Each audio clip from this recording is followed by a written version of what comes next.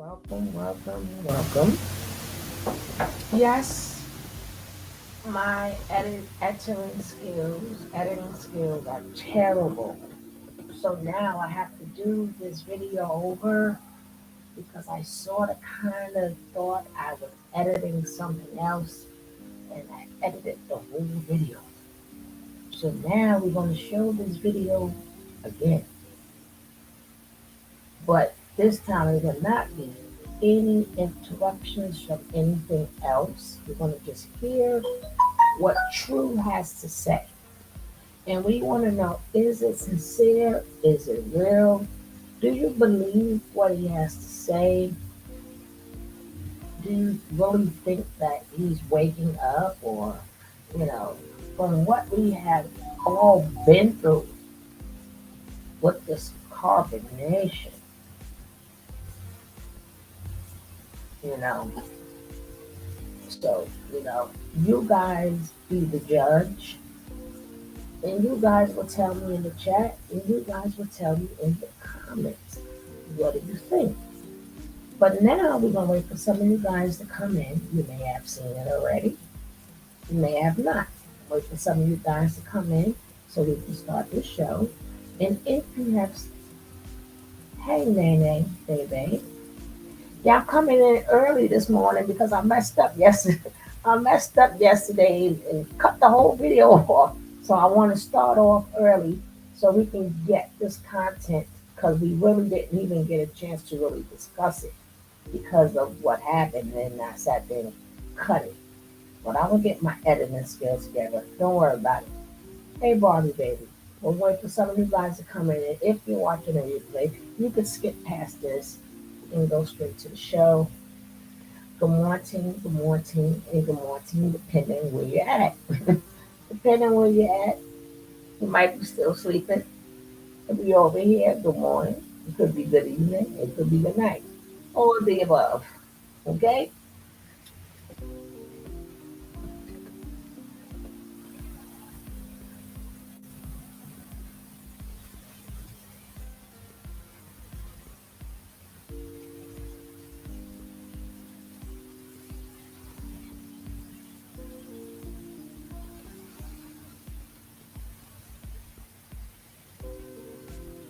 I'm coming.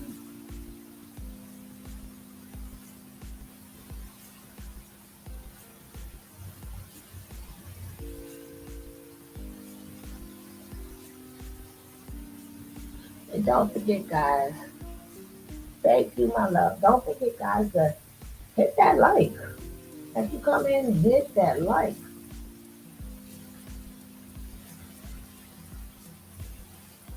Hey, Miss Leo, baby.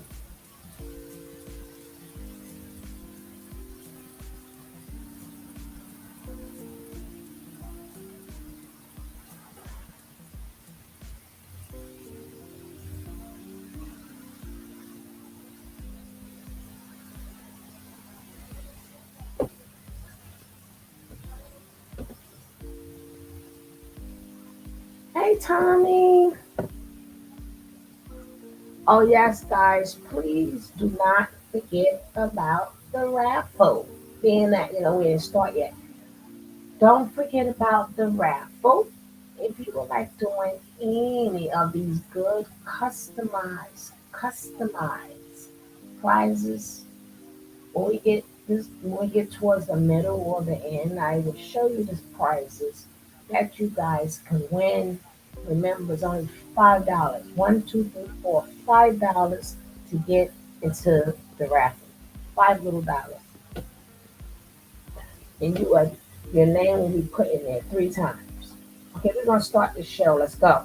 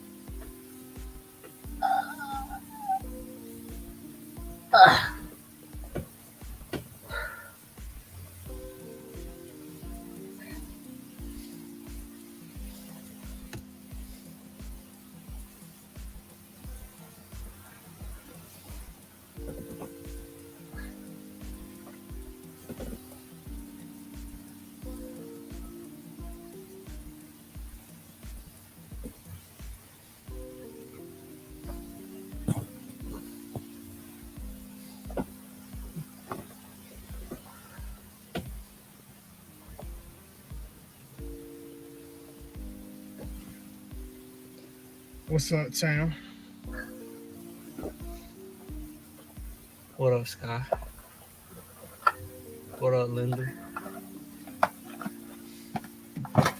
What's up, Neek?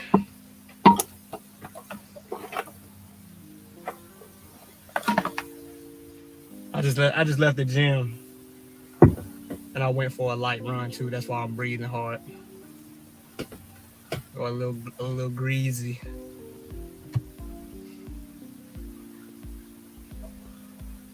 Oh, What's up, Jayla? sorry, guys.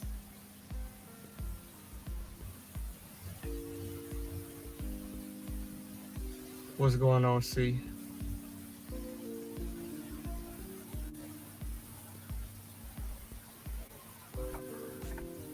One of the most beautiful things about life is that no matter what happened in your past, it only takes a decision for you to change and be something that could be a complete 180 from who you used to be. You could smoke cigarettes for 30 years and identify yourself as a smoker. But those 30 years are no match for one decision. One decision can erase that 30-year habit. And you could become something and someone nobody ever thought you could be. You could be fat up until you're 40. You could be overweight your whole childhood, your teens, your 20s, your 30s. You could be overweight and out of shape. And it could take, Hey, all Shaw. it takes Morning. is one decision. And you could transform yourself just like that. So stop using what has always happened as an indication of what could happen. Because the only reason the same thing keeps happening in your life is because you keep doing the same things. If you change, everything in your life will change. And all it takes is a decision to no longer identify yourself with the things you used to do. Me, I put myself back in the ranks with humanity for a number of years. I had falsely uplifted myself as if I was better than humanity or above humanity in a plane of existence that other people had not reached. The truth of the matter is I'm on the same plane as everybody else. And the only person I need to be taking a microscope and magnifying Hey, Casey. flaws is myself. I've been taking a look at the person I was identifying with for the last 4 years, and I don't like that person. It ain't about nobody else. It's about I didn't like me no more. I didn't like who I was becoming. I wasn't screaming at nobody in the phone. I was screaming at myself. I didn't have an issue with nobody making videos. I didn't have an issue with nobody calling the police. I didn't have an issue with nobody leaving comments. I had an issue with myself. I didn't like the person I was becoming. And when you get to that point, when you can't stand your own self, that's when you know you've truly arrived.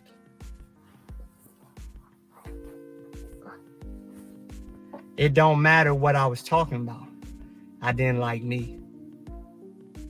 I look at that person just like y'all did. I look back at that person. I look at myself and say, I don't like that person either.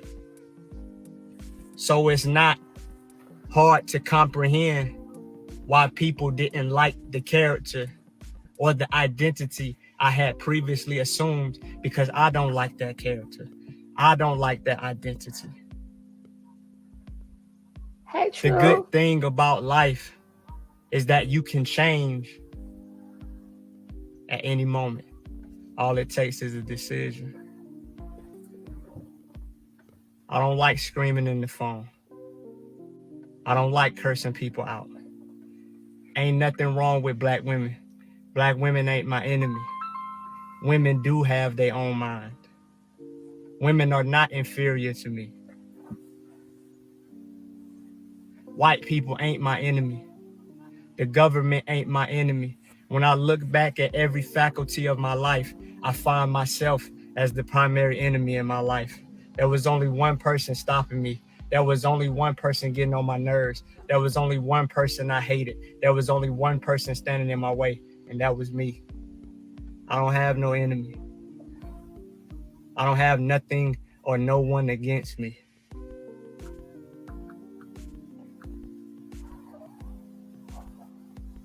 One thing I don't like is the lack of accountability. I don't have time to be pointing the finger at somebody else or another group of people saying that they're the problem, saying something's wrong with them, something's wrong with you. I took a step back and I adjusted my lens and I look at everything that's wrong with me. Because I only have one person I gotta fix, me. There's only one person that needs to be the change in the world, that's me. There's only one person that needs to do the right thing, that's me.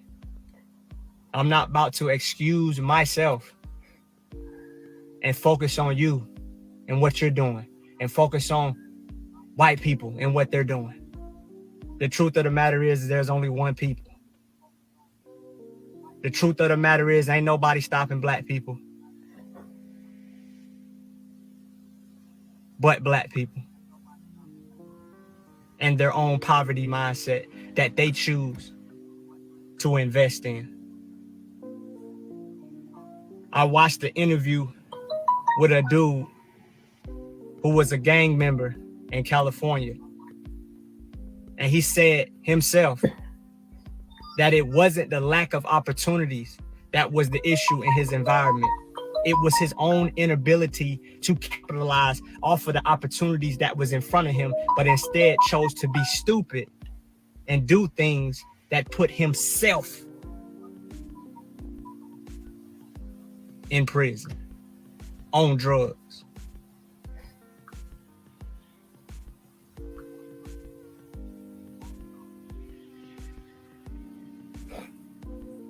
Black women ain't holding black men down. Black women ain't out here having a good old time in white supremacy. When you put your mind in a box of what one person considers to be the truth, you miss out on the grand scheme of life and all of the different things that humanity is doing collectively. There's plenty of black women out here that have a black man who they support. There's plenty of black men out here that are taking advantage of opportunities. And there's nothing stopping them except for their own inability to involve themselves in something other than stupidity, guns, drugs, alcohol, violence, things of that nature. So what I've learned to do is look at people and say, I like that, I'm gonna use that. Or I say, I don't like that, I'm not gonna do that. I feel like in life, everybody is teaching me something in one form or another. And that's either what to do and what not to do, how to be and how not to be.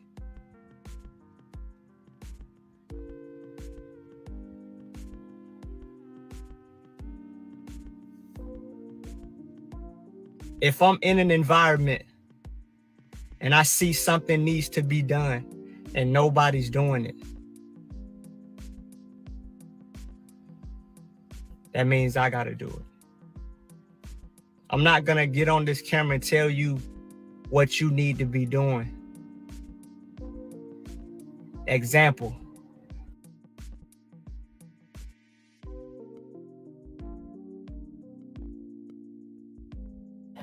What it is that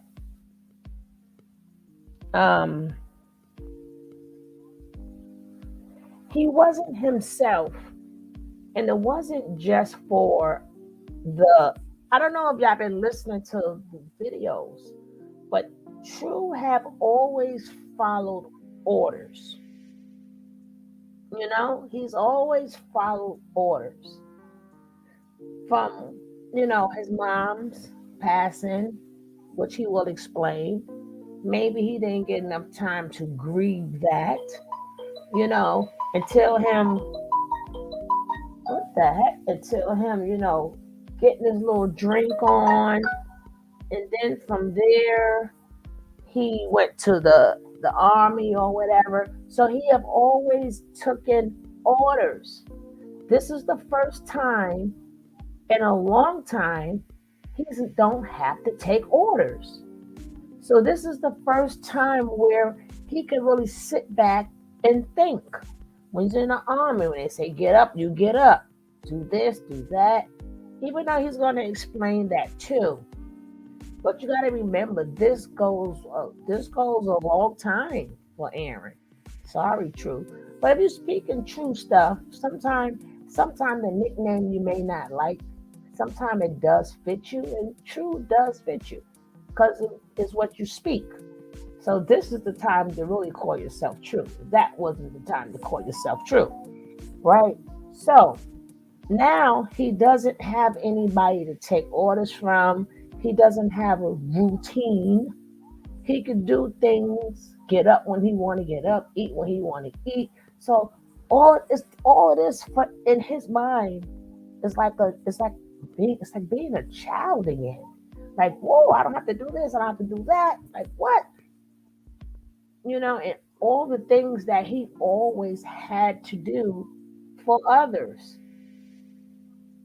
under a command. Or, you know, so now it's just him. So, I mean, that's what I could come up with. It's been plenty of times. I told you that when we used to watch True videos, I have to tell you guys, True ain't there. True is not there. I said, True is using his Pisces powers. True done blanked out. Yes, I can say True because I'm talking about when he was True. When I speak upon him in the present, it will be Aaron. When I'm speaking upon him before that, it will be True. Okay? And when I don't, some of you guys got confused yesterday, but I was so busy.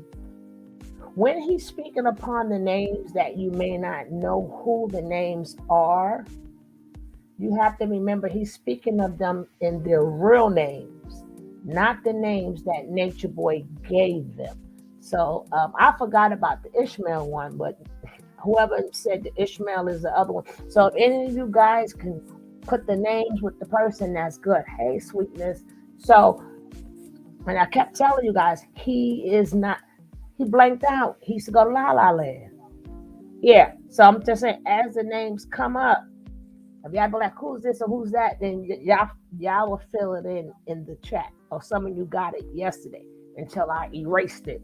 I erased it like a dum-dum. But it's good because now we're hearing it again with the new set of ears. And somebody said they wanted me to interject, so I'm going to interject. So Trudy was like, why he sound different? So I'm just saying, because I don't know what's going to happen tomorrow. Like I said before, we don't know what's going to happen, but as of now, he can be Aaron.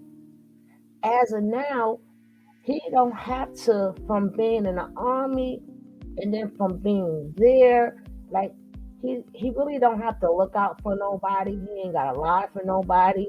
He ain't gotta worry about moving up in the ranks.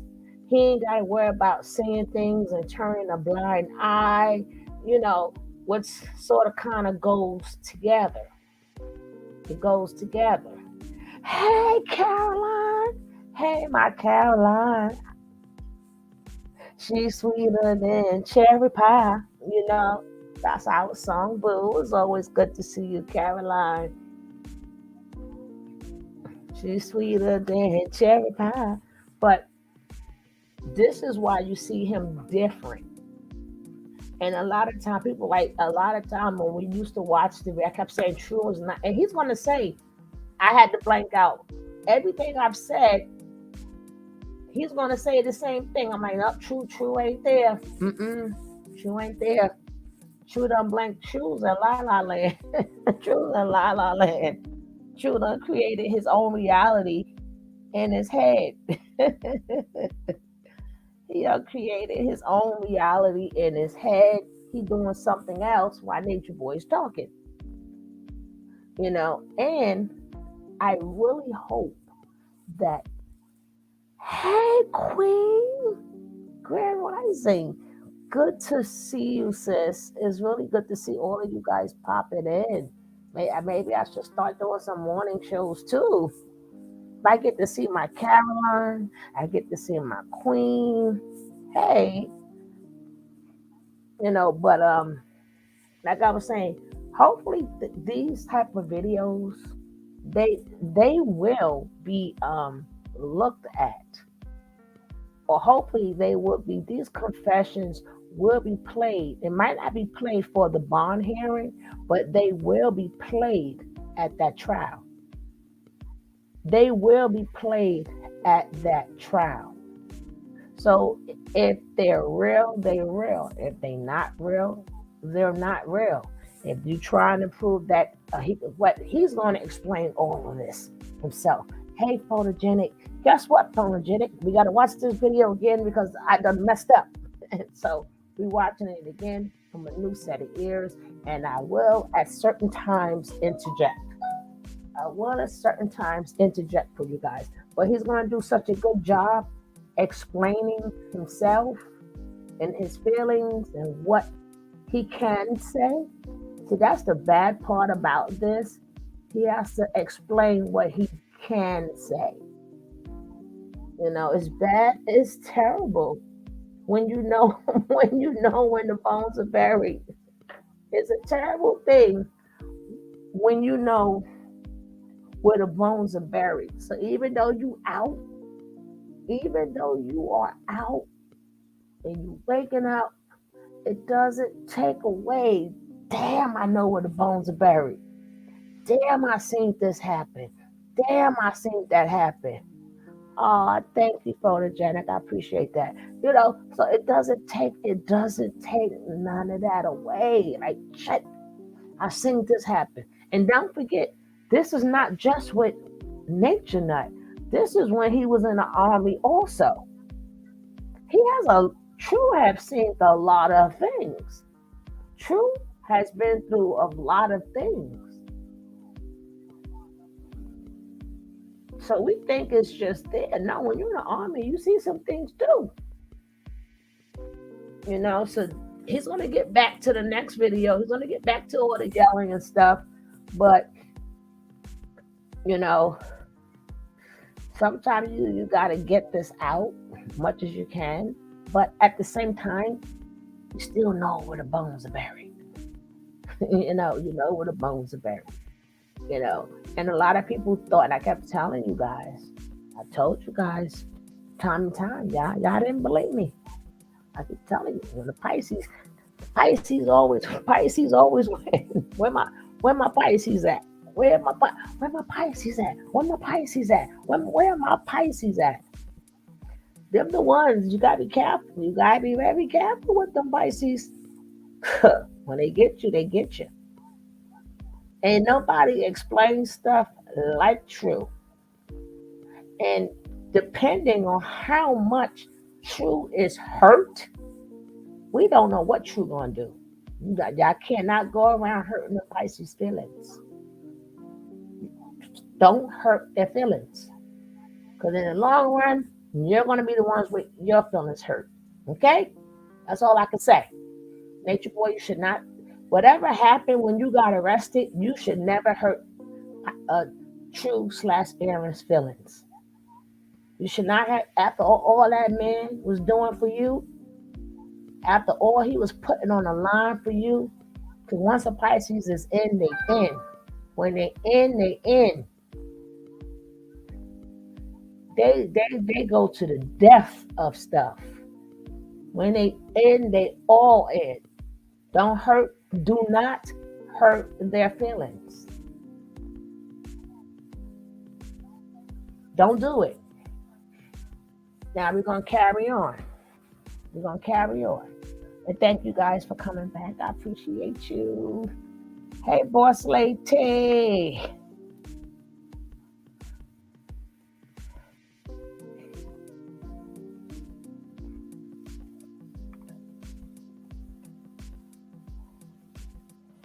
I'm gonna let this play. I would like to start it over, but he ain't get to the good stuff yet. But I'm gonna just let it play. So if anybody's watching the replay, I had to get this stuff out now. And still, at this point while I'm talking, you could take this time out and write something in the comments. And if people could take this time out and write something in the chat. You know, how do y'all really feel?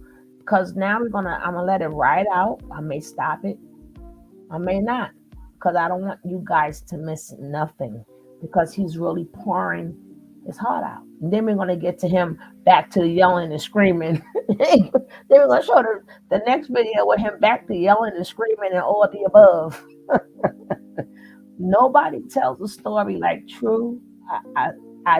I'm so glad he's able to speak now, so we could see he's really funny. He's really funny. He really makes you laugh. Even when he was cursing people out, he still was funny, because we never seen that. We seen him cursing people out, but it was like more in a blank. He was more blank about it when he was Nature Boy. When Nature Boy left, even though he was cursing you out and telling you off, he was still funny as heck. And if anybody took it personally, that was on you. This was him fighting for himself.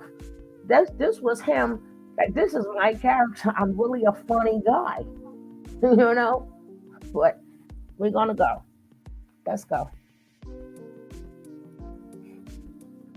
Lead by example. Only a failed leader is somebody who leads by instruction, but their actions do not complement the instructions that they're given. I seen that in the military. I was in the Army for 8 years. See? One of the things that I said is I would look at a leader and say, I'll never be like that.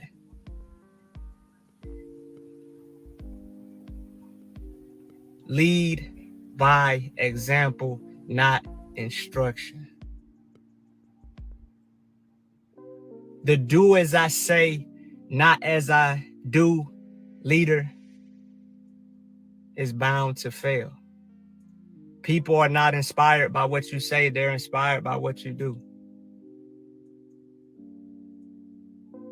The greatest leader is the leaders whose actions complement his statements, his or her statements. And over this past week, the past couple of weeks, I've been dismantling a cage that I found myself locked in, relying upon somebody else's interpretation of reality, only to come to the realization that this person's interpretation of reality is stemming from their childhood. Why am I taking relationship advice from somebody who has no successful relationship to show? Why am I taking parenting advice from somebody who doesn't even have their children? Why am I taking family advice from somebody who never had one?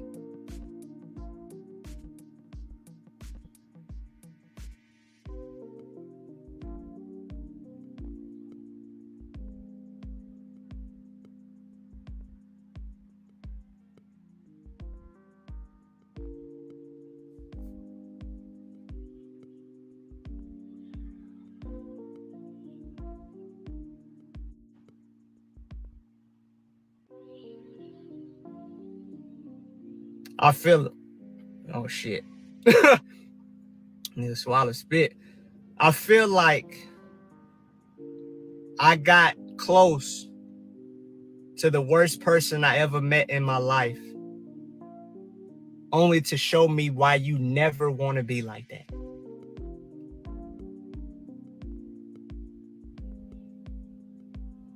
Hey, boss. And I thank everybody who I've ever met in my life. Not only those who have shown me how to be, but also those who have shown me how not to be.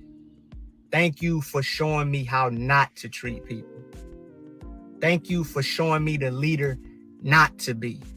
Thank you for showing me how to not treat women. Thank you for showing me how not to view the world.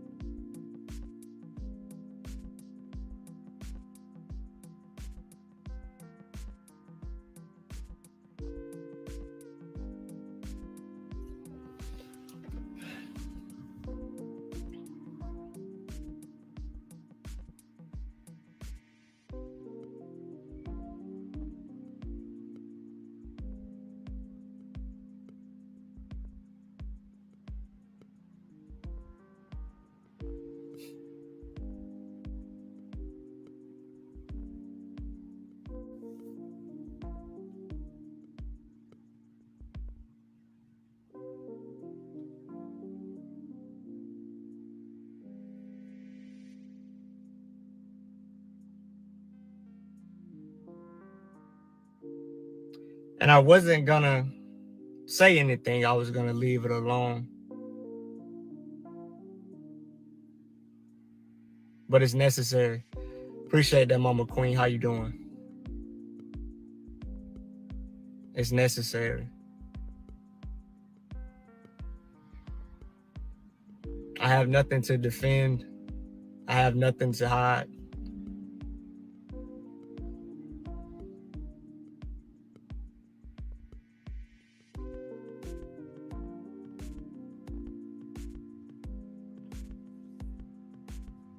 Yeah, exactly, smart.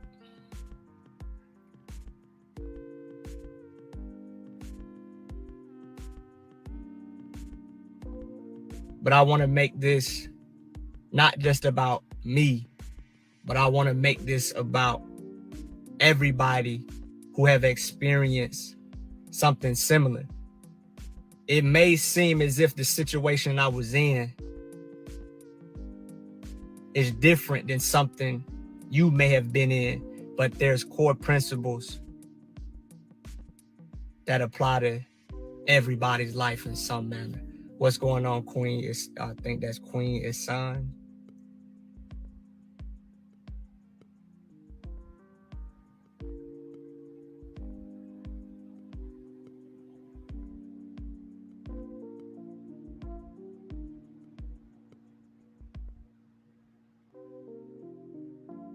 Yeah.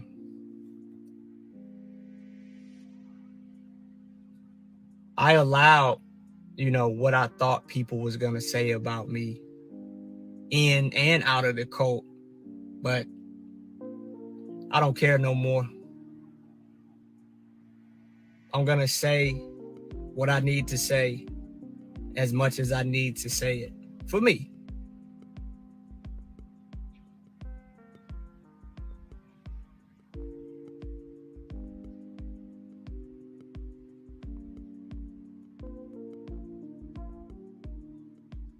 And I'm open to answer anybody's questions. honestly, because I've lied for so long. And I would be helping you while you're simultaneously helping me with potential questions that I may not have considered. Because even though I've been gone since the end of September, there's things I want to share this with y'all. I've seen certain videos that I forgot happened. I've actually watched certain videos and actually listened to them thoroughly. And I look at myself and I was like, I can't believe I actually went for this.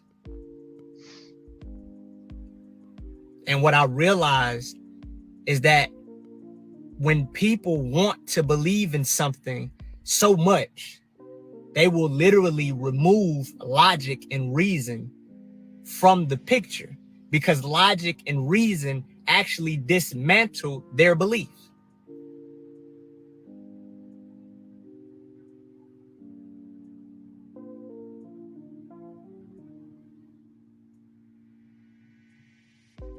And I looked at myself and I was like,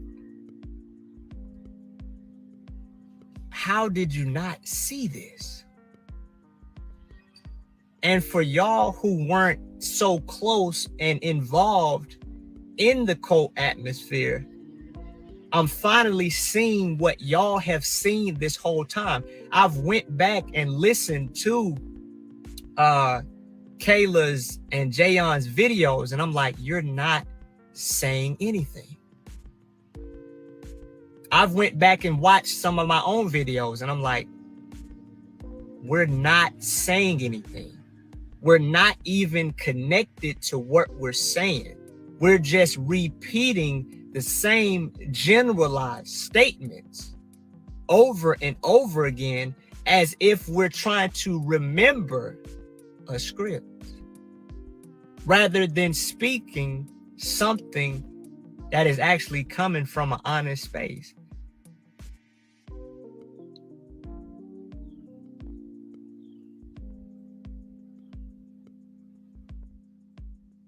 And for those of you who have been watching for a number of years, it's a shock to me, because I'm just now seeing what you've seen. And I don't know if y'all can put yourself in that position. And I know it may be something that you may not be able to fully understand because you weren't directly involved. But it is a very strange experience for me to actually listen for the first time, rather than trying to remember and recite. I've been remembering and reciting for more than 4 years. And for the first time, I'm finally listening. And I realized we wasn't saying anything. And I'm no longer cursing. I'm no longer using profanity, because I want to broaden my audience. I don't want people to be,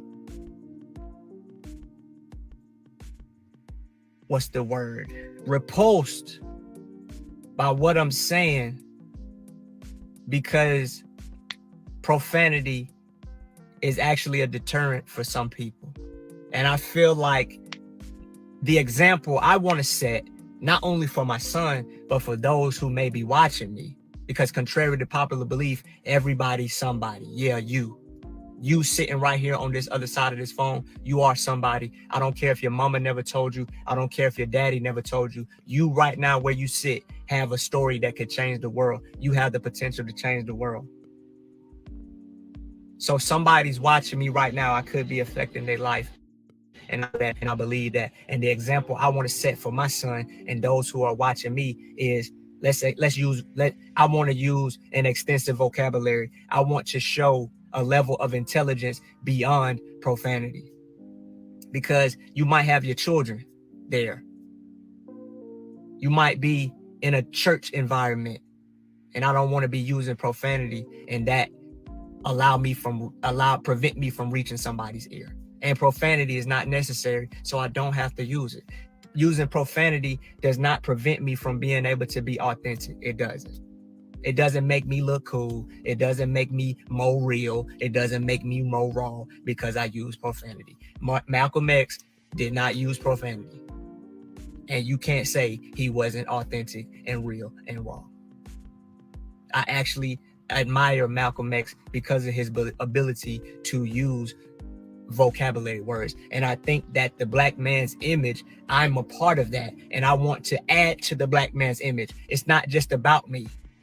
I want to add to the black man's image, and the least I can do is add some vocabulary words to change people's narrative of who we are, because people do make assessments of your intellect based upon the words you choose. Because when somebody opens their mouth, it's a gateway to their mind. And I want my son to be 5'6" using vocabulary words. I don't want him to be limited to profanity.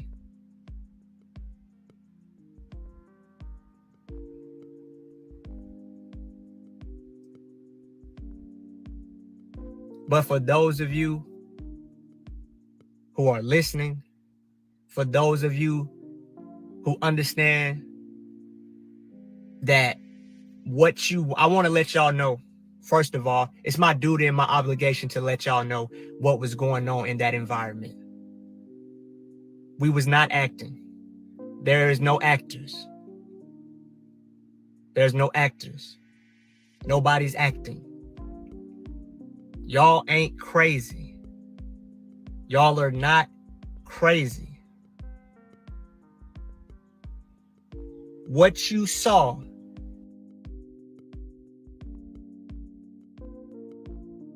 Woo, woo, woo, woo, woo, woo. Before we get to these are my confessions. Well, the other shoe just dropped. What? He said they wasn't acting. Yeah, it's just I showed this yesterday, but then I sat up there. I thought I was editing it, and I edited all of this out. So this is just a replay. But I'm glad, because now we get to hear with a new set of ears, and we can talk about it. But before we get to that, hey Miss Doubles, hey Gary, hey Queen. Like, if anybody would like to come up to discuss this, I'm gonna be doing it in pieces though. I'm gonna let him talk for a chunk. But Queen says no, he is the strongest one. Mentally. He's always been the strongest one. Well, he didn't get kicked out of the army. Because if he would have got kicked out the army, I don't know if they would still be paying him. But it was a reason why he left, or maybe his 8 years was up. But either way, he gets a check. I don't know. But I will say is mentally, what makes him mentally smarter is because, like I said, he used the Pisces power. They know how to tune certain things out. So a lot of times when H-Boy was talking, he was in his own world. And he's gonna also mention that. But if you guys remember, I have always said that. I have always said, look at I could look at, if you remember, boss, I could look at Pisces and tell you when he here, when he ain't here. Remember, I was like, nah, look at him. I could tell you when he telling the truth, when he lying. Remember, I was like, nah, he lying right there. Look. Yeah, everybody got a cold or something. That's why. I sound a little bit better today than yesterday. Oh, goodness gracious. That's why I couldn't even come back on. I was like, had to get back in the bed. But I still would like to say that your son does that. He's a Pisces. He did not use that Pisces power. But either way, and I always keep telling you guys, as I said, they're all in or they're all out. Even though he's going to say this, but I already said it. I already said that. I already said that. You know? And then he also gets to live the life of not being structured. Unless a Pisces themselves make structure, they don't like others people structure. This daggone dog, he just gets on my nerve. Ain't nobody at my door, but here he go. Oh, I can't stand him. Yeah, he's beyond mad at himself, but he's mad at all the structure he had to endure in his life, but it was never his structure. Oh God, this dog.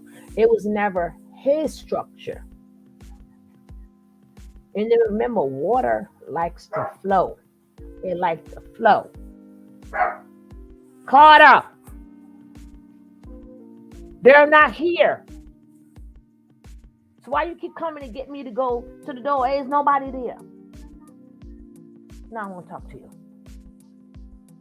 I was in the Marines for, would you stop?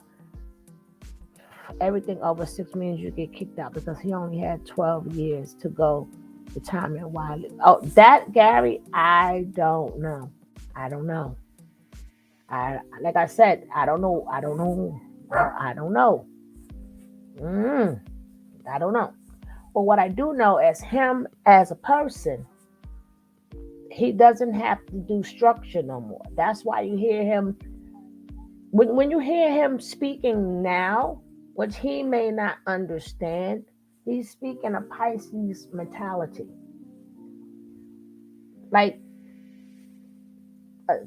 Pisces mentality is where, as you know what, a lot of them, not all of them, but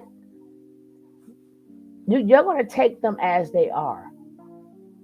You're going to take them as they are. So I tell females all the time, if you're messing with a Pisces man, the way they are is the way they is. You would get your feelings hurt trying to change them. Don't go buying them new clothes and, oh my gosh, this is how he looked. Well, let me boss him up. And then when you realize he's not even wearing it, or he really doesn't care, and then you're going to be mad. That's going to be on you.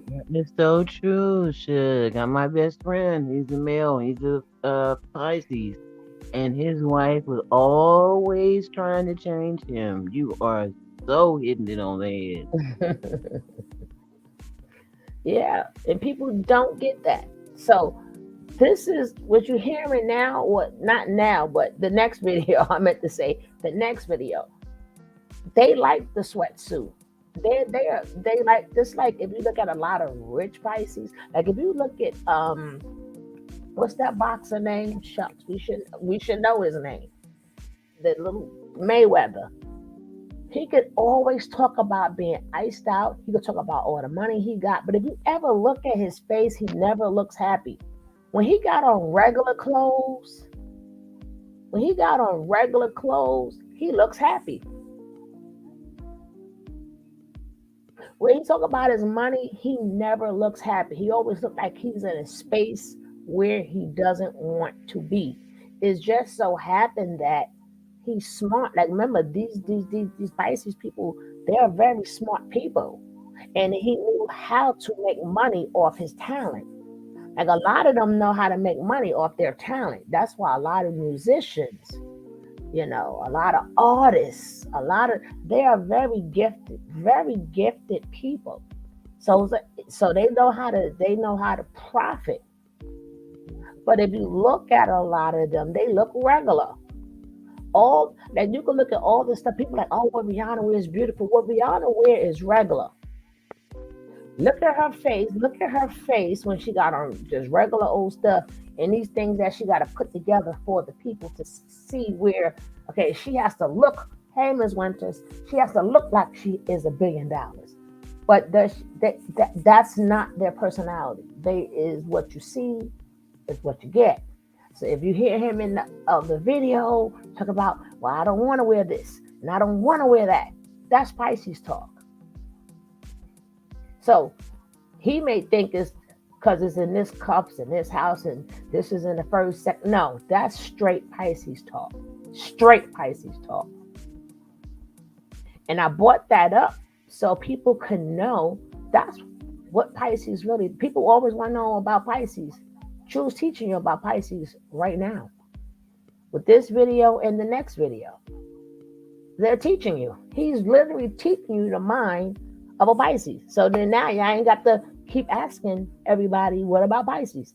If you truly sit back and listen to him, and then on the next video, when he gets back to yelling and screaming and being stupid, but he's going to literally tell you it's not what he thinks, it's what a lot of Pisces people think.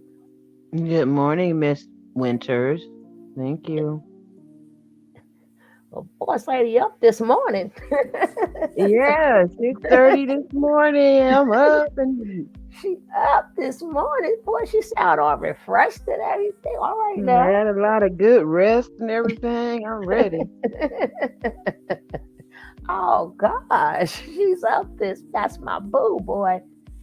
Hey Queen, yeah, we're gonna have this little talk before he get to all the transgressions. Hey Queen, it's so good to see you too. How are you? Hello, Grand Rising. Good morning, everybody. How And all are you? that good stuff, right? Yeah. I hope everybody's well, safe, and happy. So how has everything, got to get into your business, but how has everything been for you? You know, you took a little vacation and we want to make sure you were good.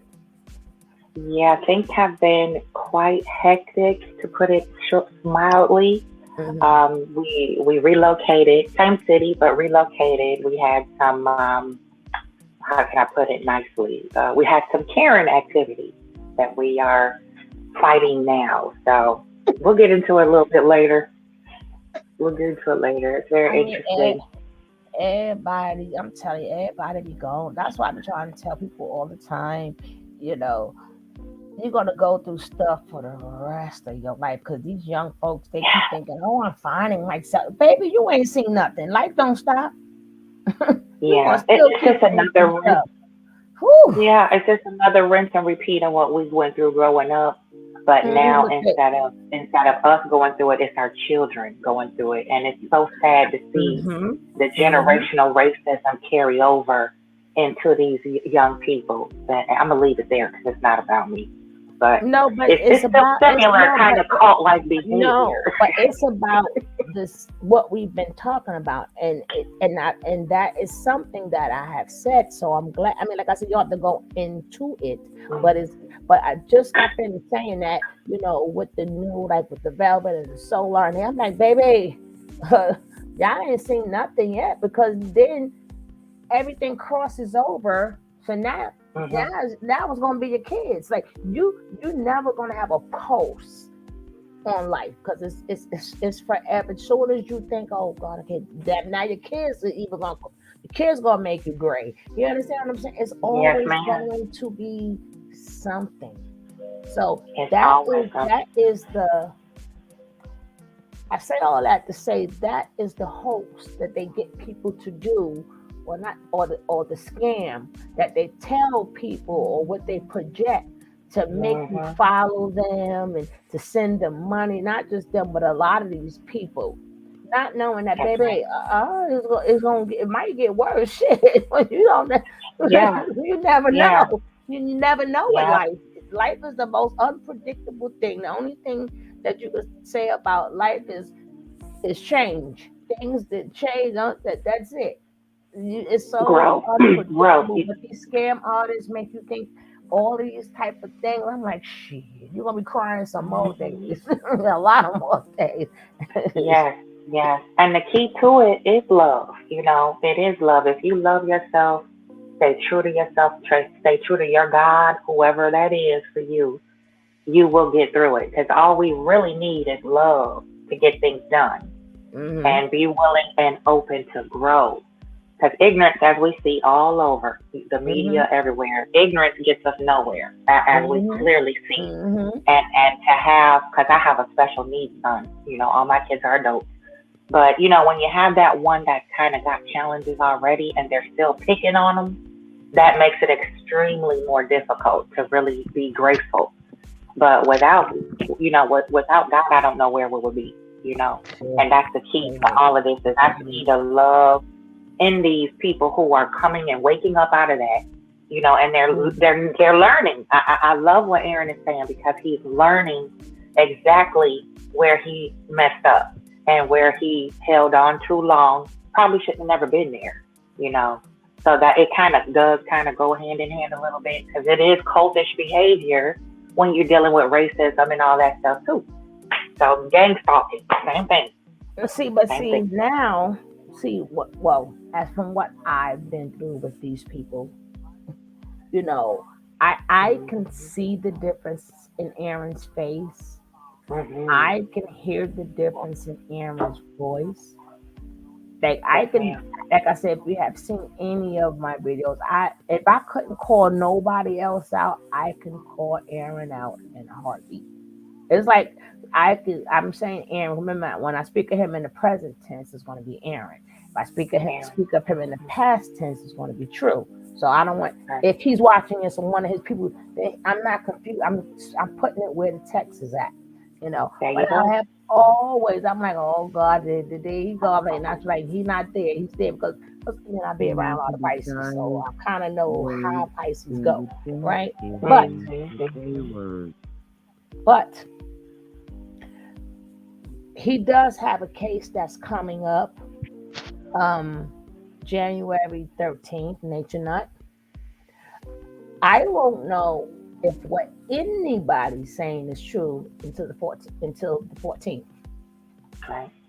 Why? Because I know what he's saying is true, but I don't know if he's releasing these things because they're trying to prove to the judge that everything is dismantled and he has no harm and he can come out, or so maybe they want the judge to see that, not just him, but whomever else.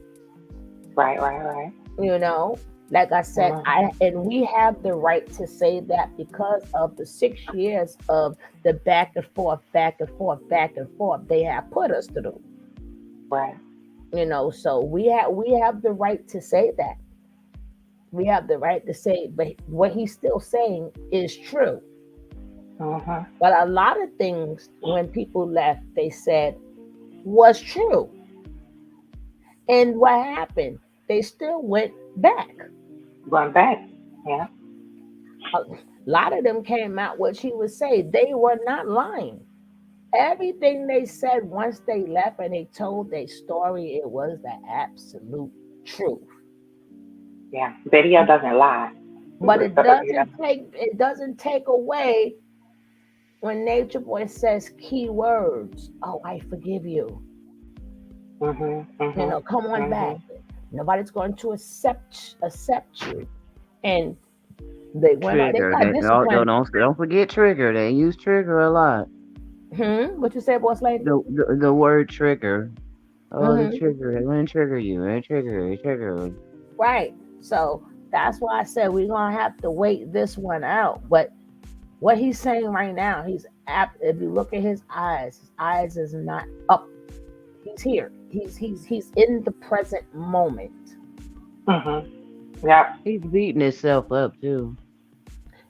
Yeah, because of the things that his son had to go through. And see, when you're a man, and I'm not a man, but when you're a man and the next man had to raise your son and there was nothing that you can do about it, and you had to sit up there and take orders, that does something to your psyche. It does. And watching his wife being abused, and subjugated like that. What do you say, Queen? I was saying also watching his wife being subjugated the way she was. Sheba had a tug of war in the past before she kind of truly woke up and extracted her and her son out. She had her battle, back and forth too with do I want to stay? Do I want to leave? And it is hard when you're getting breadcrumb like that and gaslit constantly. It takes a toll. And a man, his family is really his precious cargo. That's his most precious cargo. And I think True woke up a long time ago before he, totally left. I believe when he was still in that mindset, he woke up, he was kind of fighting. No, do I really want to leave or do I want to stay?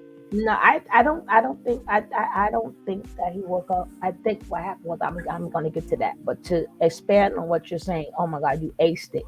I think that it may not be stated, but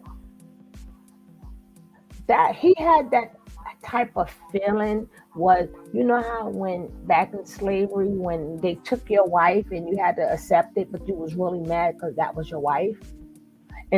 So can you imagine being a man and you saying, this is my wife, and then the slave owner go, well, she's mine tonight, and you can't do nothing about it. That breaks your psyche too. And like you said, that was his precious cargo. Yeah. That's 100%. Can you? Hey, High Yellow. Can you? Yeah, no, I don't want to imagine, but I'm not a man. And for these men that's out there, to have somebody come and take your wife and your kid. And I even showed the little clip, but you won't see it because I thought I was editing and edited out all the good stuff and kept the other stuff. But either way, anywho, before he and gets the same is kind of true for a mother as well. I know as a mother how it feels when your child is away from you and you can't get to them to help them, or you can't protect them the way they need to be protected. I can imagine the same is true for Sheba, back then too, is watching your child being disciplined by someone else that's not you or their father, and I've had situations as a wife of a man that wasn't the father of my children, and we had to have that talk about discipline, and things like that. So I get it too from the standpoint of a mother, that really hurts and breaks you when you feel like you can't do anything about the treatment that your child is getting, especially when they're small. They're small like that, helpless. Cause I don't know if you've seen it when I'll probably show it again at the end. But when Trey was like, the baby would cry, and it was like they would hit the baby because they said that was a form of weakness or something like that. Yeah, poor baby couldn't cry, and then sometimes even before it was mentioned that they'll go in the back and the baby will, and then I showed the little part where the baby, the little clip. I'm probably sure that little clip was on somebody's short, and they got them lined up, and that poor baby is crying. And you gotta sit there and watch your son crying, but then at the same time you gotta say, well, this is teaching him, because that baby was, as you see, had to get hit on, and the baby had to be taken out of his child baby element to learn how to line up. To hold his hands and how to bow when this man comes in, and had to learn who to. Oh my goodness, it's like that. Whew. Yeah, it's very degrading feeling, and it's very subversive treatment. And I think it's worse than a cult. Is worse than racism in many ways. You can't really judge what evil is worse, really, but just from a conversation point, because your mind is so limited. You're so limited in what you're supposed to be thinking about, what you're supposed to be focused on, and just the agony of having to just say, okay, I'm going to take this abuse right now just to keep the peace so we can make it to the next day, or make it to be able to take a shower, or make it to be able to just get a bite of food. You know, that's You're going to say crazy. that too, To but you're add on to 100% what correct. you're saying, he also had to let another man raise his child and not have nothing to say about it. You know, and that's his blood, regardless. And he had to sit there and watch that man put restrictions and all kinds of stuff over his kid and his wife. He's beating himself up for that because he knows that he should have stood up and said something. But we know Right. that he couldn't. But we know that he couldn't. See, that's the fact. That's the point. I mean, they could have. Don't get me wrong. They could have, but the repercussions from them doing that. You gotta remember, they up on a mountain. They are up on a mountain. You know, they're up on the mountain, and we don't want to be. They didn't want to be caught in the same situation like Mama did. Like what happened? They Yeah. didn't want. They didn't want to be that. What happened? Hmm. And they knew that because they participated in things when he gave the call. So they know this could be me too. This could be me too. I could be the next. What happened? Well, we don't know. He was walking down the road and then never came back. The same way they said that dumb girl said, "Oh, she had her phone. A lot of y'all had your phones of y'all when stuff happened. Well, she could have called. No, she couldn't have because she know if she would have called, it was already stated that she called Uber. Now, if she would have called the 911 at any point in time in that house, if the police would have came, they would have said, nah, she left with the Uber. But in all reality, they tearing her up in the house. Yeah, they would have got her good. And that's what I was so upset about when it first came out, was how they were trying to pick apart the story and make it seem like she had every opportunity to leave. And we all know in any type of hostage situation, you can be charged for being holding someone hostage just by telling them go in the other room. That's a hostage situation. If they feel threatened, if you have a weapon or you threaten them in any way and say get in that other room, you now have a hostage. Just as simple as that. You don't have to touch them. You don't have to curse or raise your voice. You can just have a weapon or threaten violence and say go in that other room. You're now a captor. You're holding somebody hostage. So, that really bothered me because that really makes true victims hesitant to come forward, as we know. And then it further just propagates the lie that this was acting or this was all just a joke or a skit or whatever to propagate that narrative that this is not truly what we see it is, to gaslight everybody. That's what kind of triggered me with the whole R scenario. And then with the kidnapping and hostage and holding, I mean, what more? How much more clear can you make it? Nobody wanted to make that move because they knew what was on the other side of it. Either they were going to get brutally beaten or publicly humiliated, or both. I mean, it's very clear. So leaving an abusive situation, it's not easy. The door could be wide open and your bag's packed, but in your mind you're thinking, okay, if I make that attempt, what's waiting for me on the other side of that attempt? Am I going to be successful at getting out, or are they going to get me to stay permanently and they be zipping me up in a body bag? So it's not that cut and dry when you are in that situation and adrenaline's pumping, you're scared, you're already misguided. You can't say what someone else would do until you're that exact same energy. Some people fight, some people are instinctually survivors, and they will scrap their way out until death do us part, and get out. Yeah. But some people are scared. They might they might have those hands, but they freeze. Yeah, they may have them hands and stuff, but you gotta remember too, you can't go to the bathroom by yourself because they got somebody, FBI made sure she escorted you everywhere, even if they was in public. He had it to where as you couldn't do nothing by yourself, and he's gonna also explain a lot of stuff. But I just wanted us to get some things out before he explained it, to let people know that these things have been discussed. He's just already saying. But and I also want you guys to understand, because when he was doing the other video, he kept saying your parents, your parents, your parents. Again, that's Pisces talk. That's Pisces type of talk. Y'all just not catching on because y'all don't understand Pisces. But if you want to understand Pisces, he's going to break down them as he's talking. Now he's going to show you the other spectrum of Pisces, and he's going to as he's releasing, he's not just releasing Nature Boy. You just got to catch on to what he's saying in the next video that he did right after this one. He's talking about Nature Nut.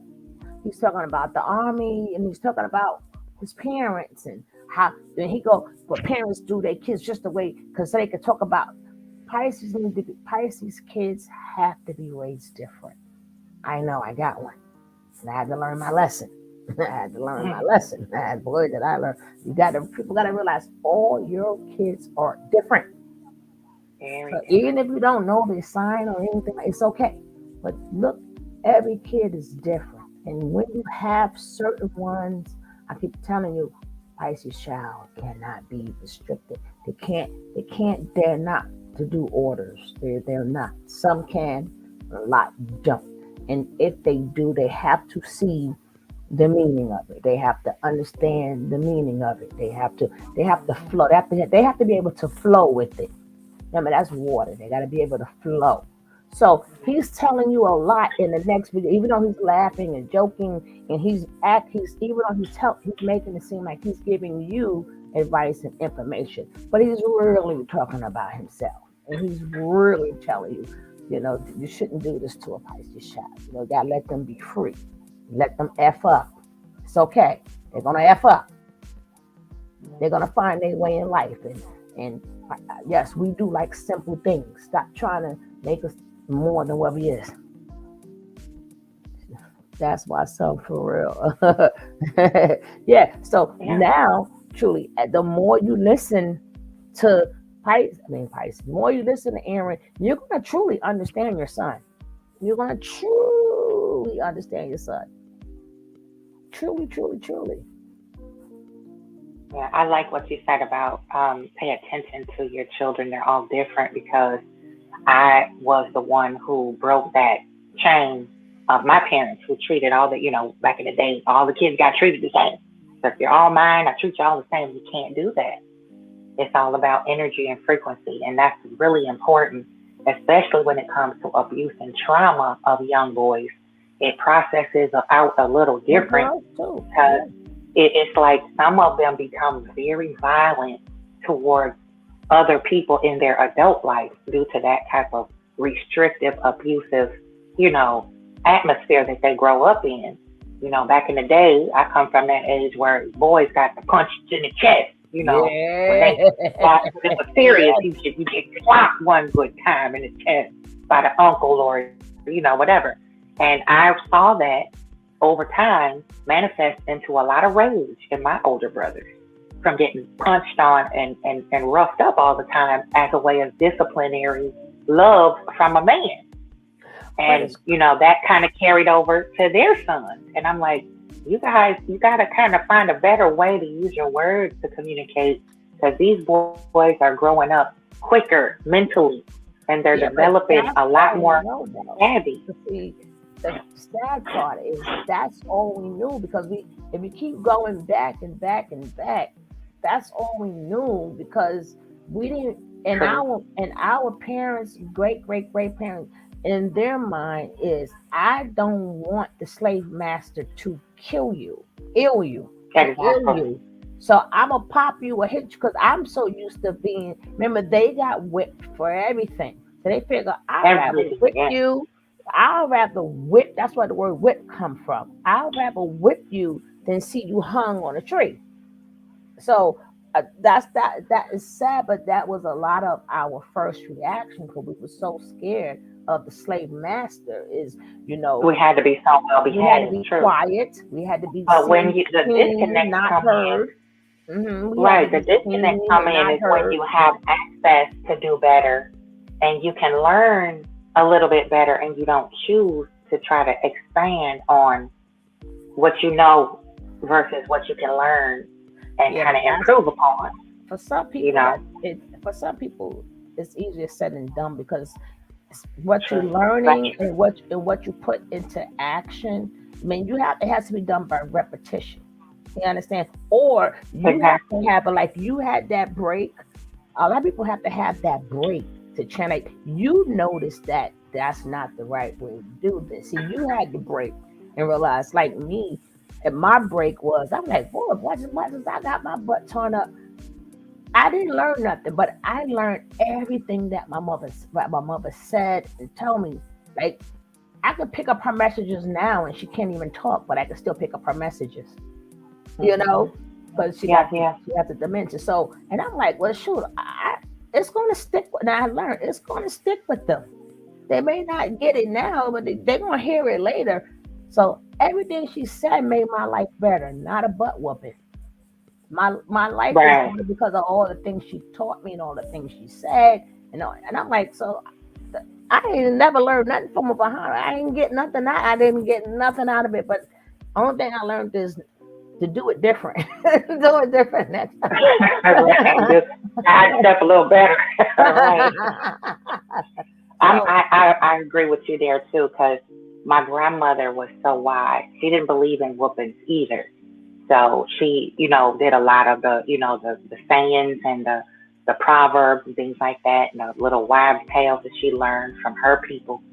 And it stands with my children. I hear them talking to their other friends. They're like, my mom used to always say such and such. And when I do that, and I'm like, I have to pat myself on the chest a little bit, be like, okay, I did something right. They got a little sense. now the one thing I would not. Now for me, the only time they can catch these hands, and one thing ain't gonna happen. I'm not that type of mother.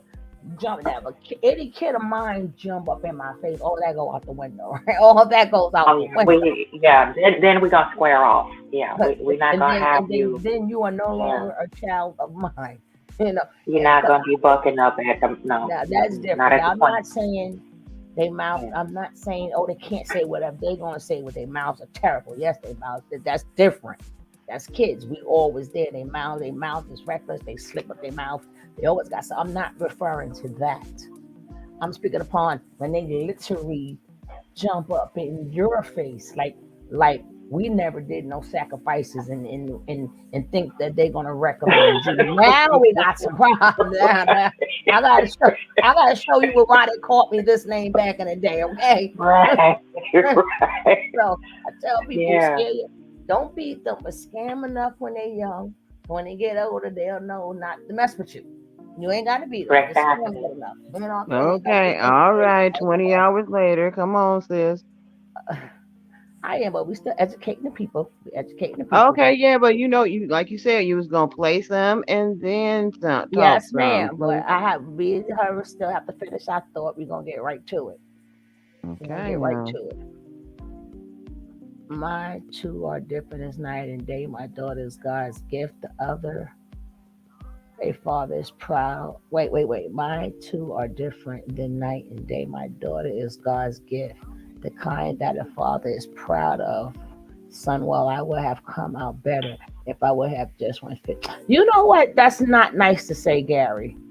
They both is God's gift. You just don't understand your son. You have to understand. You have to meet them where they're at, and because my Hmm. kids are two are different, like night and day. But I understand each of them, and I'm happy for both of them. But they're still two different. You just gotta understand. And once you Yeah. It takes a understand lot of the listening. yeah, once you understand the mechanisms, then you can feed that. You can feed it. you know.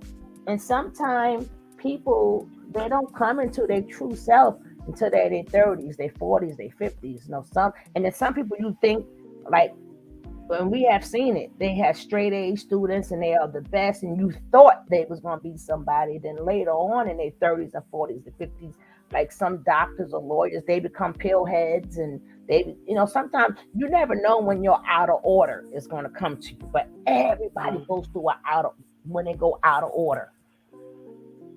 And then you got people who you thought was gonna stay out of order and surprise you. So your son might surprise you. That's all I'm saying. It doesn't You know, Well said. again, you never know Well what's said. going to happen, Gary. And you gotta still show them both the same love. You gotta still show And them then both the same love. with sons, and I know I'm a mother, I'm not a father, far from it, but I witnessed this with my two sons' dad, that he did a lot of listening. When they had their special time together, if I was with them, and was watching over them or cooking, whatever we do. And he listened a lot to the boys. He listened, he let them express one at a time, and he listened, and he didn't try to alter what they should be thinking or how they should view whatever. He just listened. And that's a lot of what I see kind of, with some men, not all. Some men have a disconnect with their sons because they don't really hear them. They don't really listen. They're like, okay, I hear you, but this is what I want you to do. This is how I want you to see this. This is how I want you to operate. You know what I mean? So you can teach them, of course, and be that example and live it every day. But a lot of times we fail to listen to our children for real. We hear them, but it doesn't process because we're so busy trying to fix whatever it is. We get kind of stuck in autopilot, and you have to take time to process what they're saying and really connect with it. Yeah, and then we have to remember some people are right side brained, some people are left side brained. So some people are not going to be intellectual. Some people are going to be spiritual. Some people are going to be artists.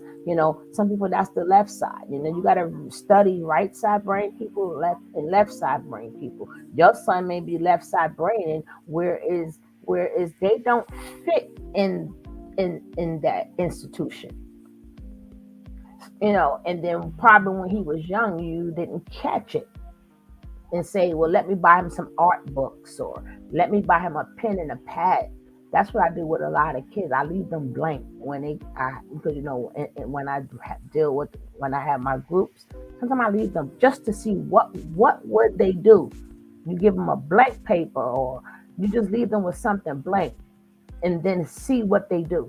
Like somewhere you would see some of the ones that's intelligent, you would see them like writing things, and you would see some like drawing pictures, you would see some just drawing circles, but it'll give you a chance to see what's going on in their mind.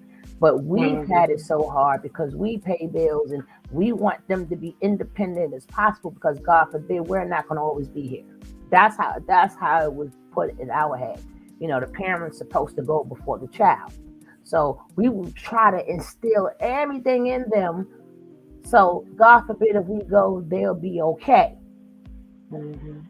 So we thought that, them going to school and being the best, okay, they okay. Whew, we can rest, we get our job.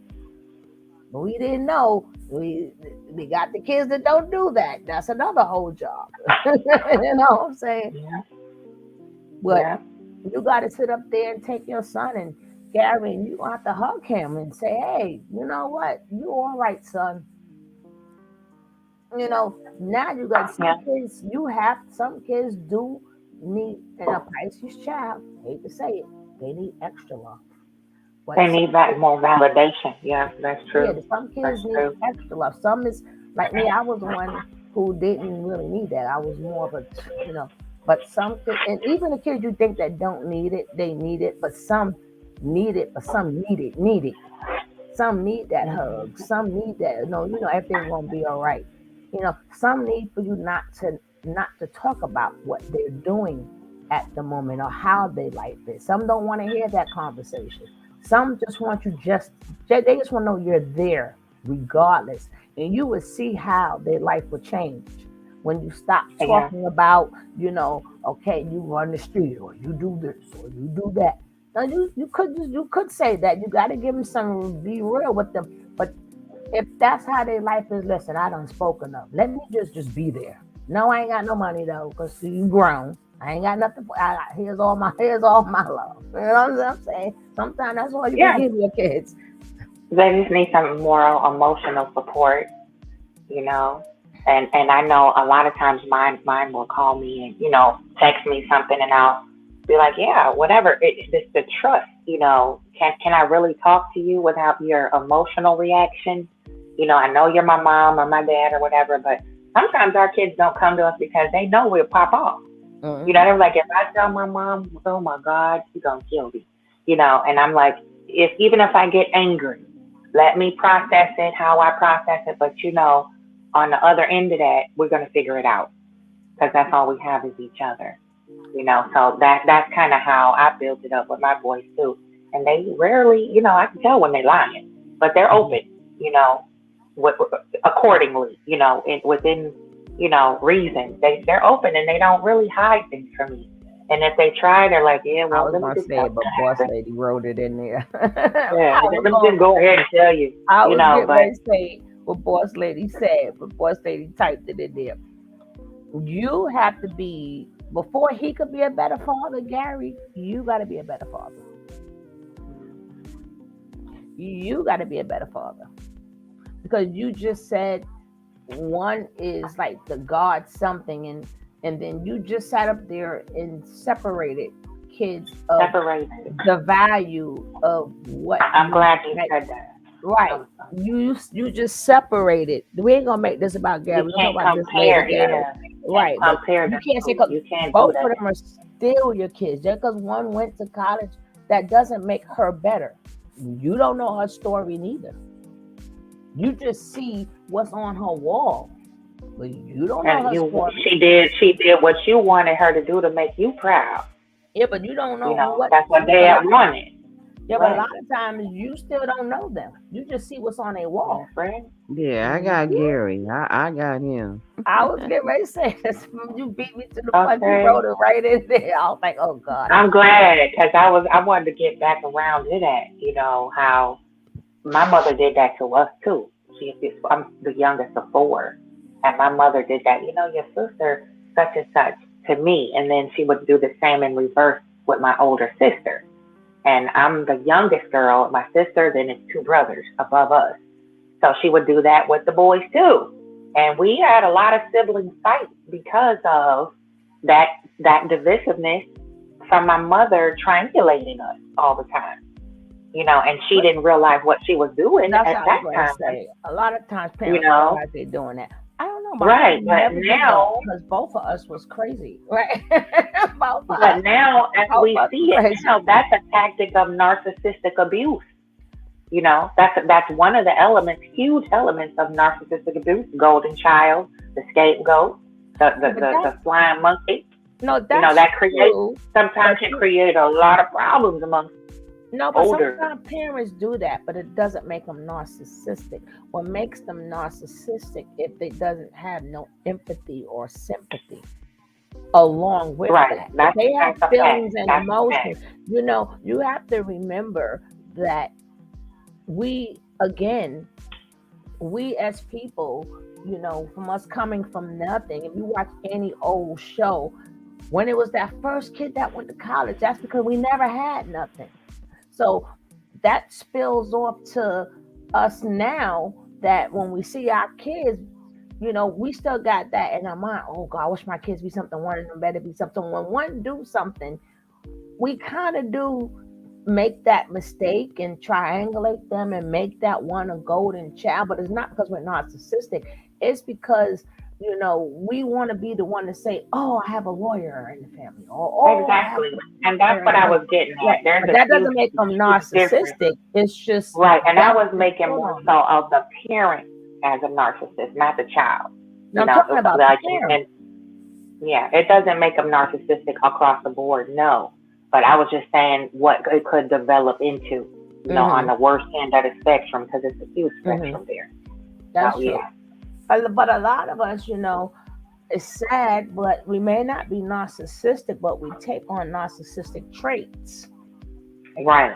That's what I was getting. A lot of us, a lot of that part is absolutely true. A lot of us as parents, we may not be narcissistic, but we do take on narcissistic traits. Yeah. Because, number one, there is no book being a parent. All we know is it doesn't come with nothing. And I'm quite sure our kids, they might not tell us, but they got some stuff about us too. You know what I'm saying? Yeah. Yeah. You know, even if you was the greatest parent, then you would hear kids say, "Oh, I wish they would have disciplined me more. I wish they wouldn't have let me have my way." Like you would, like you can't win, or they gave me too much attention, and one day you didn't give me the attention. You know what Right. I'm Right. saying? Right. Oh, I was spoiled. So that's why I act like this. And then you got the ones that say I never got nothing. And that's why I'm like, God. So, it's like you can't win. You can't Yeah. win. But men are kind of different. We love and spoil our daughters, but we are very, very hard on with our sons because we just don't want them to get baby, these days and times girls getting caught up in the system too. Yep. But I I mean, do get what Gary is saying, but but you still cannot separate them. You still cannot. I mean, you have to now learn to start doing things different. You're gonna have to accept your son for the way he is, because technically that is his life. It's not your call if he messed it up or not. He is a grown man, right? Now, if you feel you want him to be a better father and he can't fulfill that, then you be a better grandfather. So the things you see that your son is lacking, you do it as a grandfather. So if you know your son is not the one to give your granddaughter a bunch of hugs and kisses, you do it. So then she could not be missing it. right. Sometimes And she gets it from her bloodline, the validation from her bloodline, the men in her right, life that don't want anything from her. They just want her to be healthy, happy, balanced, and whole. And if dad isn't doing it, then maybe grandpa and dad need to sit down and get some empathy energy manifested between the two of them, because men are supposed to show emotions in proper, order. Of course, men are supposed to have empathy and affection and know how to empathize and be tender. It's not hide your feelings, don't cry. That don't make you a man if you cry. No more. Because we see that as damaging to the psyche and to the psychological well being and health of men when they become adults. So we have to show them how to be empathetic, how to care for an animal, how to care for something outside of your body, how to show emotion appropriately and not just outbursts. It's either and anger or then nothing, you right, know. and then you gotta say, you know what, Gary, you gotta say too. I don't know what you have done. I don't know. I don't know your life. I don't know your business. But like even with the kids that I work with, I make sure that they do a volunteer work, right? So at Perfect. one point I used to Very like important. when the AIDS was rampant, I took them to the places with listen this and let them talk to the people or whatever. So that's one way. And then like with kids when they're young, like my son, regardless of what, he knows what it is to give bread to somebody who's hungry. So now he knows humility.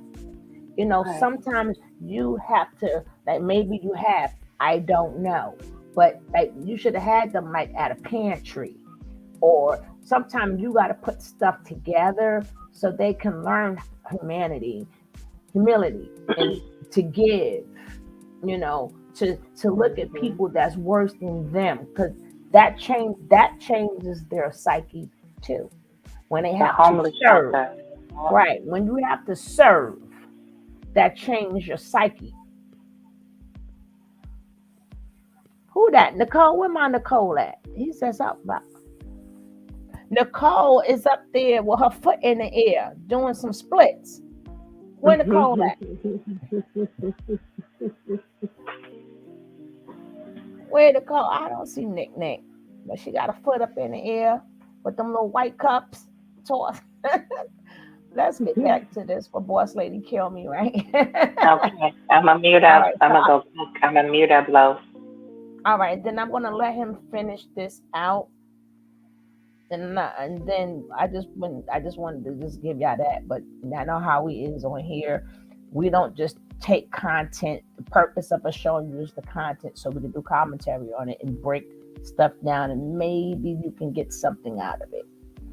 You know, okay, now he's gonna get to the things that happen, and we're gonna be quiet. Here we go. What you think is going on over there is what's going on over there. Oh, one thing. Somebody call Tabitha. Somebody send Tabitha this video. Let's go.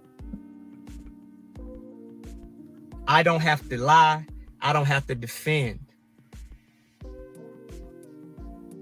The women that are still there are reading from a script. How do I know? Because I did the script better than anybody there.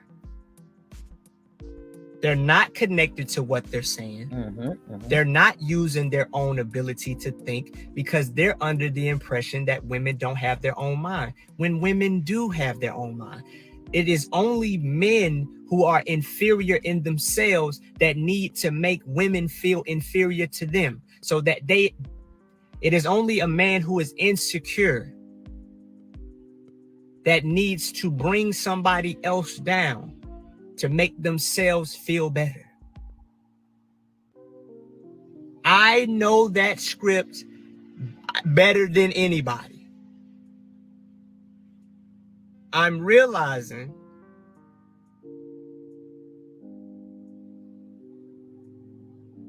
that everything we said as far as this world being hell is because that's where we were.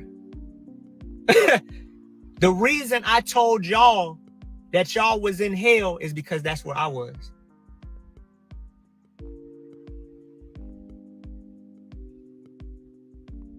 Somebody who loves themselves doesn't have to keep saying it.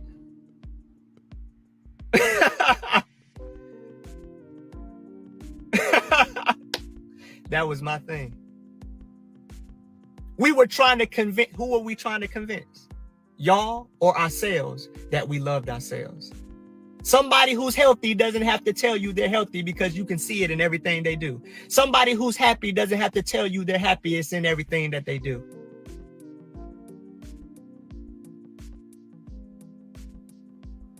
The reason we get on camera over and over again is because we're trying to convince you of something that's not happening, rather than just showing you what we're doing and letting that speak for itself. The reason there's so much talking is because there was no doing.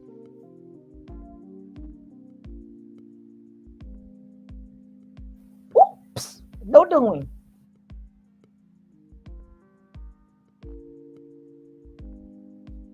How do I know? I was there.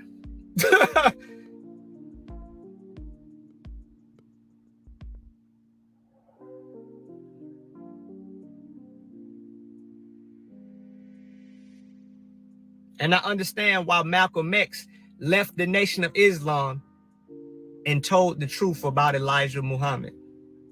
Here's my thing, and I'm not afraid of the Nation of Islam. Malcolm X, even under the threat of absolute death, was willing to tell the truth about Elijah Muhammad. Why would he do that? Knowing that his life was in jeopardy and he had a wife and a child, he was so compelled to tell the truth that he was willing to die.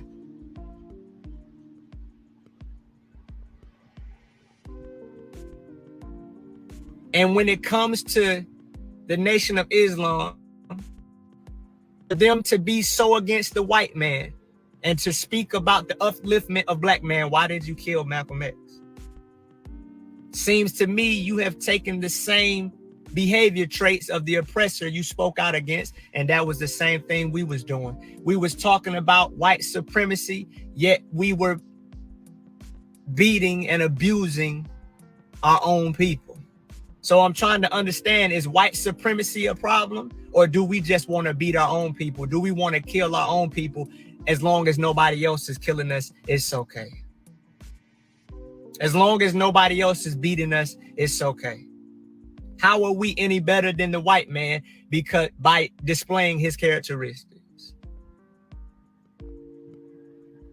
How are we going to say, don't go out here and work for the government, but demand your donations?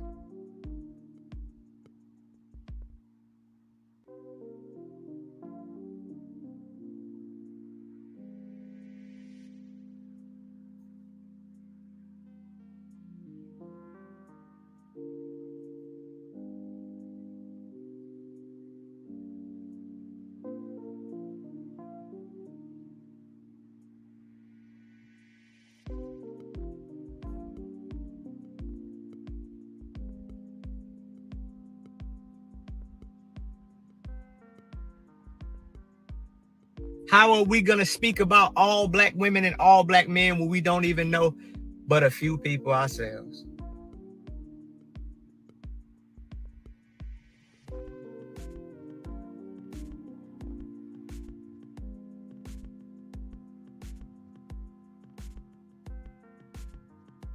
How are we going to say that we come from where you come from when not everybody grew up in the projects?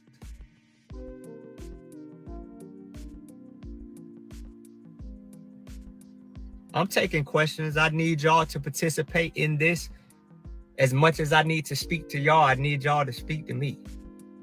Y'all have to understand.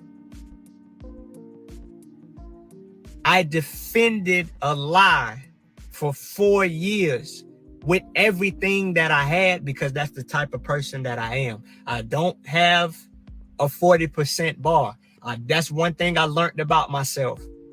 They say that your greatest strength can also be your greatest weakness, also referred to as the Achilles heel. I don't have a 20%. I don't have a 30%. I don't have a 40, 50, 60. I only have a 0. I'm not going to touch it. I'm not going to mess with it. Or I have 100. I'm going to die.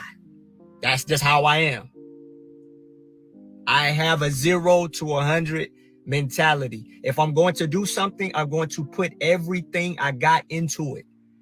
But that can be dangerous if I place myself in the wrong atmosphere, supporting the wrong organization. I go so hard that it's hard for me to come out. So y'all have to understand that I'm literally going against the momentum of something that I gave 110% to. And I appreciate everybody, those who mock it, those who participate in whatever form you participate in. I appreciate it.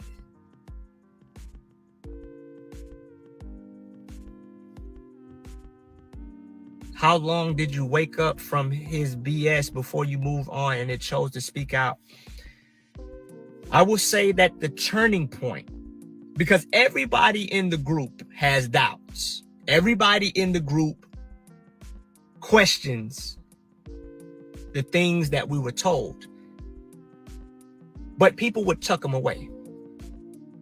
Because we started realizing that going against the cult leader was accompanied by negative consequences, whether that be isolation, whether that be standing in the corner, whether that be placed in a lower position amongst the group.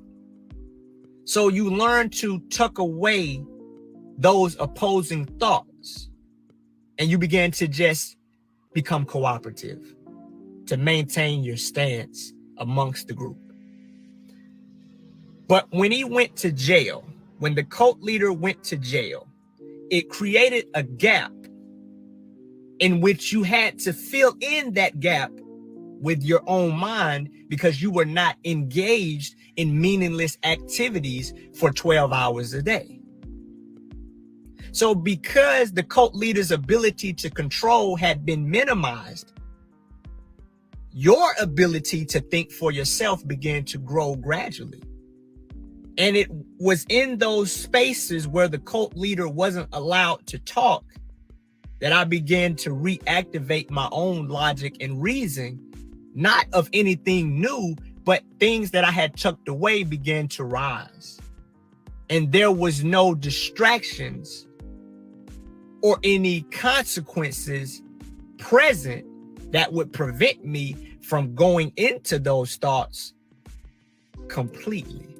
So the main turning point was when he went to jail, because him going to jail was also accompanied by his lack of control and influence. So when his influence was removed, my own influence began to take its place. So April the 14th was a major turning point for all of the cult members and their ability to trust in themselves once again.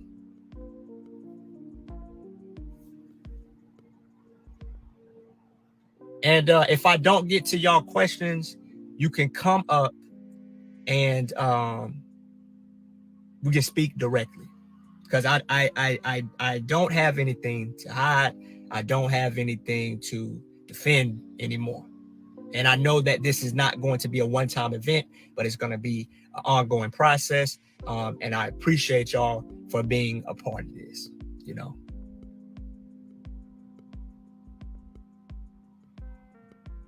Did any of the girls there ever talk to you about leaving after the cult leader got arrested? No, because they knew that I would report them, because, you know, I was considered at one time the top soldier. So they knew that if they expressed any notion of wanting to leave to me, that I was going to immediately report that and request that they be sent home. So they would not, absolutely not, express anything of that nature to me in the position that I held at the time. But those women, every woman there, especially Tanisha has even ran away multiple times. Every woman there has left, or as a matter of fact, every woman there has left. Now that I think about it, every woman there has left. Well, appreciate a good question, Robin. What made it different? And I'll get to something else I wanted to say later, but I want to make sure I address y'all's questions. What made it different this time is the degree of the length that he was in jail. When he was in Nicaragua, we was in a foreign country, so it wasn't so easy for us to just up and leave. Because when you're in a foreign country and nobody around you looks like you, you tend to latch on to those people who do look like you, and those people who you are familiar with that much more. So him going to jail in Nicaragua actually brought us closer, because, I mean, it's Nicaragua and we're African American, and it's a primary Spanish speaking country. So you're gonna come closer to those who you can relate to under those circumstances. And he was only locked up for 3 weeks. That wasn't nothing. When we was in Hawaii, that was only 5 days. That wasn't nothing. But this time, we're creating windows, months in length, weeks and weeks upon weeks upon weeks upon months. So whereas those other times did not allow us the opportunity to really look at what we're doing, this time really allowed us to see what we were doing, not to mention that we weren't in a foreign country or overseas during this time. We were right here in Atlanta. So the circumstances were very different in comparison to what had happened previously. So that was a great question. What's going on, babe? I see you up in here.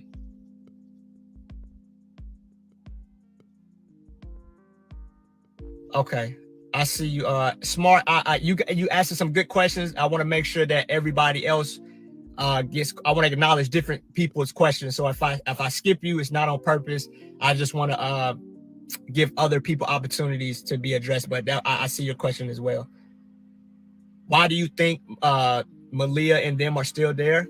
Now, here's the thing I want y'all to understand. I will not speak on behalf of somebody else, because their story is their story, and I will never try to take ownership of somebody else's story. So anything that I give you will only be speculation, depending upon how I felt in the same situation that they're currently in. But the absolute truth of how Tanisha's feeling, how Porsche's feeling, how Jayon is feeling, and how Kayla's feeling is I will leave that to them. And when they finally come to terms with themselves, because y'all tried to tell me what was going on, but I had to come to terms with myself. So when they come to terms with themselves, it's going to be a beautiful story to finally hear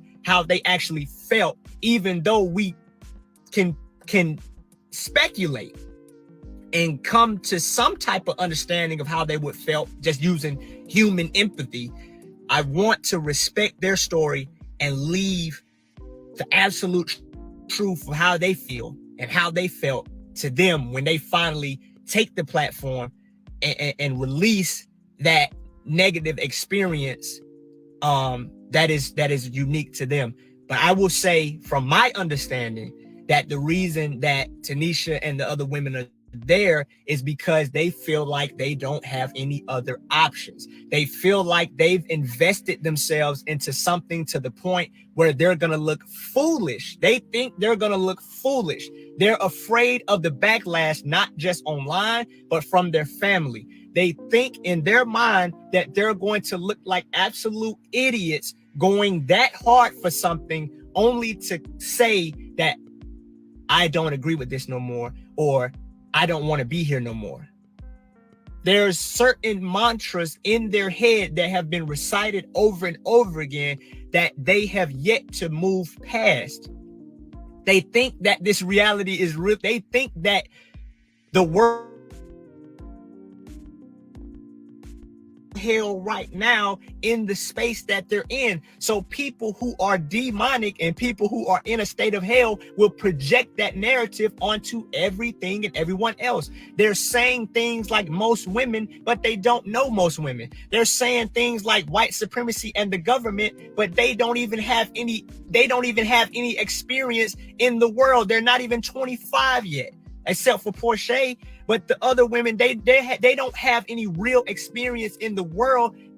So they're taking somebody else's broken interpretation. And here's a narrative I want to share with y'all. I feel like the cult leader's resentment towards white supremacy and the white man stems from his sexual abuse that he received from a white man as a child. I feel like he's projecting his hatred onto white men with his early experiences of molestation from a white man. I feel like he's projecting his hatred of black women and displaying his disconnection from black women because of never having a real connection with a black woman, because he never knew his mother, and his involvement with women has been based in the sex industry, when that is not even real connection, because the only reason you're connecting with these women is because they're paying you. So I feel like those women are living in the world of a broken man's mind, not realizing that that is not the mindset that you want to adopt, because there's actually humans out here who are doing the things that we're talking about other people need to be done, while simultaneously not doing anything but getting on camera and telling you you need to do it. If you want to know what we was doing for 4 years, we was telling y'all what y'all needed to do without doing it ourselves. But when you come outside of that box, you realize there's people out here planting trees. There's people out here building villages. There's black couples all on the internet kissing each other, hugging each other, loving each other. There's plenty of white people that ain't on that black and white time. So while we're sitting up here telling the world what it needs to do from our little bitty limited perspective, there's actually people doing the real work, the work. And the reason why we go so hard trying to speak and convince is because of our deep-seated understanding that we ain't doing nothing. So let's go hard on the camera and convince people that we doing something, or convince people that they need to do something, because we know behind this camera, we ain't doing nothing. So let's go out our way to make it look like we doing something.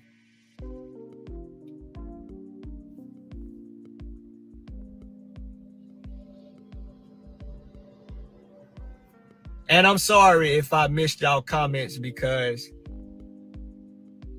these are the revelations I've came to over the last couple of weeks. How do I feel about other members starting a new Carbonation? I feel like a Jew that experienced the Holocaust would never want to start a new Nazi party. I feel like a slave that made it off of the plantation would not have the desire to become a slave master themselves. I feel like when somebody has a true understanding of what happened to them, they would not have the motive to recreate that experience in any form.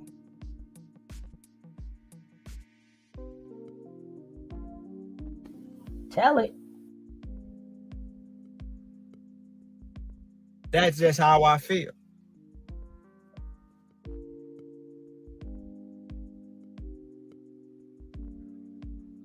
Why would a civil rights activist want to start his own version of the Ku Klux Klan?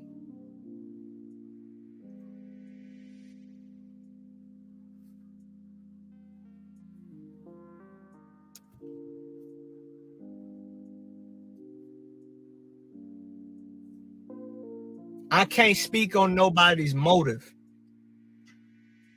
Each and every, only you know the real inner workings and catacombs of your heart. I can't speak on what your heart is. So I don't know what their motive is. But I'm just gonna say, for me, I don't have no desire to recreate an experience that I no longer want to be a part of. And it's not, and my thing is, I'm not about to sit up here and judge them. Let them folks heal how they gotta heal. I know what everybody that was in that cult went through, so I can't judge you. I just know that that cult leader he don't need to be around nobody as a safety feature. You know how your car have safety features? How things that are dangerous have safety features? He don't need to be around people because he doesn't have any experiences on how to properly connect with people because his whole life has been disconnected. You can't expect somebody who has never been shown a real connection to know how to display that to somebody else. And I'm not mad at him for that. I just can't be around you. And the narcissistic personality disorder starts to creep in when they think that it's about them. You are you are a danger to people. So I can't be around you. And I recommend that you don't be around people. I don't want you to die. I don't want nothing bad to happen to the cult leader. I just don't want him to be in a space where he can continue to hurt people and harm people because he's not aware. You have to understand. You have to understand you don't need to be around people, man. That's it. You just don't need to be around people, man, until you understand how to connect to people. I always ask myself, why was I taking relationship advice from somebody who has a lengthy line of unsuccessful relationships prior to and after the development of the cult? Why am I taking parenting advice from somebody who doesn't have their kids? Why am I taking family advice from somebody who never had one?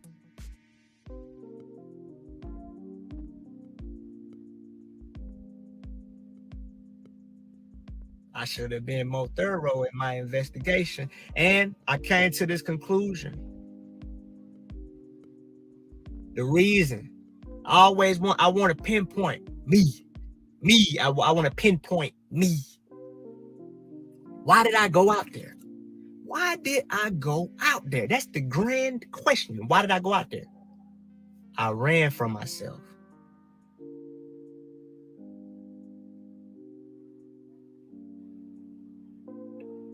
I let the fear of not knowing what I was gonna do with my life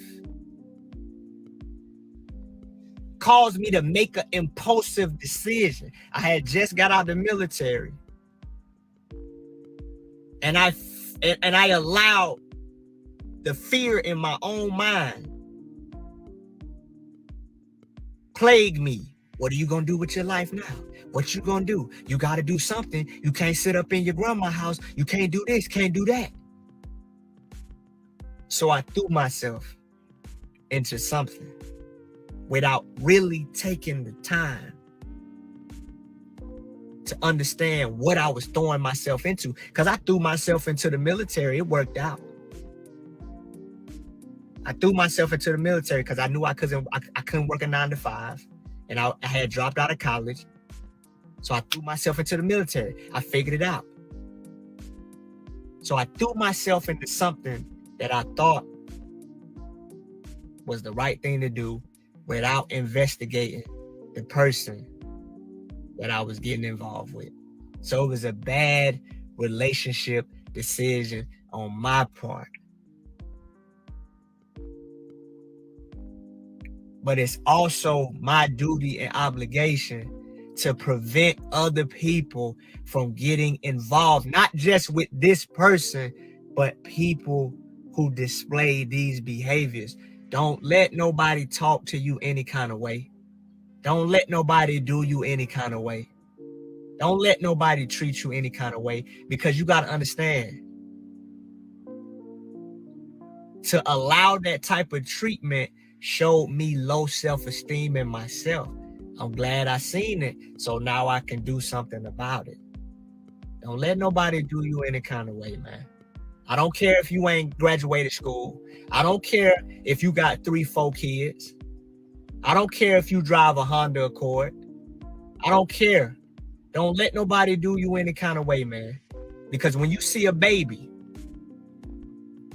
you don't think, do that baby need to prove something to you? Does that baby need to prove that it's deserving of love? Or is it a natural compulsion from a healthy human being to give that baby love? You are that same baby. Your worthiness did not decrease because you got taller, and because your arms got longer, and because you got facial hair and your voice changed. The moment you got here, the moment you see a little baby, first thing you want to do is give that baby love if you're a healthy human being. Be caring. And that worthiness, don't let the world put a finger in your face and say you're not deserving of that same love because you didn't graduate from school, because you ain't making enough money, you ain't driving the right car, you ain't got the right amount of clothes. Don't let nobody do that to you. I don't care if you got 4 baby daddies. Don't let nobody do you any kind of way. I don't care if your head nappy. I don't care if you bald head. I don't care if you fat. I don't care. I don't care if you live in a trailer. I don't care if you work at Dairy Queen. Don't let nobody treat you any kind of way, and don't let nobody convince you that you got to earn something that you come here deserving as a human being. Every single body, Down syndrome, ADHD, autistic, I don't care what you are. Every single person deserves love just by being here.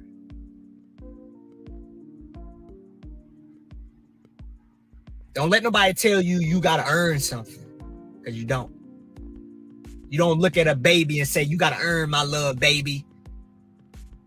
You that same baby. You just grew up. Your needs didn't change. Do you know you need the same thing a baby need right now? You think you don't need a hug? You don't think you need affection? You don't think you need attention? Don't let somebody who had bad relationships in their childhood convince you that relationships is bad. Don't let somebody who was punished for showing their feelings make you feel like showing your feelings is a weakness. Don't let somebody's own broken narrative of the world become your philosophy. Ain't nothing weak about being compassionate. Ain't nothing weak about being gentle with your kids or your woman. Ain't nothing weak about that.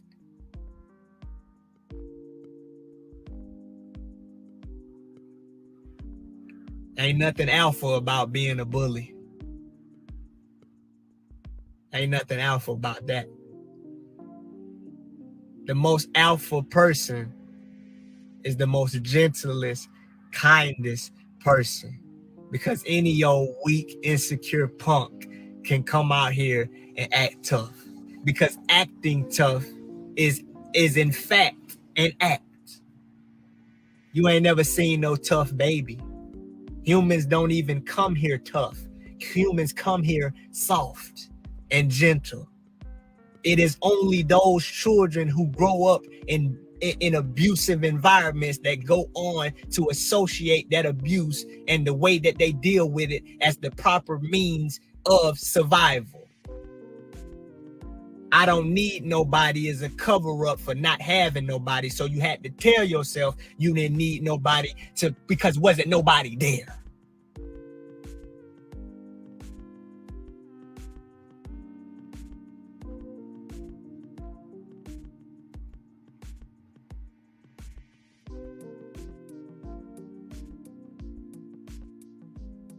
Exactly, life of a Gemini. Oh, boys, yeah, you gotta raise your son to be tough. You gonna make him soft. The only people that have a problem with empathy are those who never was shown any. The only people who have a problem with kindness are those who never received it.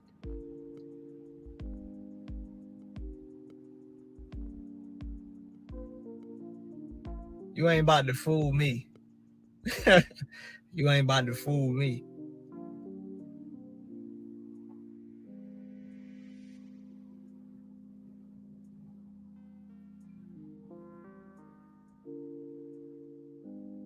Exactly, Robinson Sykes.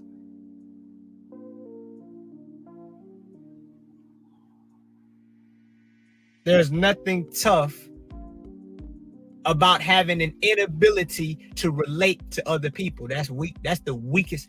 The weakest of people, the most terrified people, can't connect.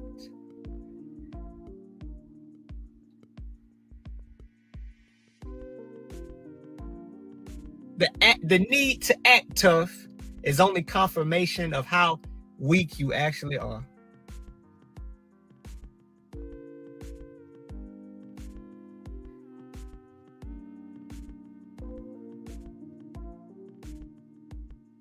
And I know I probably missed a lot of questions, but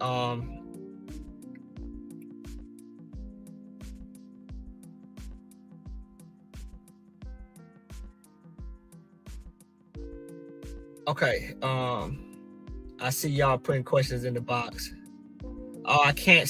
It says I can't receive questions when badges are on. So we can go back to the chat. I will pay attention to the chat. Do you miss the ex-members who, or you probably meant say, do you miss the ex-members who were there?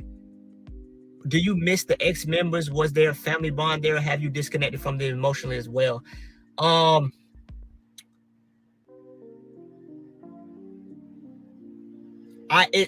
It's impossible to really say I miss anybody because I don't know who they were. Because we spent so much time faking it and trying to uphold the characters that we were assigned to play.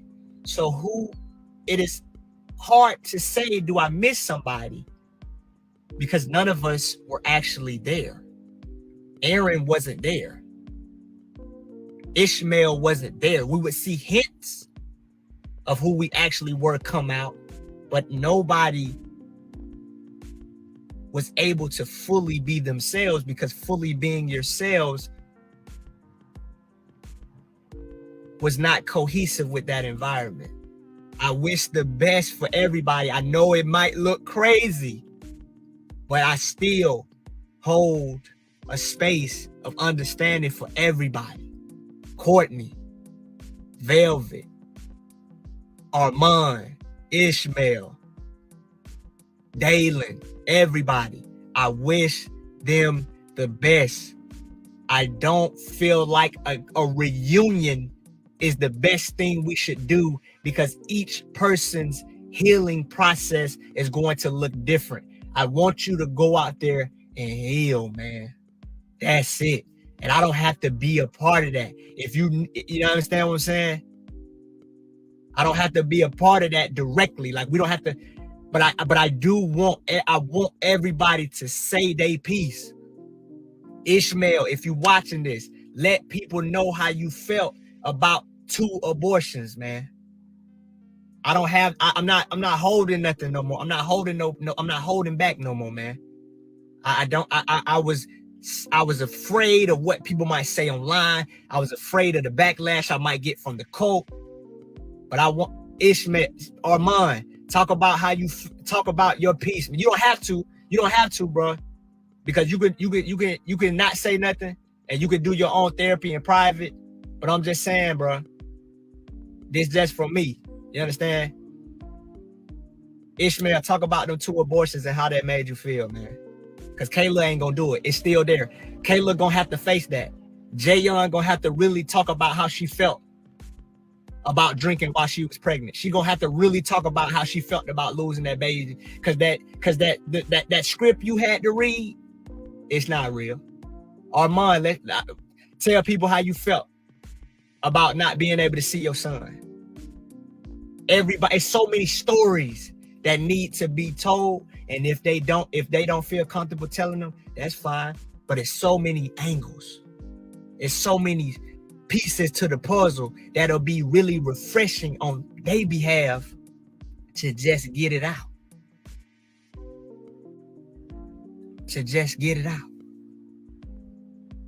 You understand?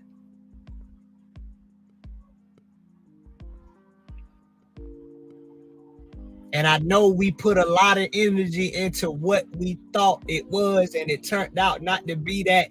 But that ain't the first time that happened to me in my life, and it might not be the last.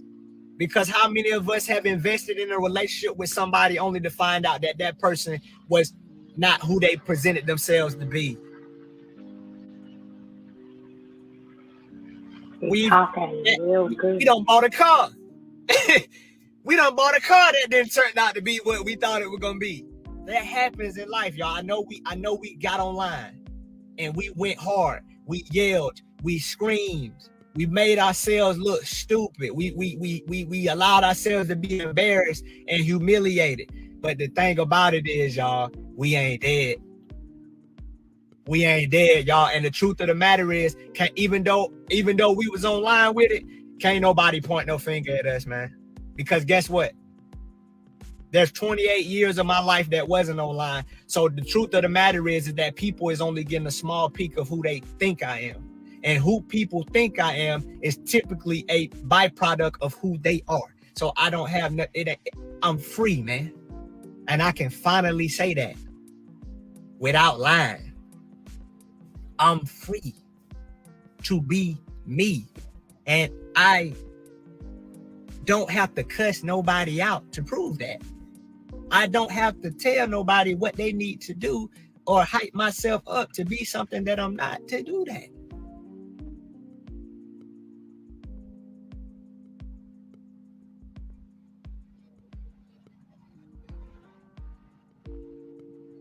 It's all good, man. In one way, shape, or form or another, everybody in this chat, everybody in the world, man. Everybody in the world has invested into something and someone, and it turned out to be that. I know y'all done bought Avon. I know some of y'all done got caught up in the pyramid scheme trying to sell them products and ain't make no money. Some of y'all done got caught up in relationships with dudes and women, and they turned out to not be who they said they was. You understand?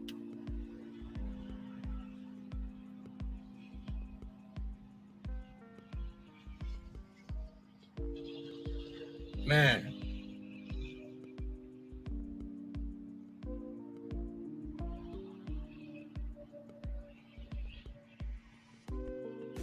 There was no Carbonation, don't have no teachings.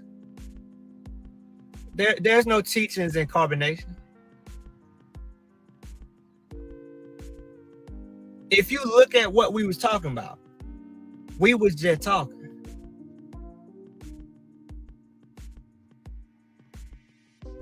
We were just talking. If you're not teaching people how to be human and connect to other human beings, what are you teaching? There was no teachings. There was Google searches and statements being made. There was no teaching. There was no teaching.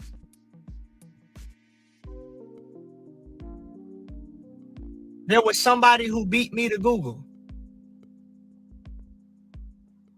Come to find out, a lot of the things that we were so-called teaching had already been said before by somebody else in whatever form. And if you notice, how do we have teachings when those things can be disregarded, applied, and denied at any moment? Those aren't teachings. Teachings are things that you live by and you stand on. In one moment, we're teaching that smoke doesn't belong in the body, but we're smoking Black and Milds and weed off camera and on camera. There it goes, sugar love.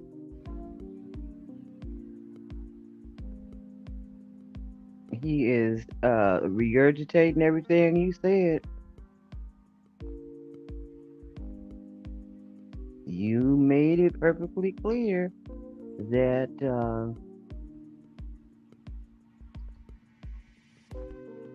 what they were doing. I don't. What they ain't thought.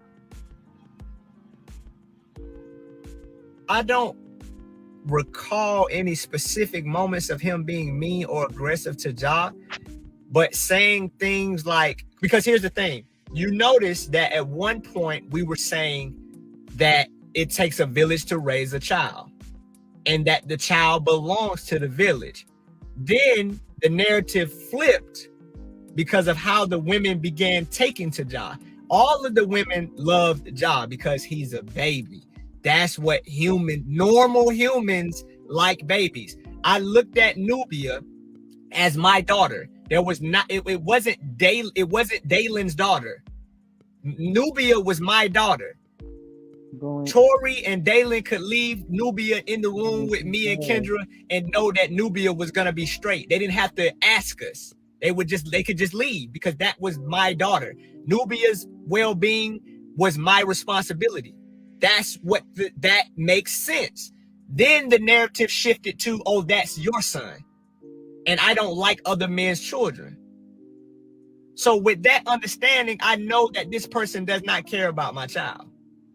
Do I remember any instances of him being mean or aggressive directly towards Ja? No.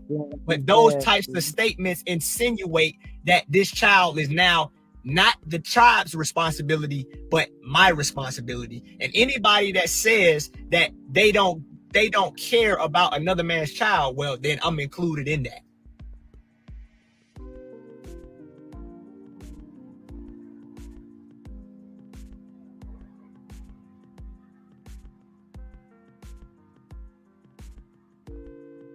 That statement could have been a precursor to bad behavior towards my son.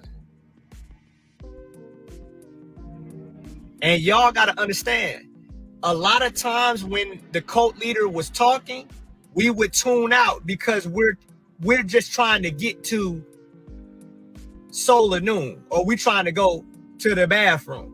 We ain't trying to go back and forth with this dude. Back and forth leader is going to fall on the meeting, and we have but a limited amount of time to ourselves. So we would just nod and agree to hopefully end the talking as quickly as possible so that we can return back to the minimal amount of time that we actually did have to ourselves. So I'm just now watching a lot of videos, and shout out to the T, because the T at one time in my mind was this outlandish Black woman who hated us, when in fact she's simply somebody documenting real things that are actually happening and putting them out in a way that's in alignment with what's really going on.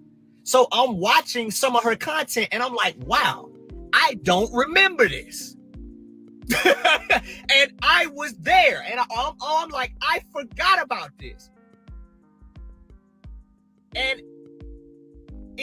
because you're black. It's not because you're a black man. It's not because of what you're talking about. If you was a white dude doing the things that we were doing in the cult, they would hate you too. That is a narrative that is absurd. The cult leader is so narcissistic that he thinks people hates him for him. You could be a Chinese man doing what you're doing or we're doing, people would hate you still, because people hate bad people. It's not restricted or limited to you.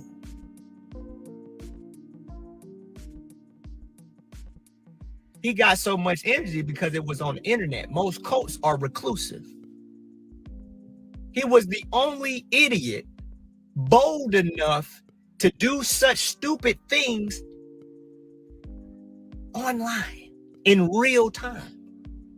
And people were almost in disbelief that not only would somebody do and say these things, but record them in real time.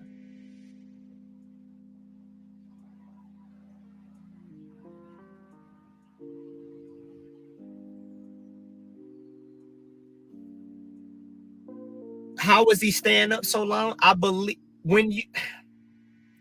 feel like the cult leader, this is speculation. Listen, one of the flaws of our group is that we were proclaiming ourselves to be something that we had no training in. We were just going to Google and watching YouTube videos and saying, haha, here you go, we're right. I'm not a certified therapist. I'm not a psychologist. I can only speculate. So here's my speculation about the cult leader. I feel like the cult leader and his need for attention is a byproduct of not receiving the appropriate attention as a child. And he was addicted to the attention, so therefore he could stay on the phone for hours, and he wasn't doing any strenuous activity or any labor, so his energy levels were much higher than those around him. So when you're addicted to attention, you will stay up in the same manner as a crackhead. That's why crackheads don't go to sleep. That's why heroin addicts or people who on pills, they don't go to sleep, because they have to feed their addiction. And I consider the cult leaders' need for attention to be an addiction, and he was supplementing that addiction by being on social media. So a part of the reason why things escalated is because he noticed that as he escalated, he could maintain the attention that he so desperately needed. Do you think he has a demon in him? No, I think that he, at the core, I told you, I'm not a trained psychologist. I am not a licensed therapist, and I'm no longer talking or speaking the narrative that we don't need schools and that we don't need hospitals, because we sure needed a hospital when Velvet was about to deliver that baby. We sure needed a hospital when the side of your face looked like you had swallowed a baseball. We picked and choose how we wanted to use the system or be in the system while simultaneously demoting the system. A school is nothing more than an environment in which people go and acquire skills that have been gained by those before them. There's nothing wrong with that. There's nothing wrong with a hospital. Of course, animals don't have a hospital because animals don't display the same level of empathy as humans do. If I see somebody fall, I'm going to feel that. But a gazelle will run and run and run and will not come back to see if if other gazelles made it. So we have hospitals as a display of empathy that humans have that separates us from animals. We can't keep looking at dogs and cats and saying that that is the method in which we should base ourselves on. Because dogs and cats clearly have different levels of understanding than we do. Even when we try to make it seem like, oh, gorillas, we are not the same as gorillas. We're not. Humans display the highest level of empathy out of any creature on the planet. So a hospital is designed for human beings who need help. A gazelle is not going to turn around to see if the other gazelles need help. They're not.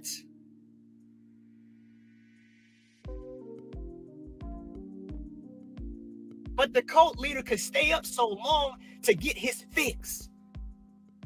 He never got attention as a child, and any attention that he got moving forward was superficial. So he had to continue that superficial vice through social media. He became so addicted that there was no boundaries to what he would do or say to maintain that attention. I'm not a licensed therapist. I'm not a certified psychologist. I'm just speculating.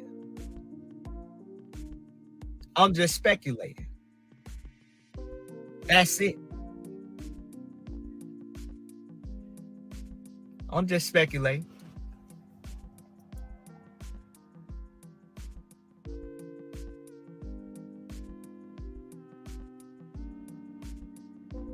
Exactly, Anthony.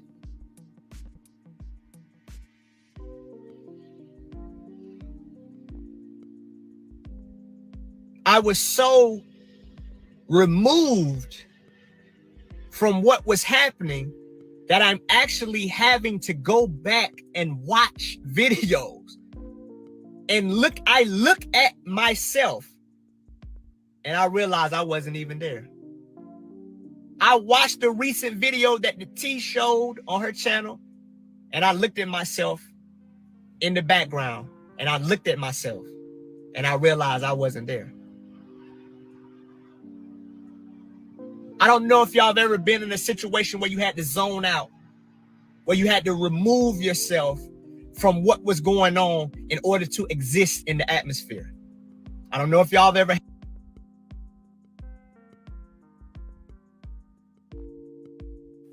I told y'all, periodically I would stop. You gotta remember, Nicole, sometimes people have to, not all have to hit rock bottom, but people, just because they're speaking upon something, like you will have like a lot of people that has addicting behavior, and they will talk about, I'm gonna get help, but they're still telling you their story. Some people are in shock. Sometimes people's body is in shock. Some people don't go get help for years because their body is still in shock. And in their mind, the more they talk about it, they're releasing it and they might get better. Or maybe sometimes it takes people years to say, you know what, I'm still effed up. So a lot of times, soon and immediately as something happened, even in real life, people do not run to get help. Sometimes people get help years later. Hey, Summer Days, how are you, sweetie? And then I'm gonna have to let him talk for a second. But I just want to say, oh God, because I just want to say, so we can't just go get help. They need help. Yes, we know they need help. I know, Cab, what's up, my boy, my brother from another mother. But we got to remember, a lot of people need help, but they're not going to get help until they are ready to get help. Right about now, he's starting his new life, so it hasn't interfered in his new life yet. As his life goes on and he's noticing that it's interfering with his life, then he's going to realize, damn, I do need help. All right, I just want to say that part, okay? So I want to let this finish playing out, and then we will have a discussion on it. Had that experience before, but I looked at myself and I realized that I wasn't even present in the moment that I'm sitting right in front of. But my mind is waiting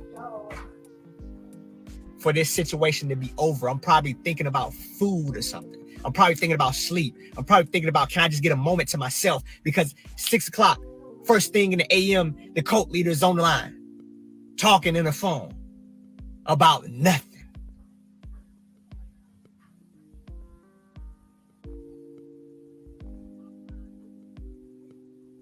Even in jail, wants to know how many people in the room. You sick. Something's wrong with your mind. If you want to know how many people in the room and you in jail, who cares how many people is in the room? You got bigger fish to fry.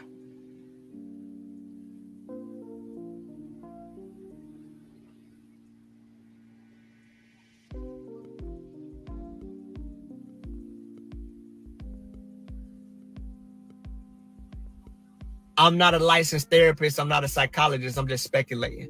I feel like the cult leader has a deep fear of being forgotten. The only reason people are even paying attention now is for two things. When are those women gonna leave? And when is he going to jail? How long is he gonna go to jail? That's the only reason people are paying attention. Ain't nobody paying attention to, ain't nobody looking for no next astrology download.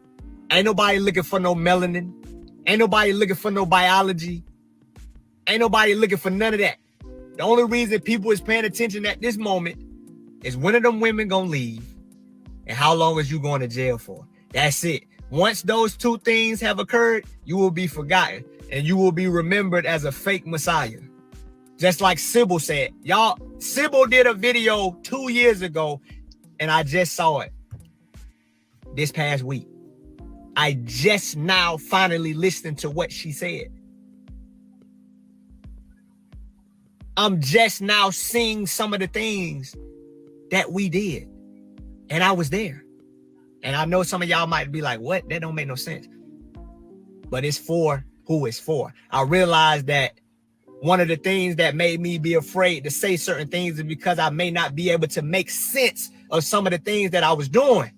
I may not be, I used to think, how am I going to make this make sense? It don't even make sense to me. But I realize it's going to make sense to some people and it's not going to make sense to some people because people's degree of understanding is usually connected to the experiences that they've had. I remember one time, at one point in my life, I didn't understand how a woman could stay in a relationship and a man be beating her. I used to be quick to be unempathetic and say she's stupid. How you gonna stay with a man and he beating you? Just leave. It ain't that simple.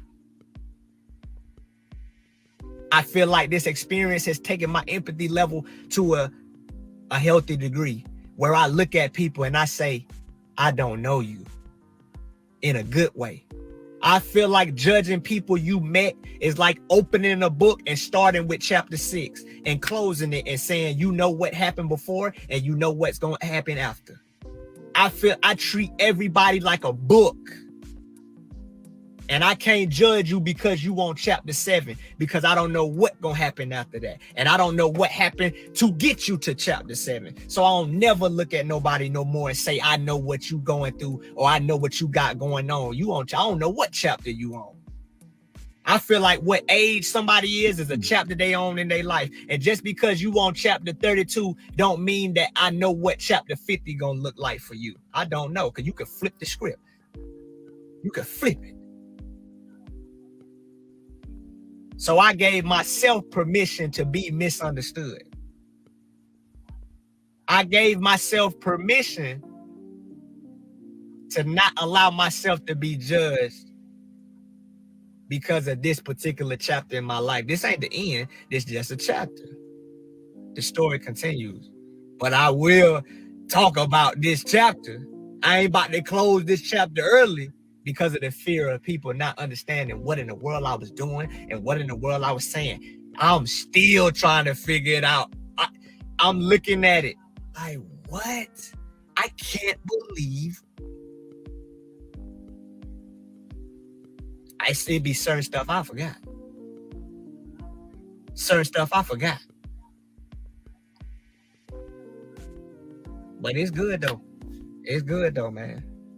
It's good though. I'm glad I'm realizing I'm moving past my own fear. It ain't got nothing to do with nobody else.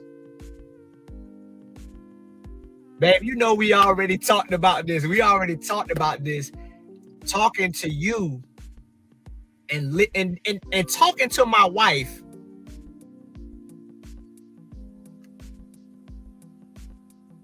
To say women don't have their own mind is ridiculous. To act like women's role is to just be in the kitchen. Don't get me wrong. There are times where women are more suitable for certain things and men are more suitable for certain things. I'd rather pick up the heavy stuff. I'd rather do that. But I would not limit my wife because, oh, you're a woman, so you can't do these things.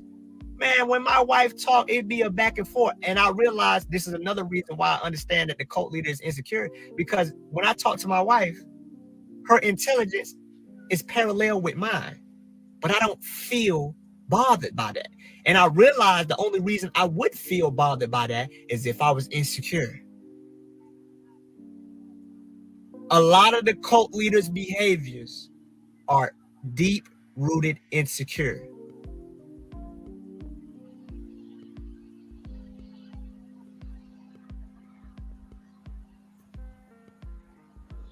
Do I have nightmares? I haven't had no nightmares. That's a good question. I haven't had no nightmares.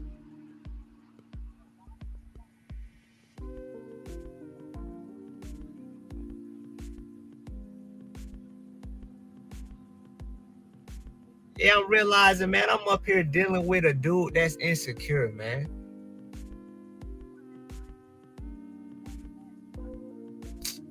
I'm like, man. And here's the thing that just is because I don't use profanity no more. Here's the thing that's kind of, I'll say, disturbing.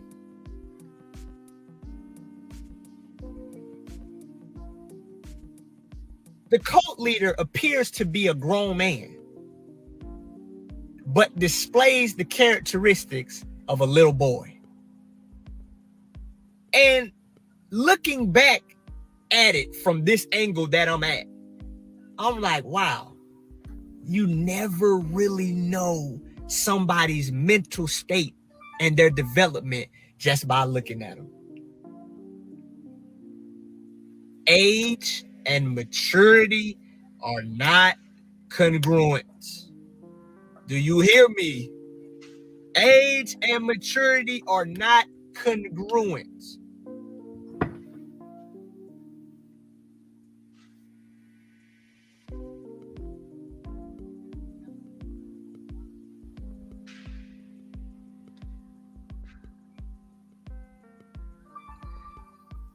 Okay, I had to scroll back up because I seen the questions coming through, but I just wanted to get that point out. I bet you probably meant to say you.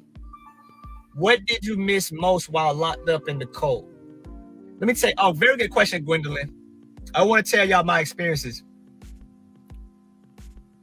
Oh, you said what? Oh, I'm sorry. I misinterpreted that. You said, are you asking what did I miss most while what did I miss most?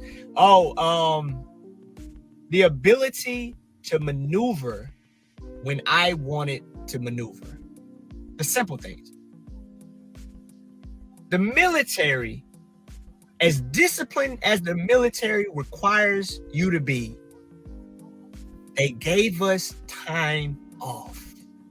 In the cult, there is no time off. In the military, you get 30 days a year. And you can take them 30 days all at once if you want. You get 2.5 days a month. And when I say 2.5 days, I'm talking about accrued leave. Every month, you get 2.5 days of leave time. And leave time is basically vacation. You could take 5 days. You could take 3 days. You could take 20 days. You could take the whole 30 if you want to. And you could build it up if you want to. And pretty much everybody gets the weekend off. So the military understands the balance between work and play, on and off. The cult leader, because of his poor leadership, did not afford the proper recalibration time. You can't just work a person and have a person stimulated to that degree without them declining. We were trying to say, and I watched the videos in Tanisha, and y'all, I'm just now seeing how skinny Tanisha was in Puerto Rico. And we're saying that she has an inability to face her demons. But the truth of the matter is that if Tanisha declined when she got there, isn't it something wrong with the environment and the person she's engaging with rather than her? Because she didn't have these issues prior to coming. Tanisha was sick because she was getting no time to herself and time. I have said that earlier. I have said we will find out the truth. He goes to court January 13th. We will find this out if whomever is lying or telling the truth January 14th. Because we have to remember. We got to remember. Now, Aaron, I'm looking at Aaron. This is a whole different Aaron. But, again, we have to remember. When they all left, they all told the truth. But they still end up coming back.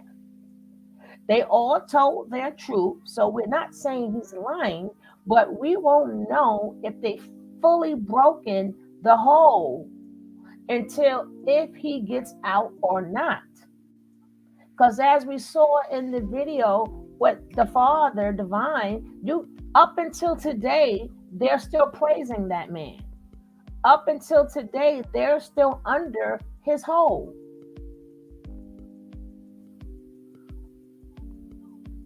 So we have to. Wait, hold up. I gotta see who timed it out. No, we're not doing the timeout. Hold on, let me check. Who did it? Oh.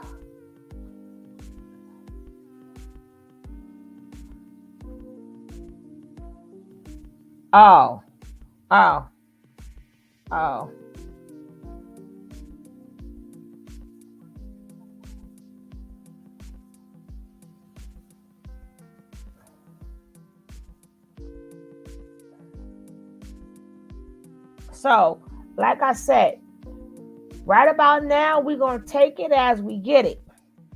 And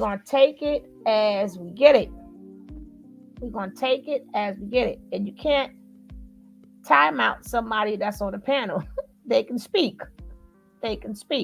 We don't know if it was, no, the confusion is in his eyes, but it's real. I got some videos, Summer. Where I could show you when he's not there, when he's telling the truth, when he's lying. Out of anybody, I know his body language. But it doesn't take away. We're going to have to watch this day by day. Or we're going to have to watch how they move forward because of what they have done previously. So to say, they're saved, we cannot say that. To say that they're not saved, we cannot say that. Because everybody has told their truth. But a lot of them end up going back. He said trigger words to them and they went back. So we don't know if this man makes bond. We don't know if he's going to say triggering words that they may go back. We don't know. And to say we know, we can't say that. And on Queen, I don't know what's. I was gonna say I don't know what I did or said because I was just typing in the chat and then I'm timed out. Sometimes people click stuff and they do that by mistake. Sometimes you click on something, here, girl. It happened. I'm like, oh, Carl. It's like, what I do?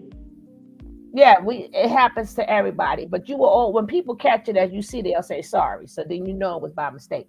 But that's why I said, oh no, he didn't get his woman out of there. Nature Boy told her to leave. So that's why Sheba left. He let she believe, and he was still proclaiming the kingdom. What happened was, I keep telling you, you got to be careful with these Pisces, and you cannot hurt their feelings. So somewhere down the line, while he was in jail, and I don't know what he was doing, but Nature Boy did something, whereas he hurt his feelings. He hurt his feelings. So, and he hurt it to the point of no return. So it's not like he woke up; his feelings was hurt. Remember, this is a Pisces we're talking. This is a Pisces we're talking about. So he's like, "Oh, really? It's gonna be the last. This gonna be the last time you hurt my feelings. Damn it! Now I'm gonna blow your ass up. Now I'm gonna blow your ass up." Pardon my French, YouTube. I know how y'all feel, but you know, you shouldn't really hold us for ass, because ass is technically a donkey, YouTube. So y'all shouldn't really hold that, against us, YouTube. But sorry, YouTube. So, yeah, because Sheba didn't know. Yeah, exactly. So I just wanted to clear that part up, But like I said, he's saying a lot of truth, and hopefully, even though if he's telling the truth or not, this right here, Tabitha needs to get this. When I keep saying Tabitha is the person that's going after Nature Boy. She's the prosecution, whatever you want to call her. But she needs all of these. She might not need all of it, but maybe even Solar. She might not need all Solar, but when Solar first started dropping the truth, she needs that. Like this, the time when they spoke the truth for the first time and they told their experience, including the other ones who have left, that's what Tabitha needs. Not the rest of not the rest of the crap. I don't know if he got up to the part with Natira yet, and no, they can't use. It was so funny. They can't use her background, but he was the first one that said, "I'm going to put a video together showing who she really is." And remember, he had her talk about she screwed Martin Luther King. I'm glad that he showed us. He is a funny dude. Take some time to know him. He's funny. Even in the next video, he's funny as hell. So you put Rain in the closet. You put Rain in the closet. Oh God. Yeah, I know, but it was just funny. Like, I know it had to be a mistake, because you can't time somebody out and they on a panel. They can talk, they can talk, right? So I knew it was a mistake. You can't time somebody out on a panel because they can physically talk. They don't need to type. So I knew it was a mistake. And everybody know, unless it's disrespect, we don't even time you out. We might just straight up block you. You have no time for that. But right. No worries. No worries. You rich though, Queen. We want all the smoke. Now, but sometimes I don't feel like the smoke. You always ready. You always Captain ready. But sometimes, like when you're teaching, and I have to keep reminding myself, when we're in a point when we're talking and we're teaching, and somebody can get the message too, I don't look at the chat no more. Now, as I go up and down, then I may go back to what somebody say, but I'm not going to keep stopping the chat to address nonsense. Now, we're talking about nothing that's different. We got all day smoke. But sometimes people come here because, they want to hear what we have to say. They learn from us. They learn from people in the chat. We got one of the best chats ever. So we help each other out in all types of ways. So sometimes, you should be lucky you with Nicole. Nicole got the good stuff in the closet, right? She got the good stuff in the closet. Well, her leg all up in the air. Her leg up in the air doing splits and stuff. She doing the rain dance in the closet. All on a cloud nine and stuff. Oh gosh, here we go. Because I think I didn't want to disrupt them too much, but if I don't stop at some point in time, I'm gonna forget what I have to say. She's like, yeah, I'm in here with the call, man. This stuff is good. Oh, this little cold I got. Oh, here we go. To yourself in the cult, because the cult leader likely has abandonment issues. Time to yourself in his mind meant something negative. It was an indication to him that you may be second guessing what you're doing. But have y'all ever been in a relationship with somebody that made you feel bad for wanting time to yourself, and they became insecure thinking that you must be talking to somebody else? But the truth of the matter is that you just wanted to watch a movie by yourself. Everybody, I don't care how much you love somebody, you need time and space to yourself. But in the cult, that was not allowed. You did not have the proper amount of time to yourself, and the whole one mind, one self thing was basically an opportunity for the cult leader to assert whatever it is he wanted to do and make you feel like you were some type of a rebellious entity when you had any opposing thoughts. But yeah, being able to maneuver, and I got that back when the cult leader went to jail. When the cult leader went to jail, I found myself eating an absurd amount of food. I never seen myself eat that much food to the point where I felt like something was wrong with me. I was eating so much food.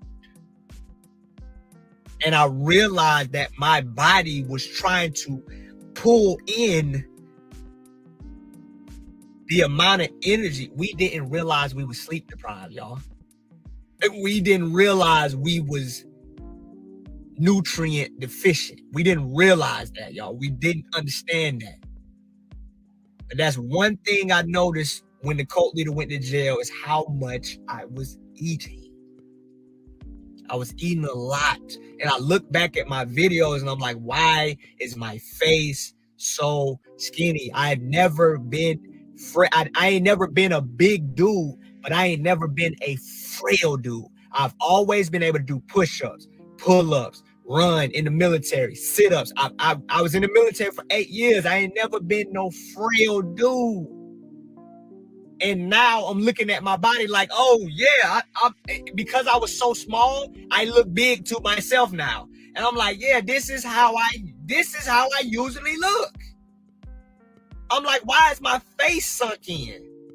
Why my head look so skinny? I know I ain't never been no big dude because I ain't got no big people on either side of my family. I ain't got no big people on my mama's side. Ain't no big people on my daddy's side.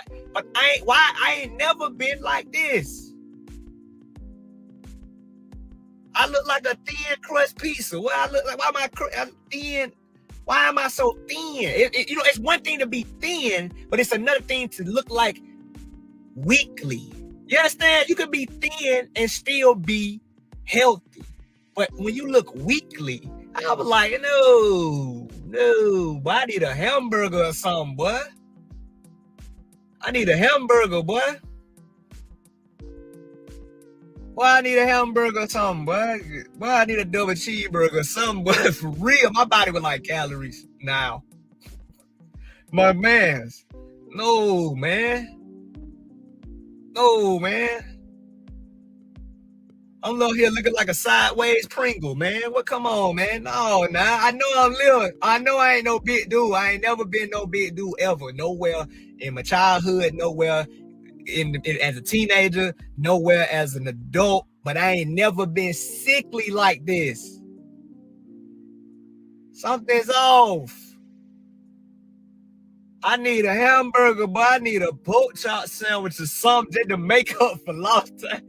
Just to make up for a long time. I ain't gonna eat it forever. I need pork chop sandwich or something. I need something. I need a double cheeseburger, something. You hear me? I ain't with that sickliness now. Come on now. Come on now. Yeah, I know I can be funny without cursing because Country Wayne don't curse. And Country Wayne real funny. Yeah, but I need some cheese. There's some milk in there. Yeah, I'm gonna eat it. Yeah, I'm gonna eat it. Yeah. Yeah, I'm eating everything now. Oh, I thought you were vegan. Not right now. Not right. Not right now, man. Not right now. You understand? I thought you don't eat that no more. I eat it now, man. Let me get the cat. You gonna eat catfish sandwich? Yeah. It got milk in it. Yeah, I know. Yeah, I'm gonna eat it. Yeah, I'm gonna need it. Cause one thing I realized is that it don't matter what you eating. If you're around the wrong people, they gonna kill you. The people around you gonna kill you faster than what you eating. Cause I'm watching. My grandma 93. Don't know what veganism is. But she's in better spirit, in a better state than some people that's half her age.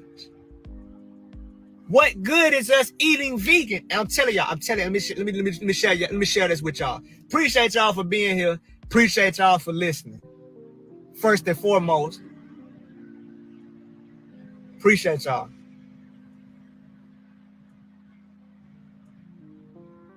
It don't matter if you in a place that people pay $3,000 a week to stay in. You can be in the tropics. You can be in an abundance of sunlight. You can be in all of this stuff. But if you're around the wrong people, they're going to kill you.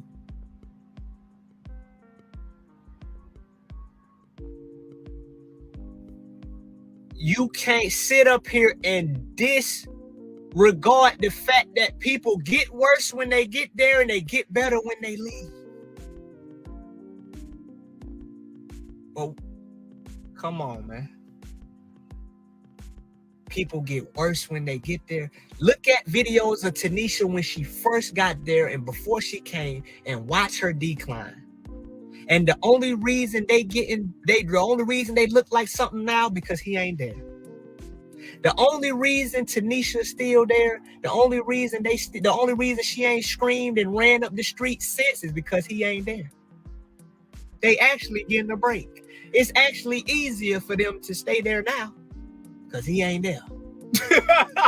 I guarantee if he was still there, Tanisha would have tried to run again and would have been screaming up the road again.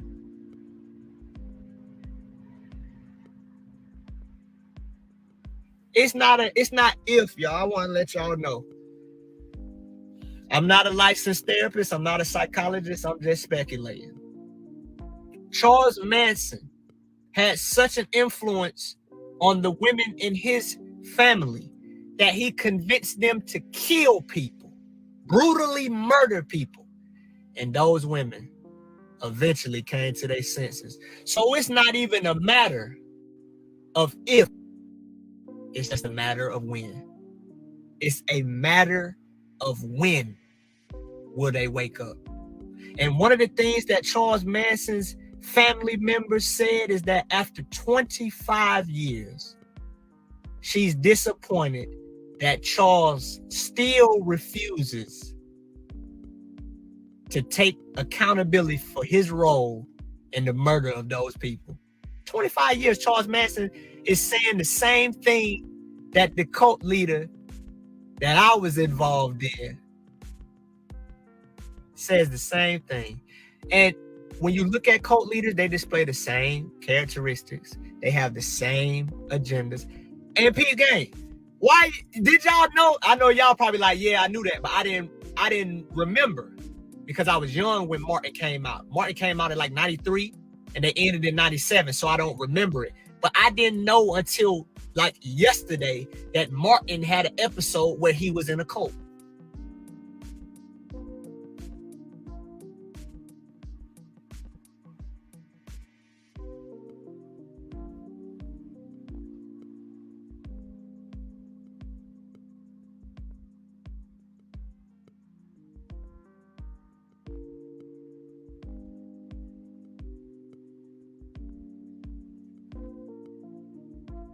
So, okay. Yeah, I didn't remember the episode either. There's an episode of Martin where Brother Sunflower. His name was Shaquille Sunflower or something like that. I don't remember that. But I'm like, dang, people been knowing about this stuff for a minute. I just ain't never got into it. Yeah, he had that whole wig on. Half his head was in plaits. Somebody said What if he get out? And I'll entertain it. I'll entertain the possibility that he gets out. But let's address the reality, because we ain't dealing with la la fairy tale land. 1, this is the state of Georgia. 2, the lady that's prosecuting Mr. Bishop has already prosecuted 2 people on similar offenses to life in prison. And she's an assistant DA. She's an assistant DA. When somebody indicts you, it is a good indication that they have enough evidence to move forward with a trial. Mr. Bishop has hundreds of videos against his own case. He has hours of phone conversations recorded on a jail line against his own case. And I'm just gonna mention her name briefly, but I want to be sensitive, and I'm not gonna mention her name because she might not even want to be pulled into this. But y'all know who I'm talking about. The victim, I'm gonna refer to her as a victim because I don't want to bring her name into it if she don't want to be involved in this, because she might need some time to breathe. But the victim, you can't use the victim's prior history as a means to discredit the potential that the act actually occurred.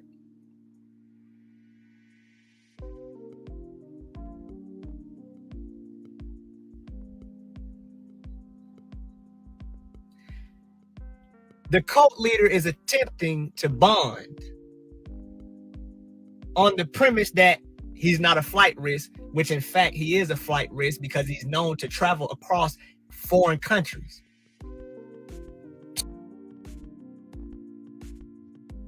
Boop, boop, boop, boop. I told you. He is a flight risk. And that's what that bond He is be about. watching your videos. Should he be watching your videos? Something he said, no, the other video that's coming up next when he's back to not being serious, the one he did right after. We was live on that. We was live on this. We was live on that one. But I cut out the daggone video. But some of y'all seen this twice, but you know, it's okay. Everything I said in that damn video, he said.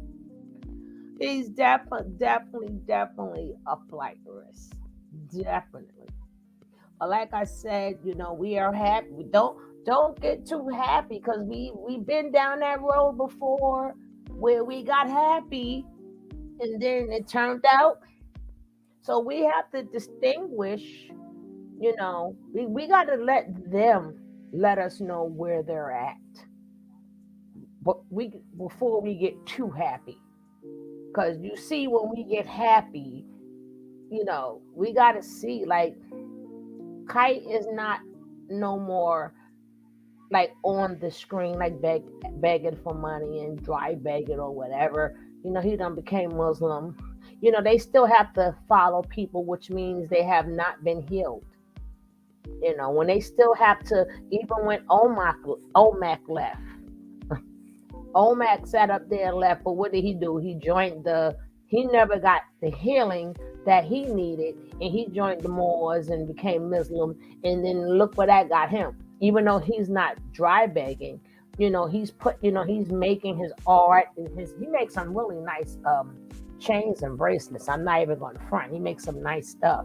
But look what that got him. It got him to whereas he couldn't function when he got a regular woman. He couldn't function when he had that baby. And look what happened. You know, so, and then we got to watch the other ones that, oh, we so happy. Then we send it in this, and come to find out, you know, they took on Nature Boy's mentality. So we got to see who's really is separating themselves from Nature Boy mentality and who's taking on his mentality. So people, guys, see this as we're gonna watch this every single day. You know, when they realize that, hey, I got to help myself, and we see them helping themselves, we're gonna just congratulate them, because that's what grown folks do. They're not doing anything that what they all are grown. That's why none of their parents were able to go and get them. So now they have to realize life. Yes, you gotta watch and move slow. Yes, but just saying. And we was already saying this, but then you got 50 million videos. Well, not 50 million, you know I'm exaggerating, but I like how it sounds. You got 50 million videos that's stating, oh, and she's a liar, and she's a liar. I'm like, that's not number one. That's not helping a bond hearing. They're not even trying to hear that at a bond hearing. That's when he go to court for the case. A bond case means two things. Two things. Is he a flight risk, and does he still has influence? Right? So they may say, well, if he don't have influence no more, because if he did, we could touch her now. But technically, y'all still making videos about her, so which means he still does have influence. If the four blind bats would shut up, y'all showing the court every single day that he still has influence. Remember, y'all supposed to do that after he gets bond. But y'all so stupid, y'all don't realize that.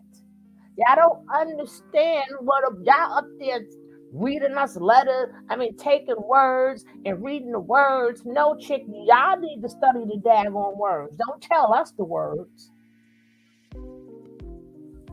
Yeah, she like when I say the four blind bats. Yeah, so you got the four blind bats. No, save all that for the trial. He don't need nobody sitting up. What you're doing is building up more people to go, yeah, she's a liar. She's a liar. She's a liar. I see this different. Now I see it different. Hello? You are still badgering the witness, stupid. And now y'all getting more people to badger the witness, stating that her story may not be true. So now you got more people coming after Nateri, and now you have it to where as something could happen to that young lady. Because you keep putting it out there, oh, they got our king locked up, and it's all for life. So now y'all keep putting that in people's heads. You keep putting that in people's heads. Y'all showing that Nature Nut still has influence. If you were smart, you would have said, I will wait till after the bond, when he's going to trial. Now I'm going to present reasonable doubt. You ain't never seen no mob people and stuff bothering nobody why they trying to get bond. You do that while they're going to trial. That's why some people, when it's time to go to trial, they come up missing. Yeah, but you don't see that done till later, not in the beginning. So y'all messing up his bond without knowing that you're messing up his bond. It is a nut case. Nature Nut I really think that he is going to pull a mental thing. What you call that? When you say was mentally disturbed or whatever the hell you call it. And I think once he see all that stuff, if he doesn't get bond or whatever, he's gonna pull that mental card. Well, you know, the mental home for like from the age of 13, right? You know, I have do not take my meds, right? You know, this was all a dream, and I lived out this dream, Your Honor. But you know I need help. Go check my records. And while he's doing that, temporary insanity. Yeah. Well, not temporary. He's been insane. He's been insane since birth. We're gonna take out the word temporary. He's gonna claim insanity. Because remember, he has not gotten help. He's been messed up. But again, we're gonna find out a lot of things at this trial. Because to prove even temporary insanity, and then when they go to ask him about his family, what they're just going to say is that didn't work because he already cute and released. What are you saying, boss lady? What I was saying is the judge is going to say that he was already cured and released from cured. You said facility. Cute. Yeah, I was talking in the mic. Well, I don't know if it's going to say he was cured. It may say he was released. But with mental problems, you really never cured. Unless it's like depression or something. You was depressed because of something, or used to have like anxiety because first we gotta wait for him to admit that he was even in a facility. Oh, that's gonna come up because they're gonna have to try to bring up his family and all that. But then that's when we're gonna really get to the story, because now people have to come up. See, everything you mentioned or he mentioned is gonna have to come up.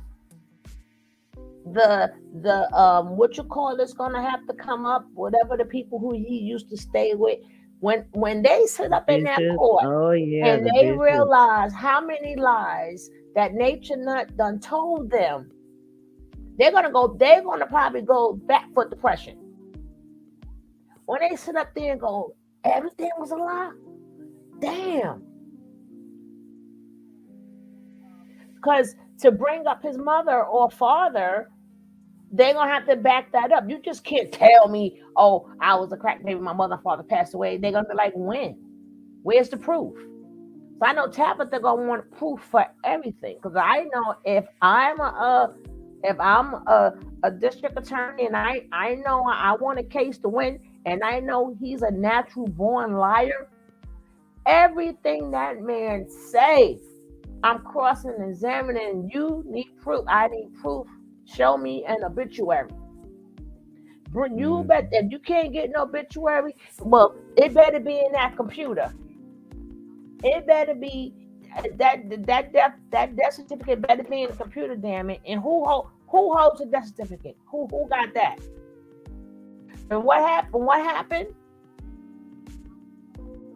And then that man that he brought up, when he claimed he was messing with them boys, and then that man, Mr. Pope, saw him, his baby. So Nature Boy, that's why people could laugh at the last person that was his lawyer. They could laugh at him all he want, but when they look at that file, they like, oh shit, what the hell I'm gonna do with this? Mm-hmm. Because everything Nature Boy is saying have to be proved. It has to be proven. And from the time he was touching them boys up until now, he's been nothing but a very abusive person. He has been a menace to society. There's nothing nice and no testimony. Nobody can say. Anytime you saw when he went to the barn boss lady, y'all remember that man, that Caucasian man turned all types of red. The man was sweating. All he did was look at the case. The man just, as soon as he picked up Nature Boy case, the man started sweating. He turned red. He started pacing back and forth. He was like, what the hell am I gonna do with this? And he was like, well, he used to work in a barber shop and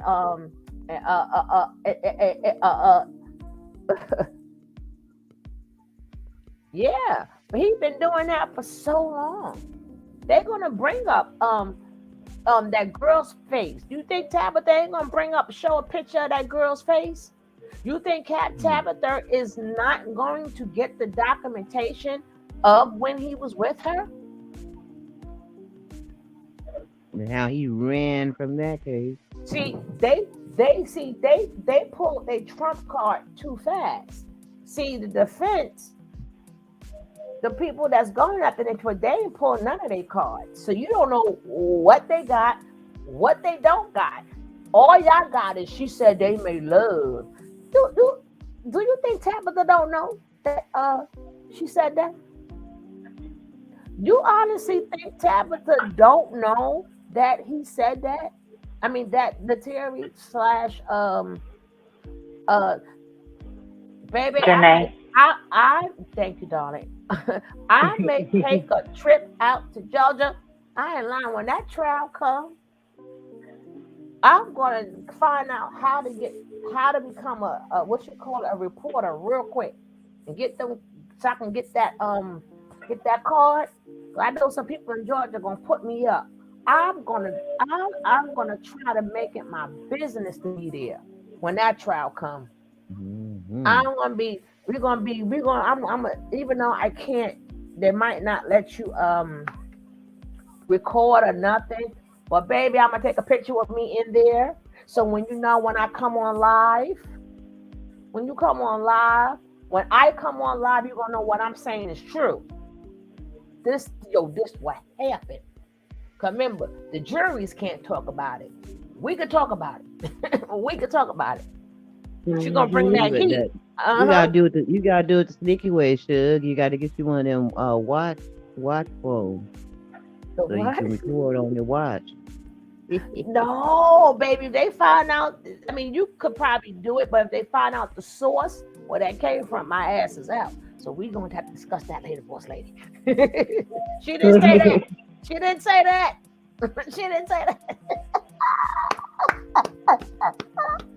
Ooh, Lord Jesus. There I go again. Oh man, I can't wait. The bishops don't have to come, but the bishop's name, it depends on it depends on what he says and how Tabitha swing it. Because you gotta remember, we're gonna listen to this, we're gonna hear all of this, so then Tabitha has to cross-examination that, right? So if you had a bad family, who's this bad family? The bishop. Well, who's the bishops?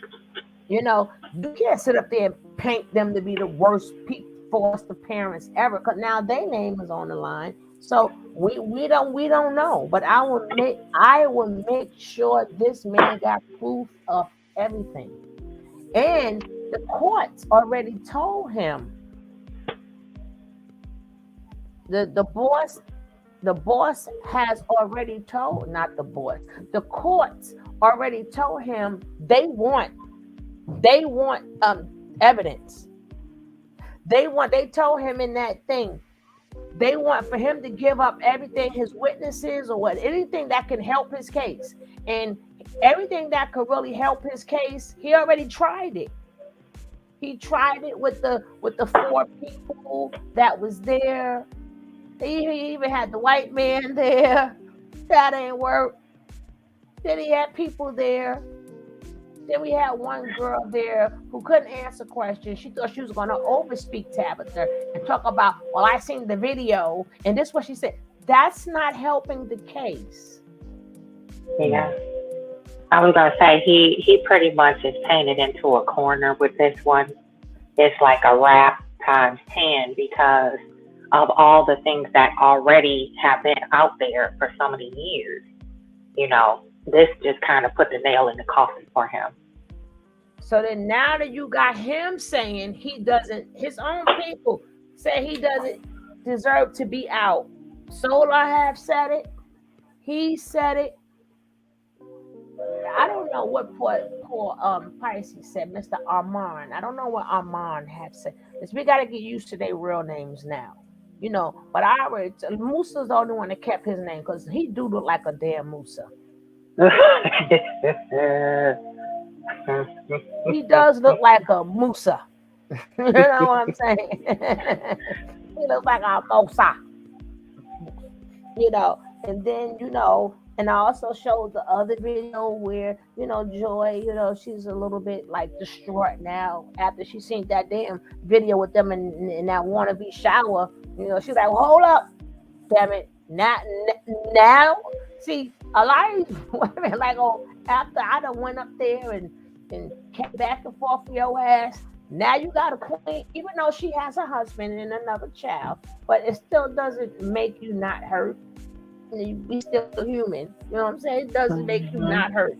Like, bitch, outside up there and came back, got really cute, and got all these daggone stinky vaginas all up in my face, all these funky underarms, telling everybody up over me, trying to stop me and my kid from going. Then came back again with them funky people, and now all of a sudden, it's my queen. She got a mind of her own. She can speak, and he's sitting up there ain't saying nothing. Let the queen be in charge. I'd be mad too, shit. Even though life go on, but still. Right. And with that, the lack of hygiene, just it still gets me. Like, I don't understand how he could have thought all those years of not bathing is somehow living a healthy lifestyle, or a pure lifestyle, or a spiritual lifestyle. It don't matter what type of road you take. Just the human body has to bathe. No, but you gotta remember, period. That's the American way of thinking. What I'm saying, you got a lot of, like, especially when you come to New York, you get in one of them cabs with them people driving. You, honey, baby, you be ready to die too. I'm telling you. Oh, them eyes be watering, honey. You be ready to die. You're like, man, open the especially them dollar cabs. I don't know. Yeah. It's the dollar cabs. They got them in Chicago too. Yep. Them Middle Easterners. Right. So a lot of honey. But that doesn't mean, like, I don't know, vaginal JJ cleaning and stuff. I don't know if they probably did do that, but I don't know. But I'm just saying. We need soap and water. I don't care. I'm sorry. Yeah, you do need soap and water, but some people don't. They believe in the water, but not the soap. And then some people believe. I live by a whole bunch of Pakistani food. I live by a whole bunch of Pakistani women. I didn't want the bitches. They're all Hindu, and I've never smelled not one of them ever. Or that's your set. Well, baby, they must not be the real, or maybe they've been here. No, they were the real one. They were from Pakistan, Muslim. No, what I mean, they've been here for a while. Americanized. The ones who they Americanized. The ones that are not, baby, I tell you. Who's it from? Yeah, some of them are really right. Very right. When you get in some of them, and when you go into their stores, you gotta walk right back out the store. Cause the women, like when you go to look at they like, baby, you gotta walk in and walk like, oh hell no, no ma'am. But when you're in the cab, when you ready to get home, and your head, I don't care how cold it is, your head is out the window. It be freezing, but you like air. Oh God, air. Like curry and jerk sauce. But them the ones that's not the ones that is American, they know we complain. Like even when that chitlin smell in that cat. Right, I had a couple of students too, and they used to be and I'm like, no, you can't do that. That's their religion. Y'all could just sit to the side, but you can't tease these two young fellas and stuff like that. Well, baby, woo! Give them a little coconut oil or some starch put under there. And then some of them they want to come and get you. I have one. Every time she see me, she want to give me a hug. I'm like, and soon as I say I be wanting to run around, because she don't want to give me a hug. I'm like, oh Lord, no. But I'm not here to just that. That's your religion. That's what you do. Hey, do you? There's no discrimination over here. But my nose says different. But My mind knows, hey, my nose and my mind is not, it's not going together. It's not coming together. I'm just laughing at Kevin talking about some curry and jerk sauce. You know, we may have to take. Did somebody have to take Kevin's phone today? Did somebody have to take Kevin's phone today? He still got his phone, right? Yeah, them taking them mud baths are really good though, cause really mud don't stink. Mud bath, cause some people put it on their face and stuff, is really good. They didn't even have a mud bath, Nicole. They didn't even have a bath. I don't know what you would call it, but anytime you get thrown off a plane, I'm just saying. Yeah. Just saying. I'm just You saying. need some refreshment. Some soap and water does wonders. I don't care if it's cold water. You can boil water. Just take a bath. Get the important parts. You can't do nothing else. But they even have, because you have a lot of elderly people now who don't have help. True. They even got the type of wash rags now that's already wet and soap, and it also got certain type of things that elderly people can spray because they can't wash. So even if you don't take a bath, there are other ways. The African ladies over there in Africa, they have a smoke bath. They take a clay smoke bath. I've seen them do that on YouTube. Yeah, but that's gonna make your body really soft. But some people use the bentonite clay and stuff like that. It's different clays that people use. Those clay baths are really good. Yeah. They purify your pores and everything. Yeah, but if you going out and you talking about, you don't want to use the water have this. They have other ways to keep your body clean. Yeah. Like I said, they got dry soap. Yeah, they got the dry soap, and like I said before, they got things for the elderly people or people who can't. They got the rags that is already ready for you. It's like an adult. It's like an adult baby wipe, but it's for adults. They got that. There's no need for you not to come out and wipe your arms and take it and go through your body. You don't have to go with the water that you claim is contaminated. Let me tell you something.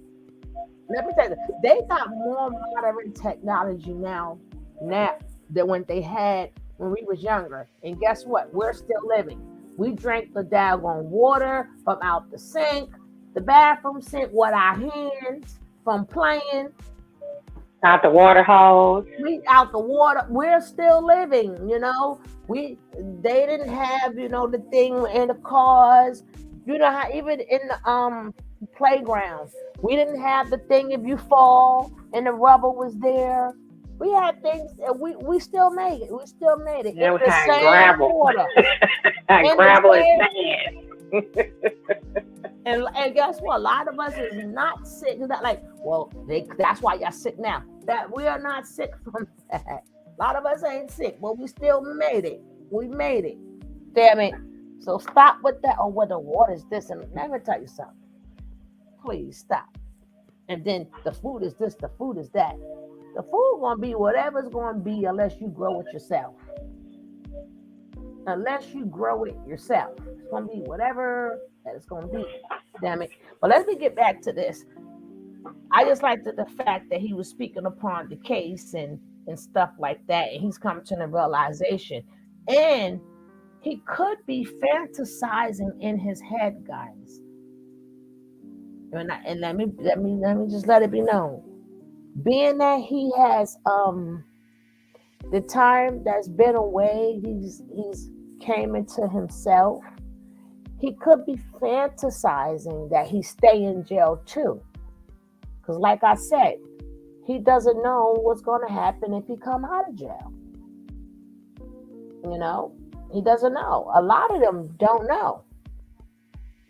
Because he used trigger words. He knows how to. Nature Boy knows each and every one of them, and he knows all of their triggers. They're not being triggered now. So a lot of them is really probably scared. That could be the reason why Solar and Velvet could be, well, not Velvet, but Solar could be trying I have the power, I am the king, because again, he doesn't know what's gonna he doesn't know what's gonna happen if Nature Nut comes out on bail. So maybe he's trying to psych himself up in his head, so if the trigger words come to him, he won't be triggered.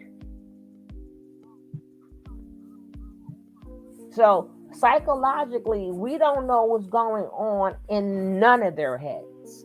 That's a good angle. That's what I was thinking when Solar first started talking about, when he linked up with Neytiri and everything. I thought he was a little bit afraid to really come out. The daggone, I'm up early on the daggone thing and you starting. Damn it. Oh, that's the dog. That's you, Carter. Not the cat this time. Get away from me, Carter.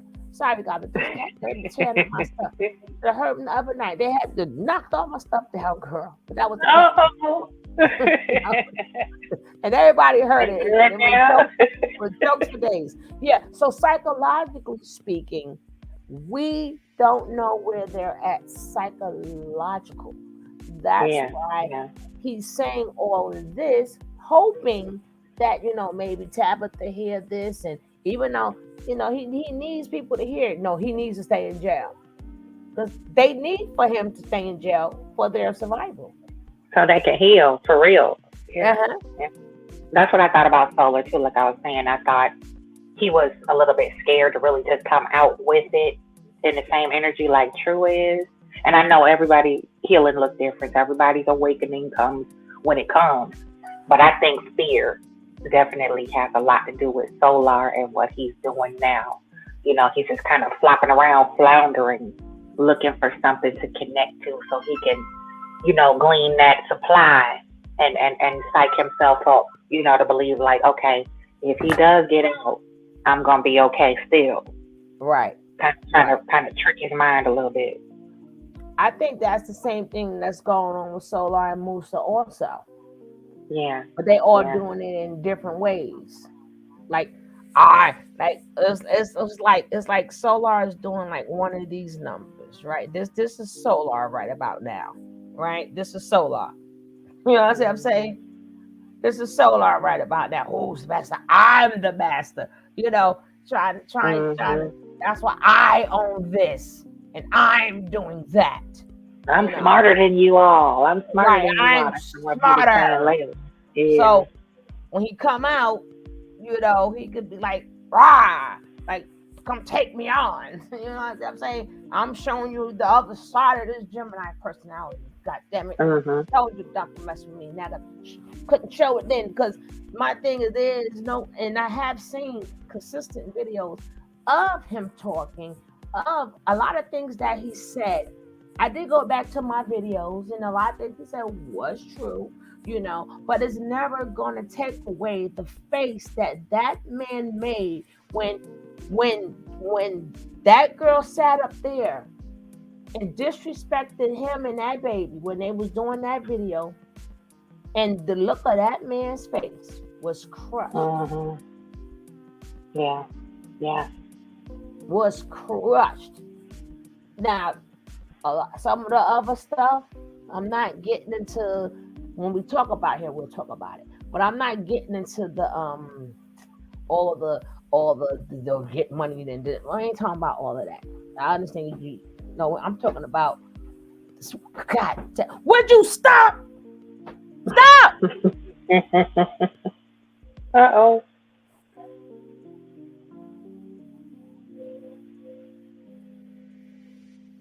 We have to realize just because Frank is in jail doesn't mean these people are okay. Most, if not all, of them had undiagnosed mental illness. A lot of them have, but we can't say all of them have. Some have. Yes, some have. That's why I said earlier that True is just not speaking about Nature Boy. He's speaking upon his time in the army. He's speaking about how he was raised. He's speaking upon, remember, we don't know how he dealt with his mother passing. We don't even know if he was close to his mother. And then his father getting remarried, so some of them didn't have mental illness, but some of them had trauma that they never dealt with, which it's still mentally F with you. You understand what I'm saying? So sometimes it may not be mental illness, but it's trauma. And sometimes trauma makes you act out. Because when you say mentally ill, that means you deserve to be put on medication. That means you have an imbalance in your head. That's mentally illness. That means you have an imbalance. Or you was born with like CP or something like that, or you were born, with some type of imbalance. You can't use the word aura no more. So I don't know what do you call them now, like the slow people. But a lot of them were not slow. Some of them are slow. Some of them are slow, but some of them just wanted to do what they wanted to do. Mm-hmm. As Eliseo called Solar his son, he did that for a number of reasons. What you mean? He traumatizing me? I don't even know which one it is. All I know, I hear him scratching up my stuff. Shoot. And they usually do this. I'm telling you. I meant to go on mute, but hey, if you don't, you gotta catch them while you can catch them. 2, the attempt to contact and would have been screaming up the road again.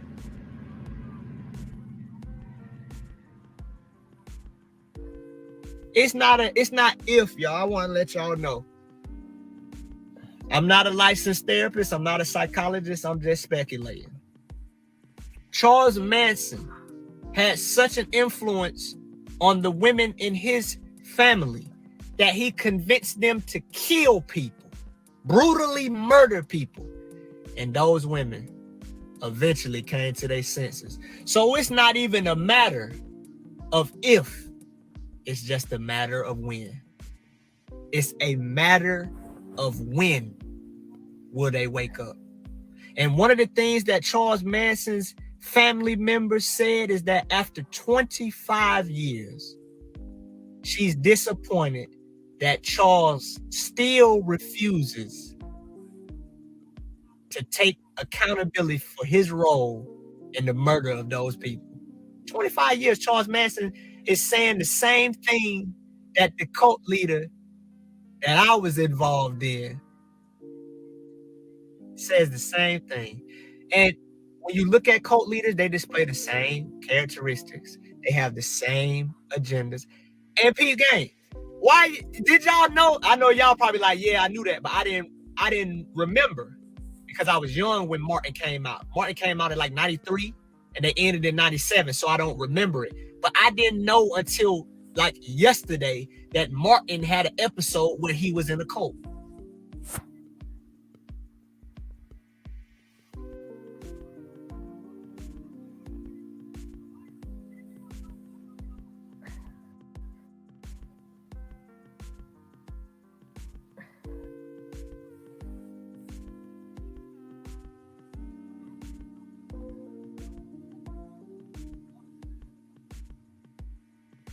So, okay.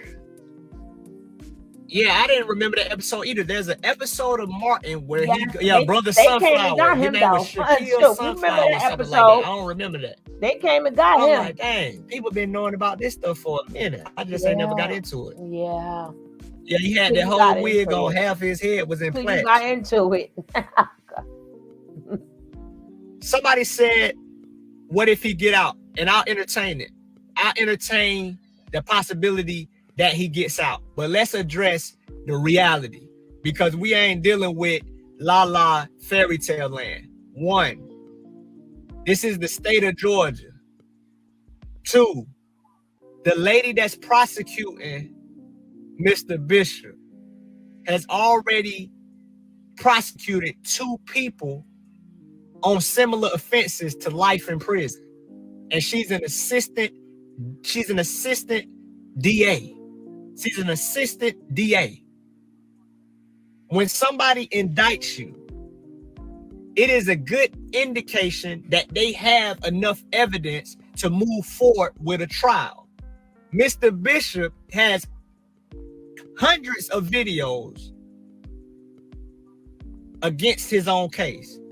He has hours of phone conversations recorded on a jail line against his own case. And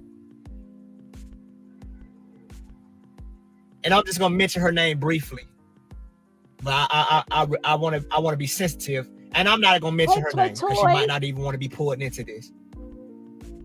But y'all know who I'm talking about. The victim, I'm gonna refer to her as a victim because I don't want to bring her name into it if she don't want to be involved in this, because she might need some time to breathe. But the victim, you can't use the victim's prior history as a means to discredit the potential that the act actually occurred. Let me try to tell you that.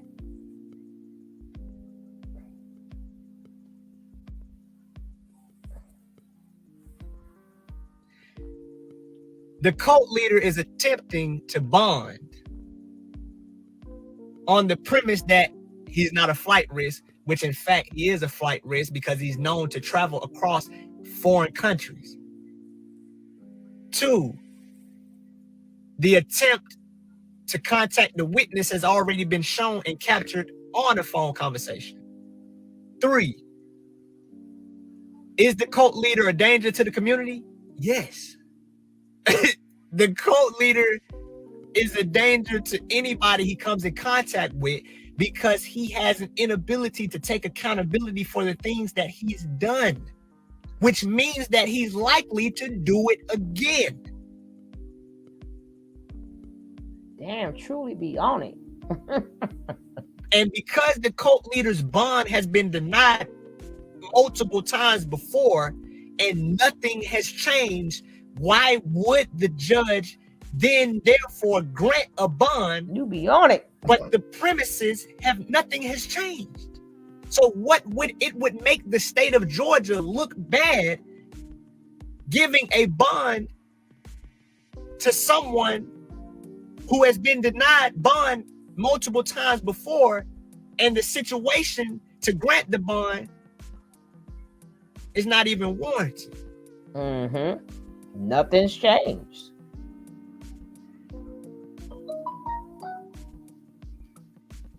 And 2, let's say by some grand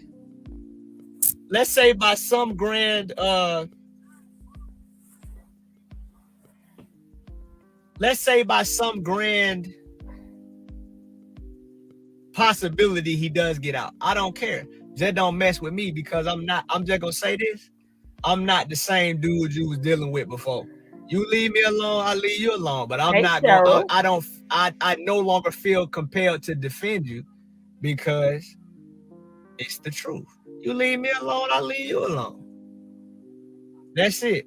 I'm not gonna defend you though. I'm not gonna not say nothing. I'm gonna say as much as I need to say for as long as I want to say it. You could do that. And the bondage is no longer there. It wasn't you. It was me that was keeping me there. And the thing about it is, the cult members, they have to go out their way to discredit what people are saying. If it's not true, then you would stand firm in what it is that you're actually doing. But if you notice, every time a cult member, ex-cult member speaks out, the current, you seen me do it. It's a part of the script. If what the cult members were saying were absolutely not true, then you would have no need to go out of your way and stray away from what it is you're teaching to discredit what that person's saying. Martin Luther King did not stray away from what his mission was to defend and make himself seem like because there was people trying to discredit Martin Luther King. There was people trying to discredit Malcolm X, but they didn't go out their way to try to discredit the people that were trying to discredit them because they had a mission. The cult does not have no mission. The cult does not have no mission. Every time somebody says something, they have to discredit that person. But if what that person was saying was in fact not true, then you would stand firm in what it is you're doing and let everything come to the light on its own. So they have to say things like, everybody turned their back on their Messiah. If I don't want to be in a relationship with you, why does that have to be why is that turning my back on you?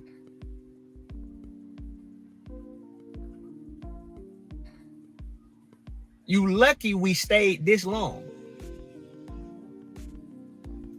You lucky we stayed this long. You lucky we stayed this long.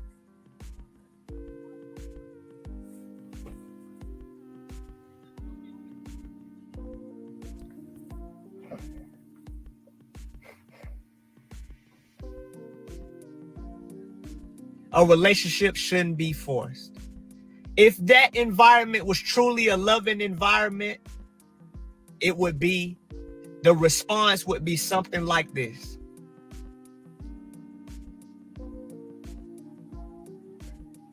We know the path is hard, and we know that people are struggling. Hey Cheryl. Cheryl, you're a little late to class. I sort of kind of explained why he may be speaking out now. You know, I sort of kind of said why. No, they're not speaking directly to Elihijo. They're directly to me. They're directly speaking to Tabitha. Because they need Tabitha to hear certain things and to be able to use certain things to keep him in jail, because their mind is so psychologically messed up, they don't know if they can still get triggered. So at this point, I believe the way he's saying he should not get out of jail and all this other stuff, that's for Tabitha. So even if they're triggered or whatever, when they go to trial, all of these words can be either used to be used against them or help Tabitha when he tries to say it's not a cult. Well, we got these men that said that you are a cult. And then being that he has a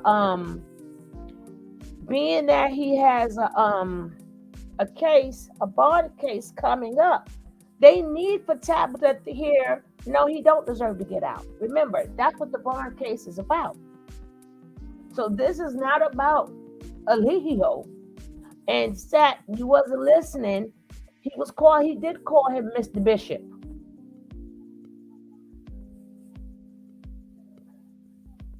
I know, but that's their way of speaking to her directly.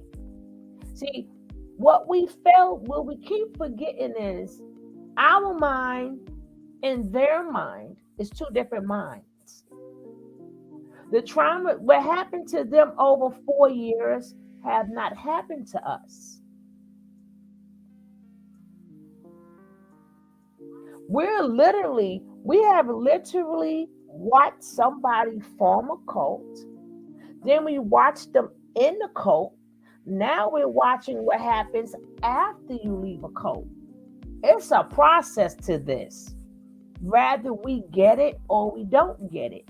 Rather we think that, I think True played dumb, but So now we have to see the effects of what happens when you come out of a cult.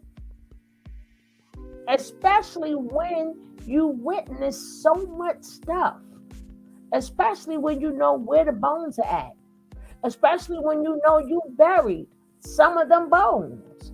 These people have to live with that.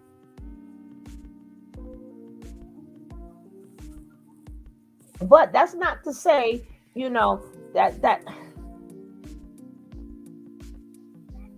but that's true though. That's not to say that they're not speaking to Eligio also.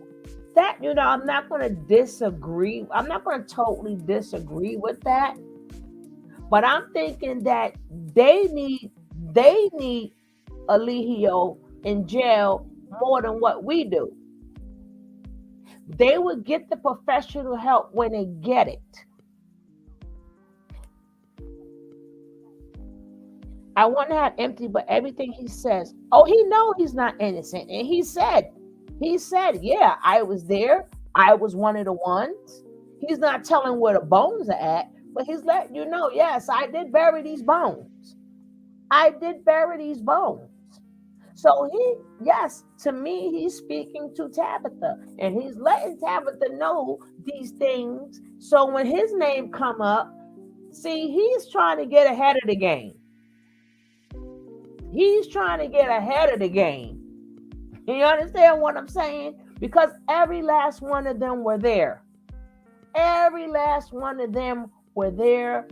now they all have to now explain things that happened. But some of them now is trying to get immunity. You know what I'm saying? That's why I said they're not really speaking to Nate. They can't get immunity from Nature Boy. The same way you got people speaking, saying, oh, listen, she said we made love. Well, then you got the other set of people saying, listen, just in case this don't go right. Well, just in case he do a Nino Brown on me, I have to switch it this way. I have to save my ass.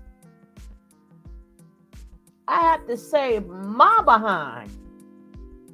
I have to keep bringing these things up to let you know this is what I went through. And then being that they always did it publicly anyway, because he got to mind you, he could call her, He could call her and tell her these things. He don't have to tell us. But being that they so used to doing stuff publicly, they're going to do it publicly, which is even better because people get to see it. They've been doing stuff publicly for so long. And you got to remember, it's going to become a time where they're not going to be doing nothing publicly. So y'all better enjoy it. Once they fully, yeah, exactly, Toy. Once they really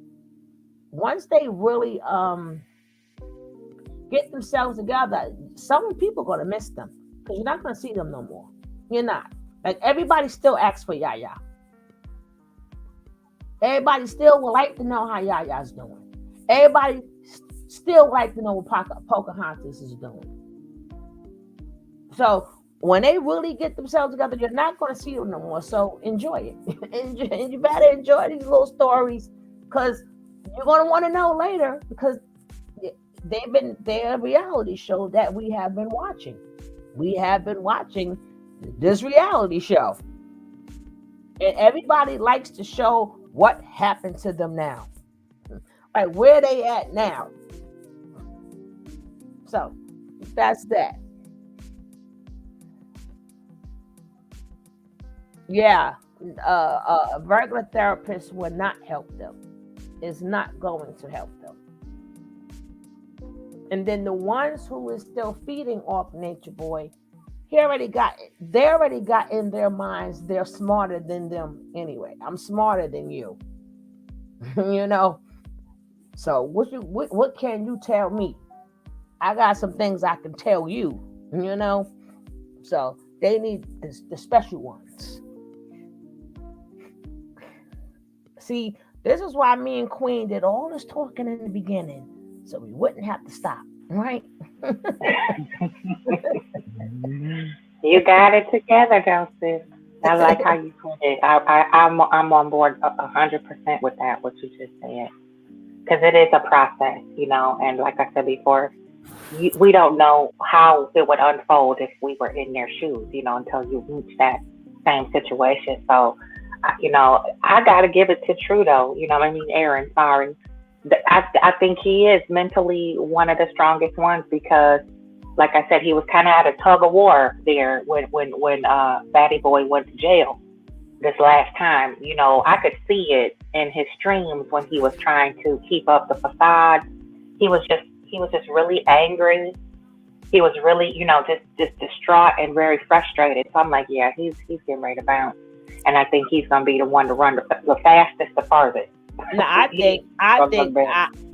no, he hurt his feelings. Okay, how does Aaron have this amount of intelligence about cults but controlled and manipulated for years? He doesn't have control. I mean, he doesn't have the intelligence. And he has also said, I'm just finding this out. I'm just finding this out. I'm just finding this out. So a lot of them is, a lot of them is just learning what they've been through. Because even he said, I didn't know Martin had that episode. I didn't even know about the cult like that. So he did just say that. He's telling you about the experience in the cult, the cult he's in, not cult life, but now that people like, yo, it could be a thing that people was like, okay, now check this out. So all of that is being that he experienced it, that's what's giving him the intelligence. Oh yeah. Yeah, the experience, because he's finding out the proper terms, like clinical terms now, like narcissist and things like that. He's starting to discover more deeper meanings of the type of abuse he went through. So he's kind of getting that light bulb moment as he expresses and decompresses and release. He's like, oh, that's what that was that I was going through. I didn't know that before. Now I see it. Now that I've actually been through it and I'm listening on the other side with different ears. He's got different listening ears now. And then he can put the actions that he been through with it. Right. Putting the two together and connecting all the dots. He did talk to us for 15 hours. He did do that. He did starve us. He did make me punch this one in the face. He did make us turn a blind eye. We were serving this man. We did leave our families. We did isolate ourselves. Yeah. You're putting it all the dots together in his way, his understanding and comprehension. Like, yes, this was me. Oh shit, this was me. Yeah. This was me. That was. And what I really like about what he said earlier, much earlier in the stream, is he said, I don't care who you are, what walk of life, size, shape, color. Don't let anybody just treat you any old kind of way. I love that part. That part really resonated with me.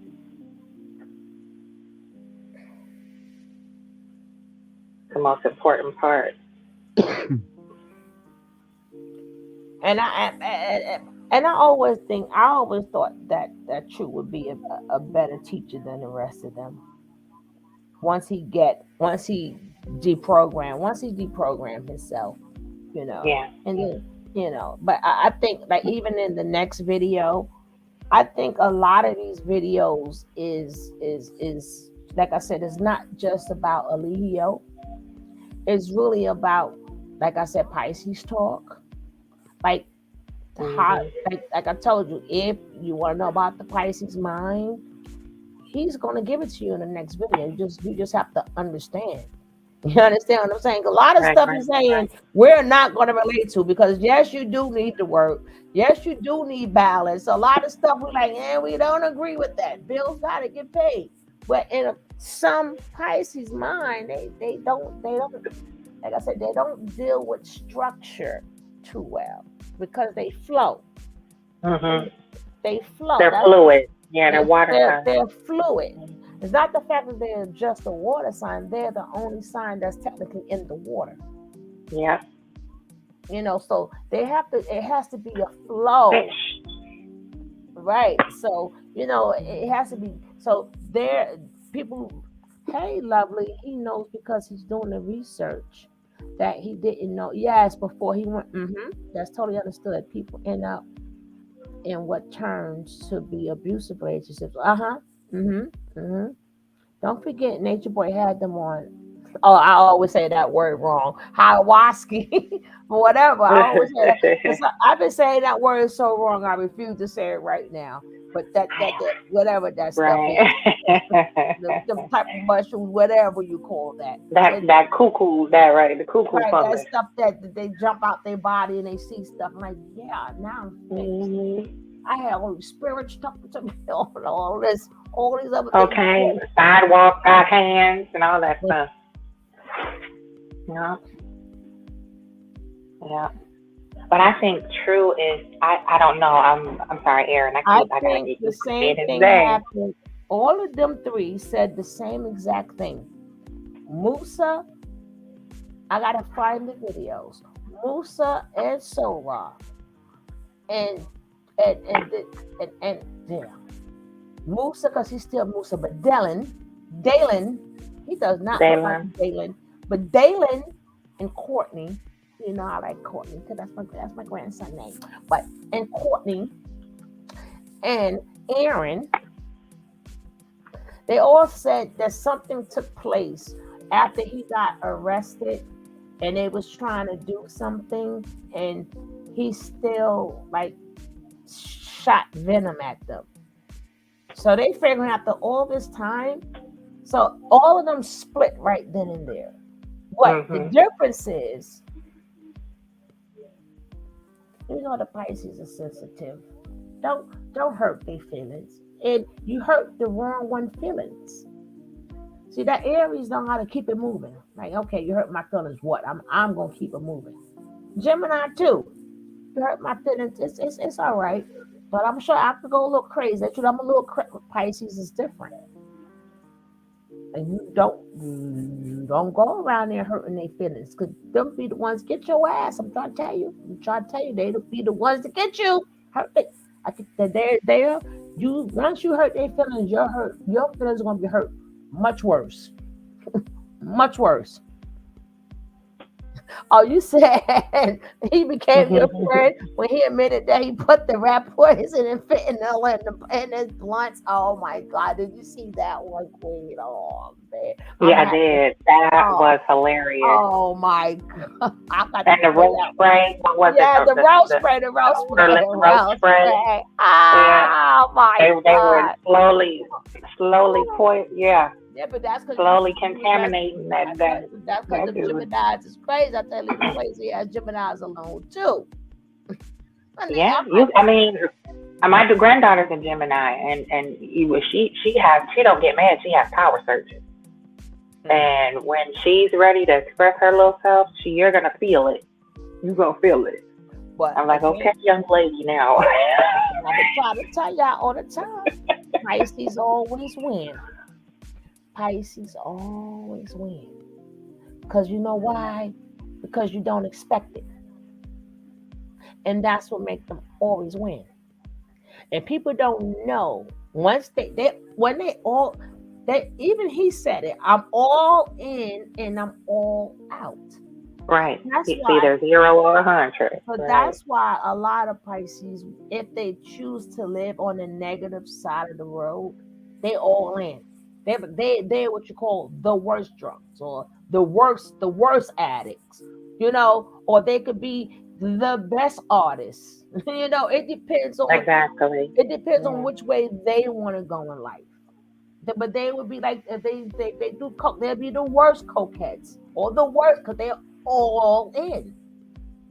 I think that's why he wanted Aaron to be close to him too, like Batty Boy wanted Aaron closest and as well as Courtney, because you know they're not the brightest bulbs in the box, but if you compare them to the rest of the group, I think they are two of the most intelligent young men that were there in that code. Pisces is highly intelligent. They're highly intelligent. They're highly intelligent people. Yeah, but Gemini. But the thing is, that's if they want to show you, like. That's if you have to catch it. Like if you catch them, if they want to, they'll let you know, yes, I'm brilliant. And if you didn't catch it, then you might not think they're brilliant. So then you might think you're around a non-brilliant person. But whoever caught them being brilliant, like, oh my God, they're smart. See, they don't have Exactly. nothing to prove. They have nothing to prove. And That's my point. and you're gonna Exactly. hear you're gonna hear that on the next video. And he's gonna tell the story. I can't tell it better than him. But a lot of people don't know what he's getting. They didn't know what he was getting. So you could tell it's not, when you get to the next video, you could tell it's not just about nature now. You could tell this have to do with his mother, his father, the army, because he keeps saying over and over and over about the jobs and I'm telling y'all, but y'all could have saw it already because it was yesterday. But I caught it live, so But he just kept. So that means that he did a lot of things that he probably didn't want to do because he was trying to make Daddy happy. You understand what I'm saying? Right, and that's what I was saying. Like with him and Body Boy too, with True, Aaron. I think Body Boy was a little scared of Aaron, a little bit. Because he didn't put his hands on Aaron as much as he did the other one. Yes, he did. They all got it. I must didn't catch it then because I didn't see. A lot of things we didn't catch. A lot of things we didn't catch, but as they tell the stories, they tell only the one sign he couldn't deal with. Right? They couldn't deal with every sign. Only one sign he could not deal with. And then he slipped up and dealt with that one sign and couldn't wait for that sign to go. I didn't see him putting his hands on True as much, though. He had the rest of them do it. He didn't put his hands on nobody, so they can't say he did it. He made them do it to each other. Well, that's what I meant. Now, the people the only ones he put his hands on is the women. The women. He didn't mind knocking the women out. He didn't mind beating the women to a pulp. He didn't beat the men to a pulp, but he beat the women to a pulp. Ain't that something? That's crazy. Yeah, and that's what I'm saying. I think Body Boy was a little bit intimidated by True because of his fluidity. And, he did say, True did say he got pushback. He was like, no, we're trying to reason with you. And they'll be up for 15 hours. Just, it's like, okay, we need to eat. We'll disagree so we can eat. We can go take a shower or whatever. I think Body Boy was a little bit intimidated by True. I think that I don't know. I don't know if he was intimidated by anybody because he was the best soldier though. He knew who was the best soldier. Yeah. Down to the part where he used to take his one. I remember plenty of times when they used to come on there just to humiliate. I mean, True has gotten the most humiliated to me out of all of them. And then he started humiliating the other ones, but not like True. Yeah.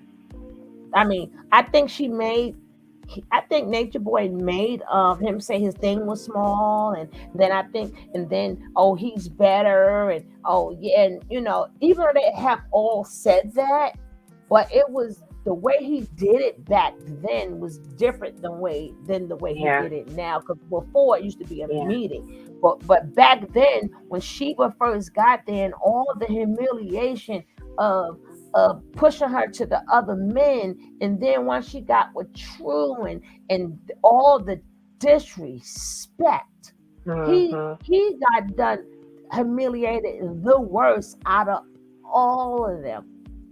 Maybe I will show that later because I was supposed to be on just to show this really quick because I erased it. So I'm going to let the rest of this play because we're doing a little bit too much. But I agree with that though. I think he humiliated True the worst, the most cruel of all because of Batty Boy's insecurity, knowing that he's a monster. I'm gonna have to cancel that. I have an open court as a not Pisces demon that I was 7. He needs. Oh baby, you can't cancel that because I have said. To really get into Pisces, I need a drink, lovely. You ain't. I haven't gotten fully into them slippery fish, okay? I haven't gotten to dating and being with them. That's another whole story. We're gonna have to I toast to dated that. one. I Okay? dated a We're gonna have Pisces to toast to before. that. Ooh. We will have to all have a drink in our hand to get on that part, baby. Yes. we You need to whip in a chair too to deal with a Pisces. Whew. if you notice, I have been through every. I'm just trying to explain him right now, and he has been that way with, as what you're saying.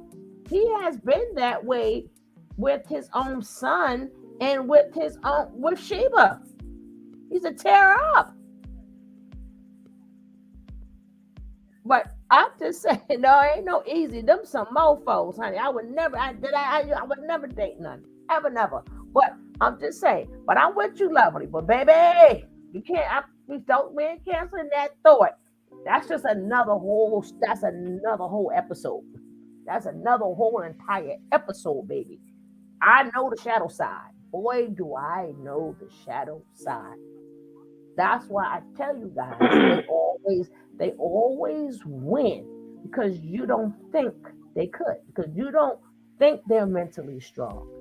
And I'm trying to tell you, and they are. You don't think they're the king and queen of manipulation, but they are. You don't think it's a lot of things you don't think because they got the eyes that look so innocent. They got the most innocent eyes ever. That's how you tell when you're Pisces. Your eyes look very innocent. But boy, oh boy, oh boy, oh boy, oh boy, oh boy, oh boy. Mm. What's going on behind them eyes? Boy, oh boy, oh boy. Boy, oh boy, oh boy, oh boy, oh boy. I have seen them break a lot of people. I have seen them break some of the strongest people. And that's the point that I'm saying. Nate boy forgot the Pisces got the power to do that. And that's what's going to happen if you keep pushing Pisces. Because Pisces, again, now I'm calling him Pisces, Aaron. He forgot. He forgot. You thinking about what the frick us Leo's going to do to you. That's why you didn't want to deal with us. That's why you didn't want to bother with us. Because you know, you're going to have to do a hell of a lot of convincing for me to call you king. When we already think we the king and queen. So, you know, you got me calling this bitch a queen. I mean, I'm the damn queen. So he knew that wasn't gonna go smooth. And he knew that wasn't gonna be a smooth ride. And he said that out of his own mouth a couple of times. Mm-hmm. Shoot, you trying to convince us of something? Shit, I don't think so. King and queen being hit on and beat on and stuff. Oh no. What we finna not gonna do. I told you, look at that. He got his feelings real quick, boy. He got his feelings real quick. He gonna tear us up. He gonna tear us up now. Let's get back because he's saying a lot of interesting stuff. Let's go. And we wish them the best, and that would be the end of it. But the cult has to discredit people because they know that what they're saying is true.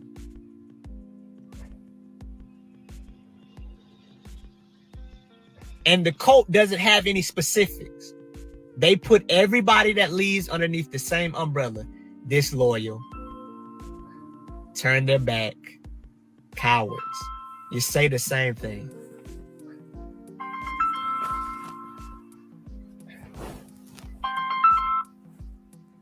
Who knows, Birds Wise Brat, how many of y'all would have still been there had the situation not happened? Who knows? Who knows?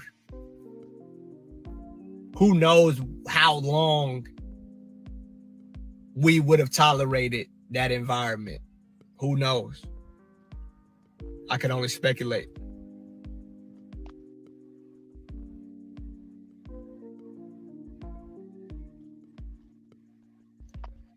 I'll be glad when everybody leaves because the truth needs to be told. It just needs to be told. Like, it actually rots your soul to lie over and over again. It rots your soul to lie.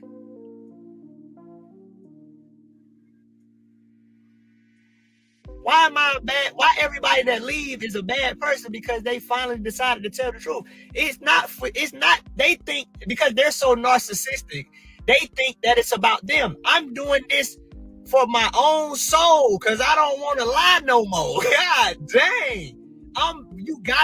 Everybody that leaves is reduced to a bad person because telling the truth makes y'all look bad. Telling the truth makes the cult look bad. But we shouldn't have been doing it.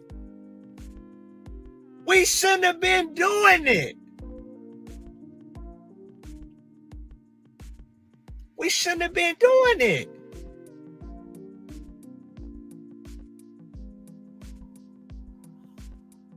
Vessel brand, I feel like power. I feel like people who felt powerless their whole life, once they get a taste of power, it consumes them. Power is supposed to be introduced gradually. I feel like the cult leader, because he felt powerless his whole life, I'm speculating. I'm not a therapist. I'm not a licensed therapist. I'm not a certified psychologist. I'm just speculating. I feel like the cult leader, there's no way he had any real power in his life. And that small drop of power corrupted him.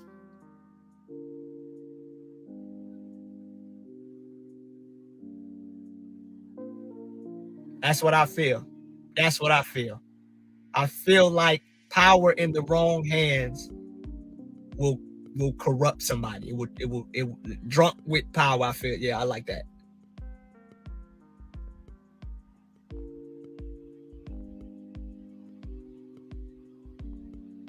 That's what I feel.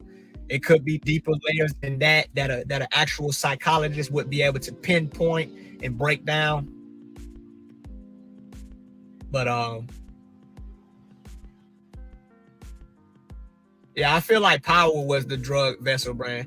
I feel like power and the need for attention, because only somebody that's insecure has to go out of their way to validate who they are.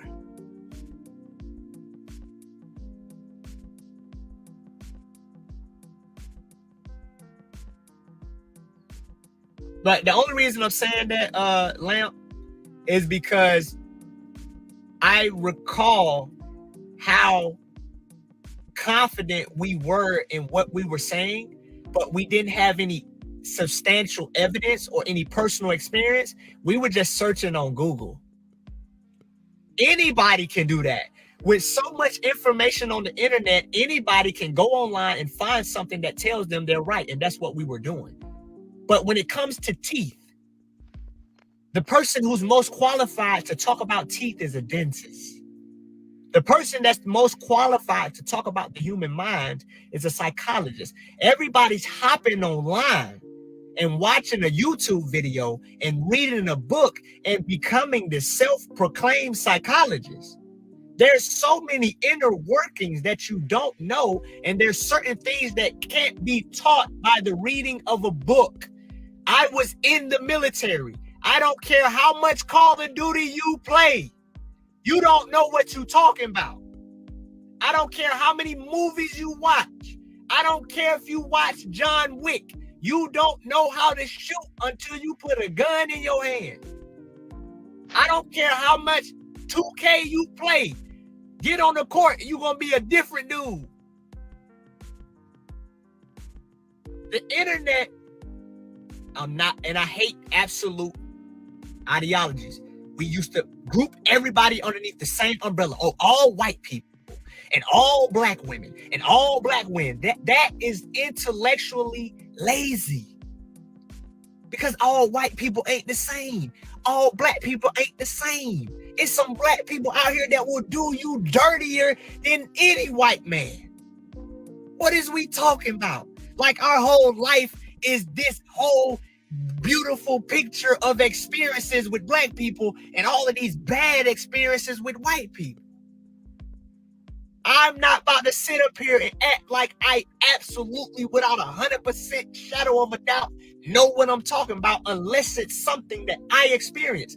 I leave room because being in the cult showed me how stupid you can be and how ignorant you can be thinking you got it all figured out. I leave room to be wrong because I'm not insecure. The need to be right is an indication of insecurity. I'm okay with being wrong. Not about to sit up here just because I watched the dude say something on the internet. Now I know what I'm talking about. Because I'm speculating, Katrina. I'm going to keep telling y'all I'm speculating because I don't know people's hearts. I can only speculate. Juju is 19. He's trying to be a part of something like every human being. Every human being wants to be a part of something. It's for Juju, I feel like it's either the streets of Chicago or it's Carbonation. So he's going to pick Carbonation.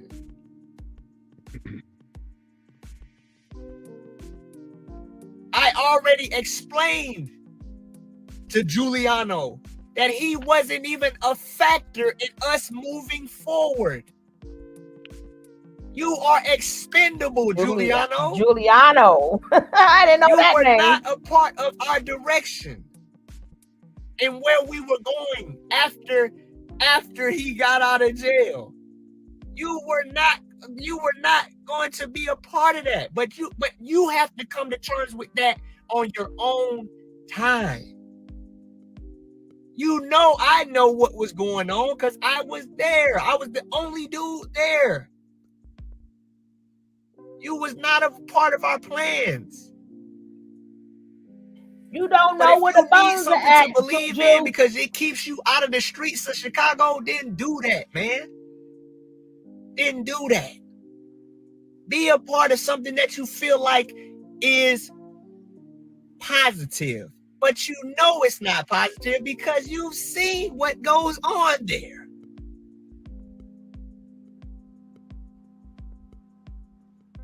But if you feel like this is keeping you out of trouble in Chicago and it's giving you something, because you got to understand, a lot of people didn't know nobody would even know Giuliano existed if it wasn't for his involvement with the cult.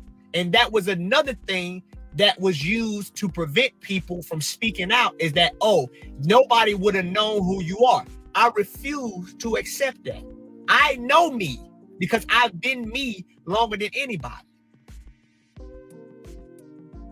This was not the only opportunity for me to be something.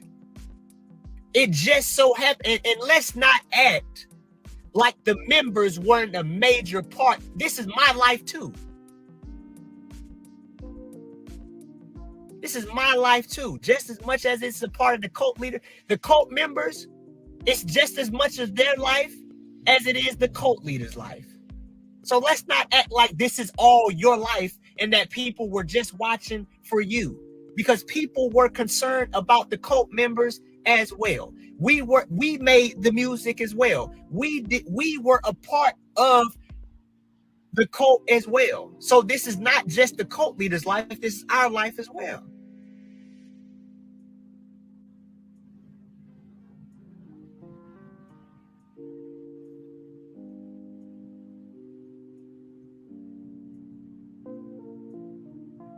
We made the group. That's like saying, oh, the basketball team, it ain't the basketball team, it's the coach. So come on, man. Come on. I refuse to let somebody take away my participation in the involvement and the success of the group, so-called success of the group.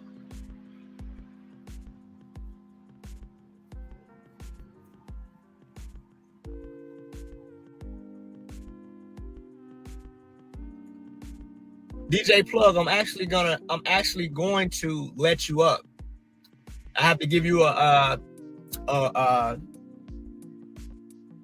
I have to give you a warning. I like your attitude as far as not giving up, regardless of what people saying in the chat. I just want to let you know that if it's not worth it, I'm gonna have to remove you from the line, but I'll let you up.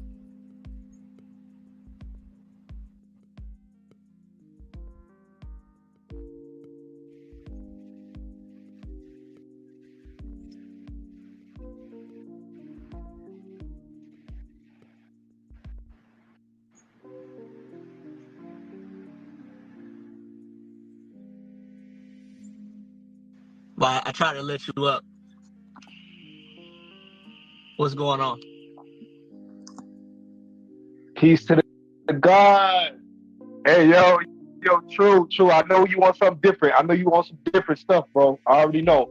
But listen, I just want to say something to you, bro.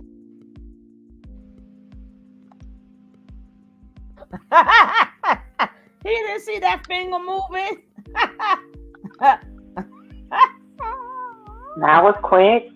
He said it. He warned them. He didn't see that finger move. He didn't see true finger moving like ninja. Whoop. You should have said it really quick. You should have got it out really quick. And he blocked He had to do all that extra piece to the for being with the cult leader? Of course. She wasn't never with him. Just like the women that are there aren't with him. It's not even nothing to forgive because I understand the circumstances.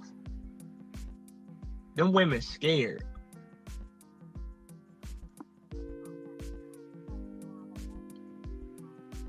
They need to ask more questions containing Them that. Women scared, man. When you around a group of men that you don't know what they gonna do, I don't blame them women for being cooperative. I don't blame women for being cooperative because you don't know what we in the mind state we was in. You don't know what we would do. Mm-hmm. So as a woman, I understand why they're so cooperative in that space because we had turned aggressive, we had turned violent, we was off our rockers, and even though I'm not about to sit up here and exclude myself to make myself look better. At one point I was just as crazy as the cult leader. I'm not about to sit up here and make it seem like y'all gotta give me a pass. I want y'all to hold me accountable for everything. I don't want no pass. I'm not looking for no pass. It's not what I'm here to do. I'm not here to remove myself and look at him, but I didn't do anything. Nah, I was just at one point I was fully in. I would believe everything he was saying.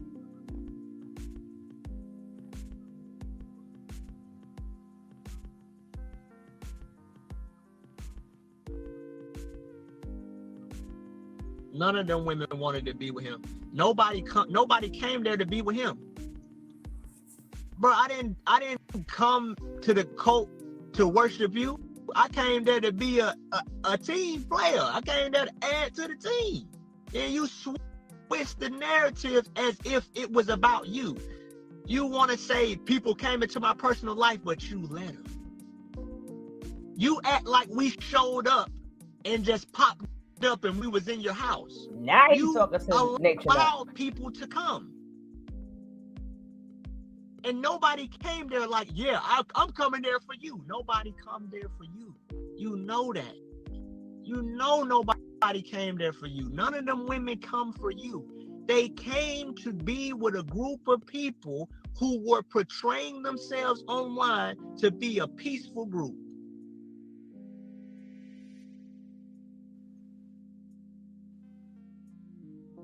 Queen Liz, they're living in La La Land. They have locked themselves in an interpretation of reality as told by the cult leader.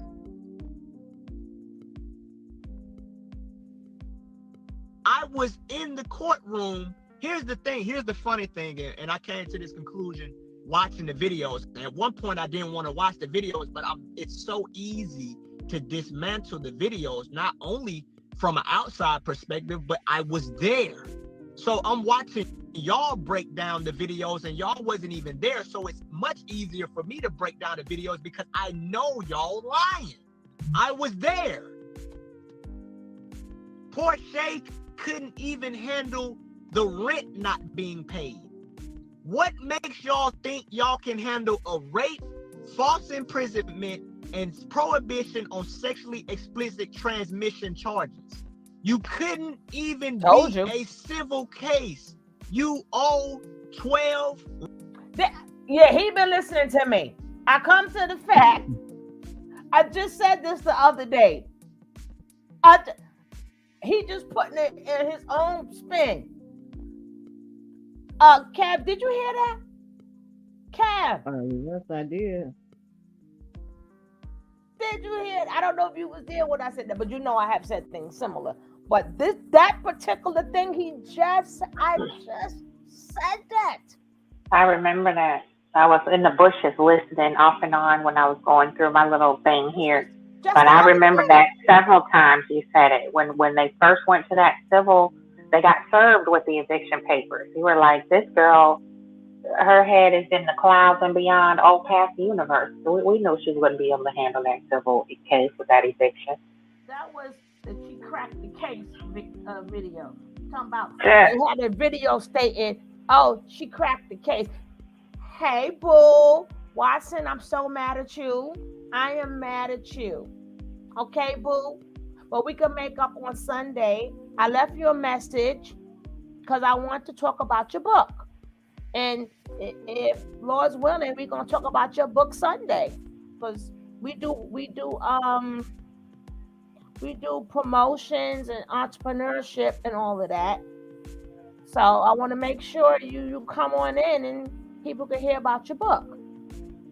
But you didn't even hit me back. I'm gonna scratch you out. But you could have hit me back on a daggone message though. Boo. That's my, these my old. We it's crazy. It's good to have people like when you was nothing, when you was nothing and you was just scratching to be just to get that 1,000. I'm glad to see that when we all would scratch and we still cool. Mm-hmm. So sometimes y'all may see a name and y'all hear me talking like I've never seen this name before. Well, that's because we go way back. But I can't talk about the book right now because it's not Sunday. But I want to talk about it then. But I just said that this chick can't even handle paying the daggone rent, and he got it in her name, but she talking about she cracked the case. She couldn't even get donations, but she cracked the case.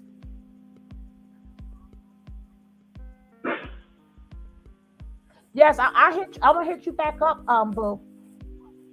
And didn't pay $1 toward that judgment in her name. Not $1 did she come up with to try to justify that judgment, but she cracked the case. Yeah, she cracked the case. Cracked the case, honey, with not $1 in her pocket or $1 to pay that judgment off.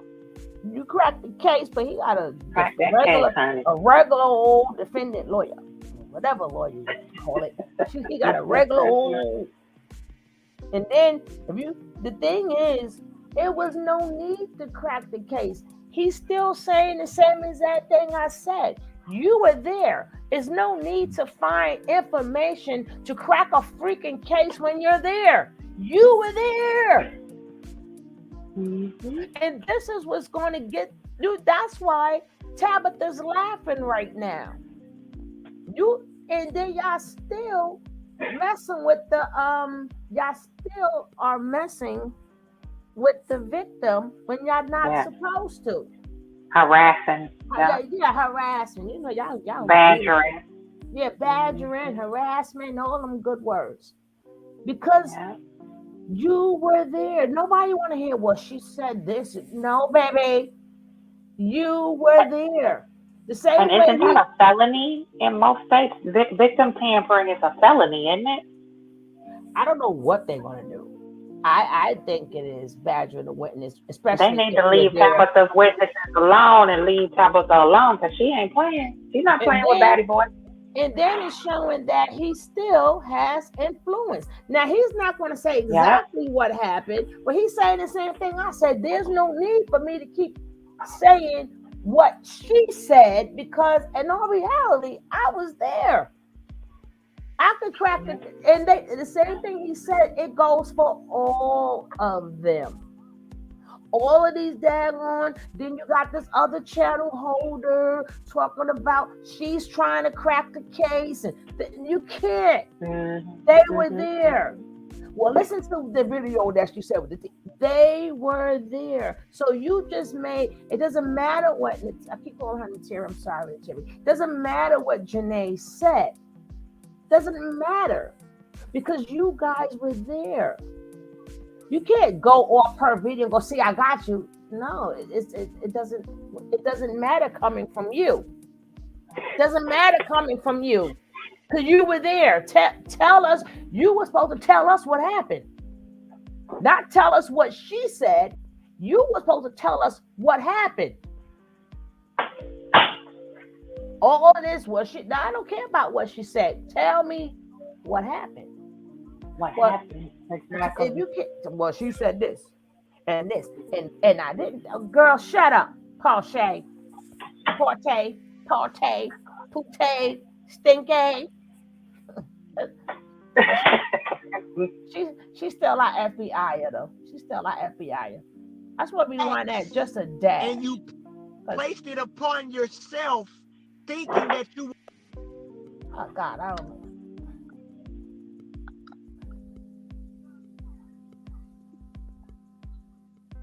I don't know what I did now. Uh-oh.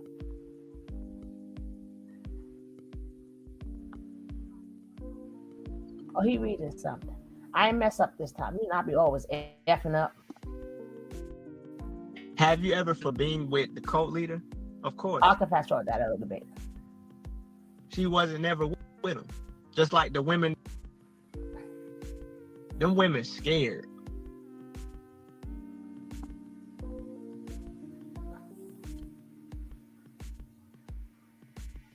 Them women scared, man.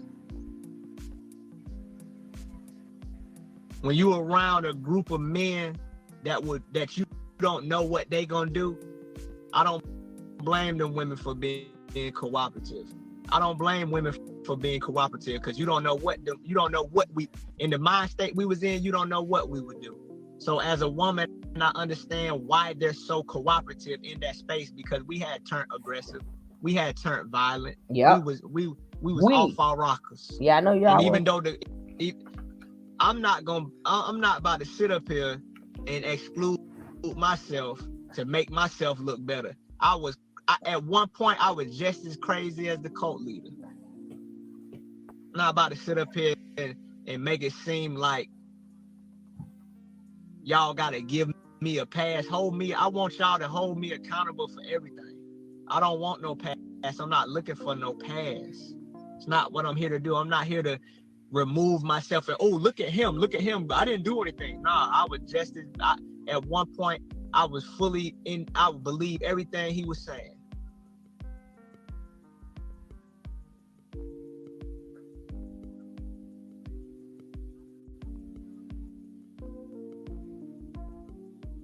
None of them women wanted to be with him. Nobody came there to be with him. Bro, I didn't come to the cult to worship you.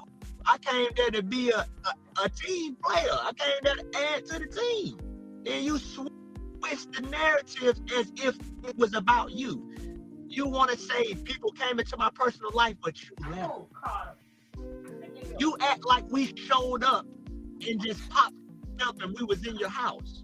You allowed people to come. And nobody came there like, yeah, I'm coming there for you. Nobody come there for you. You know that. You know nobody came there for you. None of them women come for you. they came to be with a group of people who were portraying themselves online to be a peaceful group.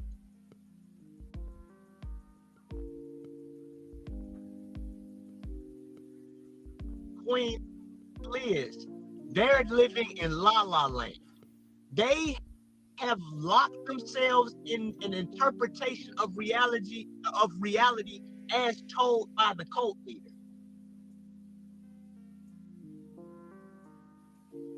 I was in the courtroom. Here's the thing. Here's the funny thing, and I came to this conclusion watching the videos. At one point, I didn't want to watch the videos, but it's so easy to dismantle the videos, not only from an outside perspective, but I was there. So I'm watching y'all break down the videos, and y'all wasn't even there. So it's much easier for me to break down the videos because I know y'all lying. I was there. Poor Faith couldn't even handle the rent not being paid.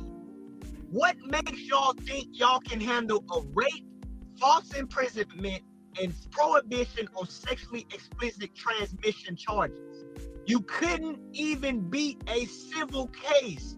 You owe 12 racks, and you placed it upon yourself thinking that you were doing something honorable for the cult leader. You owe them people 12 racks. The cult leader put it on you. Wake up. And I feel like y'all feel. The cult leader had you go in the courtroom and represent him so that those $12,000 would be indebted to you. He doesn't care about us. It's all self-motivated. The only reason he's being nice and singing a different tune is because he's in jail. The only reason I was the #1 soldier and the last man standing is because I have money. If I didn't have any money, I would be right over there looking like Giuliano. I would have been asked to leave as well.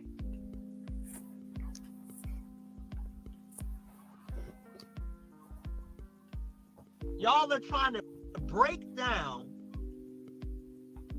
a rape case,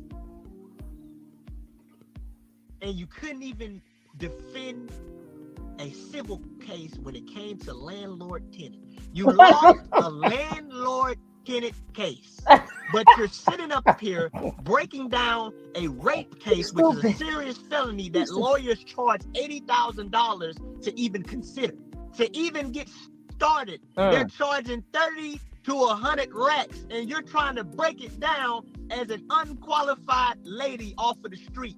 You couldn't even defend a civil case. Oh God. Why are you now qualified to defend a serious felony? Multiple felonies. Multiple. There's reality, and then there's cults. And cults always exist outside of reality. But reality has a funny way of coming back to you. This is not a game. And I don't blame those women because I know what they got going on. They will eventually break that pattern once reality hits. They have to. If Charles Manson's family can break out of that, being so convinced to kill somebody, they can too.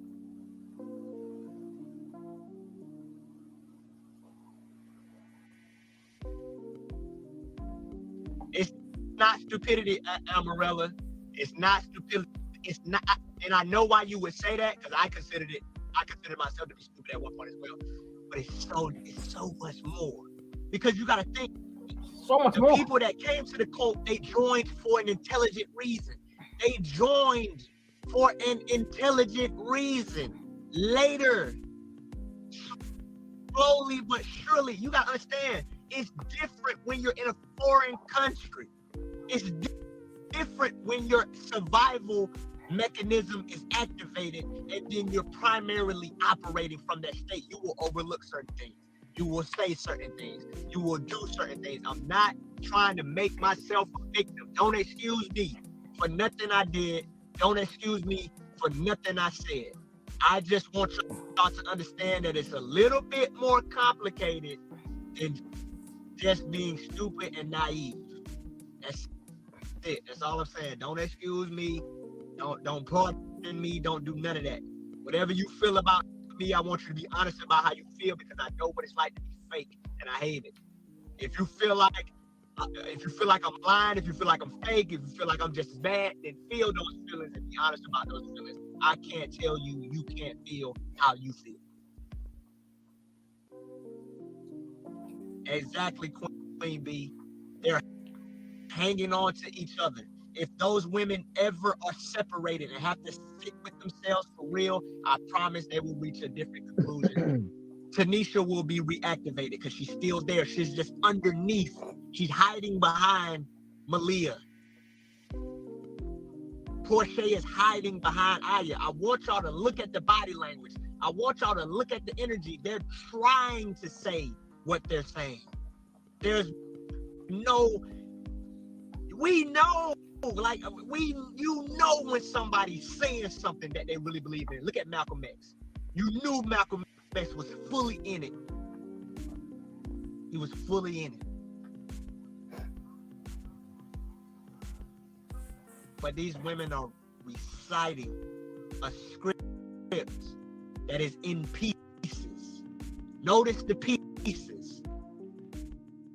It's the same pieces over and over again. And you have to understand, these women feel like they're going to be nobodies if they stop talking about the code. They feel like they're going to go, this is the most attention they've ever gotten in their life, and they feel like they're going to be nobodies. You got to understand that. Exactly.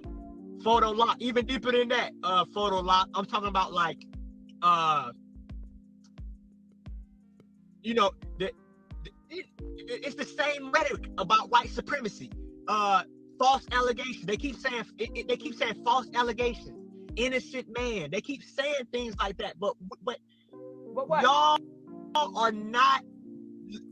are acting like y'all don't see the complete picture. What is it? You're trying to funnel people into these things that make the cult leader look innocent. But there's too much on the internet, y'all. Y'all act like people don't. You act like you might be limited to a box, but people on the outside looking in, they have free reign. That's one thing about y'all. When you're not in the cult, you have free reign to look at the cult leader in as many ways as you so choose. You can go over here, you can go over there, but those women are restricting themselves to a box, refusing to look at the cult leader as a complete person. Acting like people don't know he's abusive out loud and behind the scenes.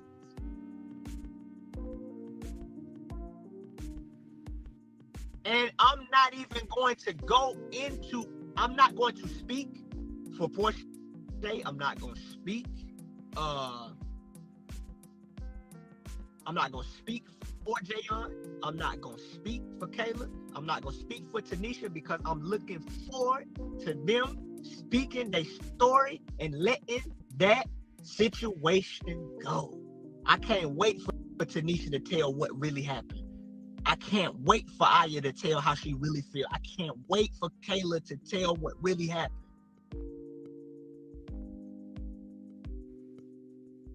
I can't wait for it. I can't wait for them to finally cry it out. I can't wait for them to release that experience. Because there's something beautiful waiting for them on the other side. Woo! Woo! Go ahead now. That's funny, ain't it, babe? It's ironic that the ones abused the most are the last ones to remain. That's usually how it goes. And it's gonna be a relief. And see, y'all are watching this because it could have been your sister. These is somebody's sisters. This ain't Aya and Ephraim. This is somebody's daughter. See, y'all can turn it off. That's one thing that hit me about my family and the impact I had on my family. Y'all can turn it off. Y'all can go back to y'all lives. But Kayla mama can't. Aya's sister can't. Tanisha's family can't. They can't turn this off. Y'all can be like, I'm tired of this. These folk crazy. I'm going, I ain't watching no more. But since the day they left, their family can't turn this off. And shout out for y'all for being empathetic while we're trying to write y'all off as being nosy. If I'm even involved in it, I'm not about to act like I don't care. I want to know if the state of Georgia, if it's gonna bring justice. I want to know if the last women there are going to leave.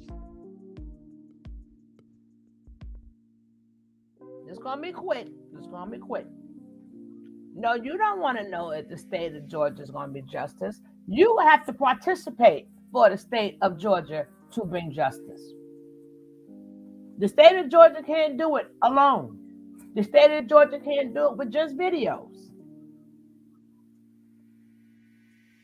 If y'all really want justice, you have to participate. So, I'm gonna finish letting you finish saying what you got to say. But there is no, I want to see this. No, I know y'all want justice, but you got to participate. All right, that was it. Because he's almost finished, guys. He's almost finished. I want to know. I'm not just about to act like I'm just moving on. I don't care no more. I want to know. I want to know. She got that leg up in the air. Great day for me. But it's to finally be get out of here over with. And I know that I can be a part of being able to see.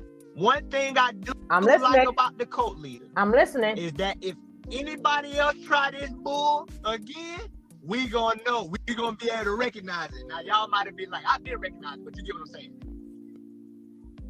It's gonna be hard for somebody to try to do this again. To you. That's one thing I do like about the cult leader is it's gonna be hard for somebody to do this again without, and he think that he gonna go down as something positive.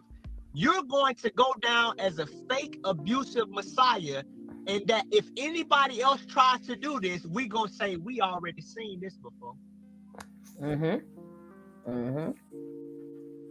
That's one thing I do like about the cult leader is that he made it hard for somebody else to try to do this again. And I hope that y'all add this to y'all talks that y'all have with y'all kids. Appreciate that, April. I hope y'all let y'all kids know that there's a such thing as black cults, and that even though Martin did a comedy skit about it, it's not funny. It's not funny. Stockholm syndrome. I realized that too, Aquarius. I got Stockholm syndrome. Or I had Stockholm syndrome. As much as we was talking about, everything we was talking about, y'all, we was doing it. And we had it. We was actually creating generational curses by separating women from their kids. Duh. Isn't Aya's son a black man? Well, he don't have his mother, thanks to this cult leader. Isn't Tanisha's son a black man? I thought so. Well, he don't have his mother.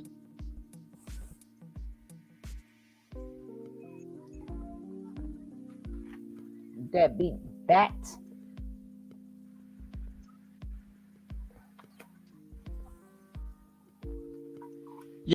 Yeah, but my thing is though, Anthony, is that ruthless can be wrote off as just the idea. it can be wrote off as, oh, just an idea, it's just a show. But this, I want, and that's why I did the interview. I'm gonna keep doing interviews because I want people to know that this wasn't a game. Well, come on we over wasn't here. Acting. Come we on wasn't over here. Playing a game. This wasn't no Cav. Joke. Get him, Cav. And we Get him, are Cav. regular, everyday people. Get him, bro. And we got caught up in something that I hope nobody never ever. Get him, Cav. He gonna keep on doing it. Get him, Cav. Get him, get him, get him, get him, Cav. He almost finished. Ever get caught up in. Ever. I don't want you to have to look at your daughter online wondering why she can't see what you see. I don't want to see your son online. I don't want your kids to put you through what I put my family through. While we over here talking about generational curses and family, we got our family can't even sleep at night. Our family didn't stop wondering if we was okay, even though we stopped thinking about them. Yeah. I brought that up before too, but he didn't copy that. But I brought this up a long time ago. I understand, Juice Lady. Martin Luther King didn't get on the podium and say, hey, y'all, I want to tell y'all about what me and Coretta got going on. Malcolm X didn't take the podium and say, me and my wife is having problems. They focused on their mission. Our cult was so pathetic. We spent so much time putting things online that had no business being online. Exactly, Robinson. Now all of a sudden we're acting. And the best, shout out to the T, because I looked at her work. That's a lot of work this lady is putting in for free. For free. Her documentation is going to be a major role in properly getting people to understand what happened, because it's a lot. It's a lot, man. It's a lot to the point where I'm trying to catch up. Believe it or not, y'all, I'm trying to catch up. It never started off as something great, Juice Lady, because something that starts off great stays great. It never was great. That's the thing. There's what was going on, and then there was what was promoted. It never was great. Let's get that narrative straight. When something starts off great, it stays great. Even if it goes through processes of failures, even though it goes through processes of not being able to have everything right, it was never great. The promotion might have been great, but something that starts off great, it stays great. It's never great.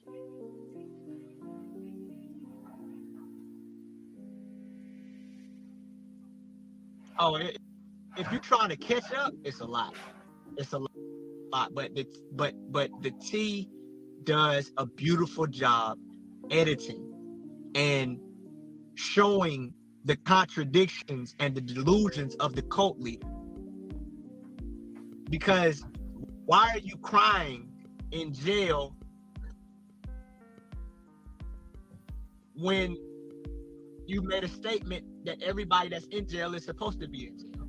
So you're exactly where you need to be.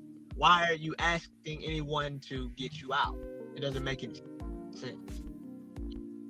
And I also want to let the people know that you shouldn't be sending donations, because those donations aren't going into lawyer fees, because I personally watched us blow $5,000 on books, on cracked cell phone screens, on marijuana.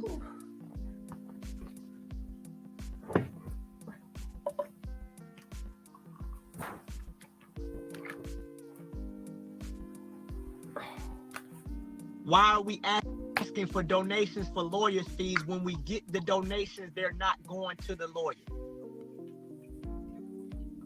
That's why he wore that suit. Move, Carter. Dang.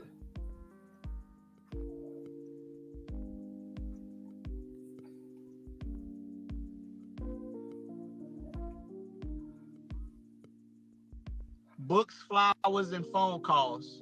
That's where your money went. Flowers.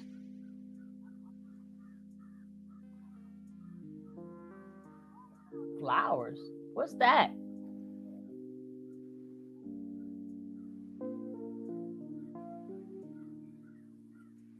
What flowers? Hold on. What you say, Kat? You have to understand. 5,000 on books, that and crack. So I thought you said flower. Oh, flowers. Thank you, Kat. Flowers. Okay. Okay, boy, say to you, I help. Y'all know I'm slow. I got it now, Kat. And you had to point it out like that. I can't stand you. I can't stand y'all. I can't stand none of y'all. That can't stand it. I'm slow. Well, okay. It is a flower. I can't stand y'all. I caught it Kev, I caught it the first time, okay? Okay, I caught it the first time. I can't stand y'all. Y'all be blowing me up. See how they be blowing me up to the third degree. Well, let's go. It's all in love. Leader is like a child, like a little boy. When everything was going good and he felt like he was on top, he was saying anything and doing everything he wanted. Now that he's in a vulnerable position, now he needs your help. Now he's crying out to the spirit of the black woman. Before you went to jail, you were cursing the black woman out and calling her a whore, and I'm not going to say the other word. It itches and... And I remember seeing this post from this page called Understanding a Narcissist. And it said that you know you're starting to heal when you begin to view the narcissist as pathetic. Mm-hmm. Yeah, I did dare you to kiss me. I did, because I did a lot of damage trying to discredit her. Because we look so bad, we had to go out of our way to discredit people. You're talking about Janae. He didn't write those books. I wrote those books. I like that what he said. I like typed those books and put them together. He didn't do nothing. The books I'm talking about is from Amazon. That's what I'm talking about. Intimidated. Batty boy don't know no better. People, and the cult leader's delusional. He is disconnected from humanity. That's why he's dangerous. You can't sit up here and call black women any and every name in the book when you're sitting nice and pretty in your home in Atlanta. And when you go to jail, now you're calling out to the divine feminine. They're not going to help you. Look at how you did them when you were in a position of power. They're not going to come to your aid now that you need them. You should have thought about that before you began degrading black women. I did it too. And like I said, I'm not asking anybody to excuse my past behavior. I'm going to display. This is my thing. Oh! What? I knew it was something. What? This is how you know the cult leader is pathetic. Because he apologizes without changing his behavior. We know that already. I don't have to apologize. I'm just going to change my behavior. That's why you'll never see me talking down on the black woman. You'll never see me talking down on anybody. Well, of course you do. A true apology is a change in behavior. You don't see me cussing and screaming in the phone. You're going to be back to screaming on the phone in the next video. Stop it. A true apology is a change in behavior. The reason the cult leader is pathetic is because he apologizes without changing his behavior. and he puts on an act contingent upon a desired outcome. He cares nothing about no one or anyone around him because he's operating from survival mode that was deeply ingrained in him as a child because of his unique experiences that are not relatable to those of us who had somewhat of a structural family. I know that none of our families are perfect, but most of us at least had our mother, father, aunties, uncles, and cousins. The cult leader, if his experiences are in fact true, because I don't know him, I have to leave the possibility that this man came out of nowhere and nothing he said is true, because I've seen his capacity to lie. But the cult leader doesn't have the ability to connect because he's only operated in survival mode. So the only way he can look at people is an opportunity to survive. Can you get back to the That's why spray? You have to stay away from him. It has nothing to do with disloyalty. I have to stay away from you because you are not healthy to be in a relationship with, because you don't know how to connect to people. You only see them as assets and liabilities. When love becomes business rather than a natural human expression of empathy, you have a problem on your hands. When somebody looks at you as an asset or a liability, that means that they will do things contingent upon what's best for them without considering how it's going to make you feel. Get back to the roach spray. The cult leader has to say things like "I love myself" over and over again to convince himself and those watching. He ain't convinced us. He has to say "I have a big heart" because his actions do not make it go without being said. We knew that too. That is what the verbiage,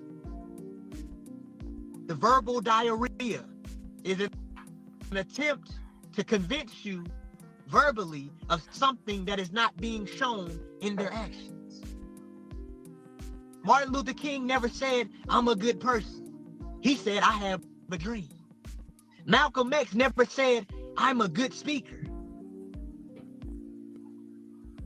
When you are something, you embody it. And there's no need to convince nobody because it's in everything that you do. I don't have to say I'm healthy. You can see it in my eyes, in my skin, in my teeth. Somebody doesn't have to tell you they're unhealthy. You can see it in their body language and their energy and their movements. The cult has to use words because the actions don't speak for themselves. Duh. And sorry, excuse me for being late for something that y'all have seen this whole time. Okay. Much better.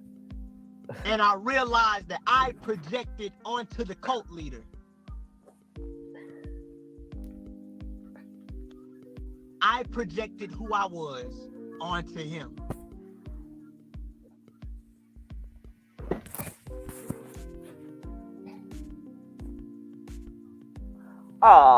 You want a hug? Come get a hug. Yeah, I'm wearing black because black is easy. I'm not about to let the cult take things away from me. I'm not wearing black because I have cult residuals. There's plenty of, what's his name? I think his name, John, is it John Wayne?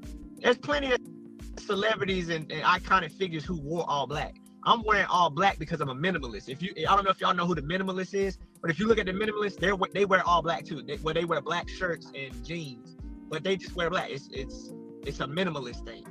That's why I wear it. You just say because you want to. But get back to the roach spray.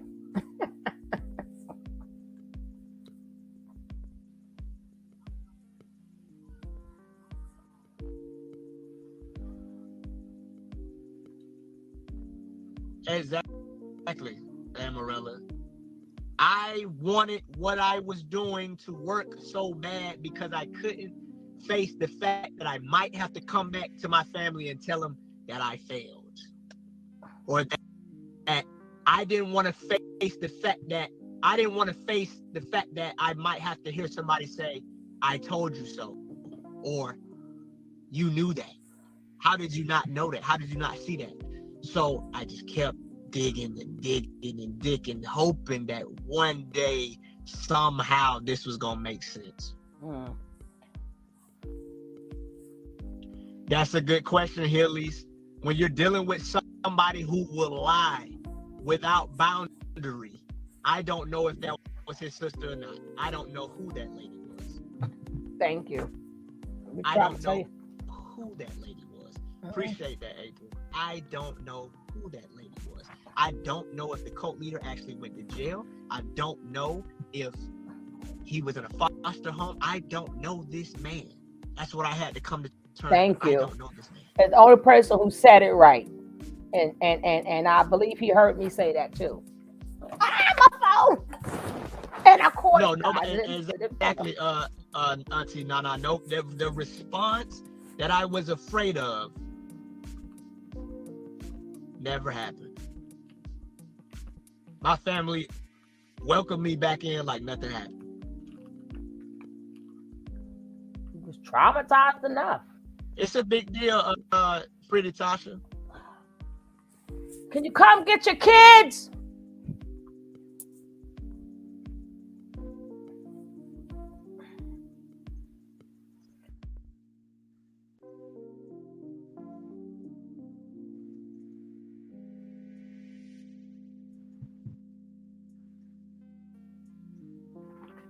Jeez. Definitely. But it was good talking to y'all, man. Really good talking to y'all.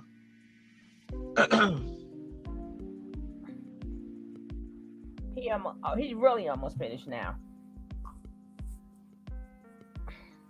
I don't know if the white guy was undercover. I wouldn't doubt it. You didn't even really have to be undercover because exactly, it was on display. Exactly.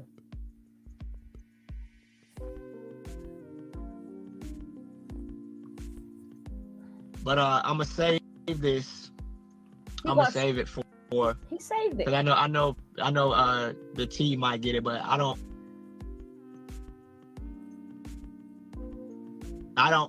like for this to be the highlight of my life, but it's necessary that I talk about it. It's necessary that I talk about it. And I hope to inspire everybody else who was involved in the cult, whether that be past, whether that be recent, to just not to do it don't do it for clout. Do it because you need to break past the fear of what people are going to think about you. Break past, know that people deserve to be reassured that what they're seeing was actually happening and that it wasn't a game, it wasn't a joke. There's a lot of stories that I can't wait to hear. Like I told you, I can't wait to hear the women's stories who are there and to see them go back and realize that life goes on from here. A lot of people, men and women, at one point in the cult feel like you get to a point of no return. You feel like you ruin your life. You feel like you said and done things that are gonna make you look like a complete idiot out here, but you can move forward. No, I can't. I respect everybody's healing process. Mm-hmm. I may not fully understand why people are trying to make a new Carbonation. I may not understand why, but I'm not gonna attack them because they got enough of that in the cult. They got enough of that in the cult. I'm not gonna attack them. I'm not gonna degrade them. They got enough of that in the cult. I'm gonna respect what their healing process looks like because I understand that they don't need that right now. And who am I to say that just because your healing process doesn't look like mine, that you're doing something wrong? If they may feel empowered by taking over that, and I'm gonna let them do that. I'm gonna allow them to do that without saying that they're stupid or without saying that they're dumb. I'm just saying for me that I don't have any desire to recreate something of that nature. But if they might need that, That's what I was saying earlier. It may not have anything to do with carbonation. Maybe they just want to take their, maybe that's what they need to do to take their power back. And one thing I learned by being in the cult, dealing with a cult leader, is that your perspective does not apply to the entire world. Everybody doesn't have to do what you do, live like you live, and think like you think. So I'm not about to sit up here and say that anybody's evil or demonic or bad. I'm just going to say for myself, I have no desire to participate in anything that looks like carbonation. That's me. That's me. That's just me. If I was y'all, man, I would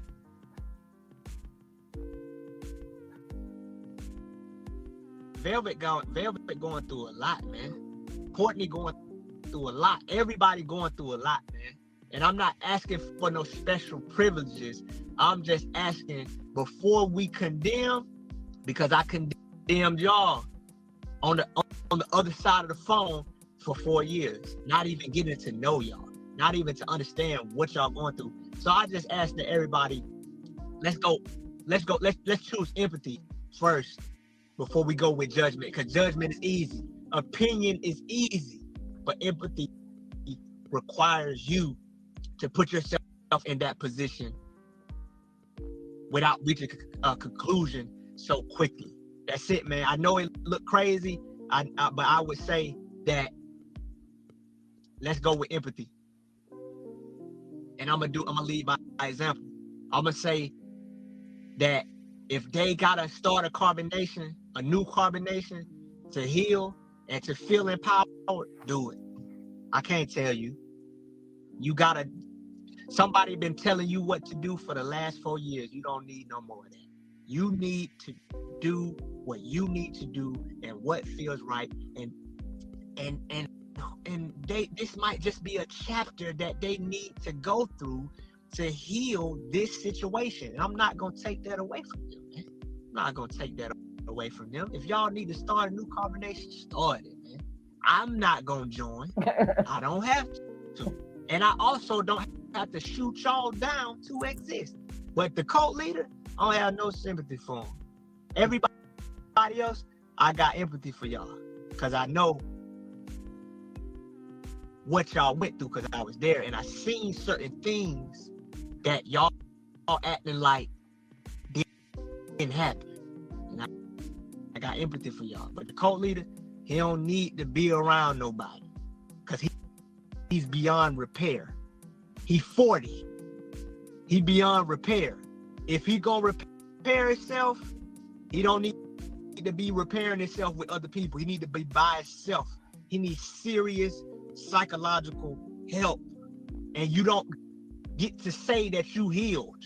He just decided in himself, oh, I figured myself out. Man, you ain't have no mama and no daddy, dude. If that's facts, if that's true, that mess with you, dog. I don't care how much you want to act like you sucking your thumb and loving yourself. You sick, bruh. Just like everybody else out here. The difference is you're trying to make it seem like you fixed yourself. And you're having an inability to see how the mentality you've now developed is harming others, and you have helped nobody. And the fact that you can't see that makes you dangerous. And you don't need to be around people. That's it, man. Just stay away from folks, man. And talk to people that actually have had families on what a family looked like. Talk to people that actually have had real relationships on what relationships supposed to look like. The fact of the matter is that anybody who doesn't want to listen to how somebody else feels, but rather wants to tell them how they feel, is showing that they have an inability to relate in itself. Go ahead, True. Aaron. Go ahead, Aaron. I don't know if the cult leader will heal, because I've seen certified therapists say that some people are beyond repair because the trauma is so ingrained. My thing is I won't be a part of that healing process. Because I've already seen this person is so far disconnected from people that they've literally created their own world in their mind. Yep. That's a survival tactic. When you feel like you've been rejected by the world, you naturally start creating your own. My thing is, I won't be a part of your healing process because I've already seen that you may be incapable of repair. You see where them bones is at. That's all. I appreciate you. He's seen where them damn bones is at.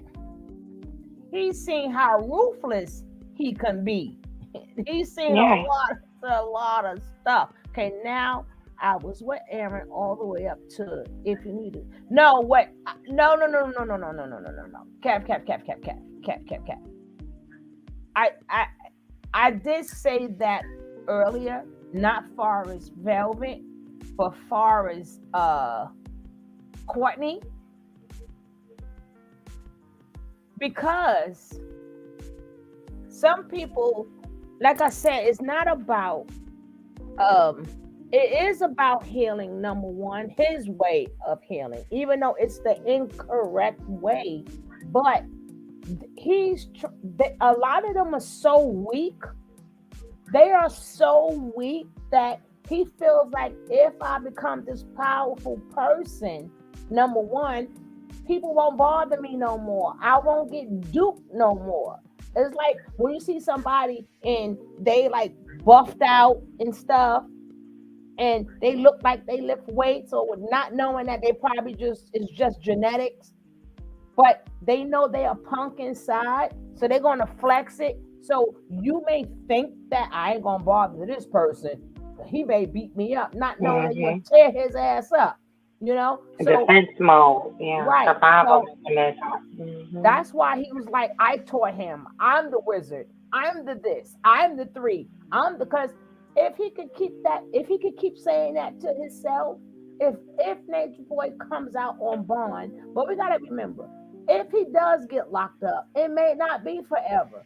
And just like when you what's that thing you go to, like when you be like hypnotized, when you go to them doctors, hypnosis, and they embed like certain things in you. If they don't take that away, a lot of years can go by and then somebody could just automatically say this one word, and then you go hypnotized back again. Like they say, anytime you hear this word, bark like a dog. And look, what if years go by and the next you know, out of nowhere, somebody happens to say that word, and people like, why is this person barking like a dog? So that's what he's saying, because I said that earlier. Like if you quote unquote think that's going to make you, powerful or make you stronger, then hey, knock yourself out. You know what I'm saying? Knock yourself out. It doesn't mean that it's good therapy. It doesn't mean that it's going to work. But at this point, they're trying to do anything and everything but go seek help. They're trying to do everything but seek help. They're trying to do everything but speak to a therapist. They're trying to do everything they could do besides really going to a cult therapist and get deprogrammed. That's what I was saying about 50 too, about Batty Boy. He seemed to be formulated that narrative of abuse in spite of like the fact that he didn't have the family that he wanted growing up or deserved growing up, more appropriately deserved growing up. And it's like he formulated that plot in spite of the fact that he didn't grow up the way he had hoped or wanted to. Everything was very spiteful and facetious and vindictive. The humiliation, all of that, the physical abuse, having them just on display all the time like that. It's like, I'm going to show you, this is what I feel. I want to punish whoever because I didn't have what they had, because a lot of them did if, come from if, family, you know, hold it. That's some of them if. That's dysfunctional, you know what I now. mean? But Hold on, Queen. That's if he didn't have it. right, We knew at one point he didn't, but we don't know. Remember, we don't know the origins. You understand what I'm saying? absolutely. And we don't know why his family didn't take him in. We couldn't. We know for a fact that you got a mother's side and you have a father's side, Hmm. right?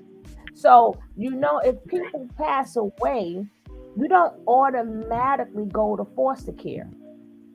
We know Right, that it's always somebody in the family first that a try to next of take you kin. in. Right, I mean, I'm not saying that it never happened to anybody, because there are babies that are left where, the hospital ends up, putting them under, having a adopting place. them and stuff. Right, But that didn't happen to him as a baby. So which means a lot of his certain actions, he sat there and certain actions was displayed for them to put him in foster care. Certain behaviors, I mean. right, right. Right. I So agree with that. right, 100. right, because nobody, like, God forbid, if somebody in your family pass away, it's gonna either be a grandmother or aunt or uncle. I'm gonna take my sister. If there's nobody else to do it, it's usually like the sister, or I'm gonna take my niece, my Yeah, nephew. You understand what right, I'm right, saying? right. Or it's the great aunt. Depending on how much family. Remember, it's two sides of a family. And that's what I'm saying, depending on, who did raise him and how he was raised. Because, like you said, we don't know, because he tells so many lies about his childhood. We don't know what's what.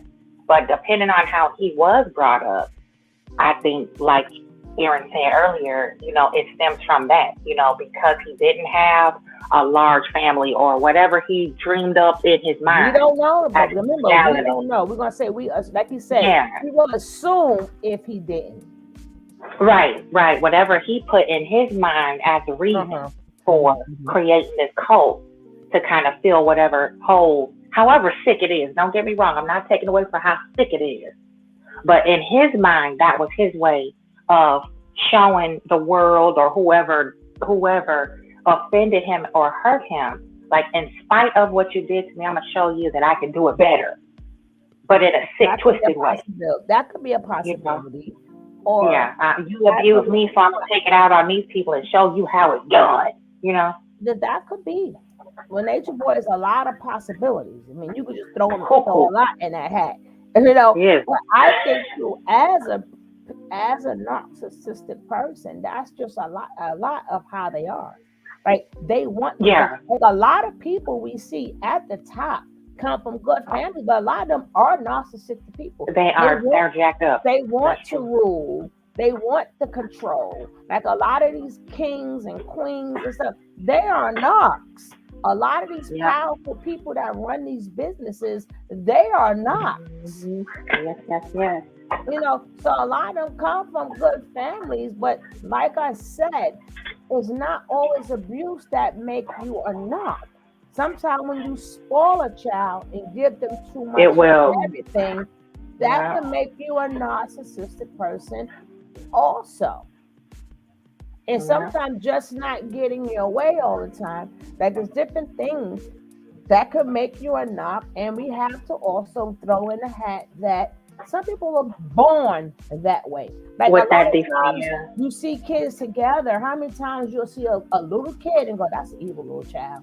Like, why you pinching Hmm. that child? Why you bite? Some things you see when these kids are small that we turn a blind eye to. And a lot Yes. of parents laugh and go, key, not knowing, you know what?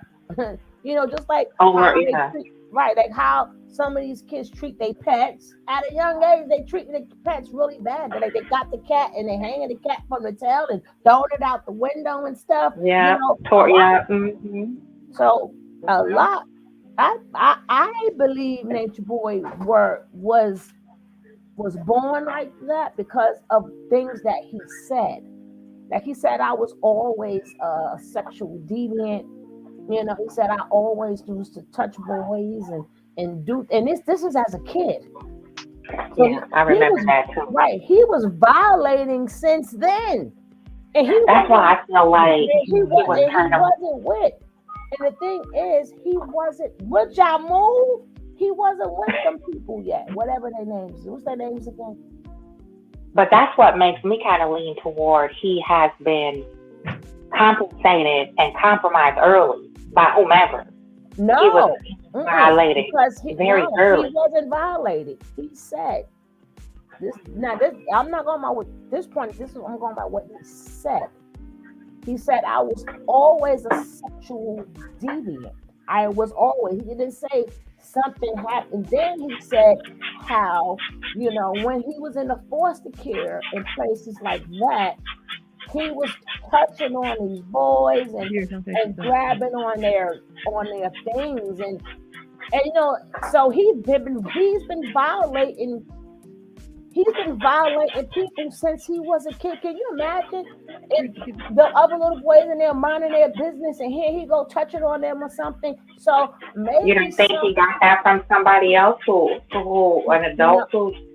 No, because he said I was always like this.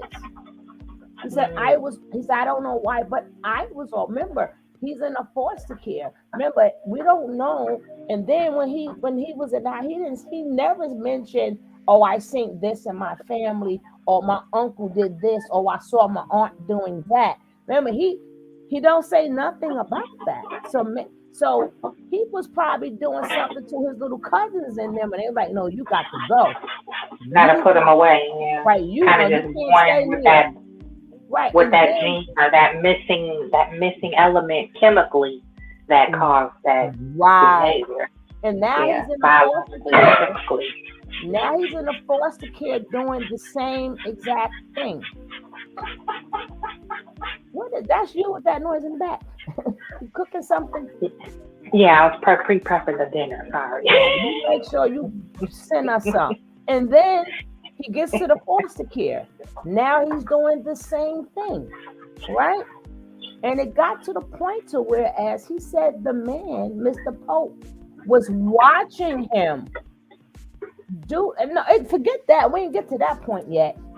Then he was so sexually deviant. Remember the dog? Yeah, I remember. He violated the damn dog. Yeah, he jacked up. He didn't even get to the people house. He didn't even get adopted yet. He's still Mr. Prada. He ain't Bishop. Yeah, he's Prada or whatever the hell his original name is. He's still, I don't know where you're coming from, though. That makes a lot of sense. Yeah, the dog. Then he got up there, violated the damn dog.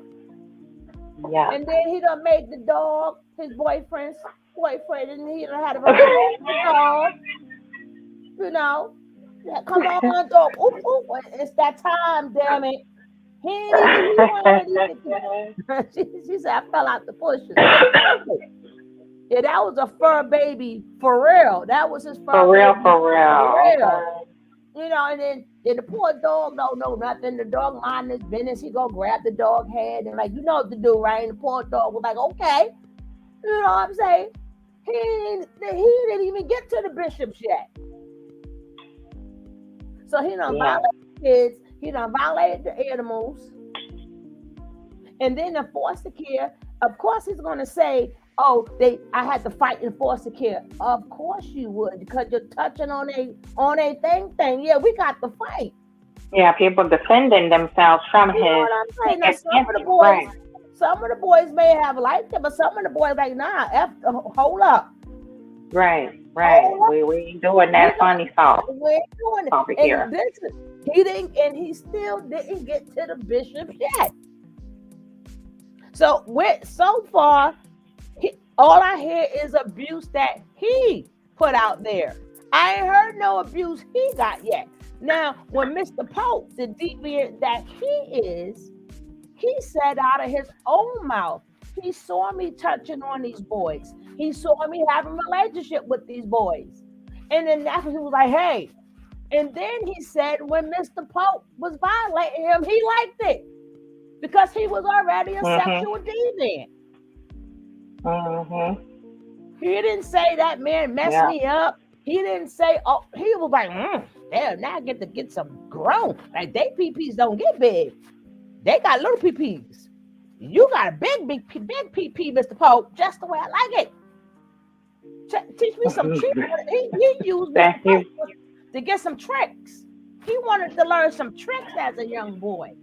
And Mr. Pope Was was he just fiending like Jodeci? like Mr. Pope. Had Now, him fiending like Jodeci. uh-huh. You know what I'm Got saying? him fiending. He was like, oh, he got violated. No, he didn't get violated. He was writing that shit down. Like, how you do that? You grab like that? What you Right. say? Peanut Take a butter? note. What you said? Peanut butter, no Vaseline, peanut butter. A little bit Oh, spit. not the peanut butter. Not the peanut butter. You know, that's the conversation he had. That I was trying to slide this in. These little boys wouldn't go in, Mr. Pope. How you get this, Oh, my Mr. Pope? How goodness. you do this? Mr. Pope like, son, my newfound son, this is what you gotta go get. You understand? I'm saying, you know, the KY jelly does this. You don't want the KY jelly. The Vaseline, but maybe the peanut butter. Get a little peanut butter, slap it up in there. So let me ask you this real quick, and then I'm gonna be quiet. I promise. As far as the stripper piece and the gigolo piece, do you think that was made up, or do you think there's some truth to that? Where Batty Boy, he just kind of wanted to enhance his skill set in that arena of perversion. No, that part is definitely true because people seen him in these clubs And stripping himself, okay. Right, and then he realized that, hey, like he said, hey, I make more money off men than women. And then he's like, well, damn, I like them anyway.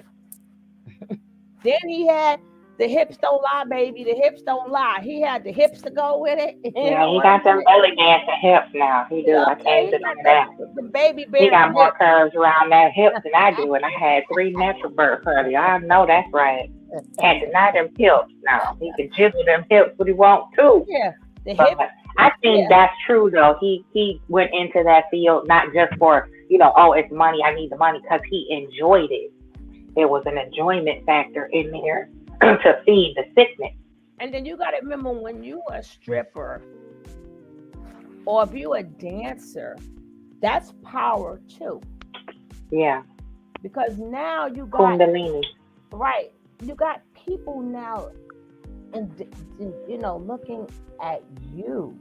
You got them cultivated on you. Mm-hmm. All eyes are on you. Seductively and Right. desire, Jezebel type of spirit. Right, and then at the same time, you have these people under control to the point they reaching in there, giving you money. They're praising you, so it's still fulfilling the narcissistic supply. That's right. Bingo. Right. So, I still get the energy that he was infused somewhere as a young one. I just get that from him, where he's always constantly like, look at me, listen to me. He needs that validation so bad, and it's very juvenile. When he got to the bishops, I think that what we call abuse, or what he may call abuse, or maybe he was such a demon that they thought they could beat it out of him. I think that's maybe where the abuse set in, because the brother specifically said, nah, and he didn't, that a lot of that stuff didn't happen. Remember, he used to run away. The brother did.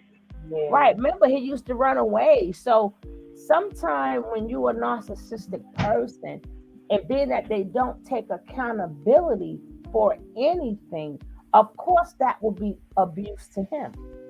I know you ain't just beat me. Beat me with how dare you punch me for? Right. So in his mind, of course, that's abuse. And they could have, if they church going people, I'm gonna beat this devil out of you. A lot of people think they could. A lot of kids got beat a lot because they literally thought they could beat the devil out the child, or they could beat that behavior out, not knowing that You cannot just go visit them in jail, okay? Just protect yourself. Just protect. And then it got to the point to whereas he said they used to take had locks on the refrigerator and stuff like that. And then so that's why I said we got to be like really, really careful because it's so many unanswered questions. Because we gotta we have to figure out how did he pass through the whole entire family and end up in foster care? When you're only 1 year old, you claim you was one, but then again, your brother was born after you, so you wasn't even one. Who lets a baby in that day and time? Like, who was the one that gave you the foster care? Like, somebody had to keep you when your mother passed. I don't know who passed first, the mother or the father, because again, we don't know. Because remember, he claimed the way he made it sound like they died on the same day. You understand what I'm saying? It wasn't like, oh, my pops passed and my mother struggled. It wasn't like, oh, I gotta sneeze. It wasn't like my pops passed. He Bless you. Thank you. He made it seem like he gives you the impression they passed away on the same day. One had to go first. So which means, did your mother pass first and your father didn't want you?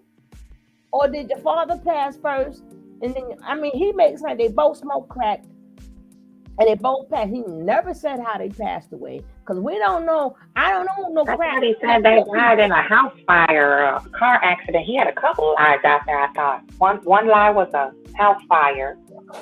His parents died in a house fire. Then another lie was it was a car accident. Something like that. And a different lie was his mama was strung out. You're right, because he didn't set the house up. If he ain't burned the bed. So like I said, and then again, if whomever was the last one to pass, it still has to be a funeral.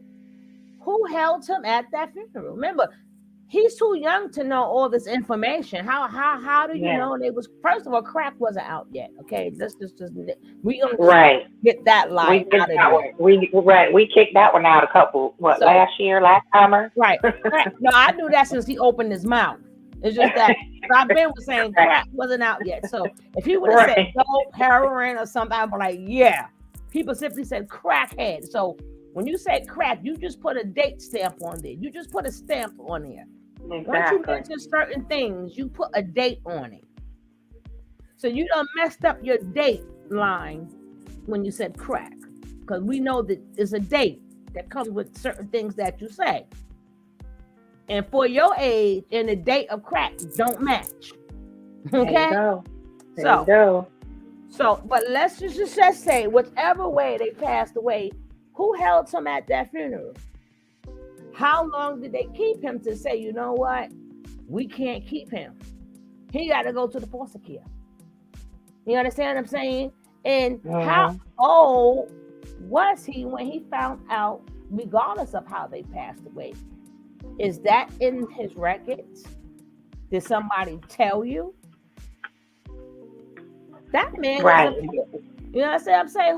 How would you know that at that? Was it a family member, an extended family member that told you this later in life? Did you go looking for your more relatives and they filled you in? Because if he was that little, somebody would have had to tell him that story. And nobody's going to tell you that at no young age. Nobody's going to say at no 4-year-old, your mom was a crackhead, right? That's how she passed. Like, well, what's crack? That's a conversation you don't have. Just sit him down, 4 years old. Let me see them Legos. We need to talk. Your mom's a crackhead, okay? So just want to let you know. And that's how she passed. So it's a lot. That's why I said the man, we gonna have to accept a fact that he was born that way. Because if we keep giving that excuses, the family, even though that's not an excuse, because once you're grown, you are now held responsible for yourself. You must fix yourself. For yourself, right. Can't blame mommy and daddy no more. You have to fix yourself. I mean, people may want to know your mind state that what made you get there, but if You somebody can't justify it with that at that no, point. because You use that as a somebody justification for your poor behavior. right, because you never got the help. The same way, a person mentally disturbed. I don't. If somebody do something to your family member, you ain't trying to hear no mentally disturbed. The only thing you want to know is why they didn't go get help and why they didn't seek medicine. Exactly. You didn't seek no medicine. Now my family member is going. You know, nobody ain't trying to hear that. People like to hear that when it's not their family member, when it's not their child. But look at all the mothers that had to sit up in court to watch, the trial of somebody who took their child life out, and it goes, well, he was mentally. Nobody don't want to hear that shit. Nobody want to hear that. That's just as weak as that one female officer who used the excuse of tired, being fatigued, to go in that man's apartment and shoot him dead. She said she was so tired she didn't realize what apartment she was in. That's just that weak. It's the equal weak excuse. I didn't get help. I didn't know I was sick. What? And she didn't know her house. Get up out of here. You didn't know. You don't know what your house look and smell. You don't know which button you pushed on that elevator. You didn't know which floor. You can't read. And your key opened her door.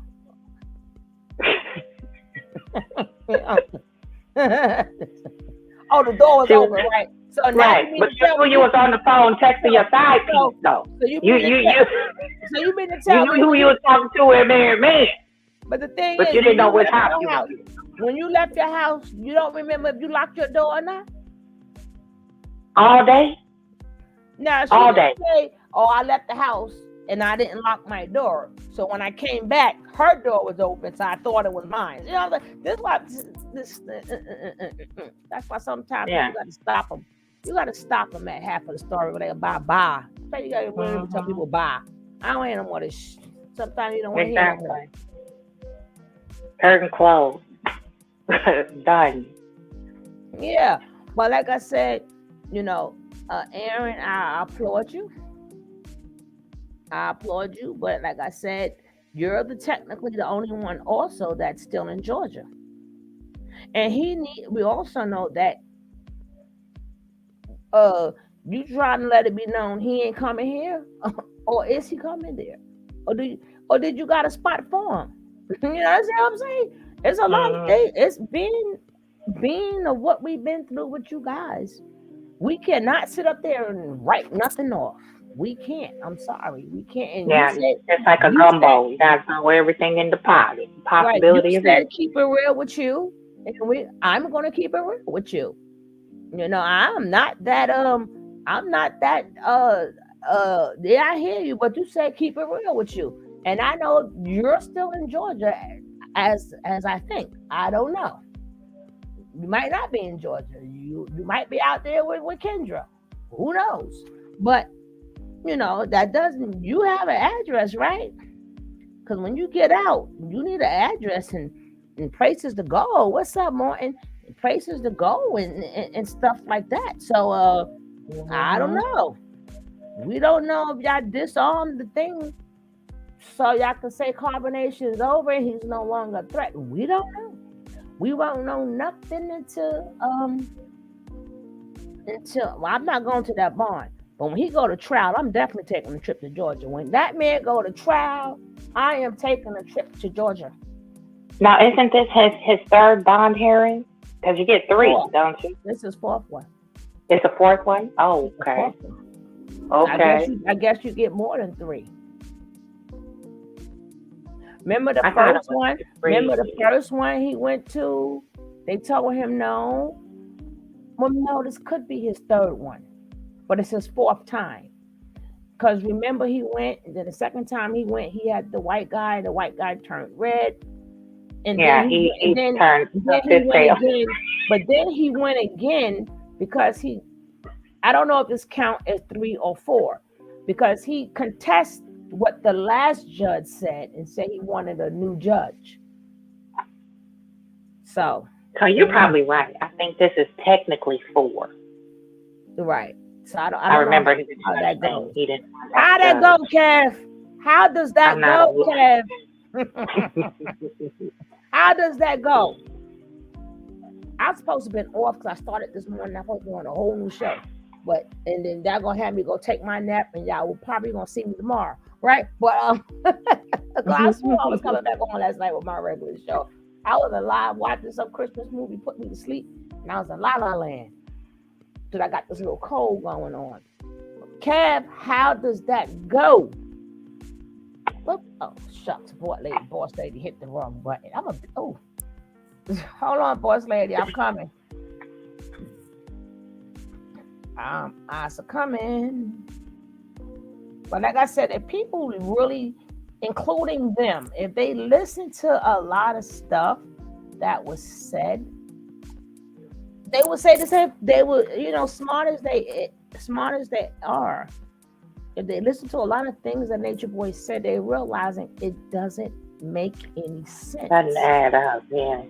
It's not adding up. But the age bracket that he picked, he knew it wouldn't add up.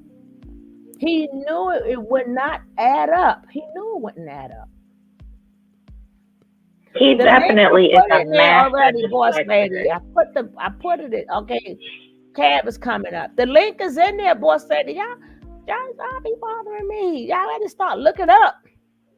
As soon as y'all said, I put it, and then I guess because other people say something that it goes up, they don't see it.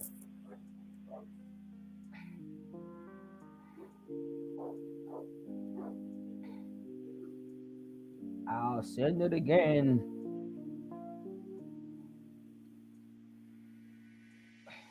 That was not my dog, okay? King Cav got the link. I'm gonna put it there again for boss lady anyway. What's up, bro? I know we're on your working time, so. Oh, I ain't put them in. God damn it. I'm getting old. I could have, oh, Lord, you gotta click the me, to click the, then I have to click it again. Clickety click, click, click, click, click, click, click, click, click.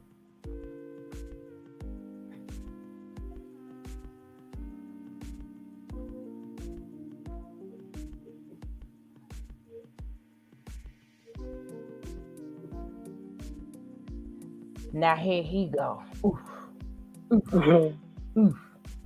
I been telling my son, get your kids, man. Them not my kids. That's his fur babies. And then, let me see what okay. Now, what's up, bro? Unmute yourself. Hey sis, I just had, I'll be having to go back and get out of my YouTube so I don't double up. But what's up, gang? How everybody doing, first of all? Hello. What's up? How you doing, boss lady? What's up? I missed your question about, you said, how does that go? How does what go? No, she asked, was this his third bond hearing? I said, no, it's the fourth, or it could be the third, because he was denied 3 times. But remember, at one point in time, he contested, said that, I don't know what he contested the first judge and said he wanted another judge to look at it. So I don't know if that's considered 3 or 4 or what. We don't know. Okay, so you actually right. He had 4. The first preliminary hearing was to establish the facts of the case, and that's what you were talking about when he was trying to, finagle some stuff. And then he had 3 subsequent bond hearings, which all, of course, were denied. So at this point, he's technically not eligible for another bond hearing. So a trial date, and he filed a motion for speedy trial. So that means he'll have a trial date set, I'm estimating, probably within the next 6 to 9 months. So, and I don't think that his lawyer, because first of all, he has a public defender, so he's not going to go and file another bond hearing, because none of the facts of the bond hearing, why he was denied, none of those facts have changed. They established 4. So what's going on July? What's going on June 3rd? January 13th then? What is that? That's, I believe, when he'll have a trial date set. They said because it was a bond hearing, though. Right, but what I'm saying is, technically, Isn't the case being indicted now? Now it's indictment, right? Right. No, that says, means let me pull this up. okay. Thank you, He has Lou. three eligible bond hearings. He exhausted all those, and now it's the indictment because none of the facts have changed of the case. Right. They have to set a date. They have to indict the accused and set a trial date, and now they have to prep and continue to do discovery. Right, because he's filed a motion for a speedy trial. So you're exactly right in saying that. So again, technically he's exhausted his bond hearings, but in a legal sense, it's worded that way. But the thing is he would have to prove at this time that any of the circumstances for which his bond was denied have changed. So let's just go back real quick. Remember, both judges said he was a flight risk. He posed the threat of intimidating or contacting the victim, that he was a cult leader, and he was a flight risk, if I didn't say that. But whatever the four conditions were, and none of those, to the community. Right, a danger to the community. None of those situations have changed. He would have had to file a motion to come to court to show that he could negate one or more of those charges which prevented him from getting a bond. And because he hasn't filed a motion to do so, this is a motion for bond. Let me show you.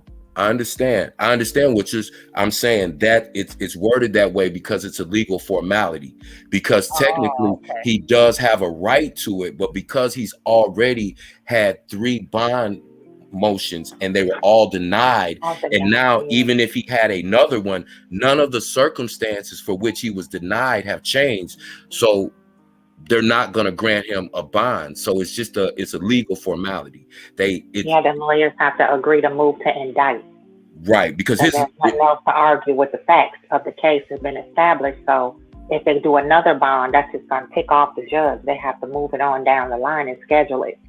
Exactly, in layman's terms, but they have to word it like that because technically, even at this point, if they had found some other evidence that they could present to the court that would say, no, this is not true, this is not true, that's not true, that's why he was denied bond, then yes, at that time he could be granted bond.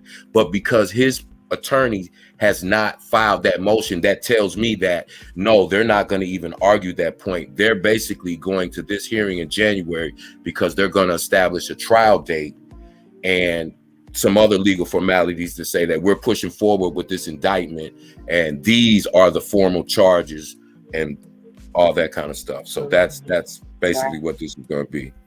Okay, thanks listening with Lou. Thank you for tuning in. All you guys who just came in. Yeah, so I want to please make sure you hit the like button. Defense counsel and moves this. We're going to hear this. Court to set a bond in the above referenced action. In support, Mr. Bishop shows a motion for bond filed today. It states, "Come now, Eligio Bishop, through defense counsel and moves this court to set a bond in the above referenced action." In support, Mr. Bishop shows the following. Mr. Bishop was arrested on April 14, 2022 on the above listed case and has been held without a bond since that date. Mr. Bishop poses no significant risk of fleeing from the jurisdiction of the court or failing to appear in court when required. Mr. Bishop poses no significant threat of danger to any person, to the community, or to any property in the community. Mr. Bishop poses no significant risk of committing any felony pending trial, nor does he pose a significant risk of intimidating witnesses or otherwise obstruct the administration of justice. Wherefore, Mr. Bishop respectfully requests that this court reduce his bond to a reasonable amount. Respectfully submitted this 30th day of November, 2022. The next motion is the state's motion for discovery. Motion to inspect and copy physical evidence. Comes now the state, and pursuant to OCGA section 1716-4, and demands that the defendant produce for the purpose of inspection, copying, or photographing the following: books, papers, documents, photographs, tangible objects, audio and videotapes, films and recordings or copies or portions thereof, and to inspect and photograph buildings or places which are within the possession, custody, or control of the defendant. The state further demands that the defendant comply with the above demand within 10 days of the state's compliance with the defendant's motion to inspect, but no less than 5 days prior to trial. Upon the failure of the defendant to comply, the state requests that the defendant be prohibited from introducing the evidence at trial. Motion for scientific reports. Comes now the state, and pursuant to OCGA section... Even though we broke that down already, Kev broke that down, but some people are new here, so we're going to let y'all hear it. And if, Kevin, you want to interject, you can interject. Because even though you broke it down before, you didn't break it down to the people who ain't here right now. I know you're on work time. But let's go. 1716.4, and demands that the defendant produce for the purpose of inspecting and copying or photographing any results or reports of physical or mental examinations and of scientific tests or experiments, including a summary of the basis for the expert opinion rendered in the report or copies thereof within the possession or control of the defendant. The state has, at or before the filing of this motion, provided the discoverable material in its file to the defendant. The state demands that the defendant comply within 10 days with the above motion. Upon failure of the defendant to comply, the state requests that the defendant be prohibited from introducing the evidence at trial. Motion for witness statements along those same lines. State demands that the defendant or the defendant's counsel thus relates to the subject matter concerning the testimony of that witness. The state further demands that the defendant comply with this demand no later than 10 days prior to trial or at the time of any pretrial evidentiary hearing other than a bond hearing. Upon the failure of the defendant to comply, the state requests that the defendant be prohibited from calling that witness at trial. Motion for list of witnesses and witness information. Comes now the state, and pursuant to OCGA section 17-16-8, and demands that the defendant produce the names, current locations, dates of birth, social security numbers, and telephone numbers of the defendant's witnesses. The state has, at or before the filing of this motion, provided the discoverable material in its file to the defendant.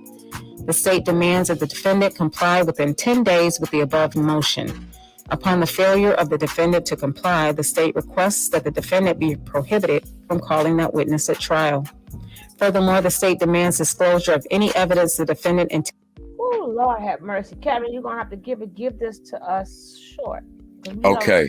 So we broke the date. Go ahead. You go ahead and talk. So we broke down the first part on the previous show. But for those who were late, what I was just saying about 5 minutes ago, that's basically what that whole summation of that first paragraph was. Now, what I just put in the chat, I don't know how well y'all can see the screen, but that second and third section, if you notice, one of those sections is a demand from the prosecution for medical reports, which is important. And then that third section is a demand for witness statements. So now what that's saying to me is whatever nature nuts they can't say nothing though now. Right. This is where it gets funky. They was already called in there and said, I don't know. But see, now they're going to be officially named as witnesses and put on a witness list. That's why that section said if it's not done at this time during this motion filing, you're not going to be able to call anybody else in at trial to be a witness or to testify for you or to present any evidence.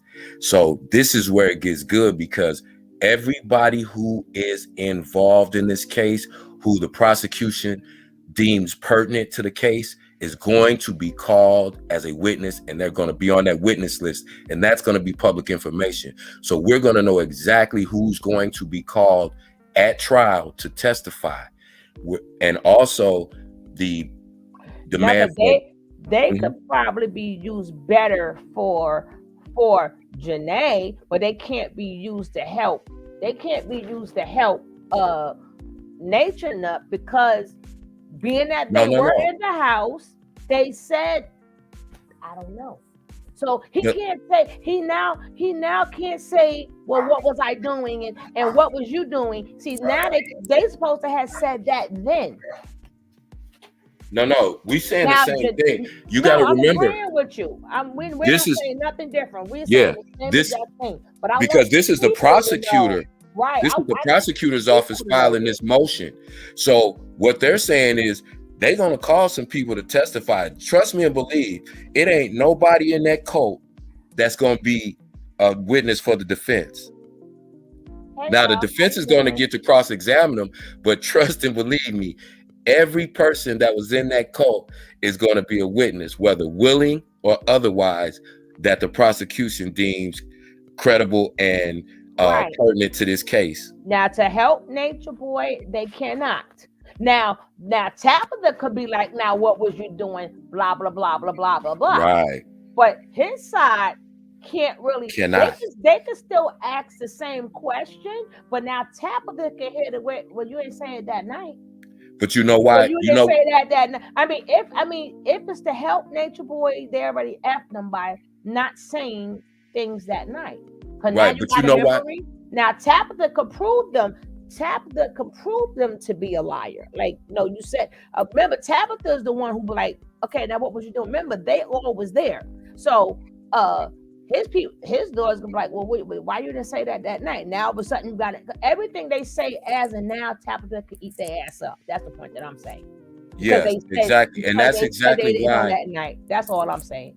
Right, and that's exactly why the defense is not going to ask the same questions that the prosecutors are going to ask, because they already know that would screw Nature Boy if they tried to double back and ask the same questions as the prosecutors, because they already know. Trust me, when you're a defense attorney, you know what your client is guilty of. So it's certain things you're not going to venture into, because if they ask certain questions, even if the prosecutor doesn't ask them, then it's in the legal terms, they call that opening the door to it might have been things that their testimony was restricted to. They might have said, you can't talk about this. But now if the defense opens that door and asks that question, then the prosecutor can take that and run with it.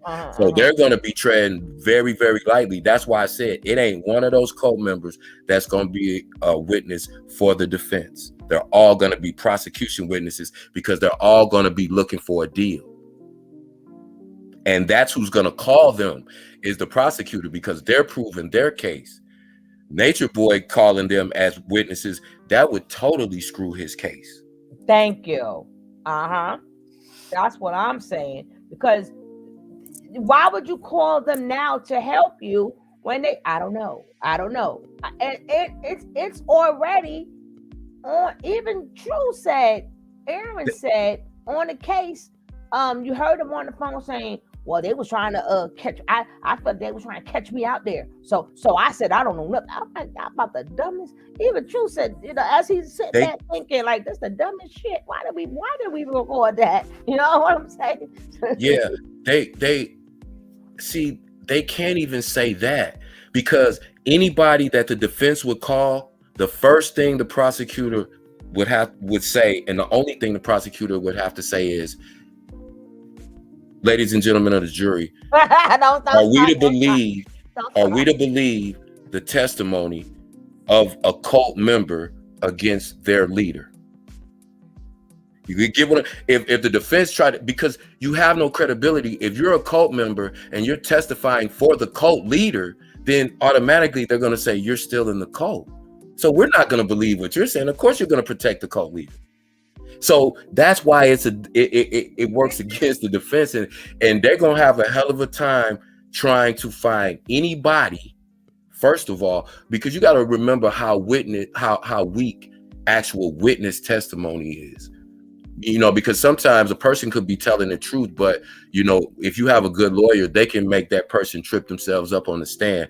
But what's so hard to refute is medical evidence. That's why I said pay attention to that second and that third section. That second section in that paperwork right there, in that motion filed by the prosecutor, is okay.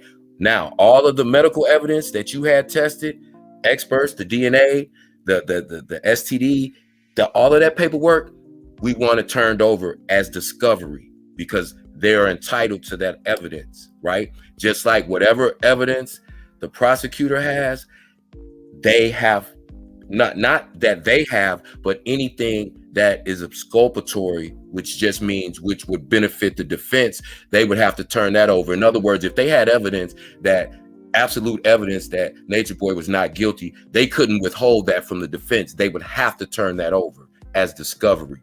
So that's what this part of this whole situation is about. So all the medical reports, the BAPE kit, they can do, again, like we talked about on another podcast, they can do genetic testing, and they can determine that a specific individual was the genesis of the spread of a certain STI, STD amongst a group of people known to have all engaged in sexual activity.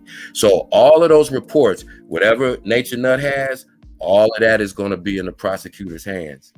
All of the information that came off of those electronic devices, even evidence that they did not get, they're letting the defense know, if you got some other electronic evidence that we did not collect, that they hid, that they deleted, you have to turn that over to us at this time. This is the part of the case where that happens. So it's getting ready to get funky, man. Yeah, Nature Boy jangling in his shoes over there. I'd be nervous too.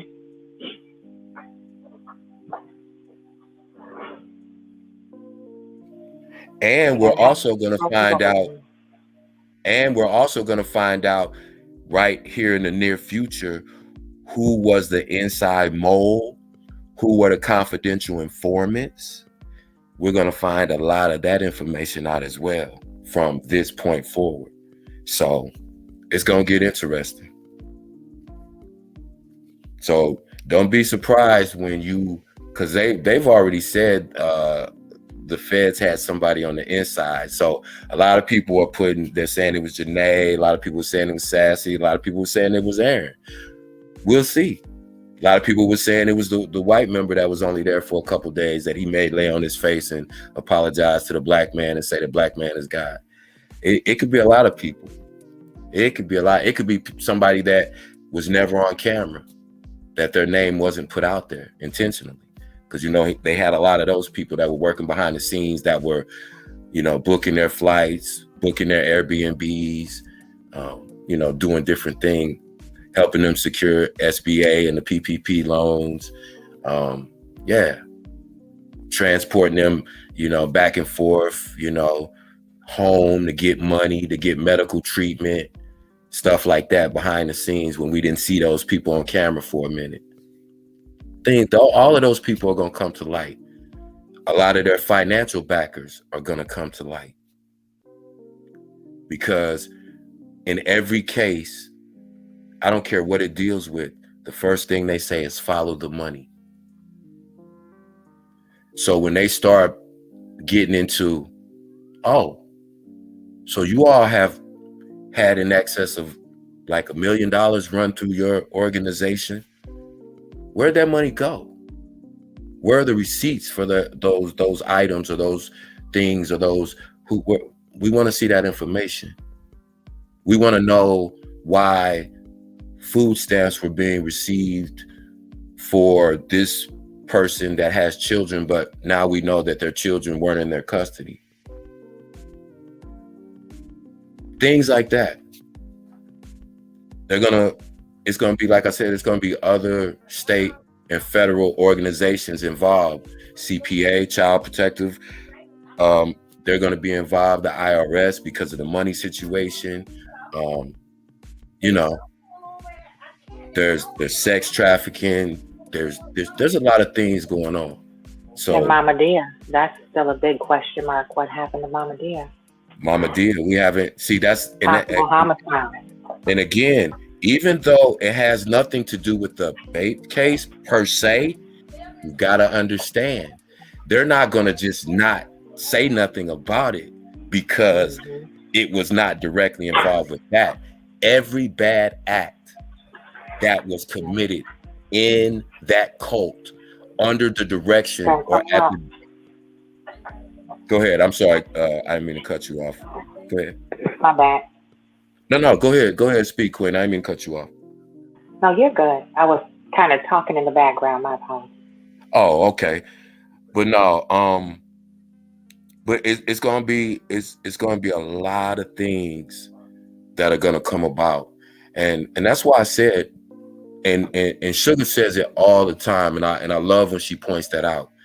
Let's not get too emotionally attached and connected to this, because that's one of the draws of a cult, of any organization or any narcissist who seeks to control people. They draw you in with a lot of things. Like Nature Boy knew the public's affinity for the bullshit, so he was the best at that. That's what he does. That's who he is. He can give you some bullshit. Oh, you want some bullshit? Oh, you want something even? Oh, I bet. Watch. Let's see. Let's go. See, but you have to realize again, now when we're in a court of law, all of those antics, all of those theatrics, all of the bullshit, all the lies, that's not going to be able to be perpetrated in a court of law, because what all of those people going to understand, no matter how much they act like they're brainwashed or whatever the situation may be, if you don't tell the truth one time in the court of law, you can be indicted for perjury and you will go to prison. And none of them, including Nature Nut, is built for prison, period. They're not those type of people. They're going to tell with the threat of jail. They're not going to be able to say, well, I didn't see nothing, I wasn't. They're not going to be able to do that, because if they were able to do that, don't you think every criminal in the world would just, oh, I didn't see nothing, I was saying, I don't know. That's why you can get multiple people in drug organizations to flip, because the threat of jail, even to the hardest, toughest gangster, is not something that they look forward to. And they're going to tell to get themselves out of it. Especially these people. These are kids. These are immature, misguided, a lot of them mentally unstable people.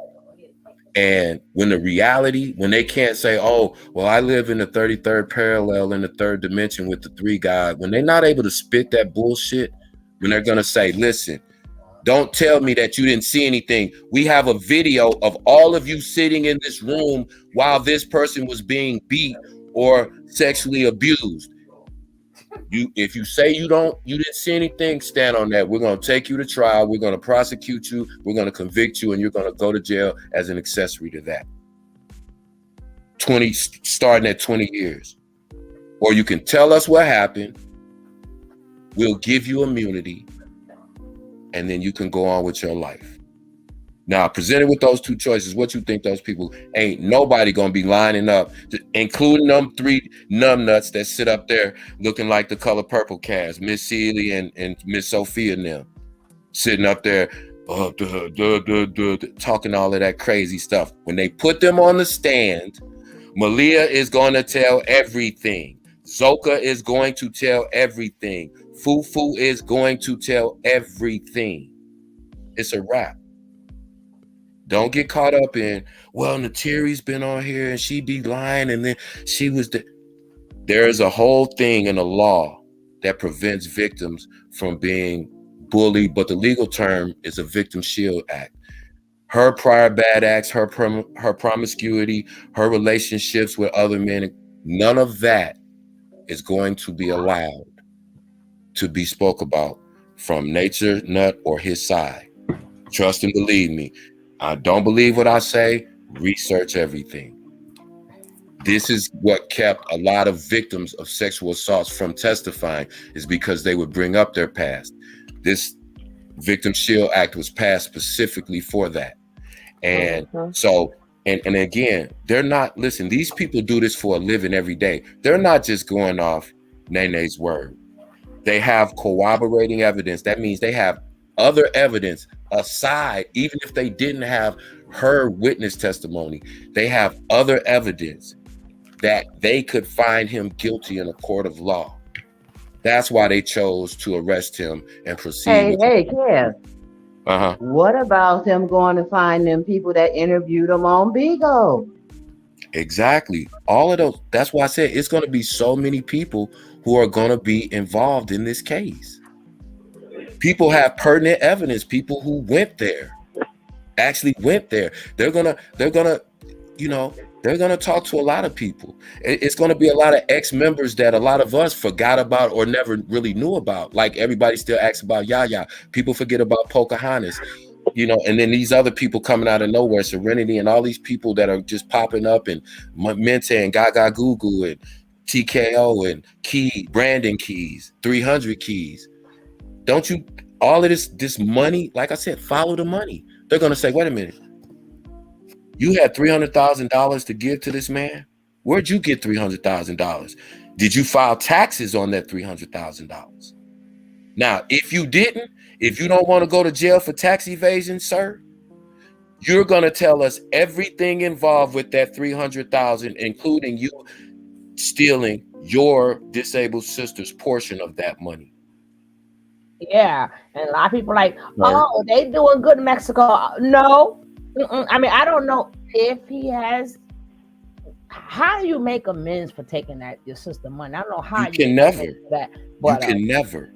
Y'all, just like you can never make amends for being responsible for an elderly woman's death, and then you had the audacity and the indignation to take her naked to the hospital and didn't even stay long enough to get a medical examiner's report, dropped her off, and then wore her clothes the next day on her belongings. Yep. You could never. That's one thing I like about what Aaron said. Aaron said, don't push me past no responsibility. I did that too. I'm responsible. I can I don't, like I said, I'm not putting too much in, but I can give him credit for saying, because I didn't have no respect for him because of the way he did his son, Sheba did his son, and he allowed Nature Boy to do his son and make them do his son. But for me, like I said, I give credit where credit is due, and I'm gonna fire your ass up when you're wrong.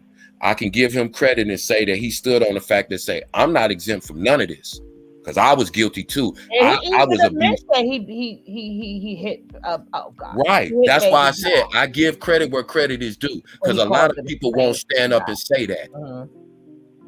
That's what I was saying earlier too, bro. Is I really there's a little bit of redemption for me with Aaron, because he is standing on everything. He's not cherry picking.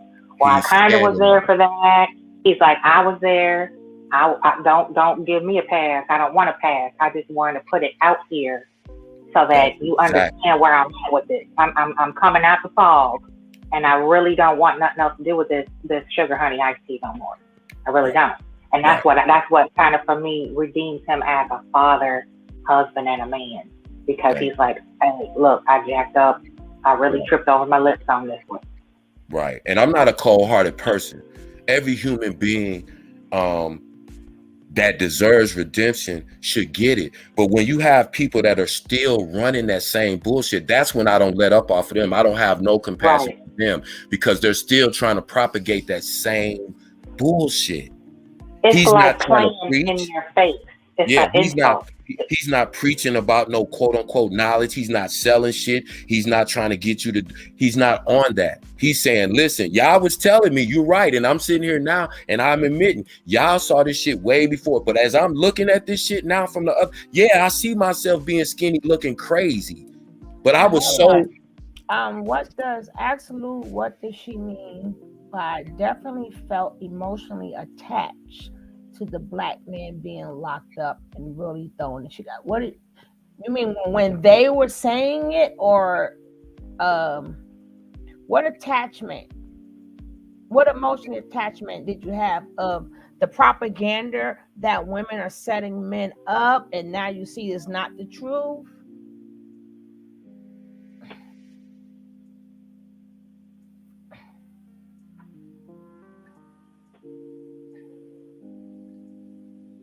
You could finish, Cap. I just wanted to let her know I acknowledge what she said, but I wanted to understand what she was saying. Oh my goodness! Panamanian princess, what's up, family? What's up? What's up? No, listening with Lou, definitely. Type in the chat, and just get that perspective of kind of, it's hard to sometimes get a true understanding, when you're just typing a few words, but kind of build on what you were saying when you felt emotionally attached by the black man being locked up. What's up, Panamanian Princess? Welcome, welcome, welcome back. Be glad to see y'all, man. I don't see y'all for a while, and I see y'all pop back in. It always makes me smile. What's good, family? Oh yeah, he deserved that long. I guess what she was probably saying, that they was trying to hit us in the head with that. Yeah. That's a sympathy play. That's a sympathy ploy. Exactly. Oh, the black man, look how they do the black man. They lock us up and yada, yada, yada. Just like the white man. That's one thing, too, I love that Aaron said. He said, all this talking about the white man in the system. He said, man, that ain't what it is. It's a black man that was doing that to us. It wasn't no system. It wasn't no white supremacy. Because that tells me he's understanding what he went through. We're not talking about everybody else. They doing whatever they doing. But like I said, I give credit where credit is due. And but I'm gonna keep my foot on your neck when you want any kind of bullshit and you trying to manipulate our community, because I'm part of our. So that's why it's my business. That's why I say what I say. And my opinion is so strong about that, because we allow too much bullshit to be normalized, and that's why we're in the position that we're in. Yes, and then too, to build on that, the cognitive dissonance, because it touched me too when he said we're not doing anything any different than the white supremacists did to us. We were slaves. He actually used the Willie Lynch letter against the women at one point, which is crazy. Just nuts, and I'm so glad he said that. Hold on, guys. Aaron asked live again. I like to catch people while they live. So let's see what he's talking about. Gary needs you to call Nature Boy. How do you call him, God? It's God. Because I refuse. Gary, love when you say that shit. Hold on, we live.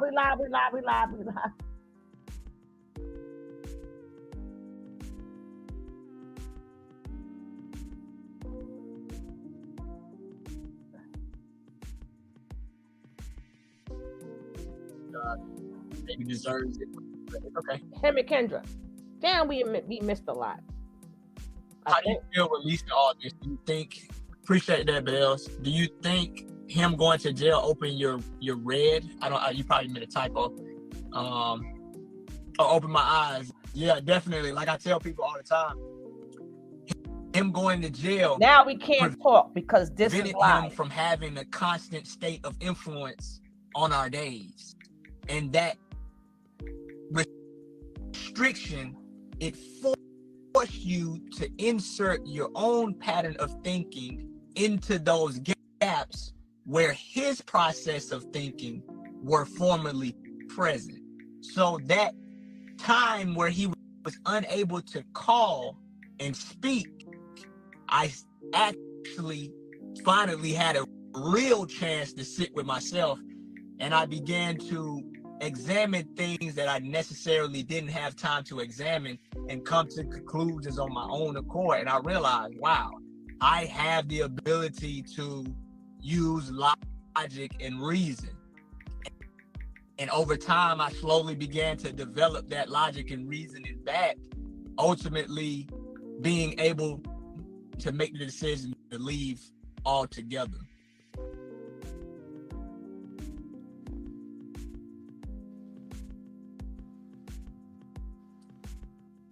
What you said? What do you think about how people used to say they calling kids on y'all? You must meant to say cops. If that's what you meant to say, cops instead of kids, let me know. I think everybody was right. Whoever called the police, I think he was right.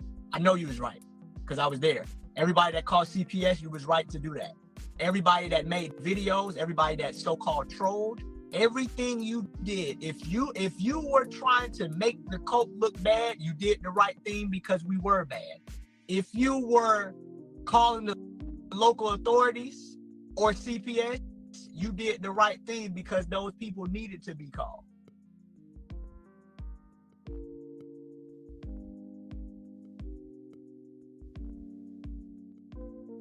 It's all good. I know some people may not have heard us address a lot of these questions. but it's okay. And I know that seeing Ja there, like even like now that I see Ja in the state that he's in, I'll be like, man, I can't believe I even had him there. And I'm glad, and I give myself a little grace because I got him out. I got him out. You know, I got him out. And I really understand, like, people on the outside looking in, like, what is that little baby doing there? What is this little baby doing around all this ignorance? Do you think the wise will ever leave? Yeah. I just understand that, and I just got access to this information from watching Survivor R. Kelly from one of the clinical psychologists, is that it on average takes a survivor or a victim 7 times to leave an abusive relationship. So I think that over time, as those women build up their courage, because they're only going to let you see certain things online, but behind the scenes, they're building, they're questioning their reality, because that doesn't go away. They're trying to build up their courage to do what they know they need to do, but it takes some time and it takes several attempts. But one of the things that I've seen from watching a cult documentary is that cult members inevitably leave. They will eventually leave. They will eventually leave. And I had this thought. I was like, I wonder what John I wonder how he gonna feel when he's like 16, 17, 18, looking like, yo, John, you was there too. Like, look at you.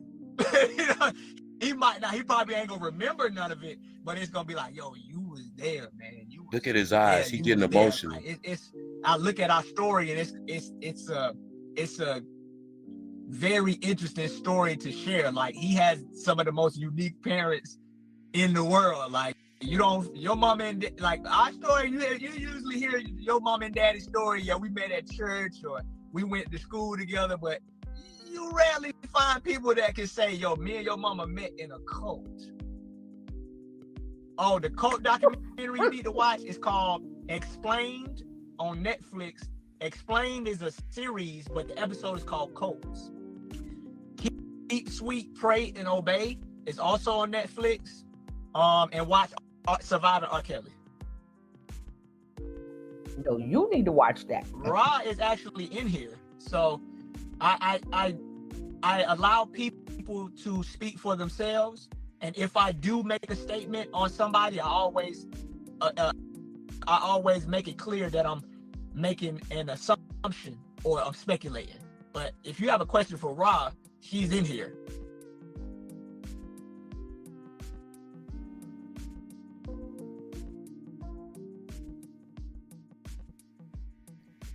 Nicole, I'm calling that nurse. How do your parents feel about the situation? Well, my mother died when I was 15, and my father and my family in general, I think they're just glad that I'm back. They don't, try to probe or anything like that. The only thing my grandmother asked me when I was watching the cult documentary, she just wanted to know, are you thinking about going back? And I noticed that my grandmother always asked me, where am I going? Because I know in the back of her mind,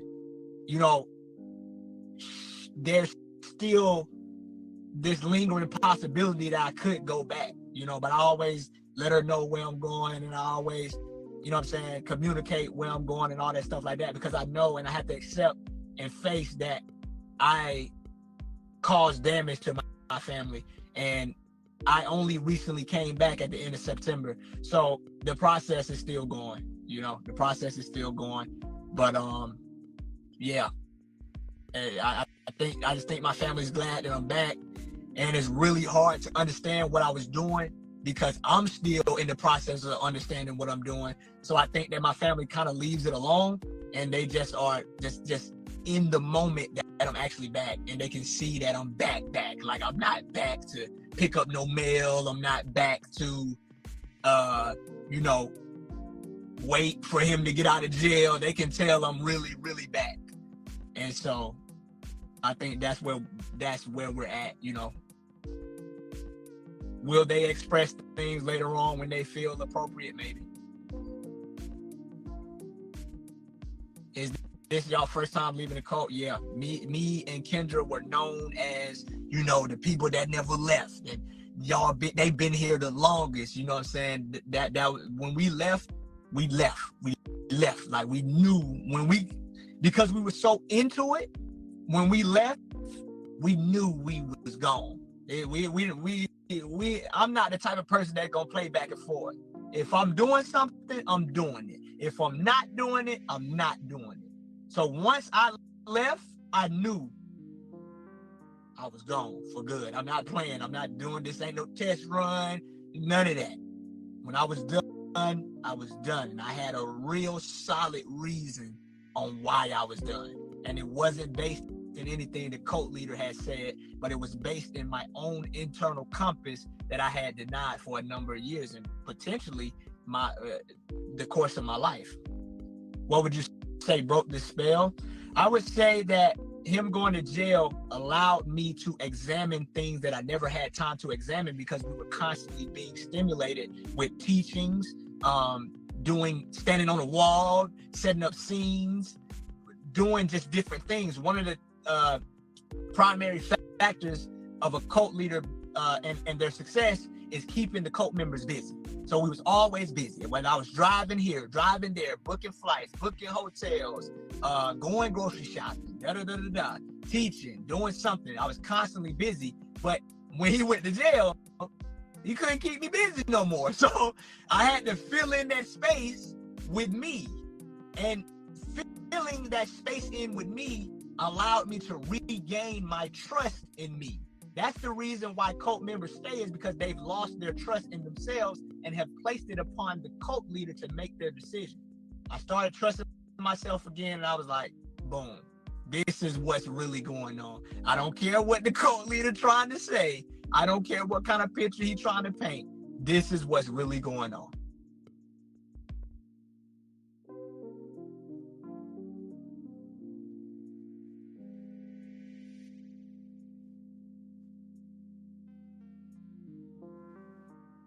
Oh, definitely, Vanilla. It's amazing that in the cult leader's mind, I stole my own money. Narcissistic people will do anything for their own self-interest because of a lack of ability to see things from other people's understanding and to be able to relate to people.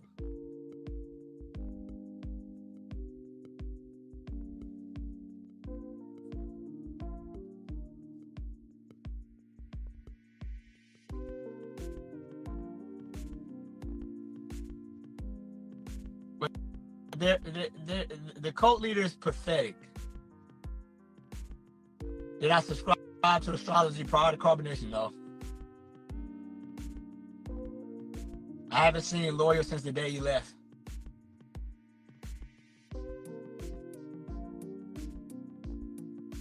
Do the authorities have the hard drives that lawyer took? I don't know if he turned them in. I don't know, but they don't need them. They have everything they need.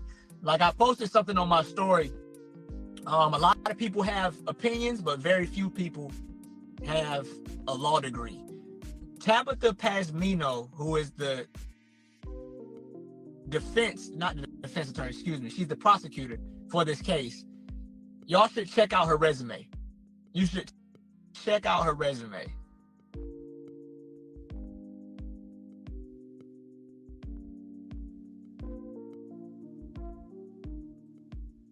I think that's a part of being a narcissist, is that you're unaware of your own behaviors. From my understanding, the only thing that was on the hard drives was his videos that he had put on YouTube as a backup. We were just backing up the videos from YouTube just in case they took the channel down.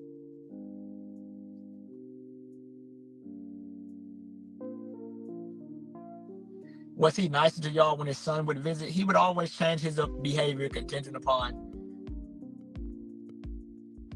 who was present for whatever outcome he wanted to produce. Yeah, of course. Social media lawyers think they know more than professionals, of course. Tabitha Pasmino. Just go to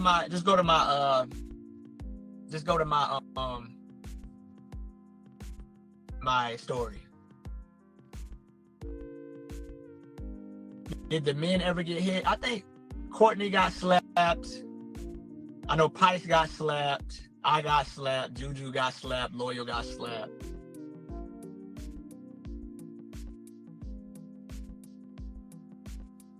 Will you testify? At first,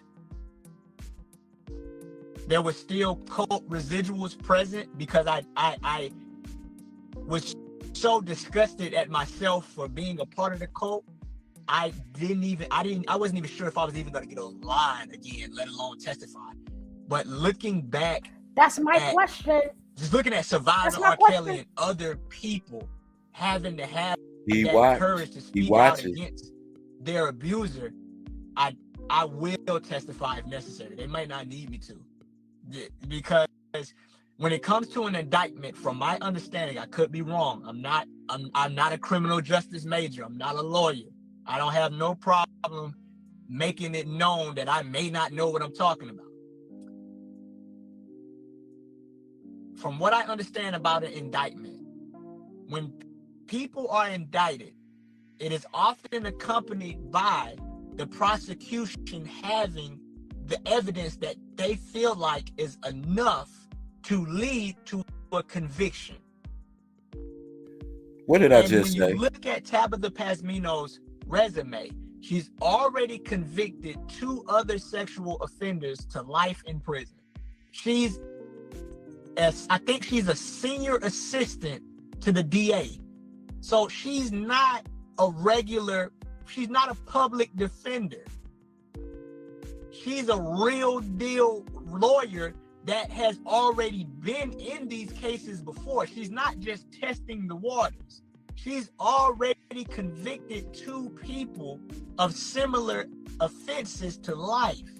This is not a game. And just because you file a motion for bond does not mean it has to be granted. And even if you do get the bond, the judge can set it so high that it's almost impossible for you to even raise the money. The state of Georgia would look very bad releasing someone to the general public who has so much recorded evidence against their own self. It would just look bad. I think it would be a failure on the justice system's behalf to release somebody who has been denied on 3 previous attempts and the circumstances have not changed at all. Wait, what? Did I just repeat exactly what I just said? Bingo. And the funny part about it, exactly, Phenom Woman, the cult members that are there are so dumbfounded that they don't understand that this is bigger. They didn't just start paying attention to his behavior. Janae going forth to the authorities was the opening of the door that they needed. He's definitely a fight risk. He's definitely a fight risk. He's definitely liable to contact the witness. It started on a phone call when he instructed Courtney to contact Janae. And the state only has to prove and only has to demonstrate one. They don't even have to meet all 4 criteria. The state only has to demonstrate one. And if one of those demonstrations are met, the judge can deny the bond. Come on, stop playing. He just watched us live. Hold on now. I know, right? Well, I can't mute it. So. And I don't expect nothing different from the cult leader because I watched R. Kelly deny. I watched R. Kelly sit up there and deny everything like he had no idea what happened. Even to the extent that he was even willing to blame his own brother.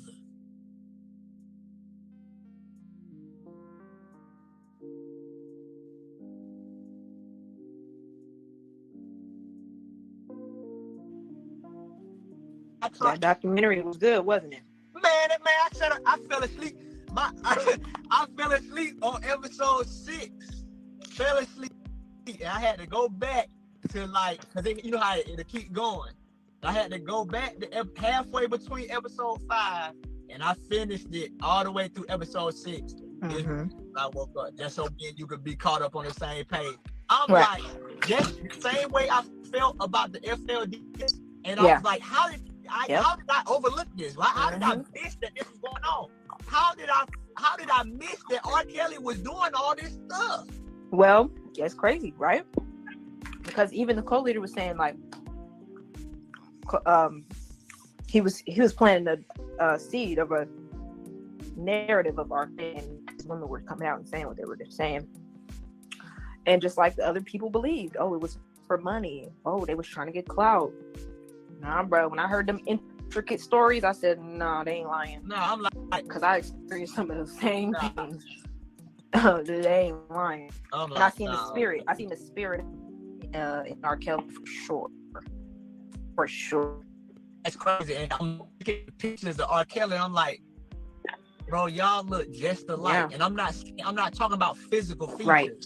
I'm just saying in y'all It's deeper. eyes, it's like y'all got the same spirit. I'm like, dang, Yeah. I understand finally why people was making the comparison between him and R. Kelly. Yeah. It's like we didn't want to see that. I didn't even want to see R. Kelly as a bad figure in my mind. Because actually that was the music. He used to play R. Kelly all the time. All the time. That was the song. He played that R. Kelly song when he broke my virginity. Like, it's just deep. And it's like, I'm so disgusted. And I got so angry watching that documentary. I was like, oh no, I'm not going to stop speaking about this because people like this just can't get away with, oh, I'm the victim and these people are trying to, throw salt on my name. Nah, bro. I remember she said that on one other at all. That is not. And I can't see the comments. So if there's what the heck is in my bread? Sorry. I can't see the comments. Like they're not rolling. Oh, that. Yeah. If any questions pop up, I'll let you know. All right.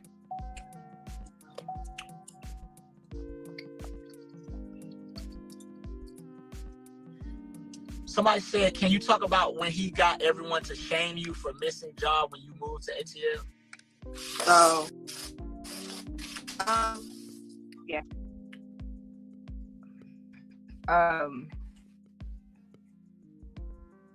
Well,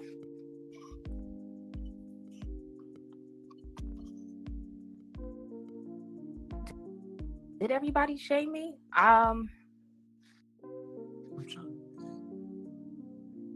It was like an unspoken thing. Like you wasn't supposed to feel, huh? I think she's talking about an actual incident. I think she's talking about that time when I was live and I cried on the live about loving and missing Ja. I think so. But y'all was in Philly. Y'all was in Philly. Yeah. It was in Atlanta. Crazy because I didn't think I had done anything wrong with expressing my feelings. He would always say, keep it real, keep it 100, be transparent, be vulnerable.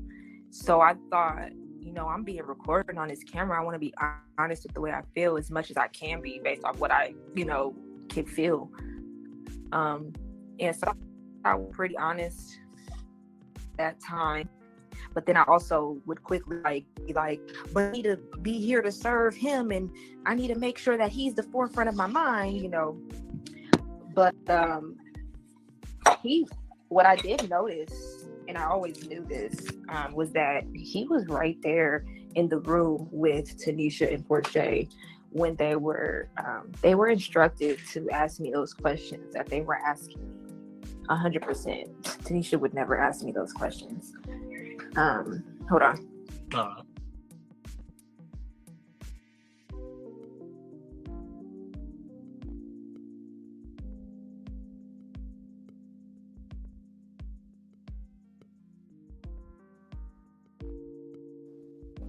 Okay, yeah, 100% were instructed exactly what to ask me behind, like he was sitting behind the camera and they were in front of the camera. And so even at that time, I knew that those questions weren't coming from them. But I can't even really, he would just use us like that. Like, they weren't necessarily genuinely asking me questions or trying to shame me, but he was doing all that to basically just create this narrative that I was doing what I wanted to do to the public. Like, oh, I wanted to be there with him and not with my child, when in fact it was just like I was under so much mental control that nothing more important than being in his presence, because what I thought was my attachment to my child could mean that I'm not going to make it to heaven, because his teaching, you can't have any attachments to anything but him, because he describes himself as this, not really a human, but like a god, so if you have an attachment to him, that's fine, but you can't have an attachment to any other human or any possession.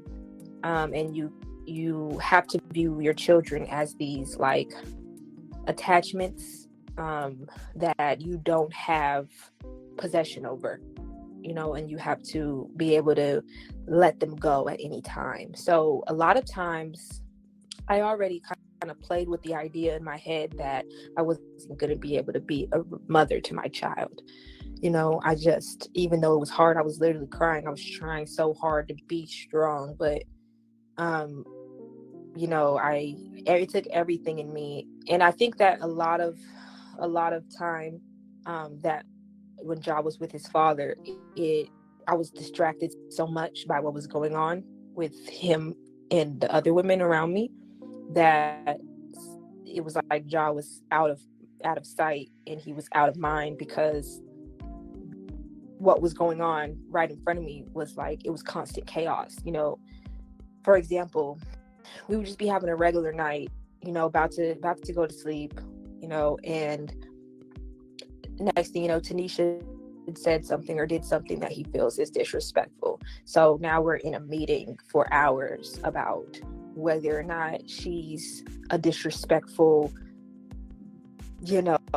person, and she's a disrespectful woman that is, weaponized, being used as a weapon against him by white supremacy. We're going deep into that, and sometimes it would turn into a live video and we would have to sit there and listen to him. So I wasn't really able to like fully process, or anybody wasn't really able to fully process the fact that my child was there but wasn't there, because we were so absorbed with him, and every day it was like, you guys come and take care of me.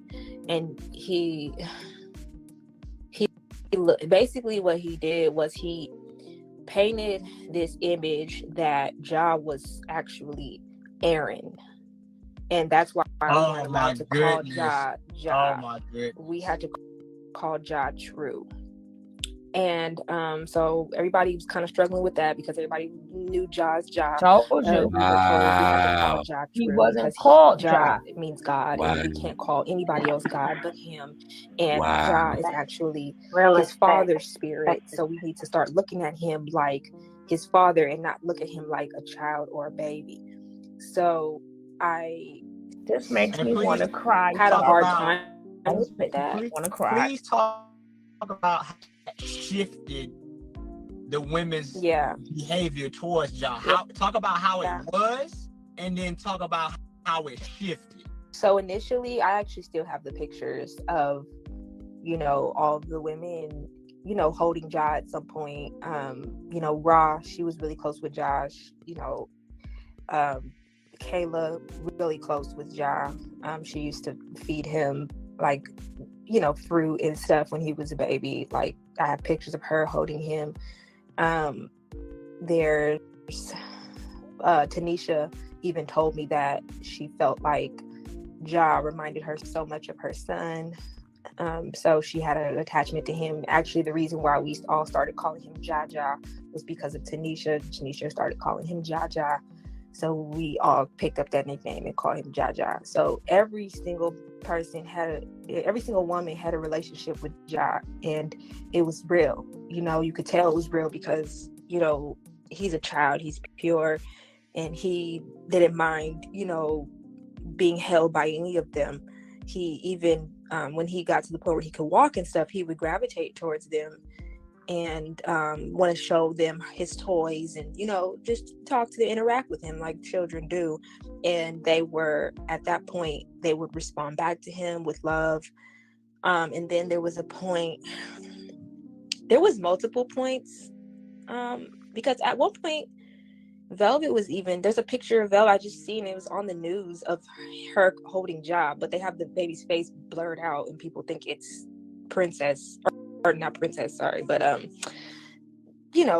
her child, the little girl, him and her child, they think it's her child that she's holding in the picture, but it's actually Ja. So like, she couldn't even remember everybody had baby a Eliana's name. relationship with John, but over time, I think he noticed that people loved Ja. Like, even he posted Ja on his page because Ja is just a beautiful human. Like, he's a beautiful baby.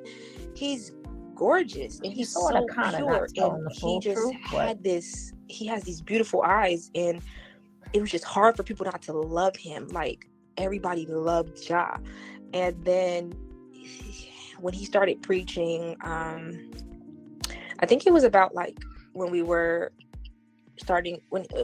traveling towards Mexico again, and he started preaching that this whole bloodline thing about how his children were royalty and everybody else's children were kind of like the servant of royalty.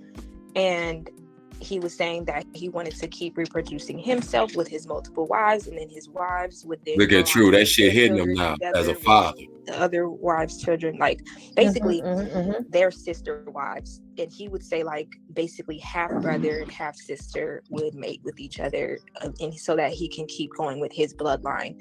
He's an idiot because he doesn't know that causes genetic defects, and he tried to explain that away because they don't have the same mother, but that doesn't matter.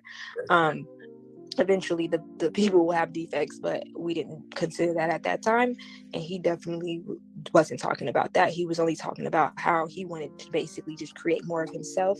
So he basically was saying that he would never mate his children with our children, for example, or like Solar's child or Moose's child. Nobody else's child would be allowed to mate with his child because his child was going to be royalty, which was fine. I didn't have an issue with that because he would say things like, your child would be more fit to mate with Solar's child or Moose's child. And I agreed with that, at that time, because I'm like, yeah, that makes sense, because if they like each other, like, it makes sense.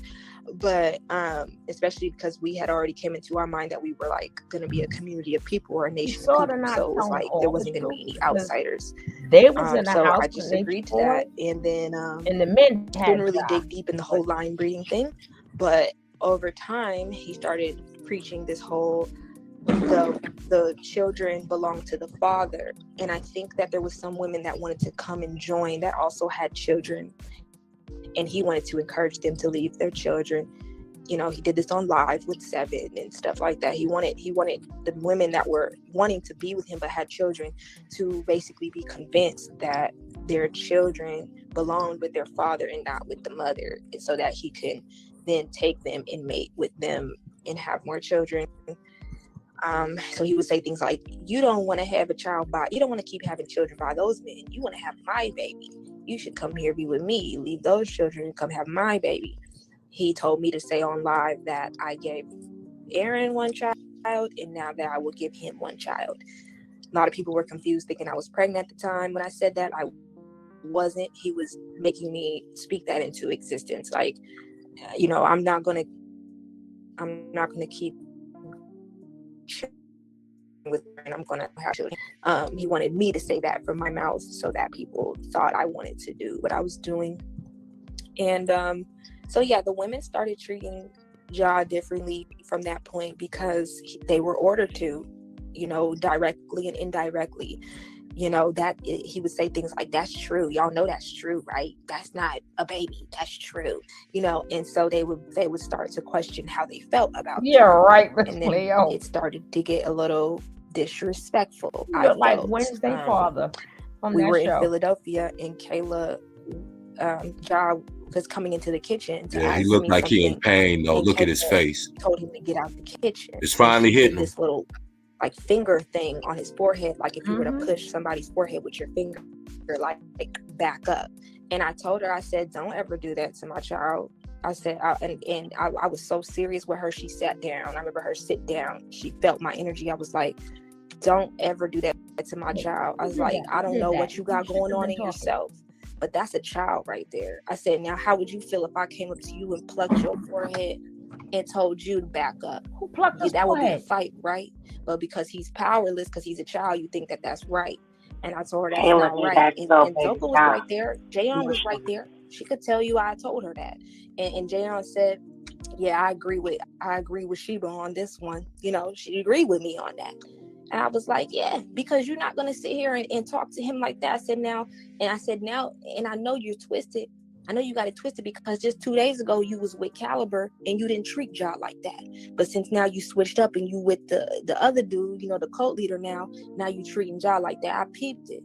And I told her, I said, and that's not right. I said, treat him the same way you always treated him, because that's not okay for you to just switch up now because you with the cult leader, when 2 days ago when you was with Caliber, he was, oh, Ja, I love Ja, and smiling and hugging on him. I said, that's not right, and that's when I started to see the little evil spirit in her. And I told her about herself, and I told her, I said, I don't really like you like that. I said, I don't. After that, like, I really see you and I don't like you like that, because you did that to my child, and you did that to a child. You know what I'm saying? Because you're an adult, you can do and treat a child like how you want to treat a child. No.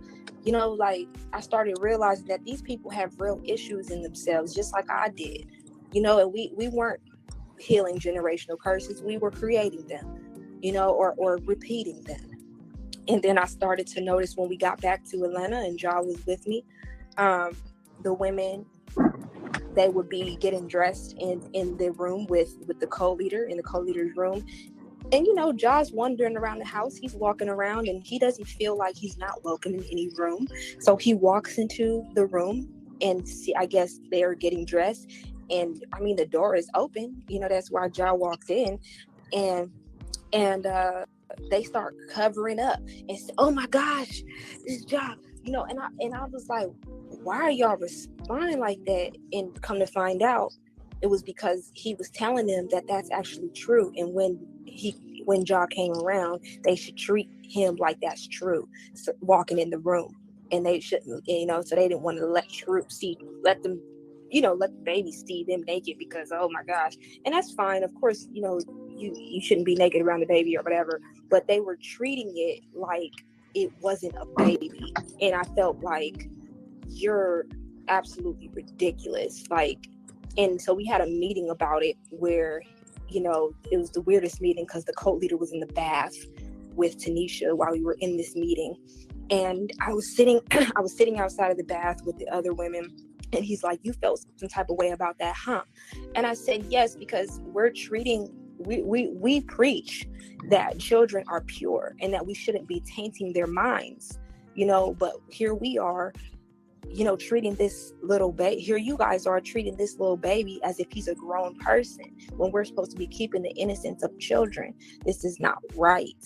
And he was like, well, I think that you feel like that because you feel like he is not all true spirit. You feel like he is your spirit too. And I said, yes, I do. So in that moment, he realized that I didn't really believe in his teachings as far as the child just is the father's. I believe that Ja was a part of me as well. So I think he was trying to kind of break my relationship with Ja, with his teachings, as well as the other women's relationship with their children, with his teachings. But it just wasn't working with me because I was the only woman there that had their child physically there. So it hit a little different for me. It was a little bit more personal for me because I was there with my child, while Tanisha, her child is back with somebody else. She doesn't see her child, talk to her child, so she's not thinking about him. Portia, her child is gone with somebody else. She's not thinking about or talking to her child. Kayla, she had an abortion and a miscarriage, so she's not thinking about those children. They were never in her arms. Twice. What is her name? Jayon, aka Zoka. She had a stillbirth baby, so she was never able to form a genuine connection with her child alive. So they don't have the same relation to their children that I had to my child. So it was very hard for them to relate. They were young women. I do not blame them. They're very young, naive. They don't realize that this person has taken so much control over their lives that their very belief system is just his. It's not their own. So it's like, I can't blame them for, shaming me for being a mother the way that I was, and them telling me, you're too nice, you're too mothering, you're too nurturing, you give him everything he wants, you don't say no to him, you're gonna make him weak, you're gonna make him fragile, you're not teaching him to be strong, you're teaching him to rely on you. And they just couldn't fathom why I was just giving Josh so much attention and care and love, because they were taught not to give their own children that much love and attention and care.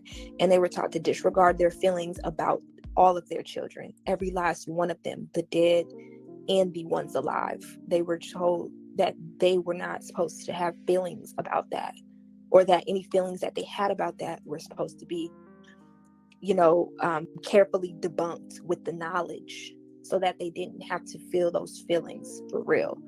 But we all know, well, we all don't, maybe not. We may all not know, but I know personally that Kayla hurts because she wanted children very badly. And now who knows if she's going to be able to have children again. When you have an abortion, and when you have a miscarriage, it's kind of scary. There's trauma there. So she wanted children. She talked all the time about having a little girl, and that never happened for her. And twice it was supposed to.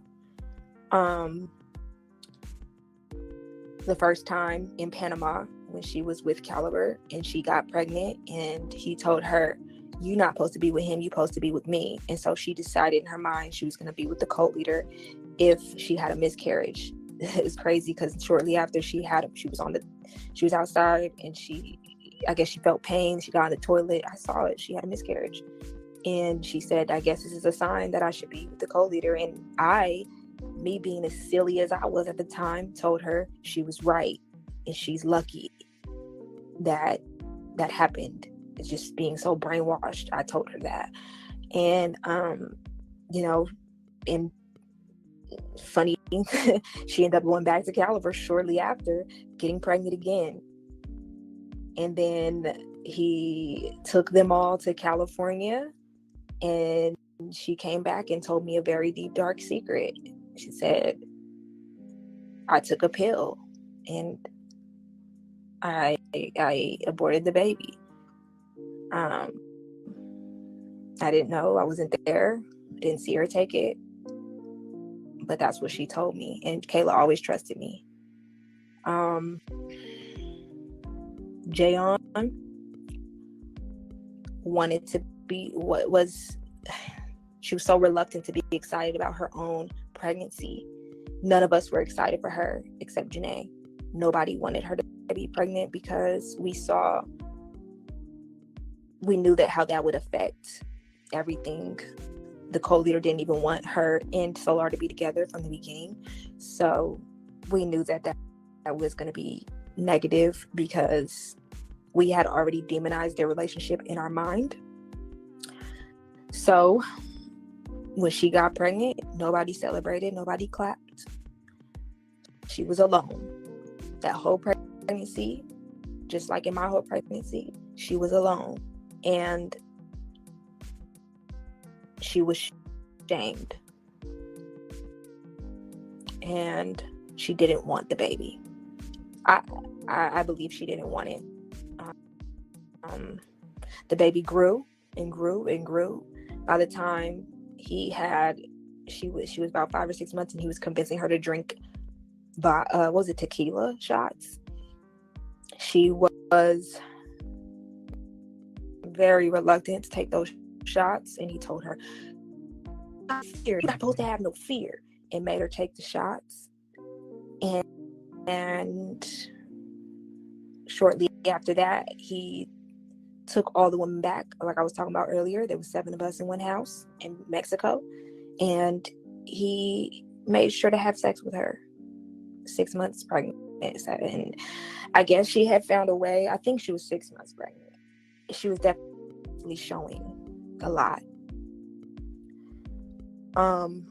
She had never been to a hospital though to get a checkup or anything, so we really don't know the health of the baby while this was all happening. After those tequila shots, nothing. She was never at a doctor appointment ever. None of us were while pregnant. I remember her coming to me and telling me she found a video of there's a way to abort a baby when the baby is, No. either big, like even the amount of months that she was at, there was a way to abort the baby. So she came and showed me the video of how they do it, and it was a very graphic video. And she said, this is what I want to do. I want to abort this baby. The baby was kicking, everything. She wanted to abort the baby. Face when she said that. And she somehow got a ticket, and she got in the car to go abort the baby one morning. And she was going to go fly back to California, basically. That's where she got a ticket to. She was going to go fly back to California and get the baby aborted. Nobody knew about this. I don't think it was said online or out loud. I don't know, because I didn't watch every video or anything. I just know that this is what she told me. This is what I remember. And I just remember she came back. Erase that. Okay, my bad. The same day. She's like, I couldn't do it.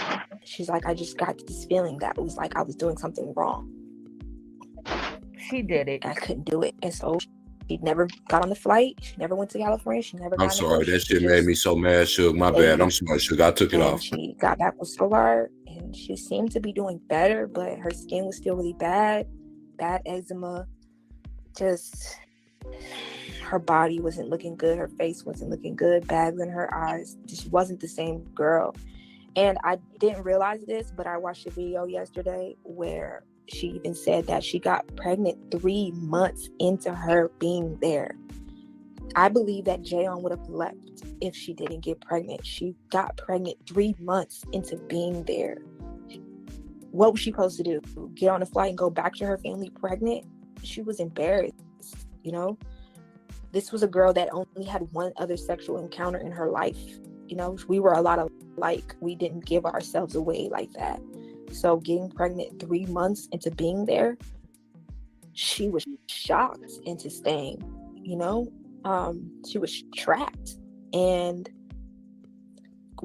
went through with the whole pregnancy after, even being forced into, I don't even know if this was before or after, but she did have a threesome with her and Solar and the cult leader.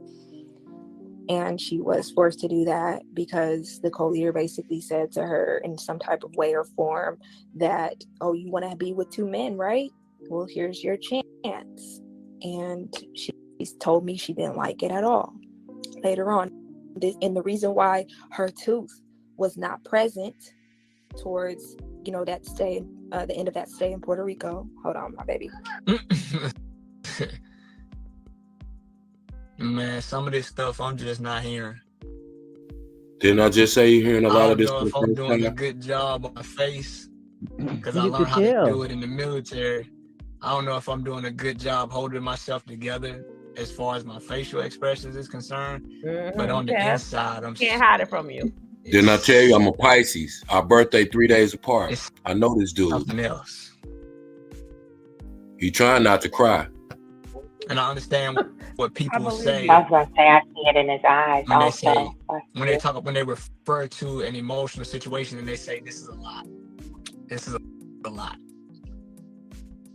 And just when you think you've gotten yourself back together, it's something else. I was there, and I'm just now finding out about this. That's why I encourage everybody that was involved to please find it in yourself to tell your story, because you have pieces that other people don't have that could be very vital to their healing process. I know you might be afraid of what people gonna think, but that's okay.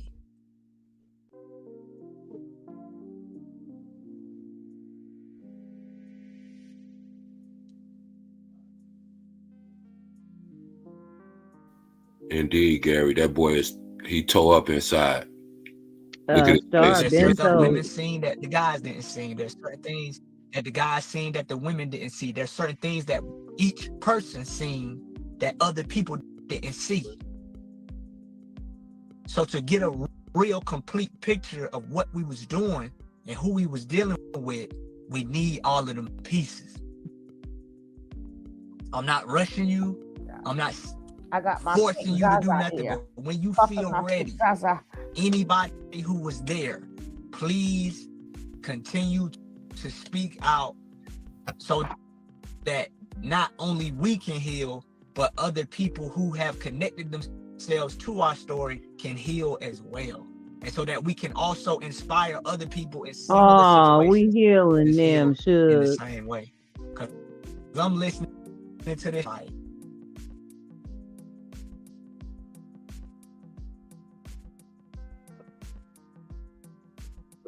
We healing them. Ain't that cute?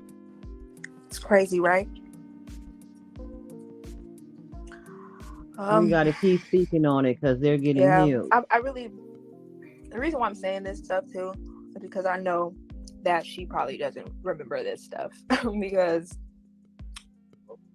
I barely things like some certain things are coming back to me.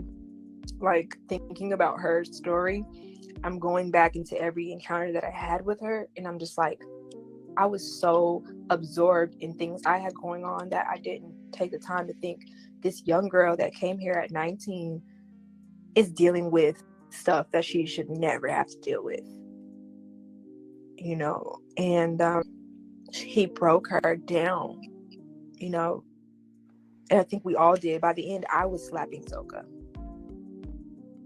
in Atlanta. You know, I had her on her knees. God, You was about to talk about her tooth too, babe. Yeah. Yep. So after there was an incident, you know, where I don't know if it was the same night that she had the threesome with them, but it was around that time where her and Solar got into a kind of altercation. I don't know if it was physical or not, but it wouldn't put it past me. I wouldn't put it past me because I don't even know if that's how you say that. I wouldn't doubt it because put it past him.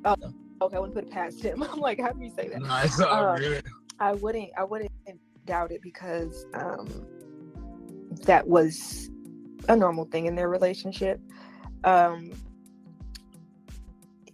somehow, some way, he got a hold of her tooth. So the tooth thing, she came and joined us with a false tooth. She got into some type of I don't remember what the story was, but something happened in her childhood where she got her tooth knocked out. So that tooth that's there and it's missing. Oh, I'm not saying that right. The tooth that's missing now was always missing from childhood. She came there with a fake tooth. I didn't even know this until one day she doesn't have her tooth in. And I'm like, what's going on? And she's like, no, I don't know if it was that day. I think it was one day she pulled out her tooth for me. Like she knew how to like pull it out and like put it back in. I was like, wait, what? And she was like, yeah, it's a big insecurity of mine. And I'm just like, okay. So I guess that during this time that she had the threesome with them, She went and told. she was having an altercation with Solar. Solar took the tooth and threw it far in Puerto Rico, like threw it off the balcony. Wow. So she was forced to then reveal to the Remember, we world live, that guys. she didn't have Remember, we live. a tooth there anymore because she no longer had her false tooth. And the cult leader kept saying he would take her to the dentist to get another tooth, but he never did. So she was just kind of forced to live with out loud with her insecurity, and she kind of acts like it doesn't bother her, but it's her biggest insecurity. Like, she's truly bothered by the fact that she's walking around without that tooth. That was, that meant a lot to her, and I think that's why he threw it off the balcony. And he dirty. And so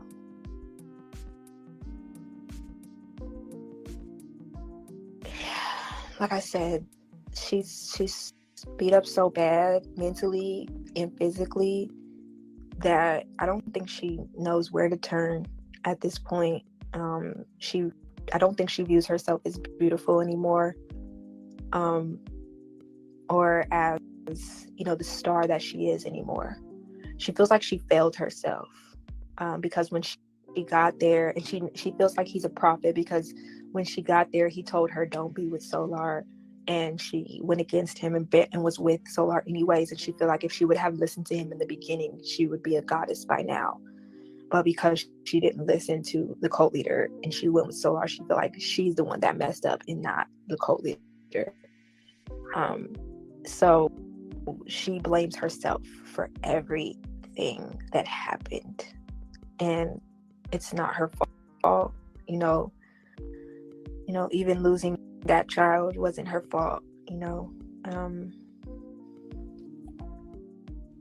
And I bet it's horrifying to be in that position where people think that you deliberately harmed your child, especially after having the thought of having an abortion.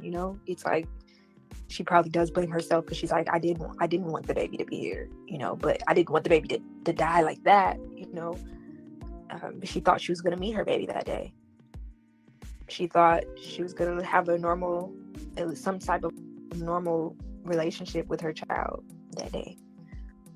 But it didn't happen. I remember we picked her up from the hospital, me and Aaron, her and Courtney. And Dalen was there too.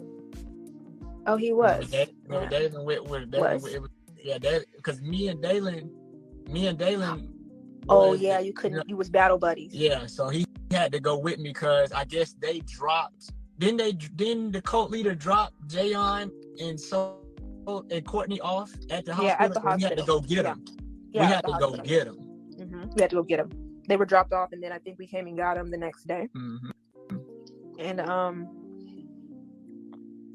And when I think it was really real, because the co-leader had told us that the baby had died in the hospital, but it became really real when she walked out without the baby. She walked out the hospital without the baby, and they got in the car. Yeah, because I didn't understand. Like, I'm thinking, like, what if? Yeah. Did he tell us the baby died before we went there? I think they called him, and I believe he did tell us, because I wasn't totally shocked. I think he did tell us that the baby died, and he was kind of like a "I told you so" type of thing. Like, I can't even really remember. Yeah, it was kind of blurry that day. I just remember I'm picturing her and Solar walking out the hospital, because I remember that moment, and she had like the black hoodie on, and she was like all cuddled up, huddled over, like, Right. like obviously sad. And she got in the car and didn't even speak to me. Like, she was just like totally just curled up in the car, and she was texting. I remember she was like texting Solar back and forth. Like, she had so many deep feelings. Jayan's a very deep person. And she had so many deep feelings, and she was just writing about him and sending him messages back and forth. And they were like, he had his arm around her. They were close in that moment. They were all each other had. I mean, they were the only ones that experienced that. We were not there. Right. They experienced that together. Just like me and Aaron experienced the birth of our child together. No one else was there. So it's different, for them than it is for us. But I just remember, she didn't talk. She didn't open up about it. I didn't expect her to. And shortly after, she was forced to get on that live. I think it was like a month before. It was like about 3-4 weeks after she was forced to get on that live. I say it wasn't that long, because the only reason she was forced to get on that live was because the cult leader was trying to discredit the statements of people saying he killed the baby. So he doesn't care about Jayon and her feelings at all. No, and that's what I got from that video. Huh? I said, and that's what I got from that video. When I watched it yesterday, I realized he did not care about her. It was all about, tell him what happened. Right. I gotta go back and watch some of these like pivotal moments in people's journey, because as I'm going with you in my mind as you're talking about it, I'm realizing how far removed I am from these people's experiences, because I've associated emotions with these things that only low vibrational, weak people dive into, and that I can my emotions just can be disregarded because of how I'm thinking. But I'm realizing that the amount of unprocessed trauma that people are carrying, and that's why I told you, babe, they're not healed. There's no way. There's no way they're not thinking about. There's no way they don't. I mean, I'm saying they're not thinking about, because they might not be thinking about it, but their body feels it. It don't go nowhere. Yeah, it's not going anywhere. And I was gonna be like, oh, I'll just wait till they tell their story, but I see people that are thinking like, oh, something bad like happened, like, you know, some type of sacrifice and stuff, but it was really just like real life stuff happened, and we were forced to downplay it, you know, but it was real life stuff that a 19, 20, 21-year-old should never have to experience ever. No one should have to experience. But I mean, dang, she was a baby. And there's certain things, like I said, I don't know if you heard me, but you had us on mute. I think you might have stepped away. But I was saying that it's very important that everybody shares their piece of the story, because we're all connected in some type of way. So one thing that brought me back to a moment that I completely forgot about, when you was talking about Jayon only being there for 3 months and getting pregnant, I remember before she came there, me, the cult leader, Courtney, and I can't remember the other guys that was there, but we was looking at pictures of her like exposing herself. Like she was and it was supposed to be just for you know how chicks send her dude a nude. Everybody up in there looking at it, and the cult leader.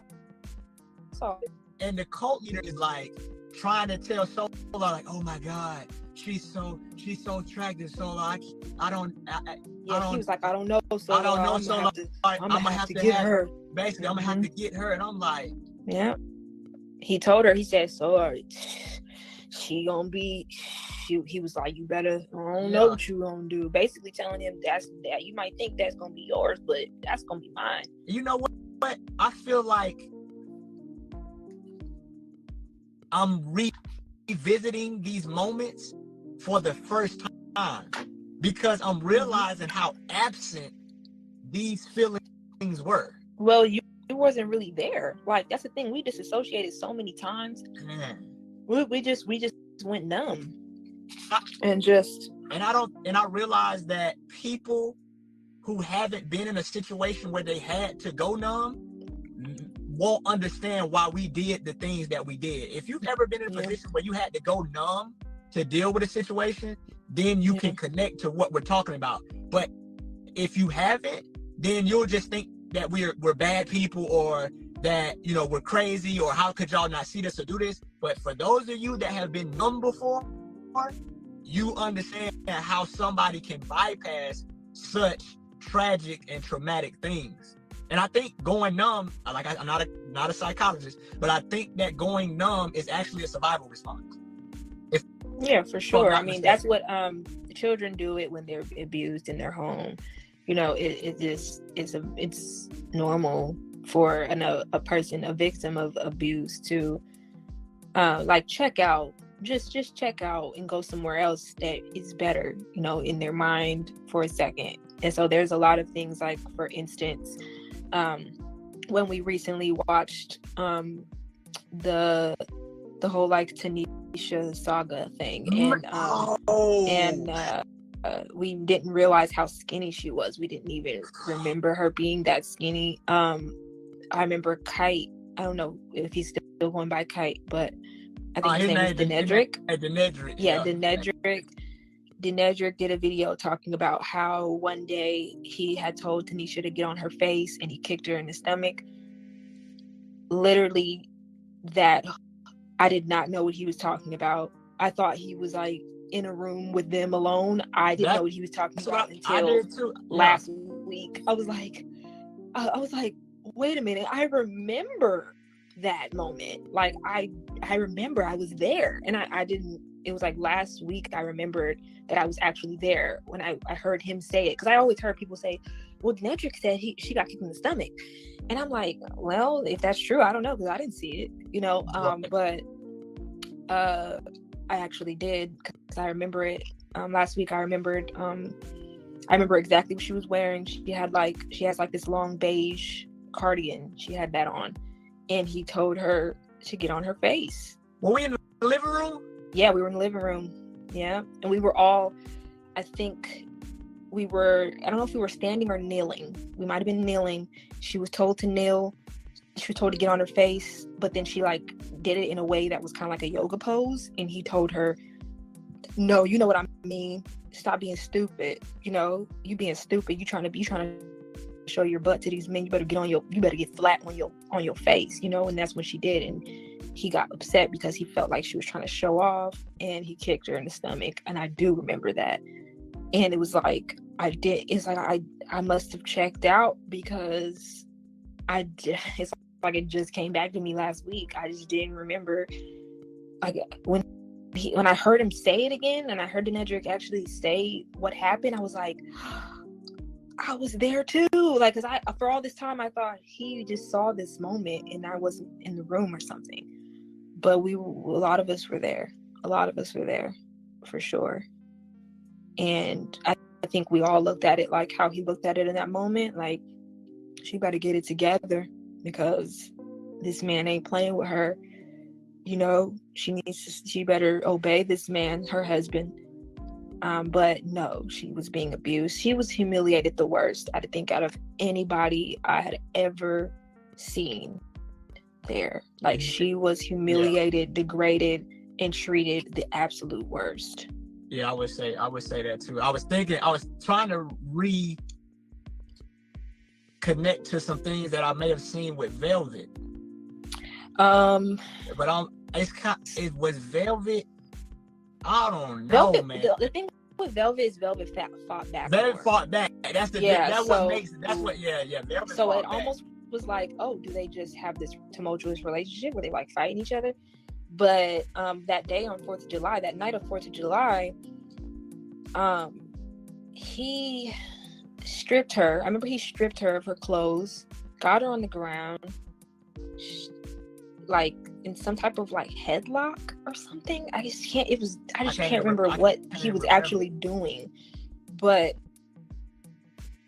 I remember us standing all around her, like not close, but we made a circle, and we weren't close to each other, but it was like we were protecting him like a wall. Yeah, it was enough to stop her if you tried to run.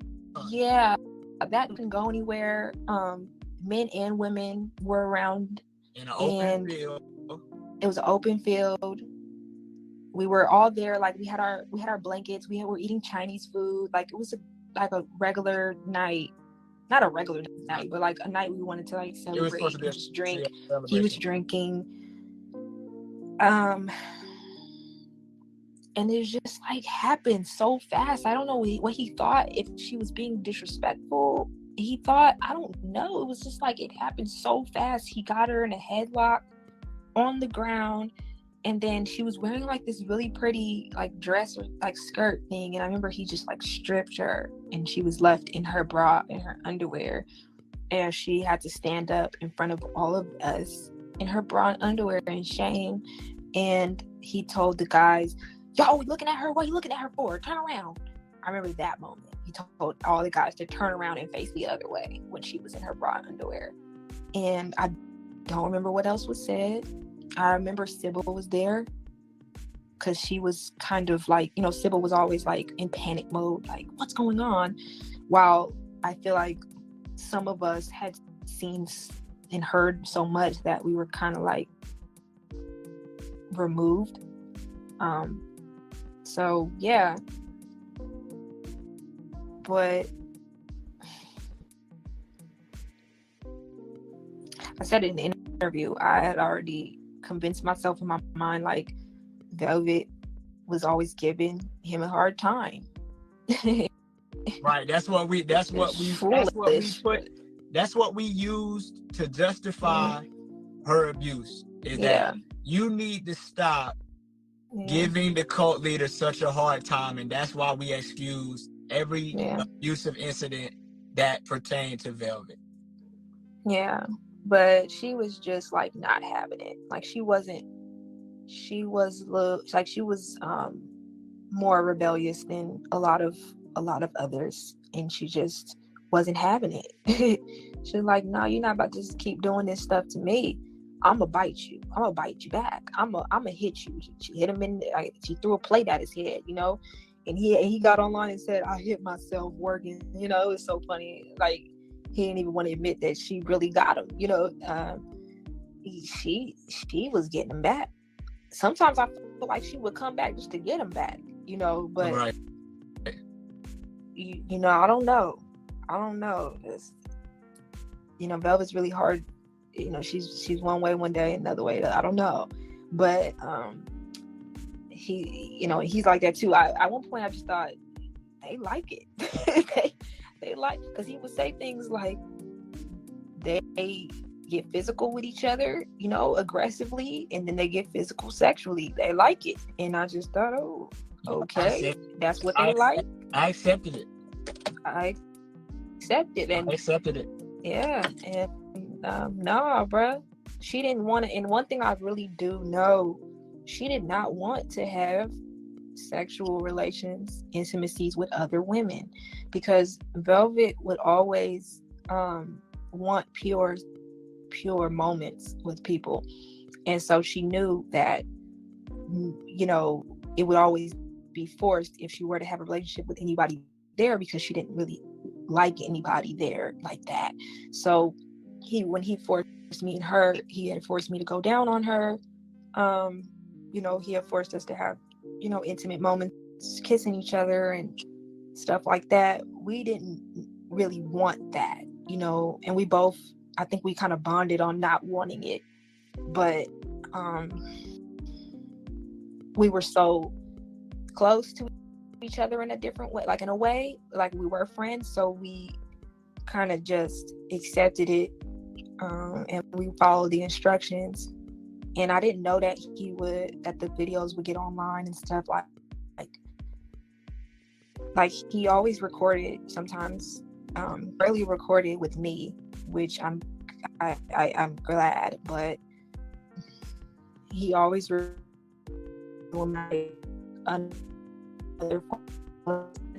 like leave that situation in, you know, that they didn't really want it, but they was on video camera wanting it. And, you know, and plus it's like, it sounds better to say, oh, well, my husband posted us, rather than, you know, this guy posted us that I don't really like. You know, it kind of sounds better, you know, but in reality, they didn't say, yeah, let's post ourselves online having sex. You know, they didn't say that. He does whatever he wants whenever he wants, and he's allowed to in his logic. So, you know, if we had our tops off in a video, it's because he told us take your tops off, for sure. And I forgot. Oh, they got him because they got all the camera footage. Oh, it's a wrap. It's a wrap. I forgot they have all of our phones and all the camera footage. They have all the cameras. Oh, it's a wrap. It's a wrap, because there's some things that we weren't even recording on live because people didn't have clothes on. So I mean, it's rap. They got the cameras. Yeah.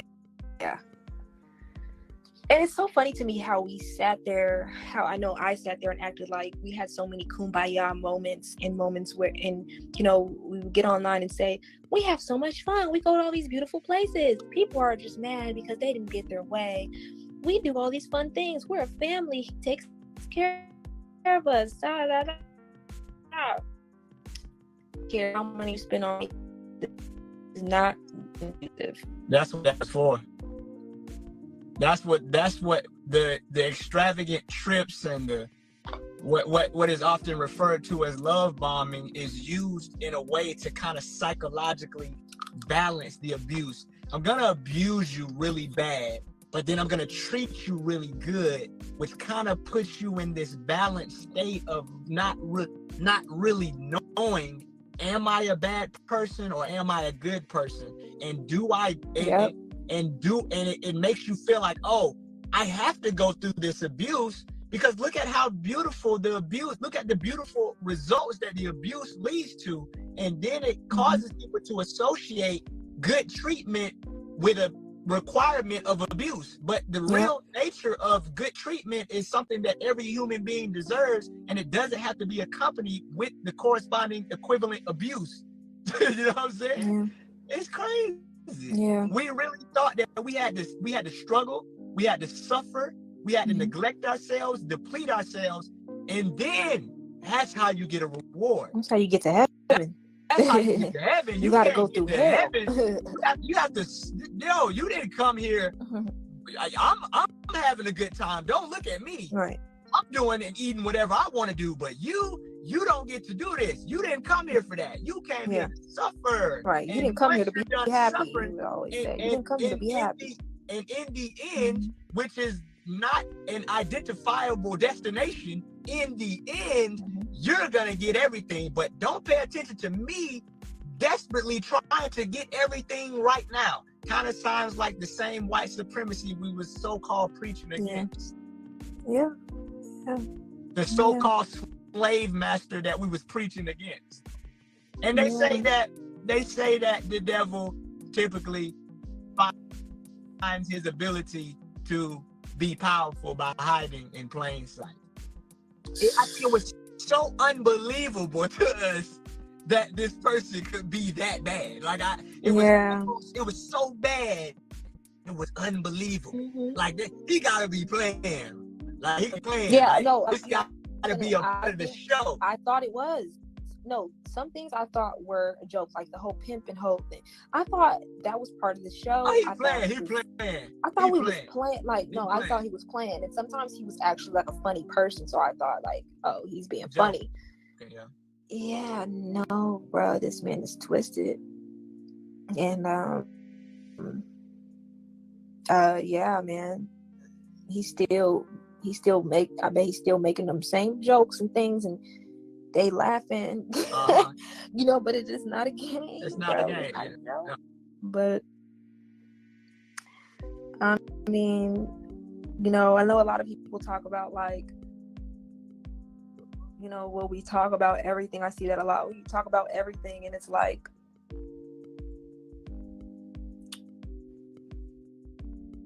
I don't even know everything at this point. Like, there's still things that come to me every day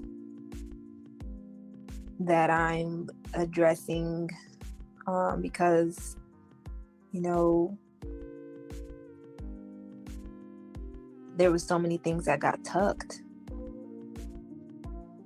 away. You know, we don't talk about those things, or when we do talk about it, we had what we would always say. For so long, I didn't speak about what happened on July 4th. I just said things like, I didn't see anything. You know, I said things like, if he ever abused somebody, I didn't see it. Yeah, I just flat out lied, because I could come up with a believable story fast enough. So I became a master at deflecting. Yeah. When I know an answer, deflect. Yeah. If the scripted answer If I didn't have a scripted answer, deflect. Just Yeah. deflect. When in doubt, deflect. And I definitely wasn't even aware of my own That's a abuse. Pisces thing. Like, oops, I wasn't aware of being coerced. You know, in my mind, it was like, you know, even though I said no to him, you know, it was like I was his property. So, you know, he'd always say, "You belong to me. Your soul belongs to me." And so he could kind of, it's like he could just walk in a room any night he choose, and if you're sleeping in there, he can wake you up and say, "Come on." You know, that was just like rule. Like, it was just like he could do whatever he wanted to do. If you're in the bathroom just minding your business, he can walk in there and do whatever he wants to do. It was like, you know, and you try to convince yourself that you enjoyed it, but it's very unnatural. It's very disconnected. It's like, no way. No way this could be that bad. Like no way this person could be that evil that, you know, they just like get what they want from you and they just like done with you and throw you away like that. And not saying that, like, you know, like somebody like Tanisha is in a better position because I know a lot of people think like, oh, the victim is mad because Tanisha was in a better position, she got more attention, she had more intimate moments. And maybe people would say that about other women as well, including myself, like, oh, you guys are just mad because you guys wanted him and he didn't want you. Like, it was just like, no, trust me, I don't want to be Tanisha, you know, because if you have to do the things, like, no, I don't want to be in her position. I don't think anybody does. I think that the amount of attention she got, like, for example, she was given the right to basically command anybody or to say, I want Chinese food, and somebody can go get it. You know, somebody can immediately go get it for her. Likely me. Yeah. She was in that position where I guess of that power, and maybe people like Portia, you know, who wanted that and stuff, like, or she gets more of his attention, and maybe there's women that are still there to this day that want his attention. Maybe they're more in competition with somebody like Tanisha. But once you realize that what is happening is not love, that it's truly abuse, no one wants that. Like, no one wants to be in that position. She's actually in the worst position out of all of them, because the other ones get neglected more. So they kind of, like, for example, Portia gets neglected so much that she will try to do something wrong so that she maybe can get slapped. You know, it's like, it's to the point where now they've associated a healthy relationship, or one that is passionate, with one where you might get smacked up from time to time. He's convinced them that women like that. I remember me coming in as a virgin, like, I just didn't really know a lot about sex or what I liked and disliked. But I remember him often saying that, like, women like it rough. They like to almost feel like they're being assaulted. Like, they like that type of game. He would say that he actually was hired as an escort or a gigolo to chase women around and act like he was a predator to then have sex with them. So he felt like that type of woman was every woman, and every woman really wanted to be choked up and yoked up and kind of abused a little bit. I thought that maybe that could be true. So I play it into that sometimes, but I don't like that. I'm not nobody. Don't put your hands on me. I don't like that. I don't think any woman really likes that. I think that it becomes something that you can get accustomed to. Yeah, I think that it becomes something you can get used to. And you could think that it's love because the person says, oh, baby, but I love you so much. That's why I had to hit you, because you just make me so mad sometimes.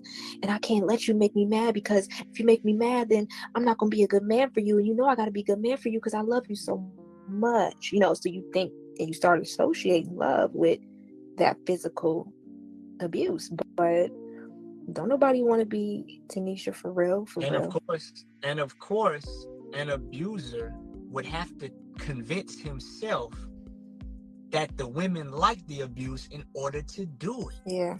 So he gets hard by whipping Tanisha. He gets hard. Like, he gets a rise out of it. He loves taking the belt and whipping her. He loves it. It absolutely excites him. And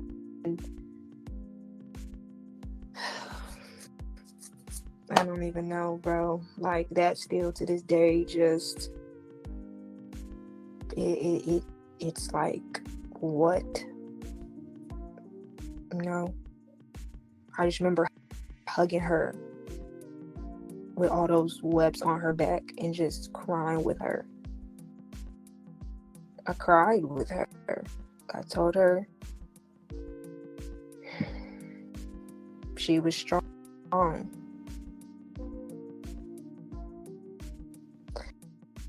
Because in her mind, she took those whips for all of us, for every Black woman. That's what she did in her mind. And Tanisha is very strong, but she don't deserve that, bro. She's a sweet person, for real, for real. All of them are. Yeah. That's why I was paying attention to the comments as well. I want to remind everybody to please don't take your anger for the cult leader and apply it to the women that are there, because they are innocent. You have to understand that these women are afraid. They're in a damaged state. The things that they're saying, they're not saying it from a place of health and well-being. Please refrain from calling them names. Even Courtney and Velvet, please refrain from making them as bad as the cult leader, because everybody is trying to deal with what they experience with the cult leader, because as much as the cult leader likes to play the victim, he promoted what he was doing in a particular way in an attempt to lure people in, only to reveal his true character at a point where people felt like they had done too much. If people really understood what they were getting into, they would have never came, because contrary to popular belief, people don't join cults. They join groups that they feel like are in alignment with their values and their life purpose. It is not Tanisha's fault. It is not Portia's fault. It is not Jayon's fault, Taylor's fault, Courtney's fault, anybody's fault. What you're watching is people who are in a sick state of mind because they've been dealing with a sick man. And once you remove the sick man, I guarantee those women will heal. But they haven't allowed themselves a space to heal because they're still connected to the sickness. Sounds similar to what we was promoting. You can't heal in the environment that made you sick, and that's carbonation. Yeah. So please do not take that, all of that energy and that anger and that hurt that you got, that rage, apply it to the cult leader, because he's the common denominator to all of this. Yeah, it's funny because, like, I was talking about that earlier, when we were always so angry, you know, and I see that a lot in the present, you know, members, like, they're just so angry, you know, at the people, you know, victim bashing, saying that the victim is not really acting like a victim, you know, and just like just saying everything they can say, like, just so mad at everybody else you know, they're mad at the system. They're mad and mad and mad. And I'm just like, what's really behind all that? You know, that's not where your anger is really towards. And that's why it sounds really forced. It sounds really forced because, and it sounds almost like you're not hard. You're not a gangster. Like, why are you bucking up at the camera like this? And it doesn't sound real coming from them because that's not who they are. It's not. You know, Not. they believe that taking on his spirit is honorable and righteous. So they do this whole like hood dude thing where they, you know, put their lips to the side and start talking like they got street knowledge. But all these people come from great homes. They come from great homes where their people love on them and kiss on them, you know. And they just probably forgot about that. But, you know, it's crazy because, hey, I see them now and I'm like, that's not even who you are. Because, like, I've talked to you behind the scenes and, like, you're not even like that, you know? Yeah. And a lot of anger, I realized, like, Tanisha always had a lot of anger, though. She did. You know, that's why she would rage down the street and she would run. Like, she ran out the house butt naked. You know, she's angry, but he's convinced her that she's really angry with herself or with the white man or, you know, somebody else, but she's really angry with him. You know, she doesn't like what has been done to her at all. Like, she never had an inability to speak before she got there. She never had that. That's the craziest part. She always looked pretty healthy, you know, before she got there. I don't think she ever had any health issues. He literally almost killed her, you know.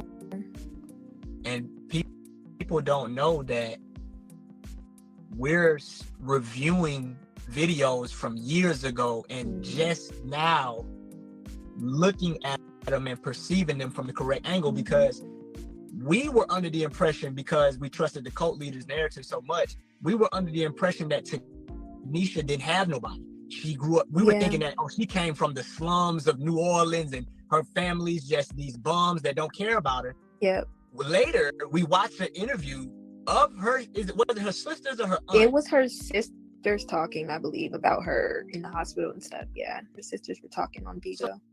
So we're listening to her sisters speak on Bigo, and prior to the T showing that clip of her sisters talking, she shows a clip of the cult leader saying that her sisters are demons and that they don't care about her. But then she goes into the segment of Tanisha's sisters talking, and they're not ratchet, they're well spoken, and they're showing legitimate concern about Tanisha. They're saying things that the cult leader failed to mention about Tanisha's current state, or her state at the time. Her health was something that any family member would be concerned about. It's not something that they didn't go on Bigo for clout. They didn't go on Bigo for attention. They went on Bigo to share the information that they got from the actual hospital and the actual doctor that was working with Tanisha and told the truth about her current her health state at the time. And so we're looking at these missing pieces and how we were simply perceiving reality solely from what the cult leader was telling us. And it was like, wow, we really been living this huge lie this whole time. Yeah, he told us that her mom was a crackhead. He even said it to her, your mom is a crackhead. If you left here, you would end up just like her, on drugs or in a crazy house. He tells her all the time, you would end up a bum. If you left me, the only reason why you was something is because you with me. If you left me, you end up just like your mama, which her mom died when she was a baby and stuff. So she really believes that, because she believes in these generational, things that happen where you end up just like your parents, so she believes like if she goes back with her family, she's gonna end up like her mom. And Kayla believes that he's convinced Kayla that had she stayed in with her family and in quote unquote Babylon, she would have already been a mother of multiple children, possibly by different baby dads, because, you know, she gets pregnant easy, and, you know, she's fast, so she would have just got around, and she would have been this little, you know, this little baby mama basically. And, you know, he's like, oh, you Aya, you would just be a bum, you know. So he says things like that to, you know, he said it to me, like, oh, you would just go back to living a regular life, working at the shoe store, you know, you ain't nothing, you know. So he basically will get in your head about, if you do leave him, you won't be nobody, Right. or you'll be somebody that is, you know, remember for your poor decisions, or, you know, just basically making you think that, well, being here, I'm gonna be on a pedestal, you know, I'm gonna be somebody that people look up to, and I'm gonna be doing something, I'm gonna be standing for something. So better I be here than, you know, go be what he says I'm gonna be. Right. It's basically, it's a self-condemnation based upon somebody's prophecy of what's gonna happen. Yeah. And then he uses Velvet because he was like, he told us, like, when Velvet leaves, watch, she gonna end up getting pregnant again. And then it happened. So he turned to us and he was like, see y'all, I be telling y'all I be right. You see, she got pregnant by another dude. Look, y'all, I told y'all. So when we started like being like, oh, this dude might be right, you know. So it's like, you know, he prophesied, he was like, oh, such and such gonna leave and they gonna end up like this. And then when you see him and you're like, oh, they kind of did, then you kind of start to believe him. And I think even people that weren't necessarily in the cult but were watching online was believing a lot of the stuff he was saying too, because sometimes he's very convincing, and sometimes the things he says turns out to be right. He like, how that happened, you know. But I think he just be throwing stuff out there and sometimes getting lucky. I don't think he's no prophet or nothing like that, you know. He just talk a lot. When you talk a lot, sometimes what you say turn out to be true, sometimes it don't, you know. But, you know, for the most part, I think he uses what he's saying to manipulate others, for sure, into being what he wants them to be for him. You know, he don't really care. And that's the thing, he don't really care about the health of Tanisha, because when Tanisha was on her deathbed, he made it a point to brag about him sleeping with her in the hospital. Like, he got into bed and he bragged about it to all of us, saying Tanisha was so skinny, and yeah, I made love to her in the hospital, and she was all skin and bones. Like, yeah. And it's like, if you love somebody, you would never do that. You know, he doesn't love nobody, because when you think about, like, people that love somebody, like, they not thinking about that when you in that state, you know. When you love somebody, you know, I'm here, right? I'm not over there with them. But he calls me from jail, talk about, what you doing? You just eating, sitting around? And I'm like, you don't even know if I got a house or a pot to piss in. You know, it's like the things he thinks about, you know, whether or not he really cares about you. When he doesn't at all. Like, it's all about what he wants and what he can gain from the situation. And some people might say, well, we're all like that, but no, it's not. We're not.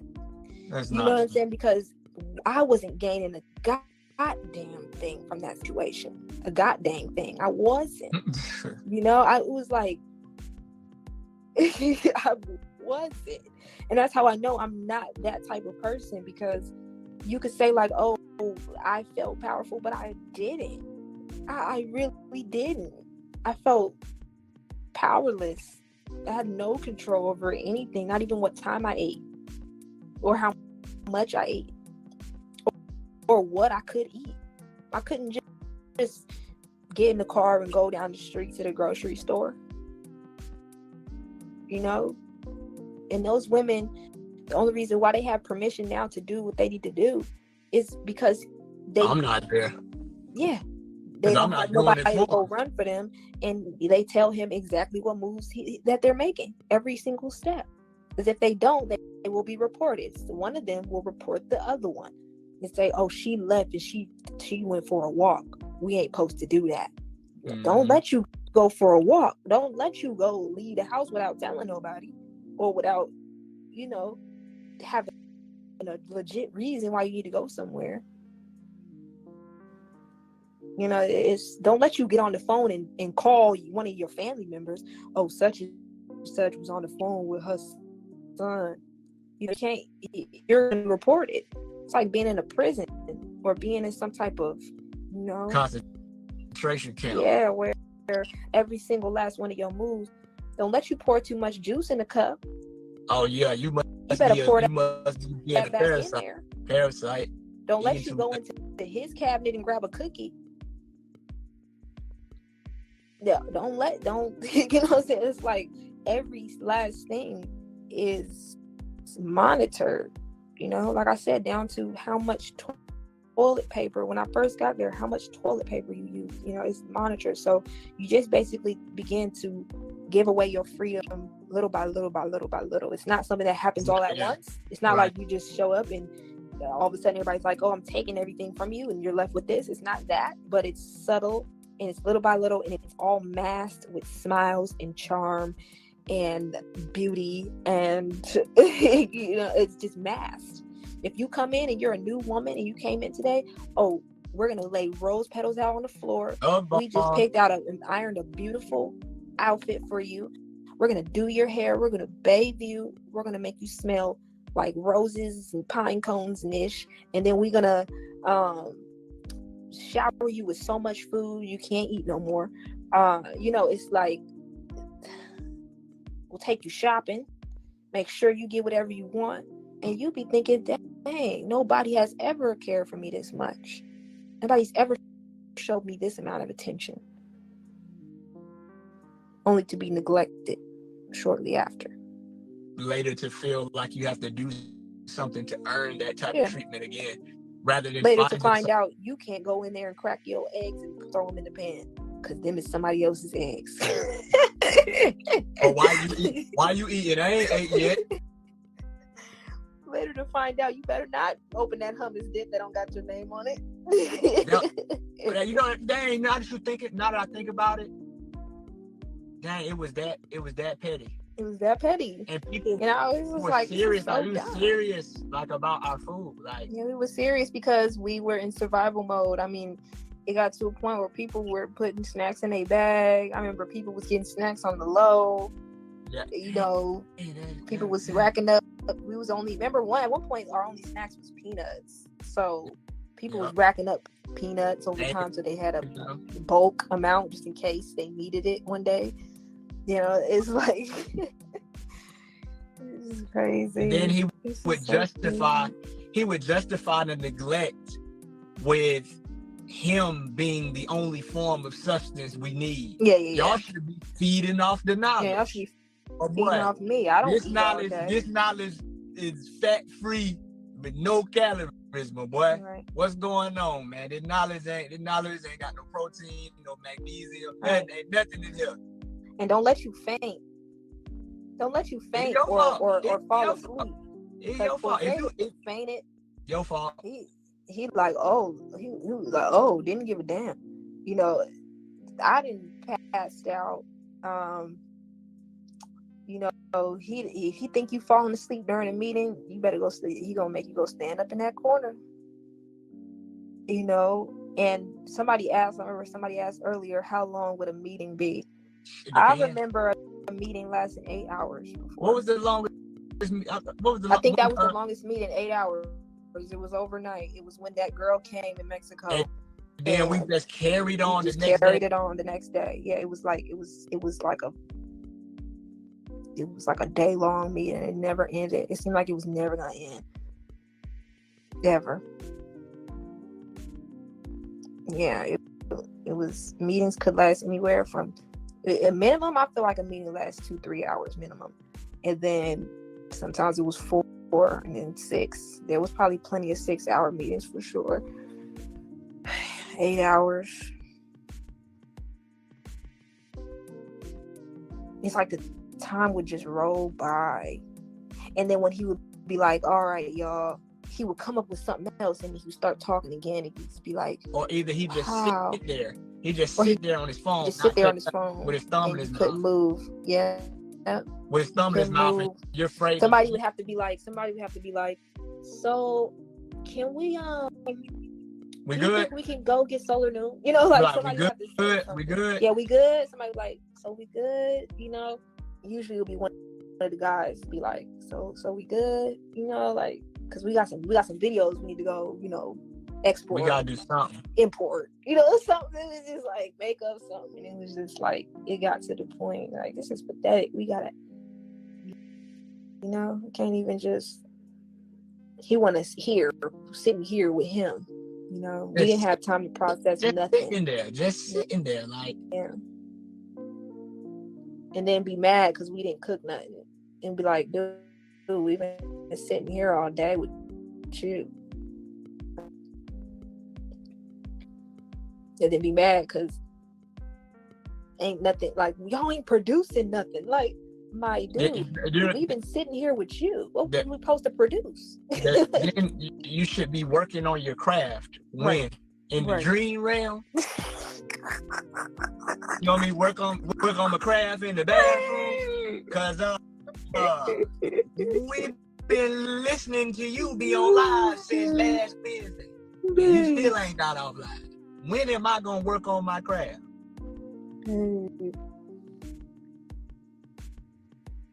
And somebody had told me this. They was like, well, I told you this before, but they told me he sucks your creative energy, like he drains you of your creative energy. And like I realized because you know, I love drawing, I loved art, but like he used to suck my creative energy. Like he wouldn't let me work on nothing I wanted to work on. Like he'd be like, I want you to do this, I want you to draw this, I want you to, and then I'd just be like, oh my, he'd be like, you work for me, you know, you gotta draw what I want you to do, you know. And I was just like, oh my God, I got to a point where I'm like, I hate drawing. Like I don't want to draw what you want me to draw, bro. Like he did me the same way. I'm like, I want to teach and speak, but he telling me what he want me to teach about. I'm like, yeah, man, you get to sit up here and go from topic to topic to topic to topic, unlimited with no restrictions. But I gotta sit up here and just talk about one thing. Yeah, he like, you need to make a presentation, and like, I'm like, man, do presentations, bro. It was just like no creativity. And then the constant reminders of, I'm like, I'm just looking back at, I'm like, yo, all of his decisions and actions were based on insecurity. Always constantly trying to remind people the student can't be greater than the master. I'm like, what are you talking about? I'm realizing you in your mind must feel some type of threat. I'm not even thinking about outdoing nobody. Right. Yeah, he used to tell me like, if I picked up a pencil, I'd be good at drawing too. I'm like, okay, then do it. I'm not trying to compete. You know what I'm saying? Like, it's just like every time, whatever I touch, I'm good at. Okay, that's great. Like, I don't want you to not be great. You know, like it's crazy. But then as soon as you do something, he take credit for it. You know, and it's just like, all right. Like I remember me and Grace, we put the cookbook together. And he kept getting online talking about my cookbook. And I'm just like, bro, you didn't even help us with that cookbook. Like, we made that cookbook. Like, I was just like, wow, bruh.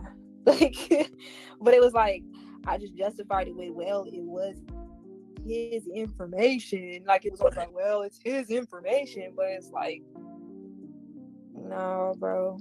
It was a lot of taking credit for stuff that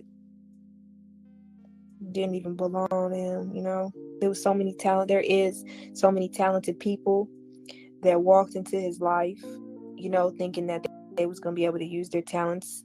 Jayon is a beautiful singer. Man, I was thinking about that the other day. I was like, Jayon is studio quality. I'm listening to studio quality. I'm listening to like, you know, artists on YouTube Music or whatever. I'm like, and I thought about Jayon. I'm like, Jayon is an amazing singer, but I'm like, she's being utilized as this puppet for this cause, like, and yourself to not nurture, like real nurture doesn't get satisfaction so much from their own achievements, but being able to uplift others to a level of achievement themselves. And I'm like, how beautiful would it be to see Jayon's singing ability promoted in the way that it should be. And I'm thinking about Jayon, I'm like, yo, you don't need this pathetic man. You have a God-given voice that will take you wherever you want to go. And she absolutely loves singing. She can rap too. She's gifted. This isn't we aren't regular people off the street. These are Pisces. Brilliant music, caliber, amazing. Brilliant. Yeah. Courtney is brilliant on them beats. Yeah, he's Galen is gifted. I've watched and sit with these guys. Brilliant. Loyal is very gifted when it comes to his ability to do things when it comes to technology. His Rambo as well. Everybody that's been in Carbonation that I know, as far as having an extended relationship with, they're gifted. Yeah, they're not dumb. They're not dumb, but for whatever reason, there's some type of childhood issue within us that makes us give up and give away our power to somebody else. I like how you said that there's some type of childhood issue within us. That's important because the thing that I realized what it was for me is like this need to be seen. Like, you know when you have family, you have parents, but maybe you don't feel like somebody really sees you or really sees you past the the superficial things that you do good in school, and you might have good friends or whatever, but they don't really see, or they see you like, oh, you're you dress well, you carry yourself well, but I felt like I wasn't really seen, and I wasn't accepted deeper than the surface. And I really wanted to be accepted so much that it's amazing to me thinking about it. I left the only people that I knew,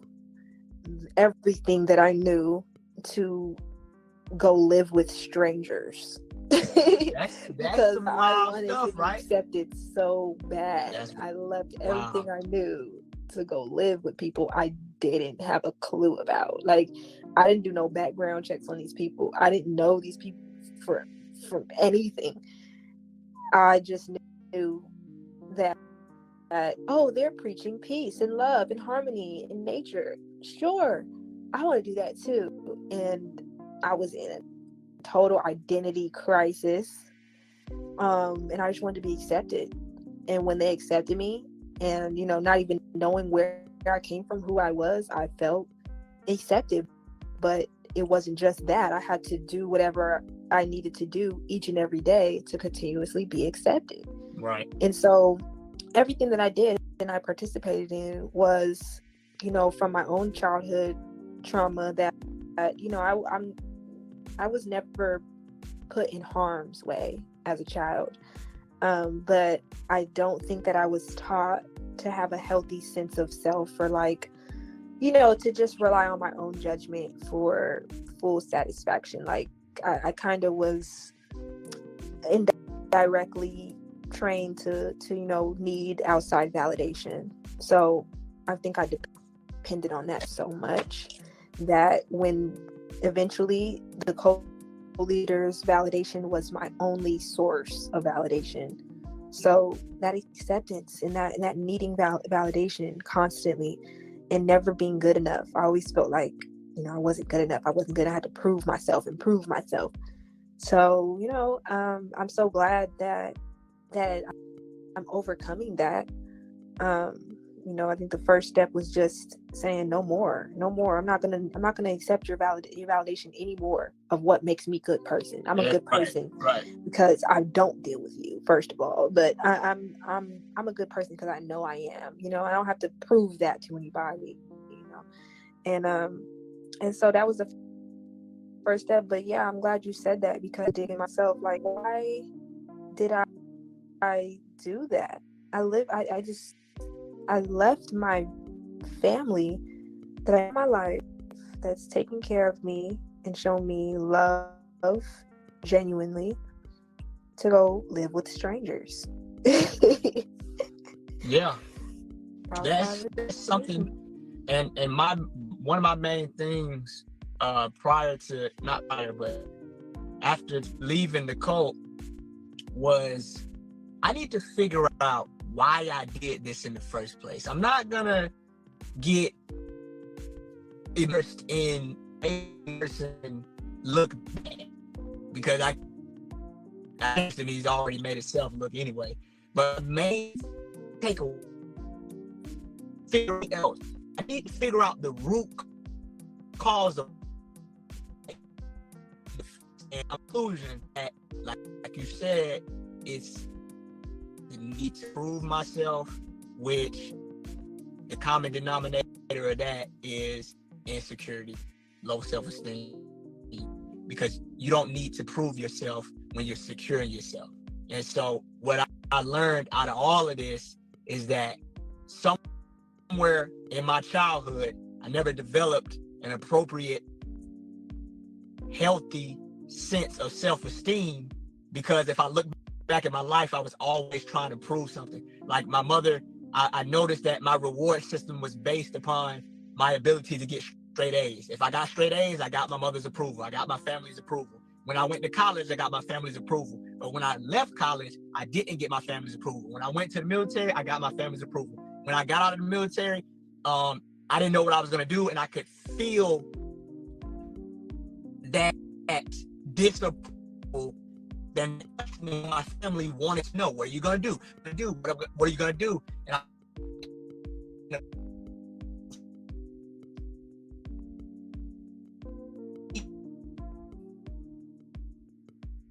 everything.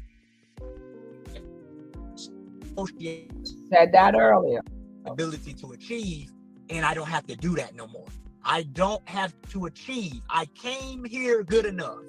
And that's what I want to make sure my son knows. I'm not going to teach him about real estate. I'm not going to teach him about business. I need him to know that he's good already.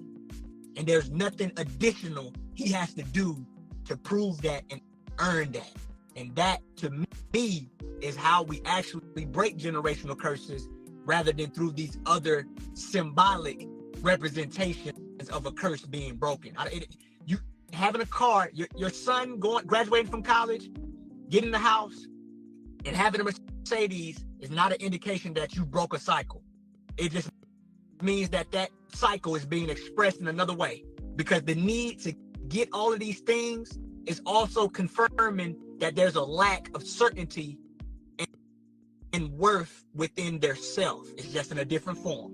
It just looks different. So I just want my son to know you good enough right where you are. And hopefully that will be enough to prevent him from displaying the same behavior characteristics that ultimately landed me in a cult. Yes. Like, you already good enough. That's it. You already good. You already good, John. You already good enough. You ain't gotta prove nothing. You ain't gotta get straight A's. You ain't gotta go to college. You ain't gotta make $1 million. You ain't gotta do none of this stuff that everybody's trying to act like is confirmation of success. You good. The day you here, enough. When you. Yeah. One question, babe. You feel when I beat you in Taboo? It wasn't it was a group effort. It was a team effort. So what? It was my team that won. And I gotta explain to you, okay, my face. You wanna know what happened to my face? Yeah, because you caught me off guard. It's different. Okay, so I told you I bought the Clippers. And I was lining myself up and I messed up. I knew that was I messed up, so I had to come up with another style without going booty face. Oh my God. So I came up with this. I was like, I'm not gonna go booty face, but I messed up the beard. So I was like, why are you touching in your beard. I thought the beard was fine. Cause I wanted to line it up. I had like this spot right here. Lined up. Listen, oh, right that here, spot right there. I know what you're talking about. It don't grow, man. I need to get one of them derma rollers. I like or some it. on drops It or doesn't something. matter Man, that it don't grow. It's like, unique. man, huh? It's unique. Man, that don't bother me, man. I was like, man. I knew it was too. Man. I seen it yesterday, and I was like, he probably really think about that little spot. Hey, man, I was like, why? Gosh. Shot in it, man. Come on, man. I need that derma roller. I looked at it too. I was so like, man, mad when I came up on here. Huh? I was so mad when I came up on here. Man.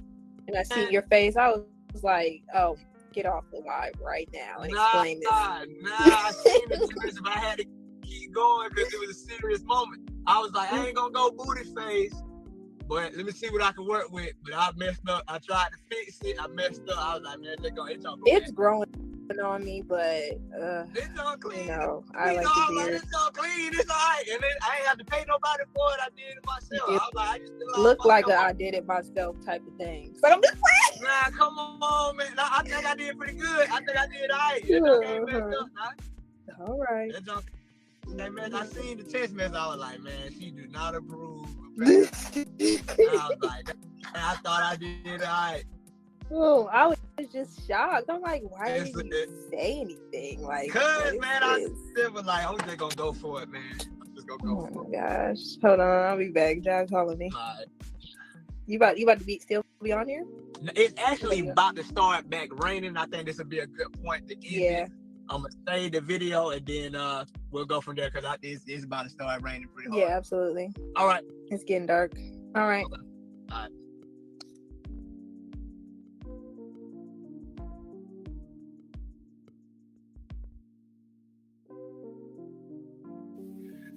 But why she didn't put Baby John on the phone so he could say hi to his daddy?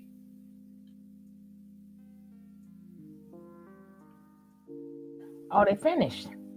Yeah, I was finna ask you, was you on mute? You know that already. But this one I didn't. Wow. But see, you know, like that. But this one, you know what just caught my attention? They were sitting there the whole time, and a couple times, and I'm glad she did. Unlike Strong Jaw, she left a couple times to go tend to Ja. But my thing was, I was thinking like, why wouldn't you just put Ja on the phone and let him, say hi to True? He didn't have to be on camera. Just, hey, here's your dad. Say hi. I don't know. That's just me. That was just my thought. Maybe they speak to each other. Now, what happened with the one? I missed the part. I had to get up. I had to find. I ain't got no ginger ale, so I had to go look at my hiding spots from my my grapefruit juices. I was here feeding and stuff, so I had to go find something. You be hiding food, shit. I missed those couple of sections there. What happened with the stealing, the Walmart? What happened? That's why I said you tell me, fill me, and what happened? Oh, no, just that. All I know is I put Walmart up there. Yeah, no, I was making a joke. I said they boosted so much stuff out of Walmart. Sam should have went ahead and just gave him a membership card. You know how, because Sam's a Walmart. They was boosted from Walmart? They was boosted. That's why I said you got to tell me what happened. No. What were they talking about? Yeah, Nature Boy had them boosted when they would go to Walmart all the time. Oh, that's what they said? That's what True said. But that's why I said, tell me what he said. I can't remember the exact. We're gonna have to watch the replay back, but basically what he was saying was when they would go in there and they would be shopping all the time and they would be online and they were doing shit, Nature Boy would have them boosting stuff because they, everybody would be distracted, not thinking they stealing shit because, it was all of them in there together and they'd be on live and, all that kind of shit, but he would have their ass in there boosted. But I kept telling y'all though, Solar ain't shit. That dude, man, I kept telling y'all, he's more like Nature Boy. He's more, well, I ain't gonna say them more than Velvet, but him and Velvet, both of them are neck and neck. It's like they're both the closest versions to Nature Boy because, like I said, Sassy came out saying all this bullshit. Like he didn't know what was going on when Zoka was drinking when she was pregnant, and what type of this dude had the way they explained it, that part Solar I didn't know. Remember, he separated them. Right, but remember, she was 6 months pregnant when they had the threesome. What type of dude would have a threesome with his woman with another dude at 6 months Oh, pregnant? but the thing is, all of them did. So did Kendrick. He had to sit there and watch Kendrick do a lot of stuff too with it. He said That's true. at any point in time, Yeah, could be he sitting felt there like it. minding and on that behalf, that Velvet told that already. Remember, he said Yeah, he felt bad and that girl's stomach was big, and he made all them girls go up in there. And she said she had to play it off because he had her ID and stuff, so she had to make him think that she was going along with all them sescapades. That's crazy.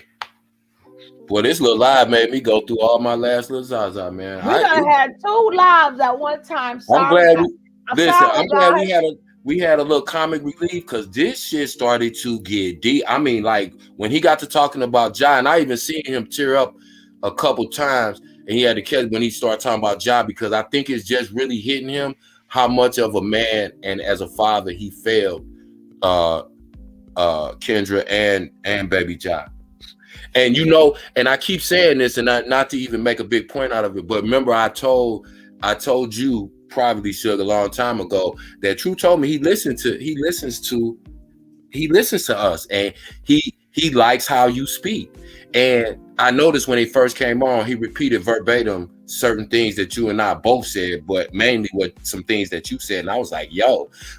And it's not a coincidence we had just said it, and he repeated, I mean, like verbatim, not just kind of the same topic. He repeated word for word what you just said right before you said, hold on, they live, and you switched over. We was just talking about that. It's crazy. But he did tell me also, because like I said, I've had a couple of interaction with him through the DM, and he's like, I listen to y'all, you crazy, bro. And he said, but I like Tony. He said, I like Tony a lot. Yeah, okay. I said, yeah. That's why I said they listen, but you know, and if they listening now, it is what it is. You know, we shoot straight. We don't, like I said, and we keep it to what it is. I'm glad that they both seeing this for what it is. And it's like, and the thing that I keep emphasizing, that I give them a little more grace than the rest of them, even though I still feel a way about about Aaron, just because of the way he let Nature Boy do his son and the way he did his son. But I give them both credit because they're not like the rest of them. They're not out here trying to run the next hustle, asking you to send them donations and telling you to invest in this and all of that kind of you know, they're not talking about, they're not talking about their teachers. I hate to say, dang it, what I do. I was doing something. Oh, you know, I just got to give a RIP to Twitch. If y'all don't know Twitch used to be the DJ or whatever on the Ellen DeGeneres show. Right. Wow. He died. Oh, wow. It says from a parent, he did it to himself, you know, as they say. Oh, wow. It's like they're dropping. It's like just today, I meant to say RIP Daddy Ayu. Yeah, Granddaddy Ayu. Cold chilling. Yeah. Legend. Hip hop legend. Yes. Google him, y'all. And now Twitch, you know, and I'm like, what problems did the man have that you took the self, you know? But they said he went to a hotel. Man, this is Hollywood. This is Hollywood. You never know what people going through, and that place out there. That place out there. My wife is from LA. I lived out in LA for 11 years. That's a weird place, man. It's a weird place. Trust me. Hollywood doesn't just consist of Los Angeles. Hollywood consists of everybody who's in the business. The entertainment industry as a whole. That shit is crazy. Like it is, man.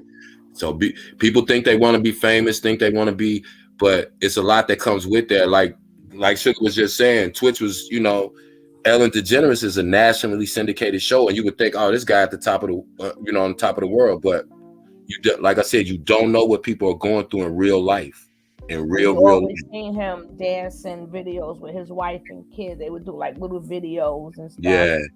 You know, I will see that.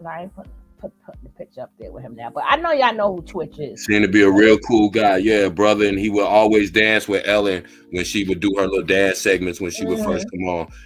I mean, yeah, you like I said, you never know what's going on, you know, in people's real life. You know, and you don't know what they had to do to get there. And to get there, you don't know what they sacrificed. You don't know what kind of demons they dealing with. Yeah, that's it. And it's sad because that goes for them too. Right. You know, we do say a lot. But at the end of the day, they only can speak of what they can speak of. Yeah. I'm scared to imagine, because even though they saying, like, it got to the point she couldn't even tell all the truth. Right. You know, I because noticed the majority of the time the baby was not, but we know it wasn't by choice. That's why I said I'm gonna leave it alone, because it wasn't by her choice. Yeah, true. You know, true. So, you know, and then them people there did not. They always act like they like Ja, but they didn't like Ja, because that wasn't Nature Nuts, baby. And True was a nobody. But they got to act like, you know how it feels. The people got to act like they like your child. Yeah, that was crazy. Imagine every day people smiling your kid, knowing they don't like your kid, because to them your kid is a freaking slave. Now that's why I don't like talking when they lie, because you got to remember we can't watch it on our replay because we were talking. Yeah. But maybe somebody else's replay. But I wanted to hear who thought that it was okay to mush that baby in his head. And I would like to know what made her think was okay to ask her how it. No, we ain't asking no questions. You don't mush my baby in the damn head. If I can beat you up for nature, if I know I can beat you up, right. If I can beat you up for nature, boy, I could beat you up for putting your hands on my kid. I mean, I'm beating you up anyway, right? If I can just slap you because somebody told me to, I can certainly slap the shit out you for putting your hands on my child. Exactly. But she didn't even feel like she could do that because Nature Boy had turned everybody against. How do you turn adults against a baby? See, they were saying so much stuff and the shit was just so fucking evil. I was like, damn, like these, you know, how low do you have to allow yourself to get to do shit that you know in your insides is wrong? You know it. It feels wrong when you do it, but you'll go, oh well, he must be the Messiah, so I gotta do it. Like, nah, you suspending your own reality. Let's stop playing too and stop acting like this was all brainwashed. You just accepted shit because it was part of the program, and like she admitted, she thought she was gonna go there, and they take you shopping when you first get there and lay the rose petals out, and that's what you thought. And life is not like that. You got to get up. You got to work. But it still doesn't make it true. It still doesn't make it not true. A lot of women, right. A lot of women sit up there, and you know, they men tear them up, and you wonder why. And the next, you know, they got a Maybach or they got a house. You know, so something. Well, you know, the gaslighting ain't no joke. And then you got to remember, a lot of times, even if they wanted to act to show their balls, look where they're at. Where they gonna go? Right. But see, here's the thing. If they in the States, that's different. He had them on mountains. Yeah, so that's true. If you act up or you all of a sudden got balls, right, you gonna come up missing. Like, and I don't know. He left. So that's a thought that go, hey Monica, hi sweetie. So you gotta remember, I could be the next person that come up. I could be the person that come up missing. I'm where nobody knows where I'm at. So the same, they could easily say he left. Like, right, they said that he girl disappeared. We don't know what happened to him. He walked down the mountain. Girl who left in the middle of the night, and somebody said she okay, but we don't know the girl. We heard from that girl again. Exactly. I don't even remember her name. Everybody remember her name, put it in there. Exactly. And that's how it is when people rope other people in. Yeah. Because you got to remember, yes, you caught a lie. We was supposed to have been off like 3 hours ago, but then we caught that live, and now we caught this one. We just happened to be talking, and we caught him right at the beginning live again, so I couldn't have cut it off. He's live, and this time he's with Kendra. But you have to remember, when these coats, especially in colleges, That's where they get they go after a lot of college members, where you would think they would be smart, but you would know, number one, they're smart intellectually, but not life.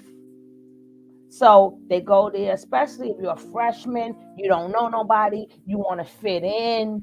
So a lot of these cults, and I did a couple of videos before they took the channel of how a lot of college kids got caught up in these cults. Because you got to remember, they, like she said, you know, 3 of them were in they college. treat you nice. They treat you nice, and they worship you. They want to hear you, and then you know the cult leader makes sure they got the set of women that just up until you initiate it, and you find out it ain't true but they treat Right. you But so you good, and the rose petals, and would you like this? Oh, they're so beautiful, you know. And a lot of them, they figure, okay. And then you know you got a studying partner. Cause you gotta remember, they don't take the mask off no time soon. When that mask come off, you're in. When they know they got you, that's when the mask come off. You know. see, this is a key thing to remember too, because I'm big on personal responsibility. I believe, like, we have people that are just manipulators. That's just what they do, right? But 90% of the people who fall for manipulators is because they're looking for something. If you're not looking for something in someone, then they can't manipulate you. Like, if I meet you, I don't need anything from you and I don't want anything from you. So if you were trying to manipulate me, it wouldn't work because I don't have an ulterior motive. Now, if my ulterior motive was to get on social media, so then I came over to Carbonation so that I could get that exposure because I wanted to be on social media like that, then I would allow myself to be used and manipulated and mistreated because I have an ulterior motive, which is to get exposure online. You understand what I'm saying? Most people who are in a position where it could go either way. You yeah, but I'm saying most of the time it could go always, because yeah. because I do know that part is true too. Like, just like some people they chose some of them, not just but on their behalf, not everybody. They want to be queen. You gotta go, hey, what did I do this? So, you know, but and you got some people that's manipulated, and it comes to you as the Prince Charming, and you don't know what hit you. A lot of people, some people, just like, you know, with these scams and stuff, you know, a scam artist is a scam artist, and some people can see it coming. Some people, they know about it because somebody spoke upon it. So when they saw it coming, they was ready. You know, back in the day, especially with them crackheads and stuff.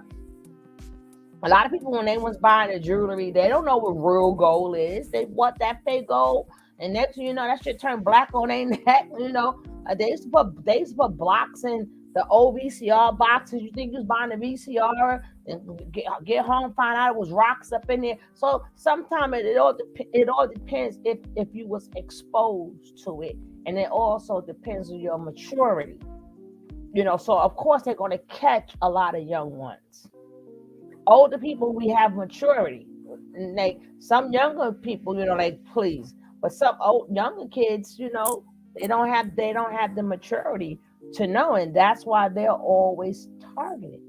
And that goes with the parents, because I mean, you could tell your kids too all day, every day, you're beautiful, you're beautiful, you're beautiful. But in their mind, you're supposed to tell me you're my mother. You know, when somebody else says it, now it makes them feel different. You know what I'm saying? But it still doesn't take away what you saw, what you participated in, you know, and you did participate in things, even though you didn't do anything about it. Just like, you know, a lot of people in jail, they didn't do the crime, but they was with the person, or they held the door, you know, or they was the lookout person, you know. So yeah, you are responsible. That do make you responsible. A lot of people in jail, they may get less time, but if you wasn't the one holding the door, if you wasn't the one that was the lookout, then they couldn't have done this if you didn't do that. You know, so I hope they realize that, you know. I hope they, but they gonna realize that because they thinking about that shit every day and every night. I seen True Face. And a lot of things we do have to remember. At some points in time, they were separated. So at some points in time, we may have seen everything, but they haven't seen everything. So some things might be new to them.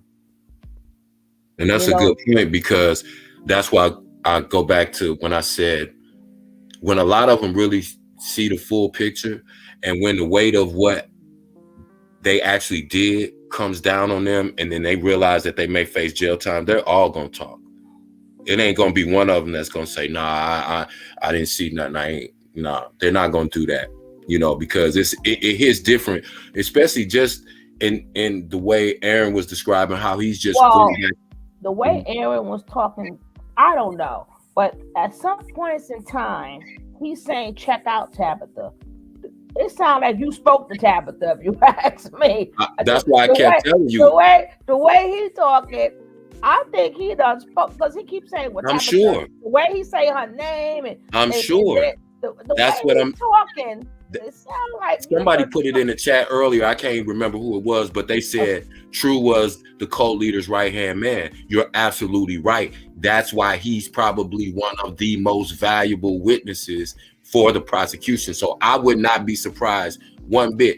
And what makes me kind of lean toward that too, Sugar, what you were saying about him knowing Tabitha well, is because, one, he hasn't been on social media talking like the other ones, but this is the biggest reason, because remember when he was repeating what you were saying and what I was saying about being co-conspirators and people being witnesses and not being able to say that they didn't see nothing and all of that. He probably understands. She probably gave him that full picture. She probably sat him down when they had the debriefing. And she probably put the whole picture together, like we're saying, like the stuff he may not have been there for, the things that he might not have known. Because just like even Kendra was saying some things, and he was like, "This is the first time I'm hearing that," and I believe him, and I really believe him. They wasn't in the house, right? And so I believe that he sat down with Tabitha during that initial proffer, where she let him know, "Hey, you'll get immunity. Just spill the beans and let us know everything." She showed him, "Let me show you what your co-leader really said about you and what he really did to your woman when you weren't there." You see what I'm saying? That's why I think him and Tabitha done chopped it up already. Because see, he ain't talking crazy like Sassy. He not talking crazy like Musa, But I believe Pisces, who've been in the cut and who seems to have made a change. He didn't leave the country. Right. I believe Pisces, True, and I don't want to say the third person yet, but I believe those three are working very, very I gotta Sassy, why you threw that girl too? And then is that the fact that he threw her too? It's the fact that he was like, and I told her, "That's beautiful." What you mean you threw my shit? Oh, now it's beautiful. You don't need it. Do you see how fucking crazy and sick he is? You forgot to mention you threw the goddamn girl too. Damn it. He knows that this girl is self-conscious about her tooth, and he throws it when he gets mad at her. That tells you that he is just fucking like Nature Boy. He beat on both of them girls just like Nature Boy. It ain't no difference. That's why I said that dude, I hope he get it worse than all of them except Nature Boy. I hope him and Nature Boy get the same thing, because to me, they're one and the same. They're one in the same. They all beat though. Yeah. They all beat. They all are. No, but you can't just say Sassy, because he used to tear Kendra ass up, and Musa That's what I'm saying. Musa used to beat on Joy. Musa used to beat on. But Nature Boy told them they had to do that. But that was some. Now Nature Boy ain't telling him to throw her tooth though. That's some spiteful shit. He did that on his own. Why threw the girl teethus? Yes, that was me, King Kev. Reality is sinking in. They know the cult leader isn't getting out. you know, and I just want to put this in perspective again, because okay, people may look at it like, yeah, it was just a little false tooth, but to me, it's the intention behind it, and it's the pain he knew it would inflict. It's almost like you have a friend that has one leg, and you take their prosthetic leg and just throw it off the highway overpass and smash it. Because you know what it means to that person. So it's not the fact that, oh, they can't get another one, or this. It's that shows the level, that shows the black-heartedness of a person. Because people already said he's a tear her ass up. So we already knew he tore her ass up. And again, I don't know what was Janae thinking. Even she, I mean, everybody got tore up. The females got nothing but tore up over there, you know. Yeah. And then, I mean, I think if you see the way Solar's going, and if you see the way he's going, you could tell that, you know, besides the pent up anger in him, you know, I think that he probably went to Nature Boy to learn.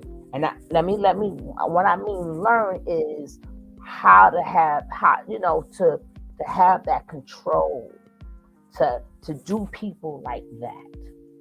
Everybody learned different things from different people. I mean, they learn different things from the same person. Like, what you pick up is what you pick up. You know, maybe he wanted to learn the mind control. He wanted to learn how does a cult leader, you know what I'm saying? The tricks of the trade of doing that. And sometimes the best way of learning is to be physically to do it. That's why he kept saying, he always said I all the time. Yeah. Sassy got a pent up, angry little girl inside of him. That's his problem. Ms. 007, what we were speaking about, Zoka had a false tooth since she was young, and she was very self-conscious about it. So after Nature Boy forced her to have a threesome with him and Solar, they had a fight. That's when they had that. They had right. That's what I said. After the threesome, after he forced them to have because of the threesome. I think because this is one of the fights they had, and he sat up there maliciously. When the tooth fell out, he threw it. He took her tooth basically, and he threw it, you know, off into the jungle wherever they were. Yeah, he went and got my where she couldn't. He knew she couldn't find it. But I was saying that's such a devious thing to do, because, you know, it's the hurtful intent behind it. You knew that she was self-conscious about that. So for you to do something like that's real vagina-ish of you, Sassy. If you listening, you a punk on the highest level. He beat up, you know, like I said, he beat up that girl. Look how little Zoki is. He ain't never once stood up to Nature Boy, but he's over there beating up on Zoka. None of them stood up to Nature Boy. And then it's crazy, Nature Boy never even abused them.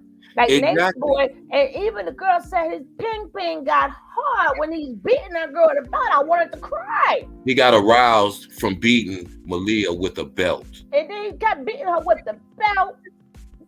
To the point where she had welts on her back, like a slave. I wish I could find the video when, I don't know who said it, when they said he threw her ass through the door, and then which way he threw her the shape, her outline was in the glass when she went through the door. Yeah, the outline was in the like a cartoon. Door. Like a cartoon when Roadrunner runs through a brick wall and his outline is still in the brick wall. Then, that's how he threw her through a glass, plate glass door. Somebody said when they got ready to jump people, they would put mattresses up by the windows and stuff, so the neighbors didn't see, and you couldn't hear too much, because that's helping blocking the sound. So it ain't gonna fully block the sound, but with the mattresses, it does help with the sound. Yeah, they're confirming what we already knew. Yeah, but they're going into detail. But can so it was so much. Only part that made me feel away was when they got to talking about Baby Ja. Man, I had to take a break on that one, because I was like, yo, like, okay, we're not even discussing what they have to deal with from their experience in the cult. as a parent, you're gonna have to grow up and And explain did all you of this see stuff to his this boy. face? Did You you saw it in see True Fate, his True face? realizing. As a Did man, you see True Face? And you could tell certain things he's not gonna let come out of his mouth. It's not because he don't want to tell us, but it's because him as a man it's too let painful. that happen to his dad. What? Your first two jobs as a man on this planet, the whole vein of your existence is your ability to protect your woman and your children and to provide for them. And when he realized that he failed miserably at both of those things as a man, I don't care what type of that, you could see it in his face when Kendra was even talking to him, because they probably have never had a conversation like this where they were completely honest with each other. And you could tell certain shit hit True. And I think True even said it at one point. He said, I don't know if it's my military training or me learning to go numb from being in this cult, but I'm trying to kind of hold back my emotions because a lot of this stuff I'm just really hearing for the first time, and it's kind of like overwhelming. And I felt him as a man because he knows, like, I don't have to beat him up and keep saying it, but True knows he failed fundamentally himself first and foremost, but he failed to do the basic thing: protect your woman and his wife and his child. And he did neither. And he has to live with that for the rest of his life. I don't care how much he heals. Those two He people. was saying, I'm glad I got him. Well, you ain't get him out there. Maybe I heard wrong. Then he said he got him out there. No, Nature Boy told him to leave. What you mean? Yeah, we still yapping because he went live. What you want us to do, Miss Rod? Shoot, y'all I'm know cutting him off early, Miss Rod. Y'all know we charge y'all. Y'all know when y'all come on here to have a full battery and have an external battery, because we never know what's gonna happen on here. We never know. But I will say that even her, she even got to the point that she was confused, because she was like, they covered themselves, and then she was like, you really believe that Nature Boy's story when they said babies were innocent? You believe he got you to the point that you believe that you were mad because now we already heard they walked around there with no clothes on with Baby Ja, but she believed because Nature Boy put in her head that was what was that? Nature Boy was saying they so natural and they're so innocent, and so she had a meeting because somebody put their clothes on and you was mad because you wanted them to take their clothes off. I'm like, Sheba, you sound like Sheba now. Kendra, hopefully I'm glad you know that that's not right. That boy used to run around, and that little boy sing a lot. And I said that, and then YouTube, they blocked my own, some stuff I put, YouTube blocked it. They went, I was like, I know I just typed this, where is that? I'm like, I know I just typed this, where is that? So I had to start watching what I was typing, because YouTube they was keeping my messages, certain things. I'm like, I know I just wrote, where is that? So certain things, I guess, have to be careful what I say. There's someone that could have fell to a system like that, daddy issue. What? She had her mother and father. She had her mother and father. A lot of times people like to say mommy issues or daddy issues. Sometimes it's just what a kid want to do issues. We think pain comes. Sometimes people just have they're really free spirit, and some people just feel in their minds like, I want to do this or I want to do that, and they F up their life. And once they F it up, they think it comes from mommy or daddy, but it really doesn't. You got some people they like to experiment. Some people, the peer pressure, where they was like, okay, taste this. And then next thing you know, you become a drunk. Or you could be minding your business and they puff this. Next thing you know, you become a pothead. was some parents never drank, never smoked, you know. So we can't automatically just throw it on, because in that case, everything our kids do, so it's a parent can have different kids, same parent. Each kid's gonna come out different. And they could have did the same thing to each kid. But some kids just is very adventurous. Some like to just go. Some want to see what this world is about. And when they realize it ain't what you thought it was about, they don't want to. And that's where a lot of them too got messed up at. You a piehead? I was in and out because I was working. Girl, if you gonna catch the replay, what I'm going to do, being that we didn't talk on my other channel, I'm gonna put just this live there, just this one part, so it will not be that long. So I'm gonna put this interview, being that when they live, I don't talk because I miss so much. And a lot of times somebody else may catch it, or they might not catch the beginning, or they might not save it. So we don't know, they save it or don't save it. So I try not to talk just in case any of them things happen. I have it.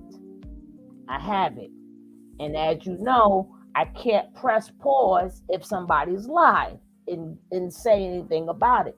So this is why we're talking now. She said, say God. Which one was more? Well, actually both, because he said he's talking about the same thing in both. But what happened was the first one wasn't live, so we kind of stopped it and we did breakdowns and everything.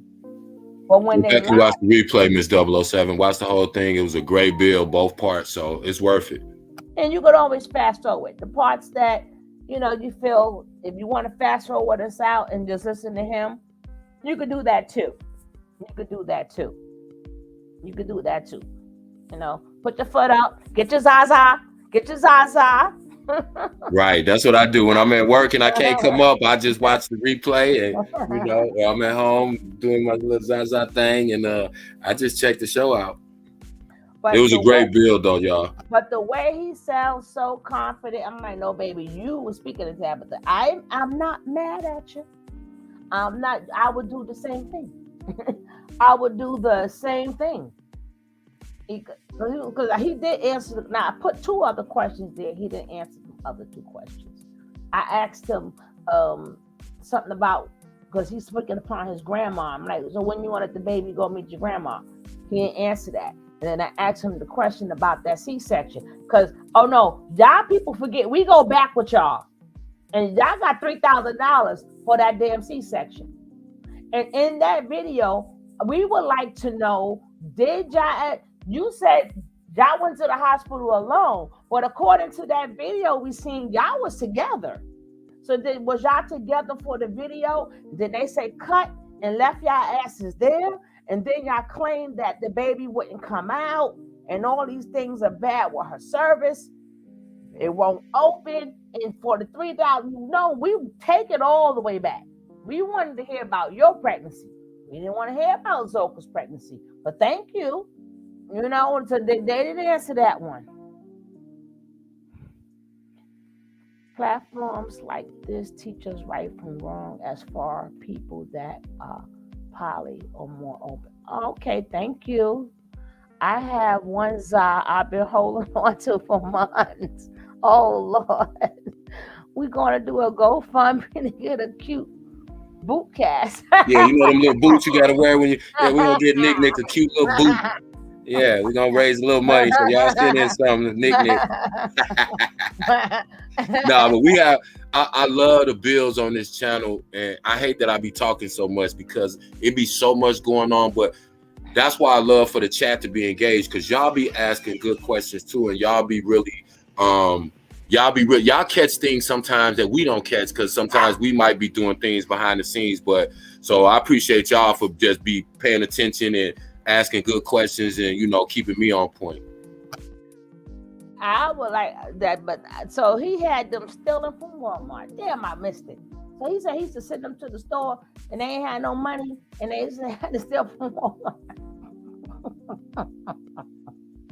And you heard True said most likely what other part, most likely me. So basically they wanted to be queen. So they could say they want Chinese food and True like most likely me. So they had to have the men serve. He said, that's that bullshit. And he was like, oh yeah, I forgot that happened, but oh yeah, I was there. See, that's what I'm saying. They was there for a lot of shit. How you told the girl? He said that was true what Kite said. He said they told that girl, he said she laid down and then he beat her even more because she had her butt up. You want the men to see your behind? And he said, you know the position, and kicked that girl in her stomach and beat her with a goddamn belt. Yeah, you deserve to be the queen. And y'all can put the queen of what in the chat. You deserve to be the queen. And y'all can put the queen of whatever y'all think you're the queen of, and y'all can put that in the chat. And this other dumb chick, talking about goddess. I understand he said don't talk about them or whatever. He could say that, but sorry, Aaron, that's very hard to do. Hey, so you know what's so crazy? You know how they say y'all have to be quiet. I'll call the girl. Okay, when you was speaking about Twitch passing earlier, my niece Weeze, who y'all always hear me talk to, she used to be a little dancer. Twitch used to be her dance instructor about 6 years ago.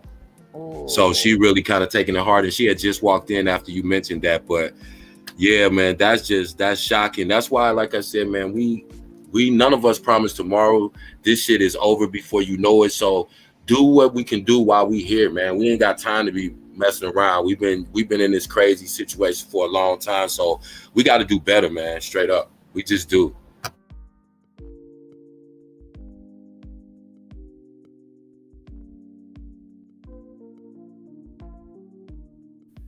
I really think too, this is just another side note. I'll go get her, cuz. I think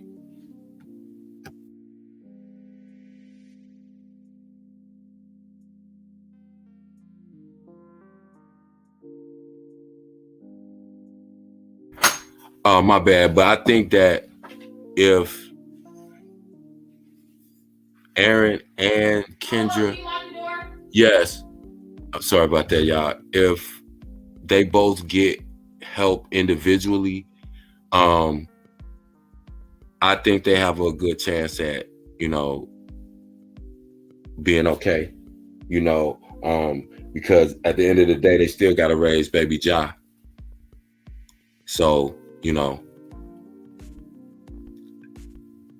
hopefully, like, they both can get it together so that baby Ja has a chance and he has some type of normal life.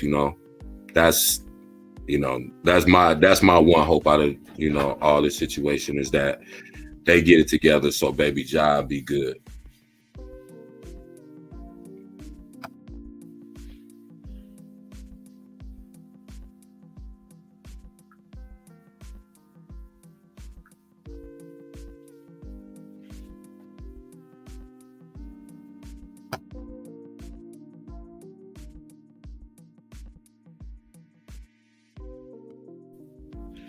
Sugar love.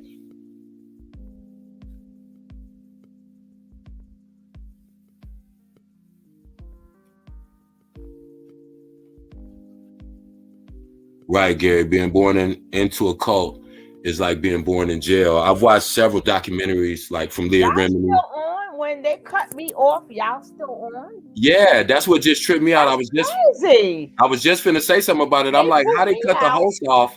Right, and we still on. I was just getting ready to say, am I talking to myself? They didn't cut Suge off, or she ended the live. Internet went dead and they cut me off. But I didn't know y'all still on. That's good. So that's crazy. Until they boot me back in, they boot my ass out. But yeah, Gary, that's like I said. I watched Leah Remini, and I've watched several documentaries from people who were born into a cult. Literally, like when they were born, their parents were already in the cult, or they were so young that they don't know anything other than living and growing up in the cult. And so, who else was brought up in the cult and we didn't know? Who's that? Mimi. Mimi. I knew you was gonna say Mimi from Love and Hip Hop. Stevie Yeah. J got a baby with And I Stevie J. believe her mother's passed away, but her Yeah. mother passed away there and had her suggest. That's why I say some people you don't never know what they go through. Right. You know? And I learned that about Mimi watching Leah Remini's, and then it so much clicked that because you think, why would this girl be with Stevie J? Yeah. But then when I found out, once I knew about the history of Scientology and you know how they separate you from your family, and then her mother abandoning her at 13, I was like, okay, see, now a lot of stuff makes sense, because like you said, you never know where somebody comes from and why and how that affects the decisions that they make. That's why I said just hopefully, you know, Kendra and Aaron get, you know, the kind of help they need, and so that baby Ja won't, because thankfully, I mean, there's probably some things, I don't know, subconsciously that may always be in him, but at his age, if things turn around and it seems like they are, and he lives a normal life, by the time he's 12, 13, he won't remember any of this. By the time he's, you know what I mean? It depends. It depends. It depends. You're right. Like I said, it depends. But because I believe that the little boy, being that things was done so repetitive, yeah, even if he doesn't remember, his subconscious will remember. That's why I said I don't know how much will stay with him subconsciously. I believe every time he sees somebody do that attention thing, he's gonna get flashback. Yeah, because he had to do it. Right. And he might not know. Like he may be, hey, dopamine.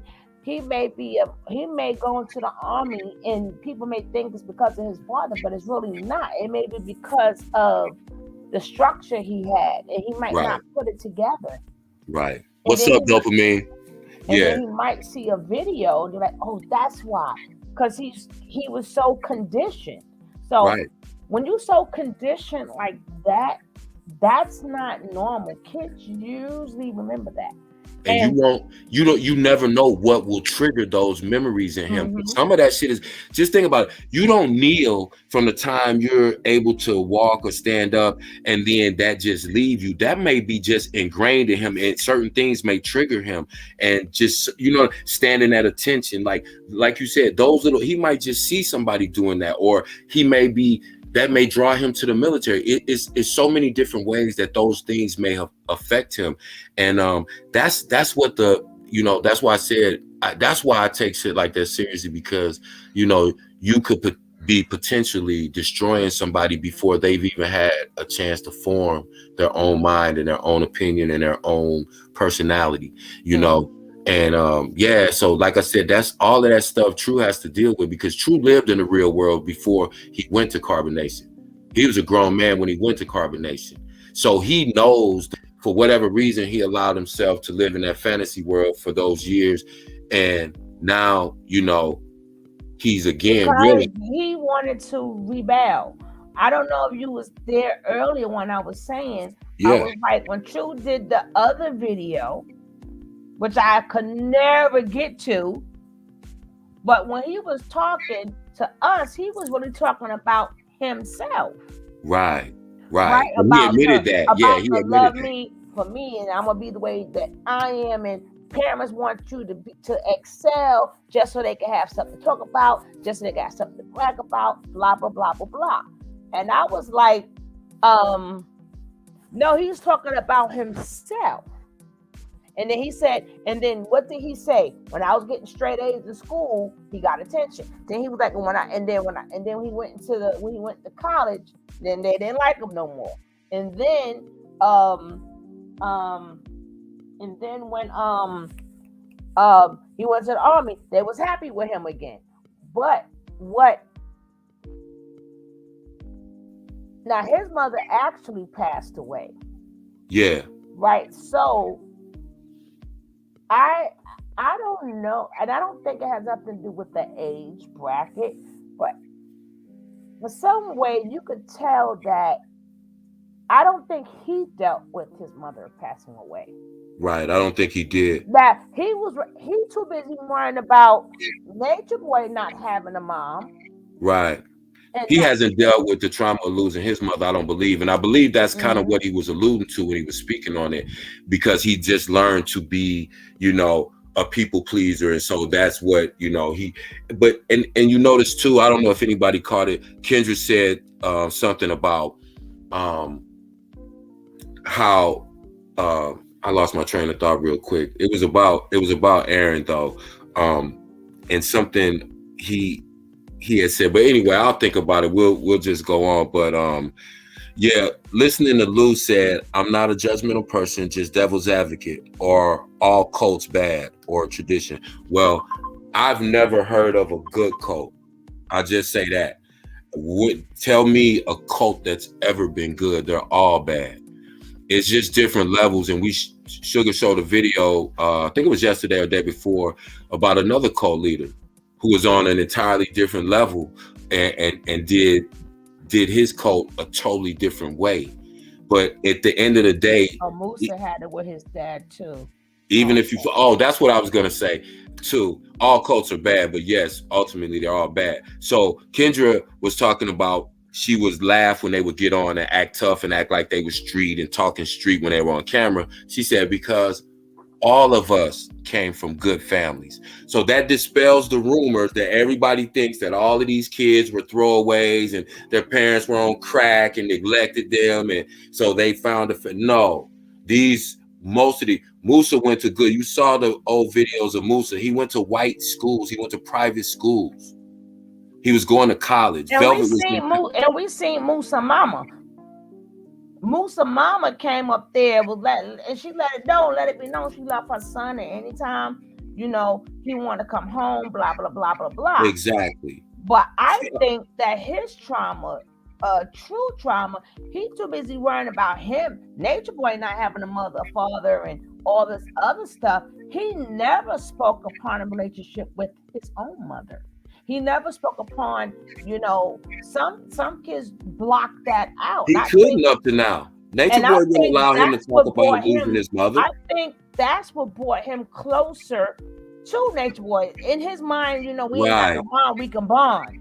He found exactly, but again, this is probably the first time that he acting crazy. No, but I'm saying, being that he acting crazy, you know, maybe that's why I'm acting crazy. You know what I'm saying? So maybe he found similarities in the behavior, but in all reality, Nature Boy's was fake and his was real. Maybe, you know, that could be, I was in a cult that made champions. Yeah. What I'm saying, I think that's the trauma. It's not the fact that they didn't accept him. Maybe the only person who did accept him, because you got to remember, he's 15. He said his mother died when he was 15. So it wasn't his mother that got mad when he dropped out of college. His mother wasn't here. This is he doesn't know a lot of things his mother would have accepted along the line, because you know, he only know about her from when he was younger. And then his father, then his sisters, you know, he never stated if he liked his stepmom. I think he spoke briefly of her, and then the story with the sisters or whatever, you know. So he could be still longing for his mother. And then hearing Nature Boy stories, we probably related to that. But I think the reason why he went there was rebellion. Like, I'm out of here. That was all out of being rebellious. And people got to remember, we have rebellious kids. You can't, who, you know, I'm going to show you, you know, you want me to do something? Well, I'm going to lay around and do nothing. How about that? But didn't realize he worked harder than he ever worked in his life when he got to Nature Boy. You thought you were going to lay around and do nothing. You thought you wasn't going to have to work. You worked your ass up, but you picked up some skills, though. He took all his skills there. And he even said that book is his. He said he typed it, which I couldn't believe. Because Nature Boy ain't never typed shit. Nature Boy always had them do it. So Nature Boy ain't got no damn book. But that is also a common trait of cult leaders. They take other people's information and they claim it for themselves and don't give credit to the original author. That is a classic cult leader tactic. He's never going to give them credit, because if he's the source of everything, how can he give them credit for doing something? So, you know, it's a continuous mind fuck. It's just a loop. Like he told, he didn't let them sleep, and he didn't feed them very well.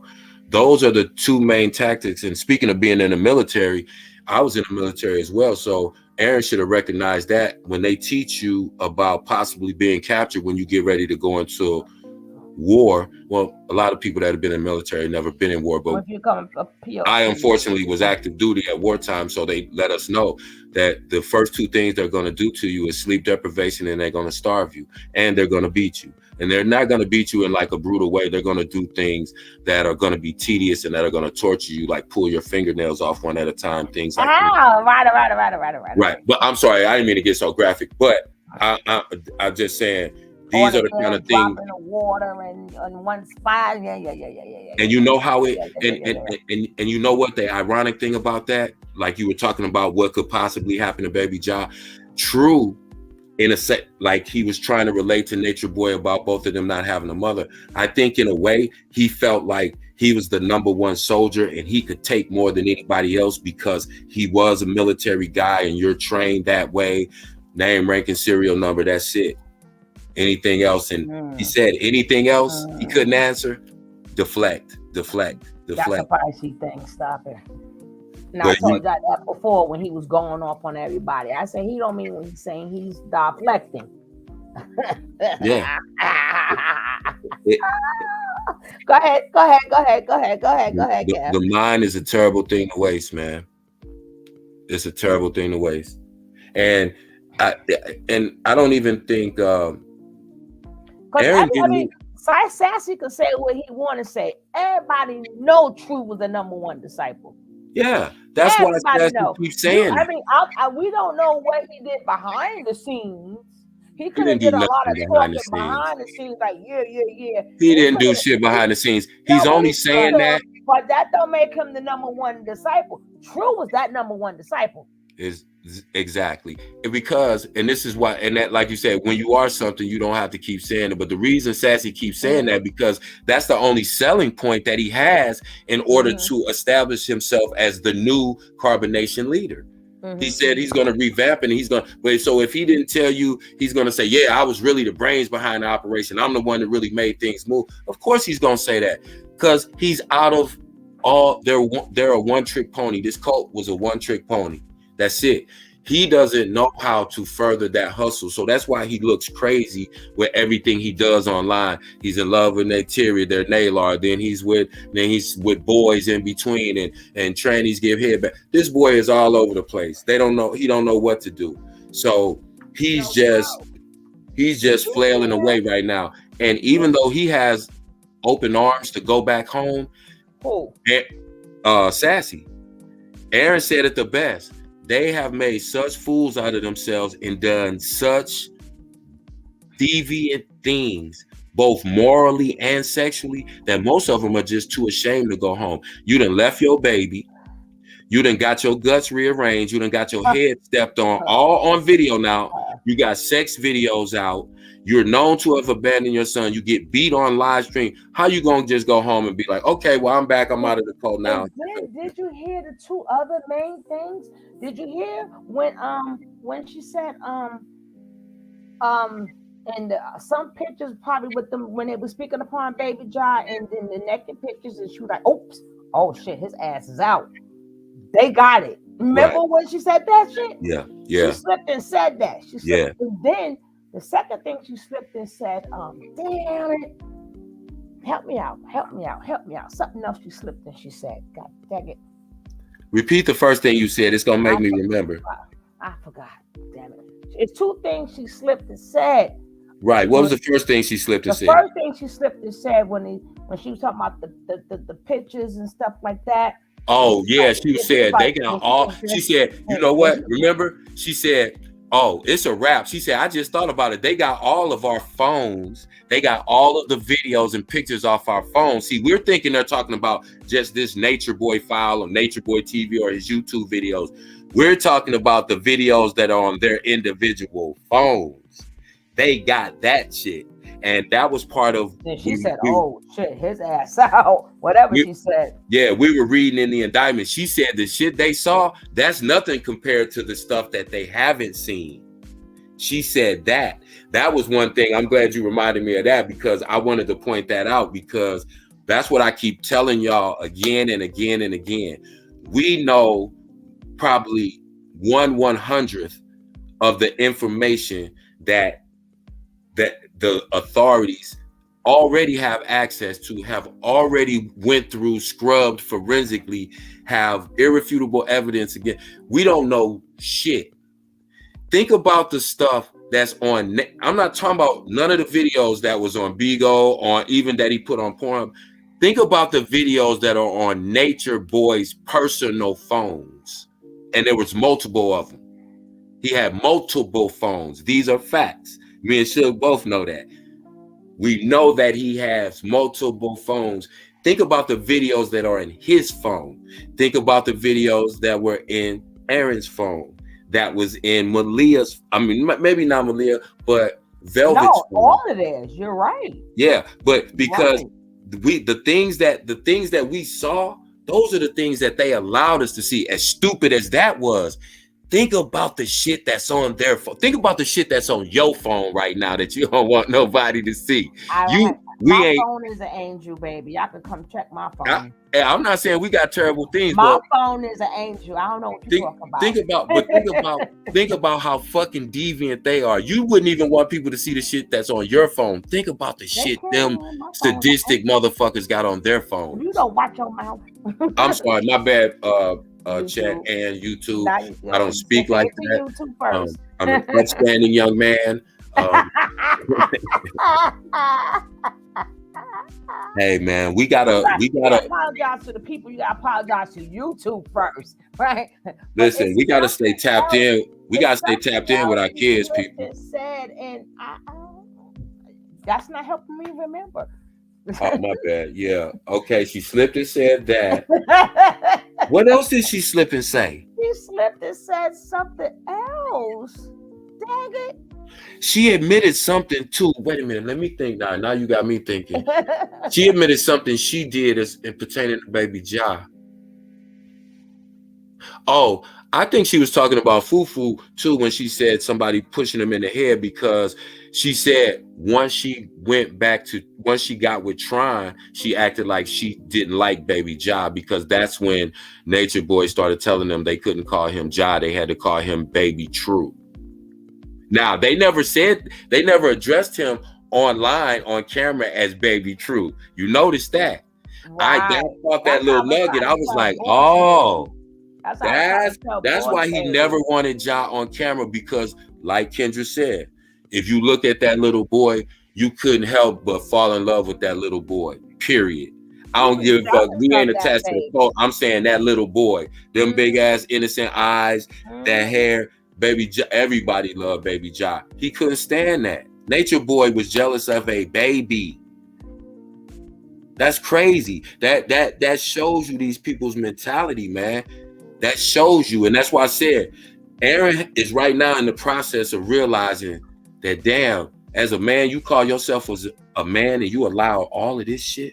No, he worrying about, I gotta get my man card. I gotta become a man now.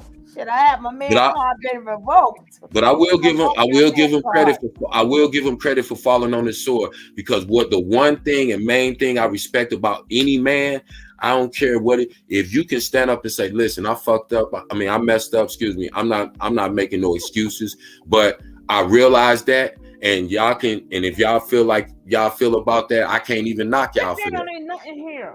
Damn it. Didn't I tell you come get your kids? That's the cat again? That's the dog. Come get your kids, man. I'm telling you, see the dog chill. Carter be chilling, but the cat. No, that's Carter. Oh, the cat. Lord. I thought Carter was the dog. Go. So now what's the dog name, sir? Carter. Right. That's why I said, I thought you said the cat's name was Carter. I was like, what? I thought the dog. Carter. So what's the cat's name? Golden. Well, I got other names for the That's cat. baby Natiri. You would never hear me say the cat's name because because his real Okay. name is that. She keep, yeah, but I know she keep a lot of stuff going on this line. I call him, when you hear me go badass or Mother Tucker, that's the cat. Or when I'm yelling with no name, that's the cat, because I call the cat some names. But that cat is underneath. It's underneath now. But with the dog, but then when it's around the time when they're gonna get ready to start knocking down my stuff. That's why I be telling you to get ready. They start jumping. They Jumping on the table, knocking your snacks off. And they be fighting, and they ain't gonna do that. We have to fight. But then they start to fighting and run that thing. Y'all heard the stuff falling. Y'all be thinking I'm joking until y'all heard it yourself. Hey, Marquise, that's my granny used to beat my booty. What's up, Marquise? Crying for months after whooping my stepson. You gonna make me get on my other device and go back and watch this replay to see what this girl done slipped about? Because I'm sitting here thinking about it. She said a lot, man. She slipped and said something else, but she said she had a great family. They didn't question her a lot. They just kind of let her come back and just. No, I knew she had a great family when she was doing a video in the house, and the house was beautiful. Yeah. It's beautiful. And then you still see where they kept her pictures on the wall and their achievements and stuff like that. I'm just so glad this whole rumor about, first of all, about Nature Boy being orphaned has been dispelled, about him going to prison has been dispelled, and that all of these people came from horrible backgrounds and their parents didn't love them and nobody cared about them. Some have, because remember, homeboy was bunking his cousin now. Hold on now. So no. I'm saying that their families were bad to them. I'm not saying that they weren't deviant perverts toward their families, but it was always said and made to be like, because when Nature Boy made them do them videos talking about how their Babylon family did this and didn't understand them and didn't love them and didn't support them and all this crazy crap.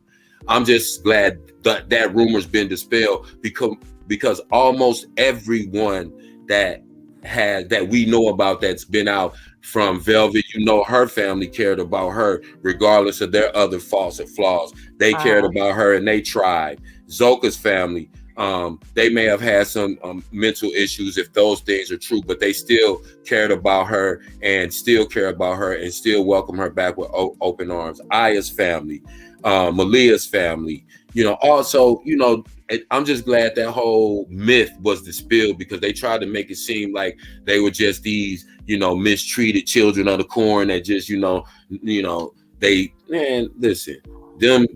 most of them were spoiled brats who didn't want to do shit and who wanted to lay around, and they tried to figure out a way to basically be a bum and get over and live a scamming lifestyle. That's really what the honest truth is with some of these, like Juju. Now, you will really know if they let go Nature Boy, if they stop scamming.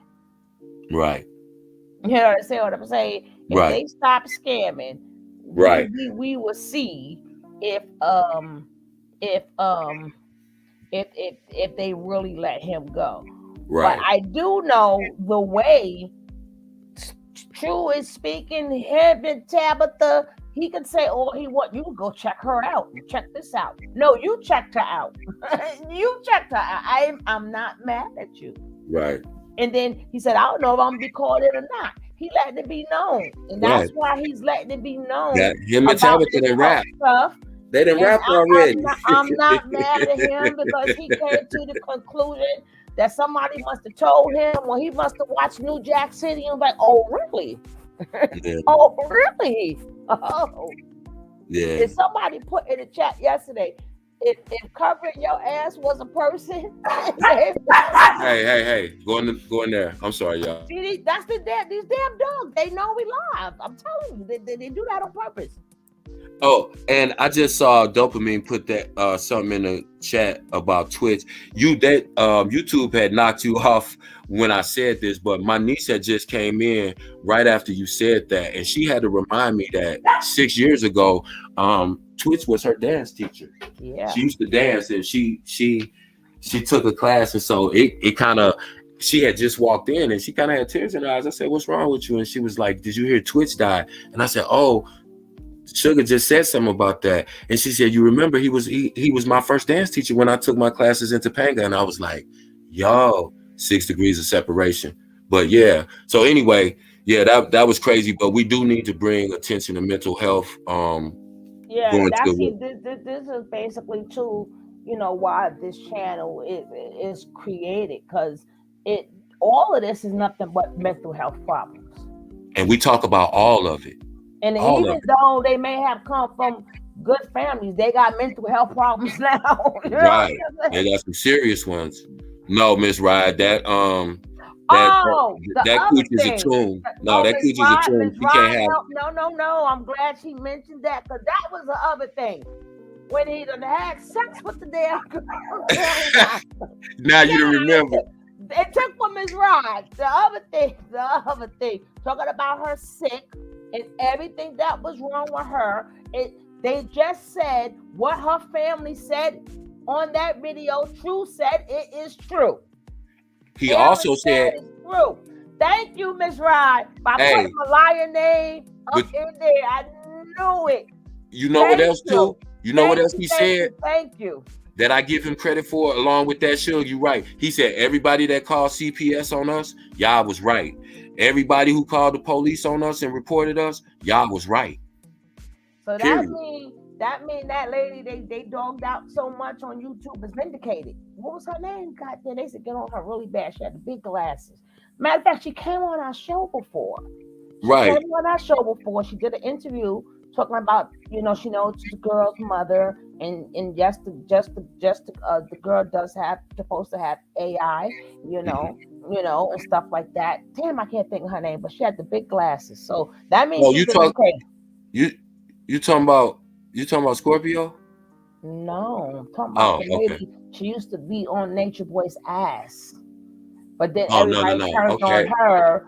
I thought you were talking about Fifi the God. They don't call. She don't went bald. She went bald headed and everything. I forgot her name, but I guess she's vindicated now. But when he said that, and when she said Nature Boy almost killed that girl, she slipped and she said that, and they said, and even while the girl sitting up in the that girl, YouTube, you know what I meant, YouTube, illed her, murked her, sent her, she had meant me, her maker, whatever, YouTube. Y'all gotta have to stop this, YouTube, because people need to talk regular. Exactly. We're not talking.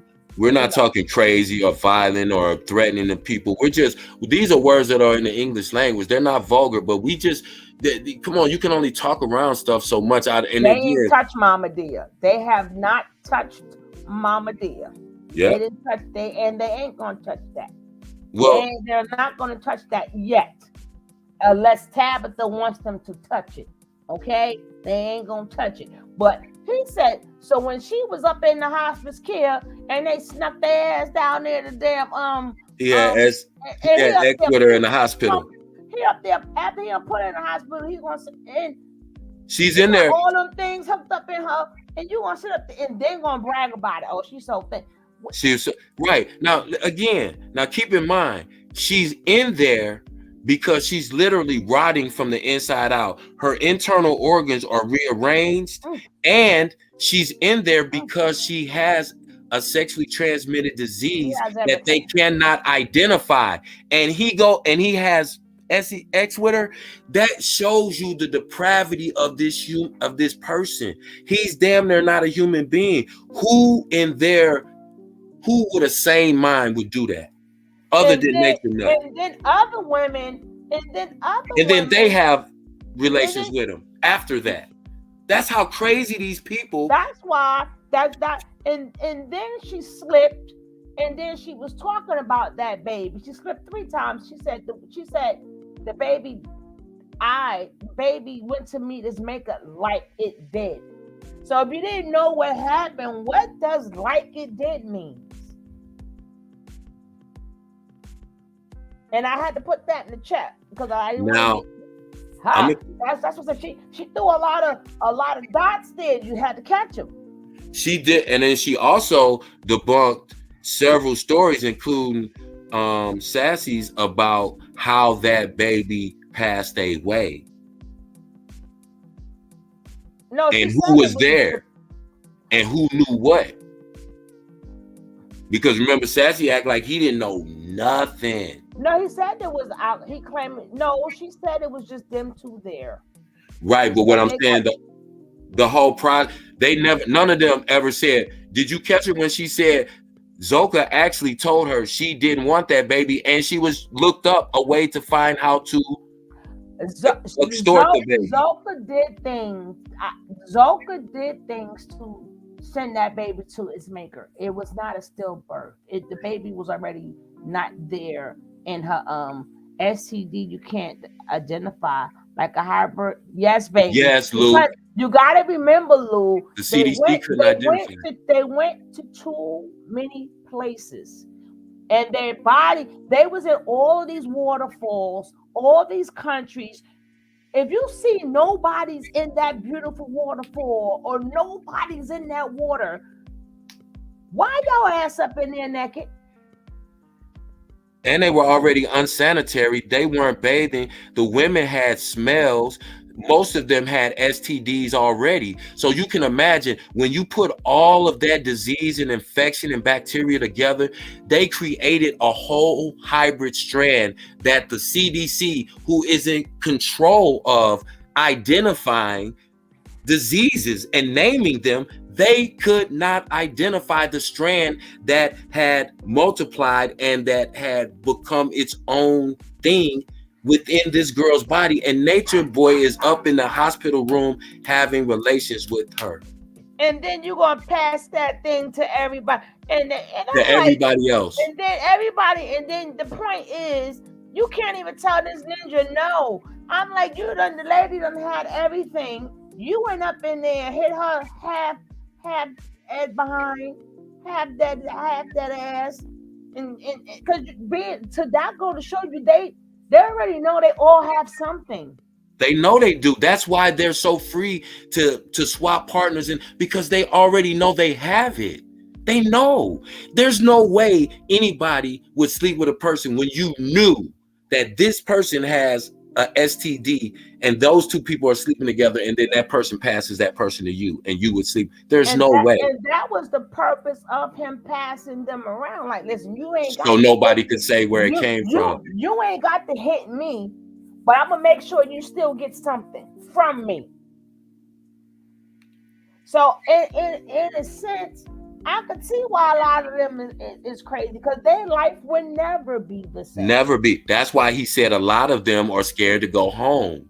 That's when Aaron said that. And yes, Dopamine, the CDC headquarters is in Atlanta, and they deal with that. They were one of the number one cities in the whole country for dealing with HI, and because it was such a breakout in Atlanta in the late 80s and early 90s. So they're one of the leading cities on identifying and being able to trace through genetics. No, they can still blame him because I know for a fact I didn't do nothing with him, but he took the women, he took the lady,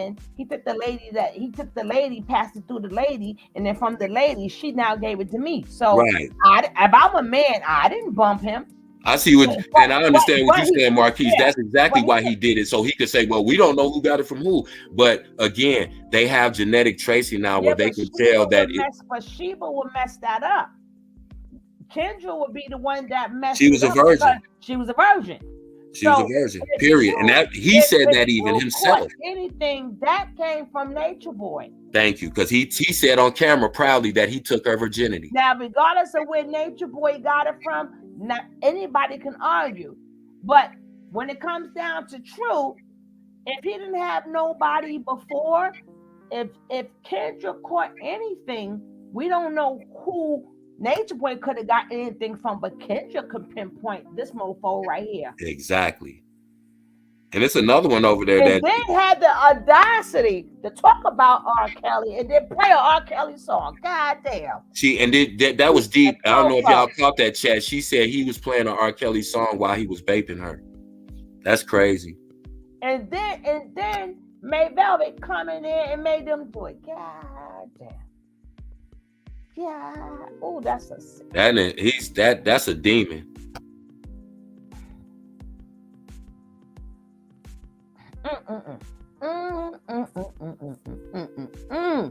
How you gonna go? Girl don't even weigh pounds. She just weigh bones. She don't even weigh pounds. She weigh bones. And you ain't up in there and made that girl, and you already and probably hit her from the back, and she's like, okay, puppy, and y'all have that ass sitting up. Oh. Yeah, they need therapy. Like, in real, like, please send the therapy people there. Send the therapy people there. And then I like the fact that True let it be known for all the other people, the nature boy lovers, that's trying to debunk a lot of stuff, especially Miss Real Talk and his other Real Talks. I ain't gonna say the other end of it. I was there. What? Debunk that. Why you trying to you online putting pieces together? I was there. Yep. And then even when the things that he's telling, I can't debunk what the man said.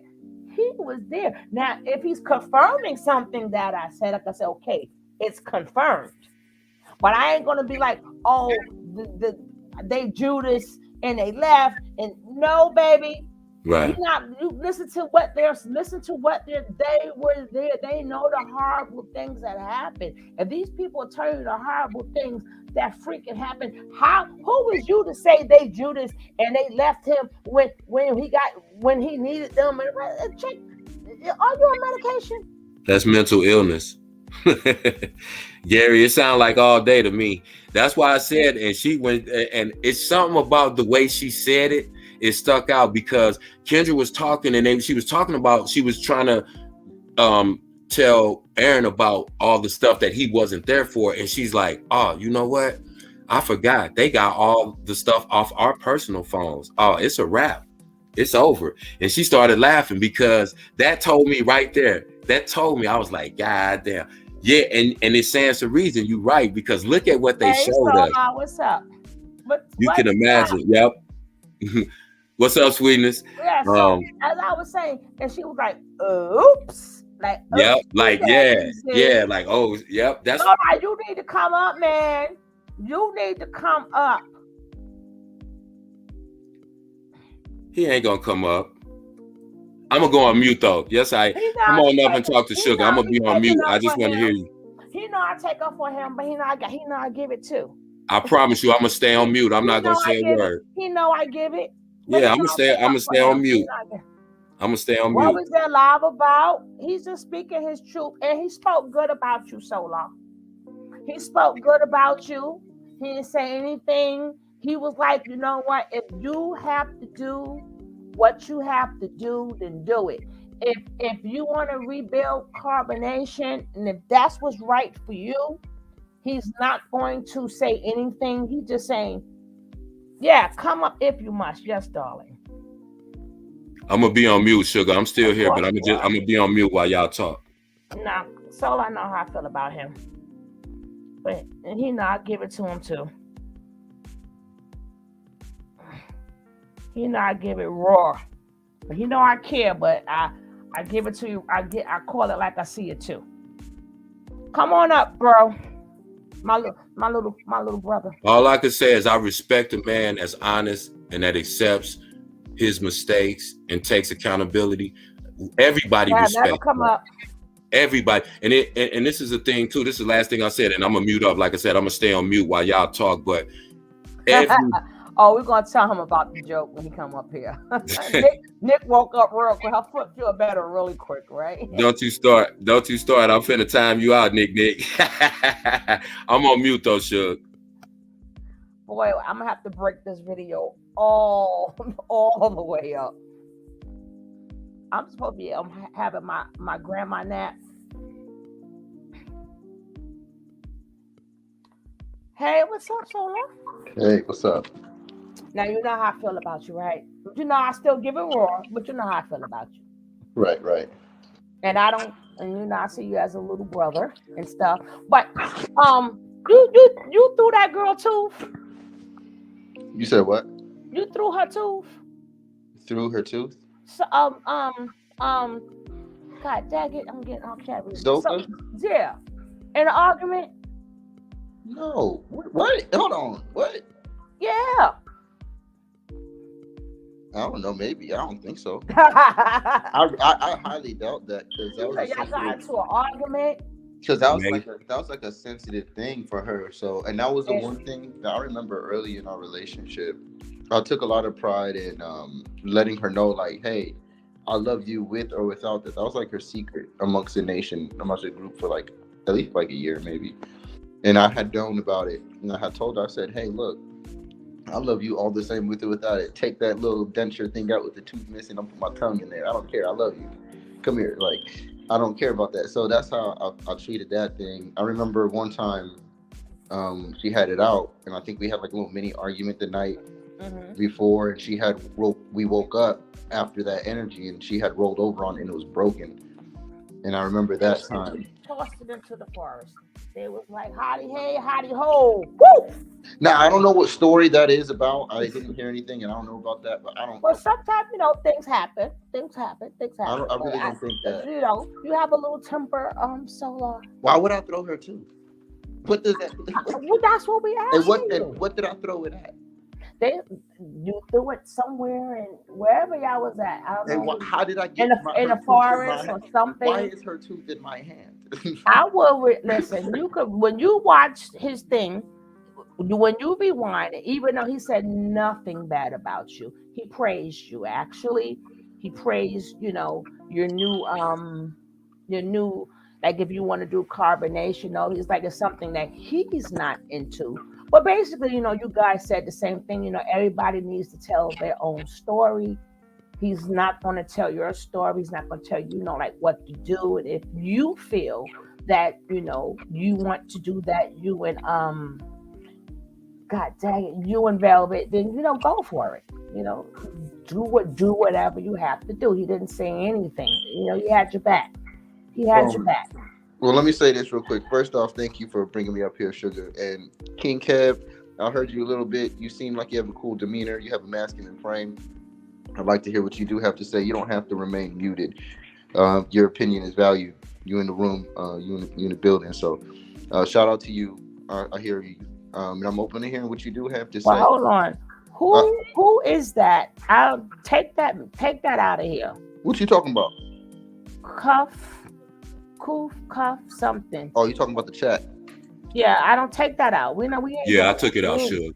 And we ain't doing that. We ain't doing that. If we got he's here, we got something to say, but we don't. I don't know these people because y'all see him in here. You're not gonna come up in here disrespecting. They came disrespecting. That's one thing we don't do. Trying to make you leave. Once somebody's here, we can speak like regular people. We don't do chat disrespect. Yeah, I took that out, Suge. Thank you. Sorry, but, we don't play those games here. First of all, do that intro real quick. But go ahead, Kev. And I do have some things to say about everything. Okay, I'm gonna just say this, and I'm gonna go back on mute because I do want to hear what you have to say, and I wanna just full disclosure. First of all, I appreciate what you just said, and what I want to say to you, and what I want to build about with you. Respectfully, I would rather do it offline because I don't want it to seem like you know what I've said in the past because you watched the video. So I'm not walking back nothing I said. But moving forward, if you're moving in a positive direction, I want to build with you, but it doesn't have to be public because I don't want it to seem like I don't want it to be an internet thing, like I'm trying to come at you and this and that. So I'll just make it available. If you ever want to chop it up, we'll chop it up behind the scenes, and it'll be very respectful. But I'm gonna mute back up because I want to hear what you have to say, and Suge has some, probably some questions. So I'm gonna just mute up and listen, brother. Well, briefly, I do want to hear one more time from you. Would like to hear real quick. Go ahead. Just for kind of like a consensus, like a survey purpose.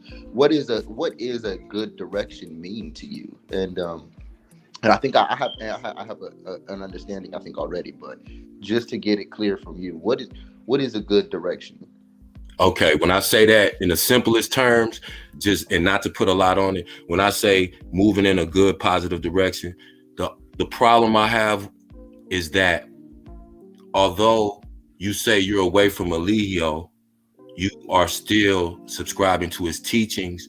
You are still speaking to people in terms and phrases that are cult-like, and that not cult-like, they are cultish. And so I don't see the change in you moving away from the behavior and the mentality of a person who leads a cult or who is a part of a cult. Now, if you was like, hey, Kev, listen, I'm doing X, Y, and Z, check me out, I'm gonna post a video. And now that's something totally separate from this. But when I still hear the invest in me, I can show you how to do this and that, brother, respectfully, you just separated yourself from a cult. There's nothing that you could tell people right now. You need to figure out certain things that's going on within yourself before, because you can misguide people. Solar, a lot of people listen to you, bro. You have a following from Carbonation, but because people resonate with you for whatever reason, a lot of people resonate with you. All I'm saying is be responsible with your superpower, bro. We all have them. You're not being responsible because you're perpetuating what Nature Boy started. That's all I'm saying to you. If you started your own thing and you were out, I don't know, planting food and teaching kids how to make music, and you were doing, I would be 100% in support of you, bro. And I'm not saying you have to do that particular, but you know what I'm saying? When it has anything to do with the cult, its former members, the formation, the knowledge, all of that, bro, that I can't jack that. That's negative for our community as a whole, bro. That's the only reason I'm concerned. That's the reason I feel the way I feel about it, bro. That's the reason I get at you the way that I get at you, bro. Is because it's bigger than being personal, bro, about I'm envious or it's nothing like that, bro. We never met each other. We don't know each other. I know you have a lot of influence. If I met some of these rappers, I would have the same conversation. Bro, I may not listen to your music, but I know you influence a lot of kids. Stop talking about the gunplay so much, because look what's going on out here. That's what I'm saying. That's what I'm on. And I don't want to be long-winded, bro, but that's in a nutshell, that's my main issue, bro, with you and what you're doing. And what I mean by positive direction. All right. Your turn, Solar. Beautifully articulated. First off, I'll say beautifully articulated. And I think that we can solve those problems. I think that we can handle all those issues. And also maybe we can provide clarity for more people who have the same issues and same problems or I would say worries, because the thing about this is the number one way I look at this, and one of the main things I teach that is more an esoteric side in its foundation, is the alchemy and the alchemization of energy purely from any situation, from your own perspectives in life to your actual physical situation to your relationships with anything, to be able to alchemize even a reputation, being able to reinvent yourself any day. These things are the things that I want people to be able to do.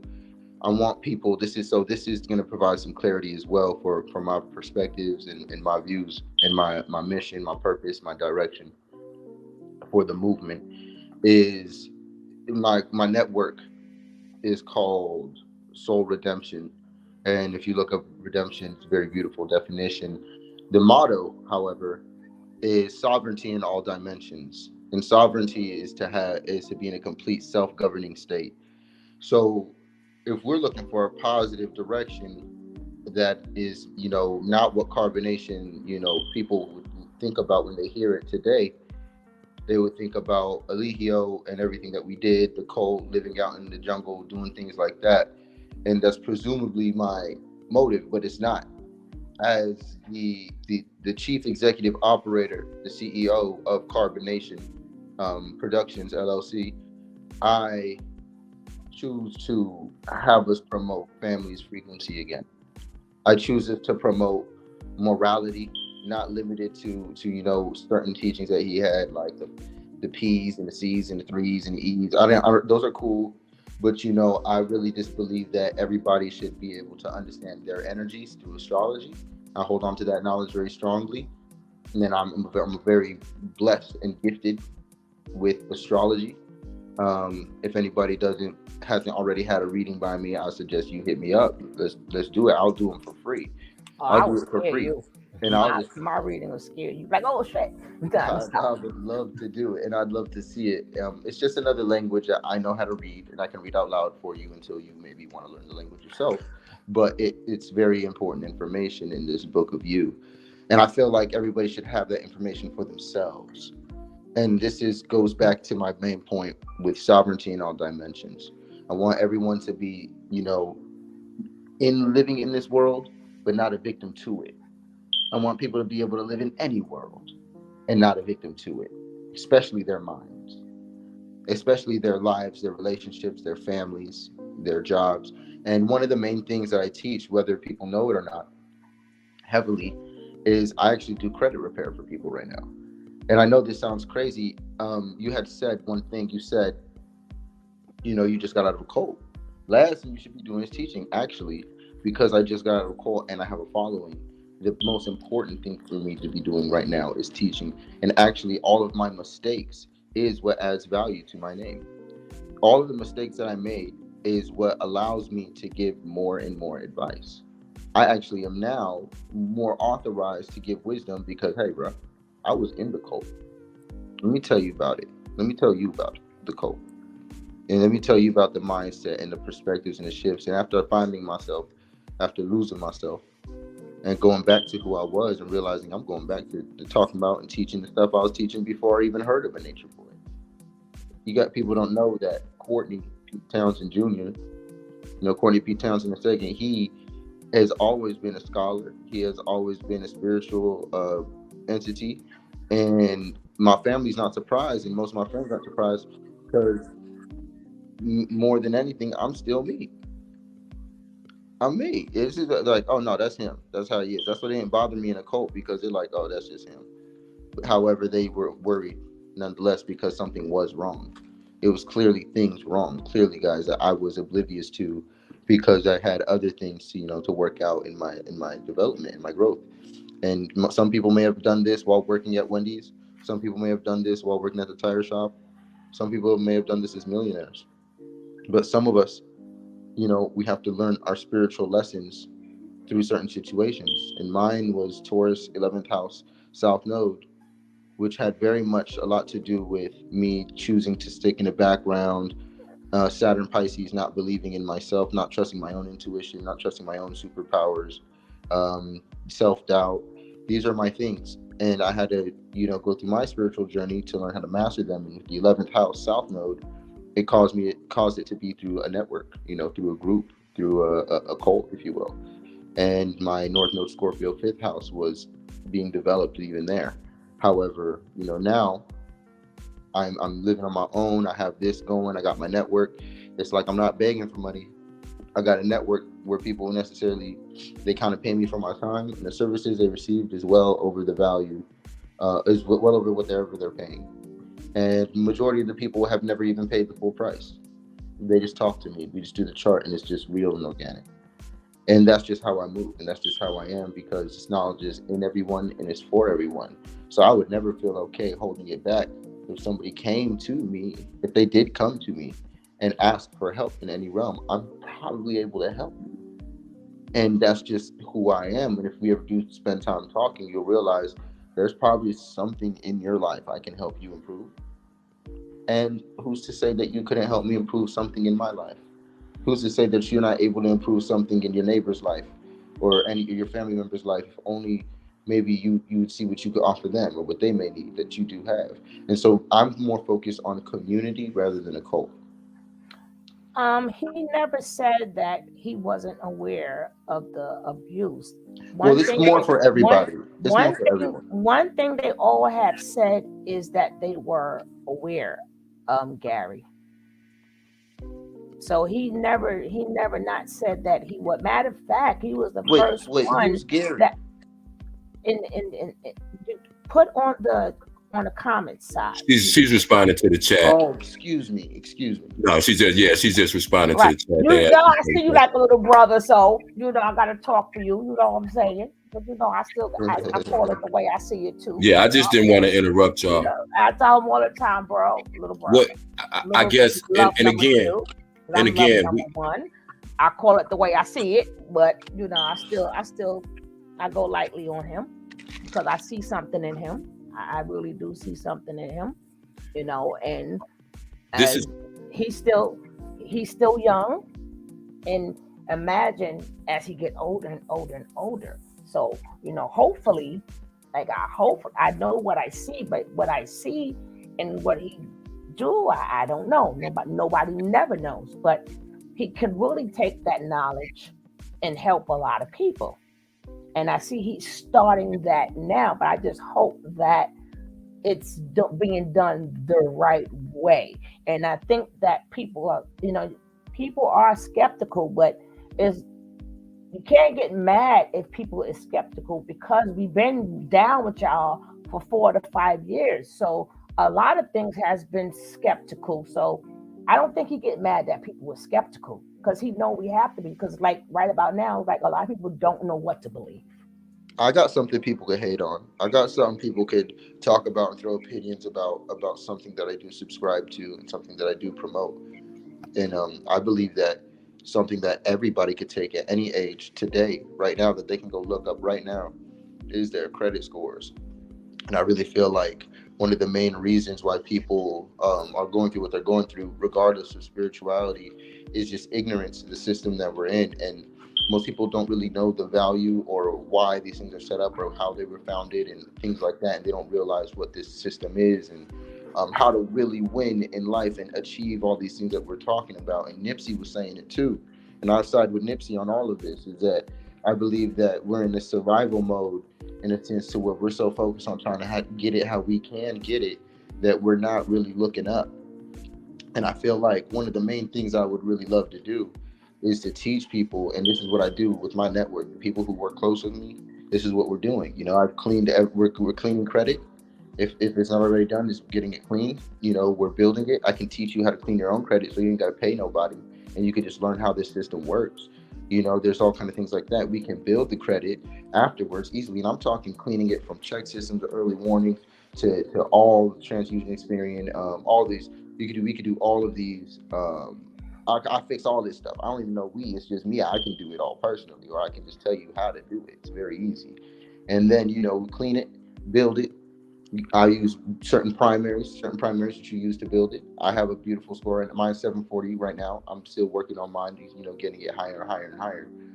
Opening up 20-year-old LLCs, guaranteeing at least within a couple years, or at least a year, more than a year, you'll be able to get at least $500,000-$300,000 funding for whatever business, whatever you want to start, whatever you want to do. Easy things and stuff that these people are doing every day, all day. CPNs, very simple stuff. This is the things for me that even through carbonation, if you throw all the spirituality away, I had to do a lot of infrastructure things to keep us functioning, and to where I was constantly studying this stuff. I'm constantly doing this stuff, and I was like this before. I've never been bad with money.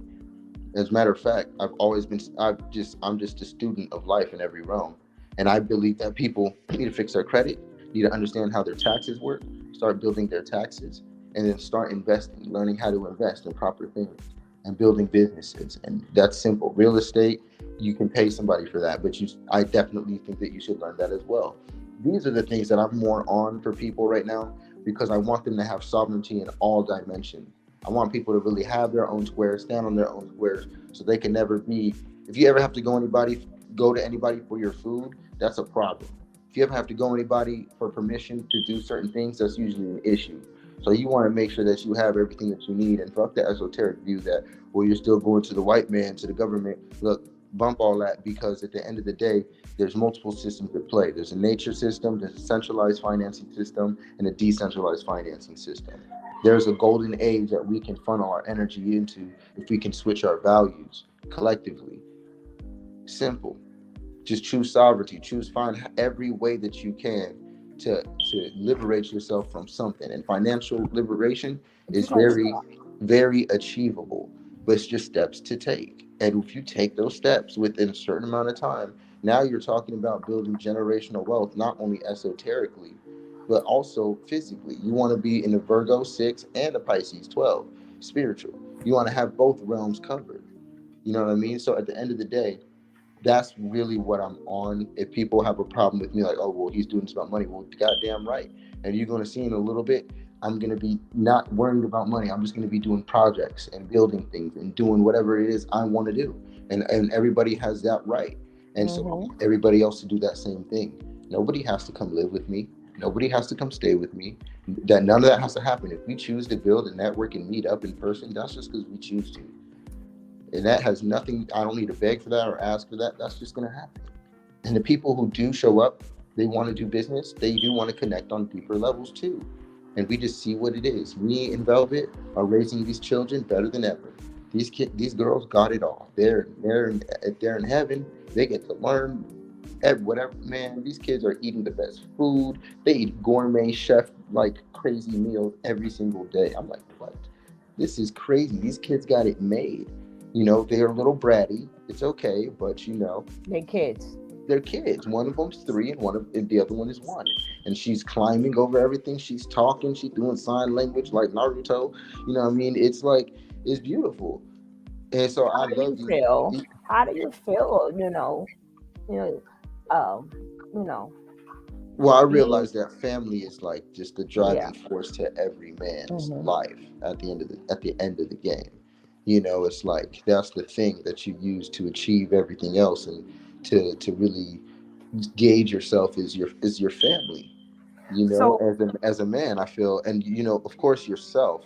If there was no family, it would just be you and how so much you did did you for you. always know that you was gonna be with Velvet, or is this something that just happened through conversations and you realize we got more connection than what we thought?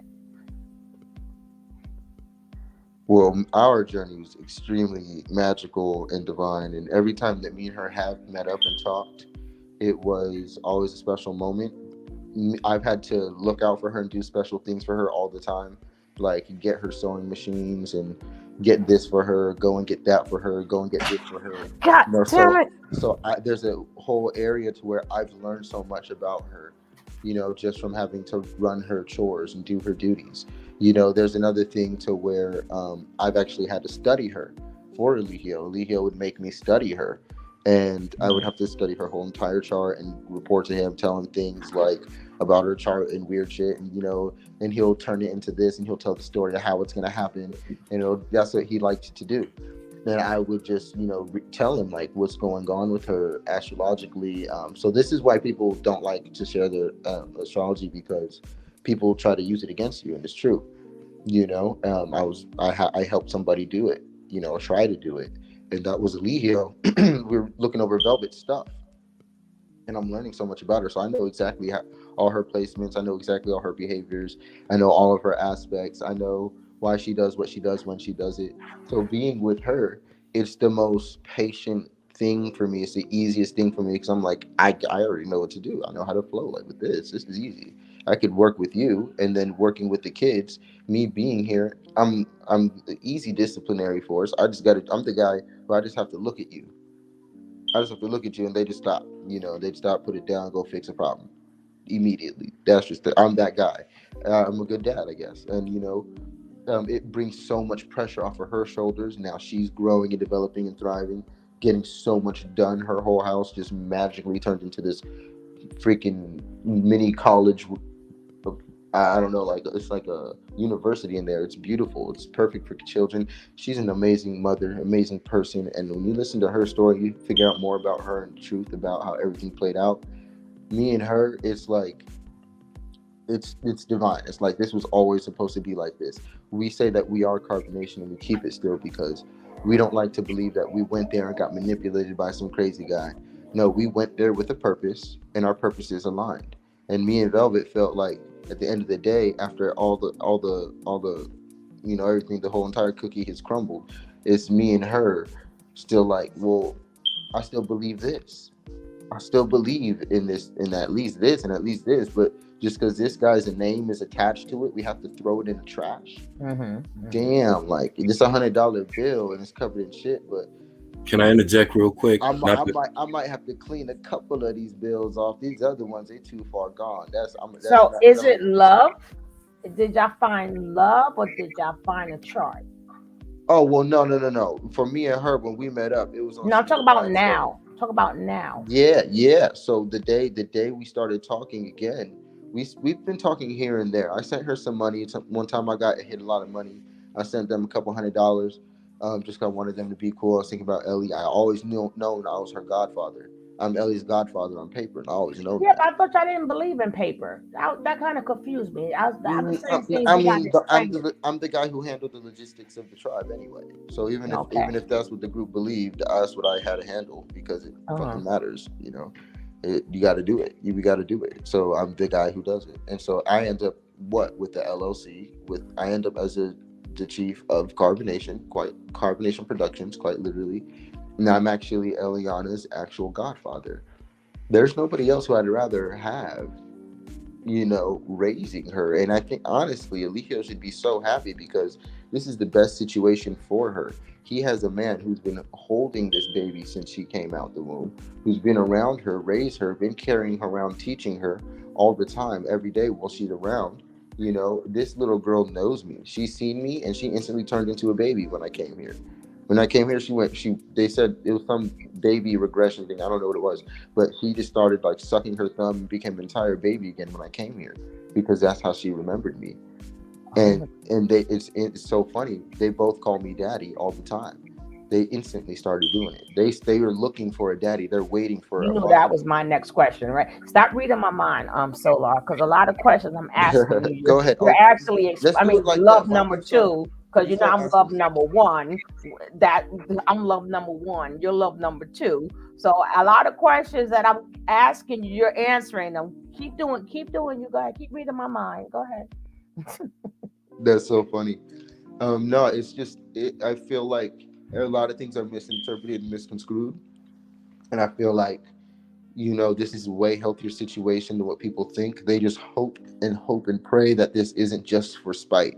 They hope we're not just using this as a game. They hope this Yeah. isn't just a token in a card, and it's not. This is our life, and that what I No, but was. technically, like I always, I tell you, I'm gonna keep it real, and I always say, if I ever say something you don't like, let me know, because I have to tell it the way I see it. I'm one of the ones I don't know if I said it publicly, but being that you here, I like to tell people to their face. I hope so too, because y'all all been through a lot. So it's more of, the things that y'all have been through, and then you just technically came out of a relationship that was, that was publicly love. And then now another relationship now is love again. And I'm not talking about our names love, I'm talking about it's supposed to be love. So you're gonna have to break that down to us also. Oh, you're gonna see some crazy things when it comes to the word love. Y'all gonna stop playing with my name. So you're gonna have to y'all stop playing with my name, young man. And No, you know one thing, go ahead. did you spit on the girl after she threw the water, or did you just spat on the girl? You're gonna have to explain that too, if you want to. I'll just address the sequence of it, and I'll just let people take what they want from it. Basically, she's talking, yelling in my face, cussing me out, disrespecting me in the kitchen and whatnot. Our little mini kitchen, this one room, and she was like this little mini kitchen area, and we're there, cussing me out, and basically gets to the point to where she's slapping me again, and I'm like, all We right, admitted that. Mm-hmm. this isn't cool already, and it's getting to the point to where I'm like, all right, you gotta go, like you have to leave. I'm opening the door to push her out, and it's not working. All these different things. She's at the door.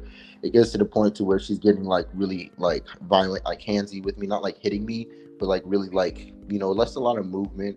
And I just kind of like I didn't slap her. I did the face mush thing. I put my hand on her face, pushed it all the way, turned her around, grabbed her arms like a police officer, walked her over to a pallet that we have on the floor. We keep a pallet in the middle of the floor, and I pretty much just dropped her knees, put her on the pallet, boom, holding her, restraining her on the pallet. And she's like cussing me out, saying the most disrespectful things, just like, like it's just like gross. And I was just like, I was so grossed out, I just spit in her mouth. Now And you know then me. and then you know what? Me, And you know me what? having your back. You know You what? know. She kept going. She kept going, and so I did Uh, it again. And I then mean, Can I me. interject real quick? I ain't gonna Uh-huh. cap. I did. You could. We could say what it. Whatever you want to say I from had her, or say my whatever it could be.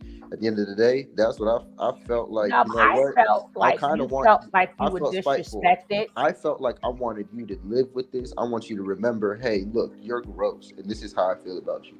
Ooh, that was And nice. Can I? quite literally, that was a Go ahead, primal way Jess. of saying that, but that's how I said it. After everything that she really was doing, after me trying to push her out the house so much and her rejecting it, I got blood on my foot at different times from stepping on glass, and broken from just stupid stuff. And I'm like, yo, at this point, like, I'm done with it. And that wasn't even the last one. We were together even after that. Can I So it's like, interject real quick? Not Go to ahead, not yeah, to Jess. cut you yes, off. King. Yes, King. I apologize for cutting you off. Because I wanted to kind of state this before you even said what you just got into, because the only question I was going to ask you as a man, and I was going to ask you directly, have you ever been physically violent with a woman? You already answered that. This is the only thing I would say to you, because as a man, I would be remiss if I didn't say this to you. Again, any Black man that's doing something positive and right, I support them in any way that I can. But I also, as a man, I cannot trust a man. I cannot depend on a man that is physically violent with women, physically or mentally. And that's the thing that I was telling you about, still having the cult mindset. I don't believe, I could be wrong, but I'm a decent judge of character. I don't believe you were a physically violent person at any time in your life. But just like you were esoterically indoctrinated through Nature Boy's fake knowledge, I believe also you were indoctrinated to believe that you have the inevitable right, the inalienable right, the God-given right to be physically violent to a woman if you can't control her with your speech. You cannot do that. You cannot mentally abuse women, because you lose respect amongst anyone who you're trying to teach, who you're trying to get to follow you, because that is one of the pillars of being a man, is self-control. And my thought, this is how I feel as a man. If you would abuse a woman, you would abuse a child. Huh? That's and honestly, bro, like I said earlier, you have a lot of people who follow you. You have a lot of people. You should be denouncing violence, because Nature Boy ran Carbonation on fear, intimidation, violence, and blackmail. You cannot follow those tenets. If you want to follow the knowledge, the biology, the grounding, and all that, have at it. More power to you. But you have to separate yourself from the things that you know in your own soul, in your own being, is wrong. You can't spit in someone's mouth to teach them a lesson. You can't, and that's just Nateri. And my point is, I don't know, but it's been stated that you were physically violent with Zoka as well. Honestly, and respectfully, I believe that, because I believe you believe in that indoctrination that Eligio taught you, that you have the God-given right to physically control your woman. That's not correct. If you want to, like I said, if you want to believe in the 5 sciences and all of that, that's up to you. And I'm not going to knock you for that. I believe what I believe, and I believe you have the right to believe what you believe. But we're not talking about belief. We're talking about indoctrination. We're talking about demonic things like physical abuse, bro, like mental manipulation. And those things can destroy a person's life. You can either elevate a person or destroy a person. If your relationship does last with Velvet, you two are responsible for 2 other human beings who have no idea what's going on in this world. So whatever you teach them is either going to elevate them or it's going to eventually destroy them. And I just want you to be aware of that, man. And I want you to be cognizant of that, respectfully.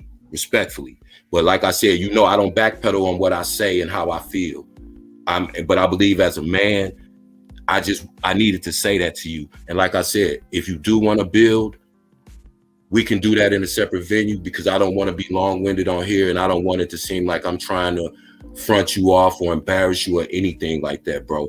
I want to listen to what you have to say, so I'm gonna mute back up. But I just felt like as a man, bro, I had to say that to you, because we cannot, as Black men, no matter what community we're in, no matter what our religion or our belief system, we have to agree that we cannot physically, nor do we have the right by God, no matter who tells you that, we don't have the right to physically and mentally abuse our women in order to make them do what we want them to do. And that's it. I'm gonna mute up.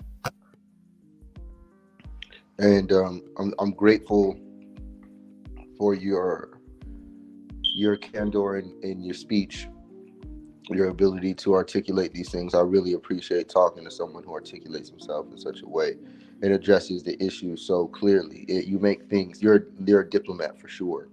And I have to say this. Number one is you can't trust a man in that way. So let me address the trust first by being completely honest all the time. Is that, yes, I have been violent with Zoka, and she's been violent with me. It's toxic as fuck. Toxic ass relationship that we forced. I've been violent with Natiri in that sense. Yes, she's been violent with me, and no, I wouldn't say spitting in her face was the thing that needed to be done. I would feel like that. That's to me. Every time I have to speak on it, it's like admitting to a mistake. It's not saying, guys, make sure you spit in their mouths, man, before you dip out. No, I'm not on that time at all. I'm completely on the time of, if you're in any type of relationship to where it's escalating to you even feeling that at all, you shouldn't even be in that relationship at all, until something gets resolved within self and either one of the parties. I don't care, about the circumstance or the excuse. It is never okay for anybody, and I go by the saying, from a distance, a wise man and a fool arguing from a distance, it looks like two fools arguing. If you get involved in the same shenanigans, you're not any better. Did you learn your lesson too? Of course. Responsibility is always taken by me. I'm a very responsible person. And I take a lot of pride in my good morals that I was raised with from my mother and my father. And what people don't know is that I was raised seeing my mother with every man she was ever with. It was always some type of violence there, where my mother was being assaulted in some way, and I'm always the kid running in the room like, hey, fighting the guy. So I'm raised off of that, and getting angry with my father and my cousin for them and how they treated women. And I'm like, guys, like, because I'm raised with just my sister and my mother primarily, so I have a very high respect for women. I'm going to the store buying tampons and pads for women as a teenager, not knowing what this stuff is, but just being told to get it. As just really young, going to run into Walmart across the street. I'm doing things like that. I'm raised with women. I have all female cousins. I have like 100 aunties. You know what I'm saying? I have like all female cousins. This is crazy. It's my life. It's just how it is on my Jamaican side and Mexican side. And so when it comes to women, I never condone violence to women, because I have so many women to protect. I have 2 daughters, and then a wife who's who's always to me is like a daughter as well, with how you treat them and deal with them. Everything I do with her, these girls are going to see, and everything she does with me, they're going to see. They have to know how to live life through example. They're cameras right now for at least their first 7 years of their life. It doesn't matter what we say. They want to see what we're doing. And I believe that those behaviors that me and Natiri had, me and Zoka had, could have never existed with a child around. And we can be talking about healing generational curses at the same time. No, you're definitely correct about all of those things. And I know I don't condone none of it, and I agree with you. And if I could talk with some people before we get to that point, if you ever get to that point, or you feel like you guys are in that point with your relationships, that's another thing. I definitely would talk to me about it, because why? I've been through it. I've already gone through it. I'm never going to have to go through that again. The relationship I have with Velvet is completely different. This is the most cohesive thing I've ever experienced in my life. not even from a job or a nice phone or even pants or shoes that were a nice fit. This is the perfect fit in my life for what everything, in every sector. And I'm teaching her and showing her all the things that I love and that's new to her, and she loves it. And everything new that she has and shows to me from her father and things like that, I love. Apparently, I'm an exact clone of her father. Everything that I do, the music I listen to, the way that I move, the things that I pick, everything is always her father's choice. And she's like, dude, I wish you could have just like talked with him more. And luckily, I did meet her father. I did meet him, and me and him do have a spiritual connection, and it is very amazing. She has all his stuff in his house, and it matches with my stuff perfect. And it's beautiful, how everything really plays out. There's a very high level of protection that we feel, as a family unit. No matter how, we just feel very protected because love is literally the foundation of everything, our health, and the knowledge that we do choose to keep is knowledge that everybody would actually agree with. It's not things that are really dogmatic at all, and it's nothing that I have to press or force. And it's actually a open platform for people to always add more information to. We're not closed off like how Eligio was. We're complete opposite of that. Eligio, me being the chief of Carbonation is quite literally me just being the CEO of it. What Carbonation stands for and what it represents was divine knowledge itself. Period. And he don't get to take that and claim that and stain that with his name. That's too much power to him. I will not allow that. And Velvet will not allow that because we went there for a purpose, and that purpose we stand on. We believe in that. We've developed it, we've refined it, we've clarified it, we've redirected it into the right direction to make sure that this is the best thing for everybody. Win-win across the board. Not just win for us, but win-win across the board. We're not leading anybody into ruin. We're literally, quite literally, taking people out of that. We're cleansing people. We're cleaning credit, quite literally. You know what I mean? Helping people get their taxes done in the best possible way for them. Everything legally and licensed. Websites being made, apps being made, developed, already kind of available. It's just, we're working more personal right now. My network is just my personal network. This is just people who choose to. It's not even my school or belongs to me. It's just for them, everybody to build. It's just something that I'm hosting. You see what I'm saying? So I'm not like owning anyone. The key is to have sovereignty. I'm a host. I'm a host for the network Soul Redemption. I'm the grand host. Velvet Marquez is in the building. I'm sorry for interrupting. Velvet is in the building. I didn't want him to interrupt his. Oh yeah. Hey baby. I'm so sorry. Hello, but I would get to her. She told me she was coming. I would get to her in a second. I didn't want him to. I didn't want him to stop his. You could come up if you want, babe. If you want, I know you in there. Yeah, she could come up. You got the sound. But like I said, in the beginning, remember, I've been doing this for years, so I've said some not nice things, but y'all made me say these things, right? But Velvet is a little bit. I don't bother her because I have spoken to her moms, and I'm old school, so I'm old school. So once you speak to somebody's moms, now you're off limits. You're off limits. That's how we were raised. And I apologize again for interrupting. I'm so sorry, y'all.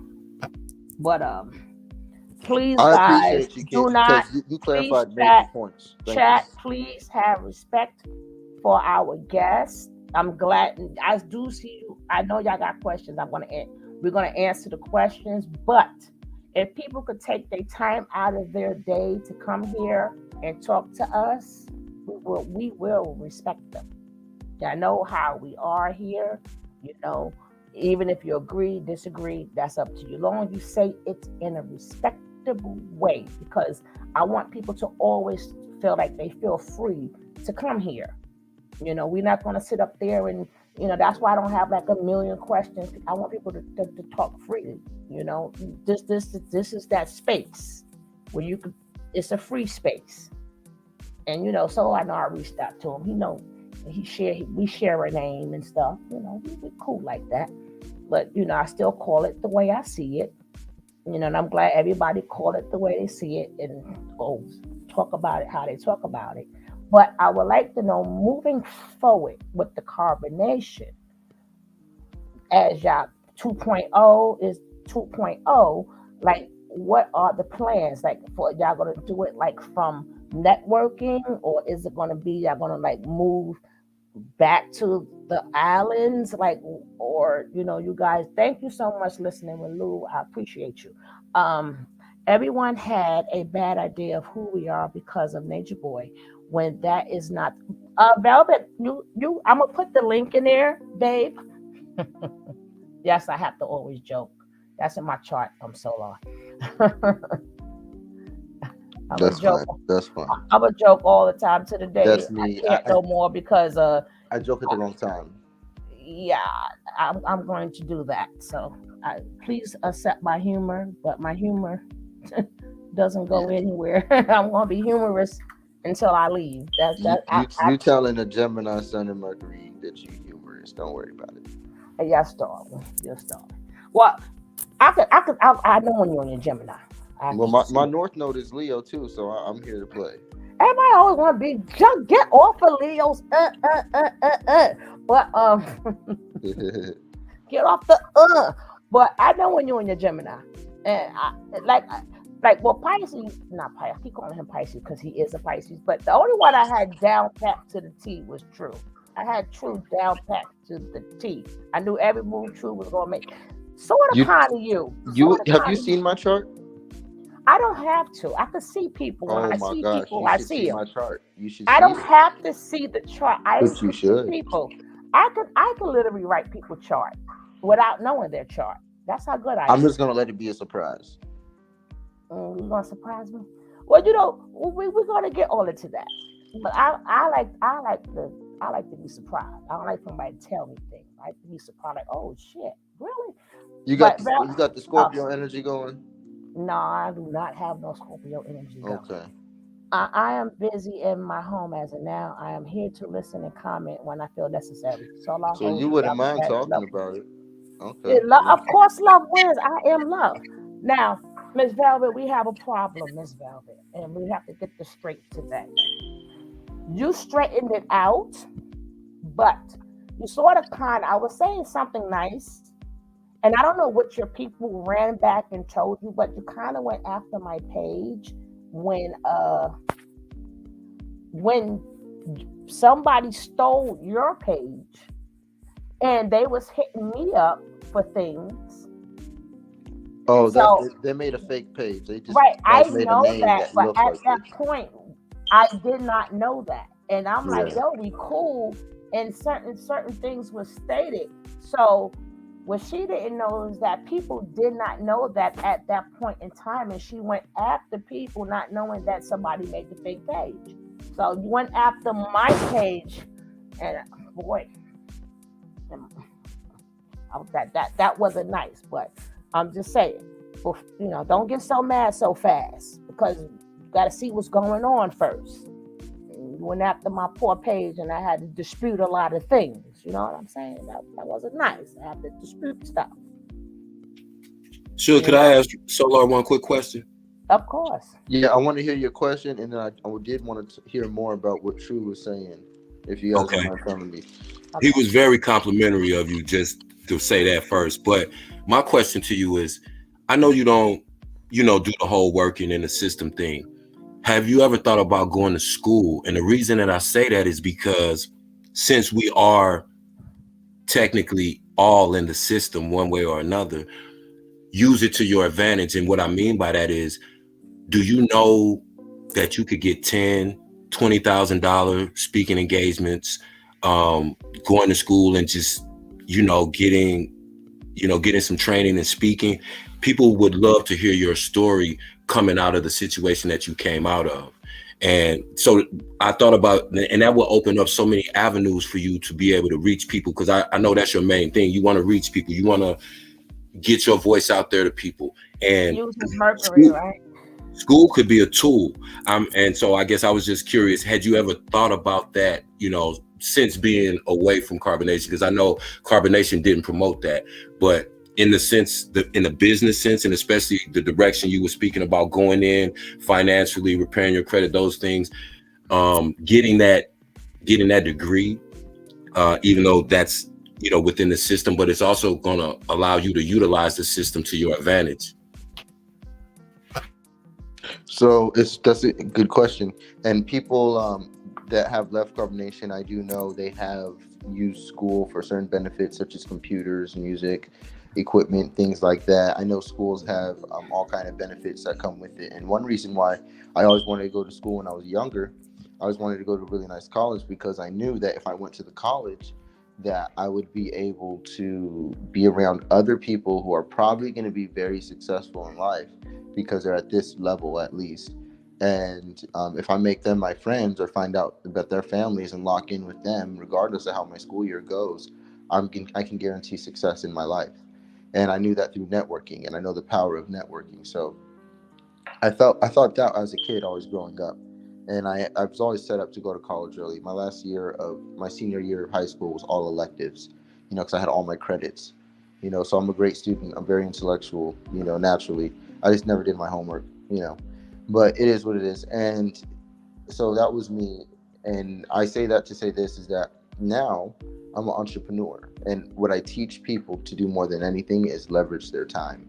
And school, although getting the degree, if that was something that I wanted to do for like a move or some play that I've seen that I really wanted to achieve, definitely I would do it because I know the power of paperwork. So I agree. If there's something that you see in your purpose that you want to achieve and get, and school is one of those routes to getting it, go ahead and do it. And my dad always told me this. He whooped me one time for my report card, even though my report card was good, and it was because I wasn't doing my homework. And and so pretty much he was saying, like, I know you're smart. I'm not worried about these good grades, bro. Like, get your paperwork done though. The paperwork matters in this world. I Right. know you don't want to hear that, but this is true. And so I had got a whooping for that when I was younger. And I'm like, I got a good report card. What the hell? It's no homework done though. And I'm like, damn. So it's still Well, reported. what was the paperwork that you didn't have in order, I just but you got the good grades? Oh well, I had I aced all my projects and all my tests, A pluses, ace them. And on my my classwork is all done. That's all done as well. But my homework is all like fails usually. It's empty. It's missing. And so that reported on those type of report cards I got at the school. What was it? Casitas Science Center. But yeah, anyway, I had went to that school when I was younger, and that school gave me that specific report card, and I remember, and I didn't get to get away with it. So that was a lesson though, and I never forget that lesson. And so when it comes to school, I agree completely. If it's in line with your purpose, go for it. But what I believe, what I'm doing, and just to make it very clear cut, is I'm just cleaning credit, building credit.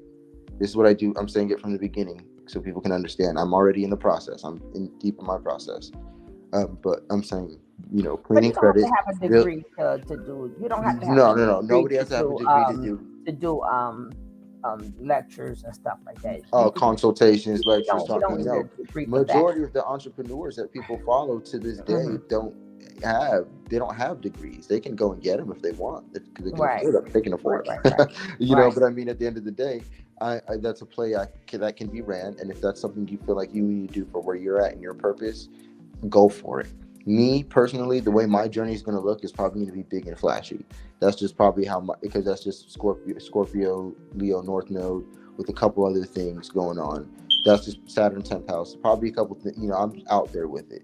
And so I just teach it like this. Just clean your credit, build your credit. Simple as that. Allow yourself to get funding, for things that you need to do in life. Not only is it security net for yourself and your family, but it's also giving you an ability to invest in yourself and actually build something rather than having a poor relationship with banks and money. You can have a very healthy one with the banks and the money as you go through this world, and you can just have extra funding for like free money, which is how it works. And just really, if you invest in yourself the right way, you can win.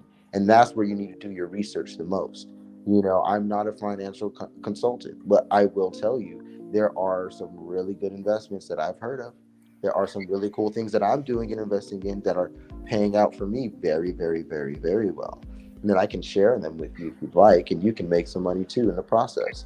It's up to people. But at the end of the day, I'd say Now, the credit right, you learn how to do your taxes properly, have a healthy yeah, relationship with the tax that is system true. so that the taxes are benefiting you rather than hurting you. You always save 30% of what you make for your taxes. And if you're like me and you have a Puerto Rico LLC and a Puerto Rico ID, Puerto Rico information, then you can go. You're talking 4% to 0% taxes on specific things, and if you're living at a high level, that means a lot. That's a But let lot me of say money. something. Now, speaking upon Aaron, you know I love the name Courtney, right? Because that's my grandson's name, Courtney, right? So if I call you Courtney, that's just because I like the name. Now, It's okay. Courtney, okay, Courtney, number That's my dad and my cousin and myself. So it's Mhm. my cousin named Yeah. Courtney, my name Courtney, my I dad named got, Courtney, I and we got a all little, lived in the same house at one point in I got a time. little, I have a little Courtney.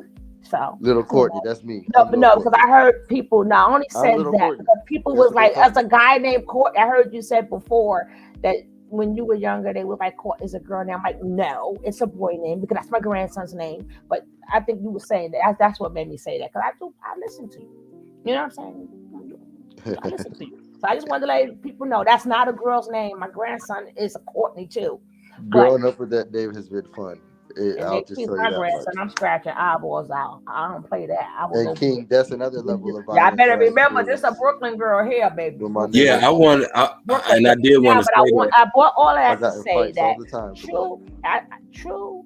I mean, Aaron right now, as we see, he's hurting, right? Because everybody that has left there, they are, everybody they they they handle things differently. They accept things differently, and now he's really seeing what was done to him, and I believe it looks like he's like in a total shock, you know. And what would like? How was it? How was it that you were like him? Like he's handling it. His feelings. You could tell his feelings is like deeply hurt. Like, how was you able to like after what happened? Like move on. Like, I don't think like Aaron is gonna move on from it like quicker than you, or maybe are you still dealing with it? Like, what is the process really of coming out of a cult for you? Because you Yeah. only can speak for you. Well, luckily, this is my process. I'll explain my exact process. Is when I left, the first place the universe put me was a spa. And I stayed at the Jeju Spa in Atlanta for a couple days. And I just literally completely relaxed and just treated myself so nice, and just slept in these crystal rooms and just really like healed and like it completely recovered, and that was a beautiful experience. And I went straight from there, you know, to a place in an apartment, not apartment, a hotel in Macon, where everything was paid for. I had full room service at my disposal, and I knew the managers there, and they were hooking me up with free everything in this hotel. I was getting free everything. At night I can grab whatever I wanted from any room, and the people would be like, "It's cool," because the manager, she's like, "I know who you are. Like, I love you. Like, I know who you are." And then she was cool and she was awesome. And then there's another dude who I just got really cool with. I would be outside smoking. He'd come out, and I would just give him all kind of answers to life. And he'd be like, "Dude, you need to be my new psychiatrist. Like, I'm gonna hire you for real. Like, I really need help." And I'm like, "Oh, bet." And me and this dude, we're cool to this day. Like, to this day, we're super cool. And we're getting all the food for free. You know what I mean? Me and Natiri, we're together at this time, and we're just getting all this food for free, and we're just living really good and taking care of there. Then what? I go to California, and then I end up going to Mexico. And when I go to Mexico, I'm living here. I'm completely like, holding on to all the carbonation shit, and not knowing about it, but trying to let it go really hard. Really trying to be me, but still having all the cult signs, you know what I mean? Still like having a lot of the cultish beliefs, and I had to let a lot of those beliefs go, like the whole I am God thing in the toxic way, looking at people in a healthy perspective again, looking at the world in a healthy perspective again, like it's not a war, it's not a battlefield, things like that. I had to go through a lot of deprogramming, so I went through months and months and months of me being in Mexico in a tropical environment, being very alkaline, sometimes, being bad, eating the tacos and the food out there. But for the most part, everything felt really organic. Everything felt like a really nice reset. There's times where, Wi-Fi is not there, electricity is not there. So I'm just with me. I'm forced to like really figure out who I am again. People are coming and going. People are doing me dirty. We're making a lot of money in the process. And by the end of this whole entire experience of me going back and forth to the States and being in Mexico again, making money for people turning their back on me, people lying to me, cheating, stealing, breaking, it's all kind of just stuff I'm doing. And I'm realizing I'm losing so much because I'm still operating with this cultish mentality. I need to stop building with all these people instead and just build myself. And I just started building myself a little bit more. Then when I started doing that, that's when Velvet showed up. That's when the Terry left. That's when Velvet showed up. And Terry got very bored with me, I'm sure, at some point because I was completely in self-development mode. We're doing parasite cleanses, all of this stuff. Like I'm going all the way in. Like I'm watching all these financial videos. I'm watching mixed with new videos on like self-development and being a You went man. into And, Gemini mode. that's just how I am. Became an octopus. I got you. You I went mean, to even though you got all these other things, you went straight into I'm Gemini mode. evolving. Let me get busy and turn into an octopus and do 50 things at one time. And that's why I'm at where I'm at right now because of Can I ask a quick question? working hard through even through the development, just working really hard even in those times, and then even getting out of those mindsets, still working hard, and Did that's you never gonna stop. And did yes, you I'd love to ever answer your question. feel mad that that like you were you? I mean, like I would like to know like the feelings part of once you came to reality that damn I was used, like damn I was treated like this, like damn I believe this, just like I didn't, being that job was already always in defense mode, and y'all stayed in defense mode so much. Like, of course, y'all didn't want to hear what we were saying, and then like especially like I was born a crack addict, and I'm like, these poor babies don't know crack wasn't out then, so he couldn't have been born a crack baby. If he's 40, that means crack wasn't out in 81. Crack didn't come out to 85. It was so many things that we was trying to explain to you guys, but of course y'all was in defense mode, and I mean, like, how did it really feel knowing that damn he wasn't even a crack baby? It's so many pit holes in everything is a pit hole in his story. And like we can break it down because we're older, so we know where the pitfalls is at. We know where he's lying at. So what was the feeling and emotion when it started hitting you? Everything is a lie. Everything is a lie. Everything is a lie. Like, did it make you upset? Or I mean, like, for drop the link. Well, first off, I want to say, Velvet says she's ready to come up. King, I'm a I do feelings want and to answer your emotion question. type of person. So I like to, and then I asked you that. I have to ask you these questions because you said you're the best one to talk about a cult, and if I can't find on this channel, if I can't find a way to save somebody, then I don't need to know. I just need to know things that can save somebody. So I need to know like your feelings and your emotions. Yeah. And Can I ask a quick question? I didn't mean to cut either one of y'all off. Aside from the personal experience and the esoteric lessons, what did you learn most about Carbonation's financial irresponsibility? Because no, but let him. okay. We're going to get to that, but that's asking two questions at one time. That's a really good question. We're going to get to that one, but I want to know the feelings. We're going to get to that. We're going to walk this line, but we got to get to the feelings and emotions first. So yeah, I Because can you got answer to your question remember, as well. one day he had what you this asked. feelings and emotions, and then when he left, it was, and then he started. As he had, I call Oski Waski. I just make up names because I'm gonna have my own dictionary soon. Don't worry about it. But and then you had got another set of feelings, but to know that you've been duped, how did that make you feel? The link is dropped in.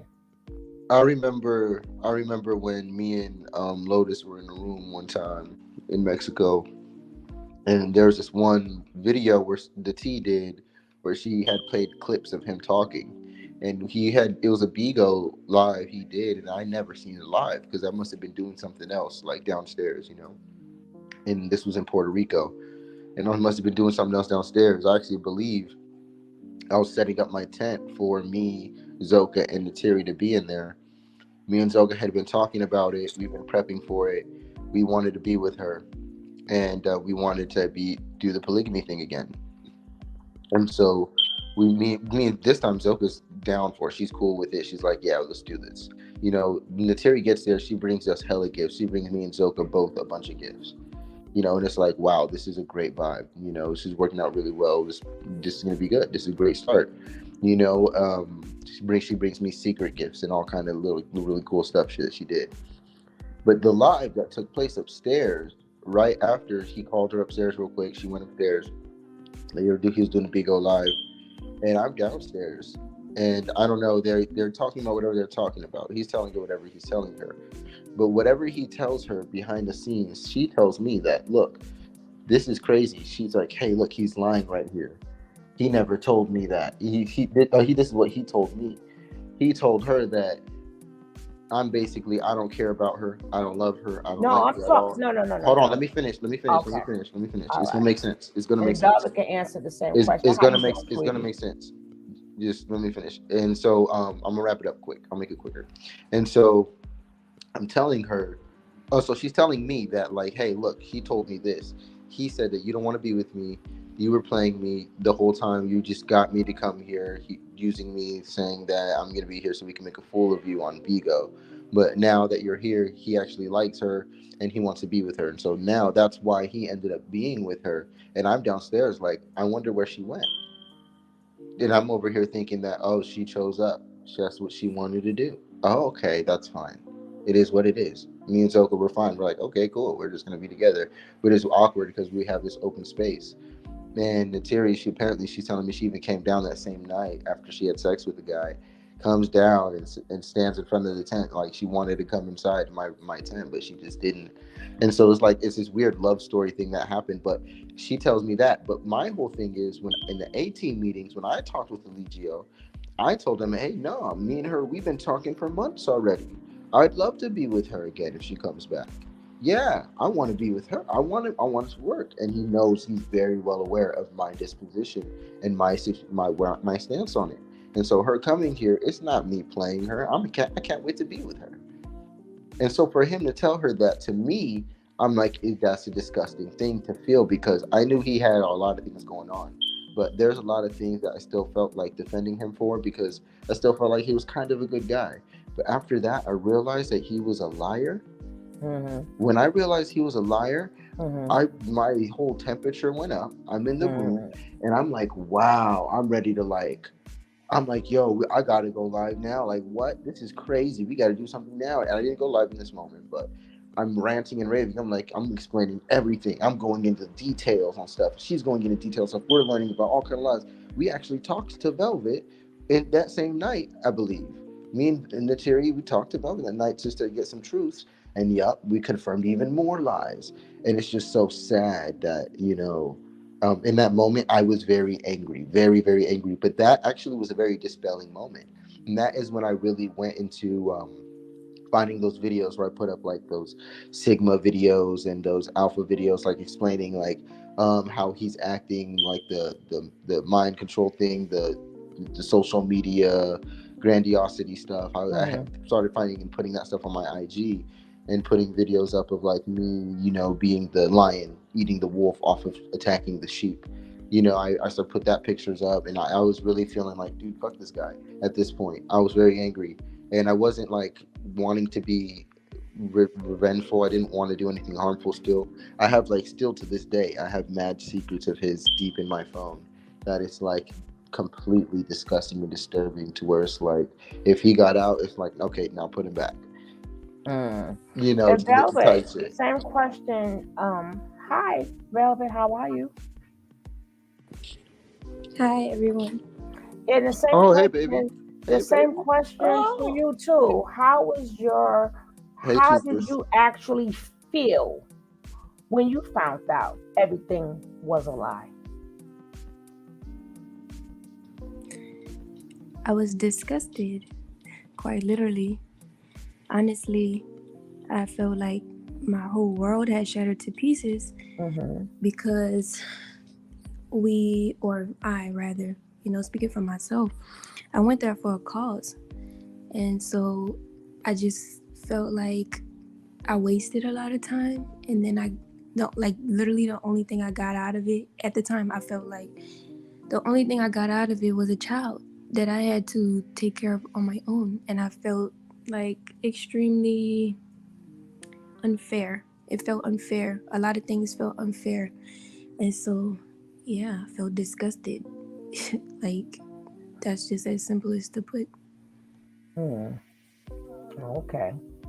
Because, I mean, y'all already do a lot of, teaching and stuff like that. But I ask from a feeling and emotion point of view because a lot of people hear y'all, but they don't really feel like people need to know, like, this is how I felt. I mean, even though you have explained how you felt, but a lot of people out here get duped. A lot of people out here, believe in lies and stuff like that. And it's not a good feeling.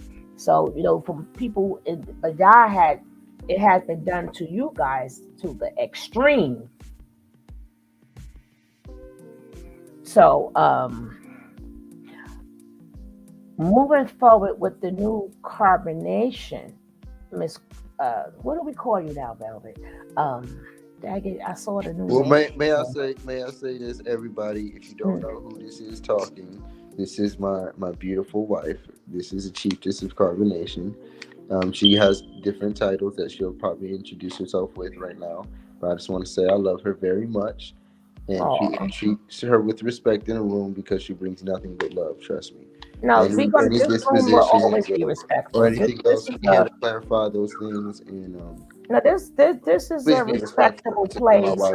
I'm not a person that goes after. Well, let me get this question. I believe people should talk freely.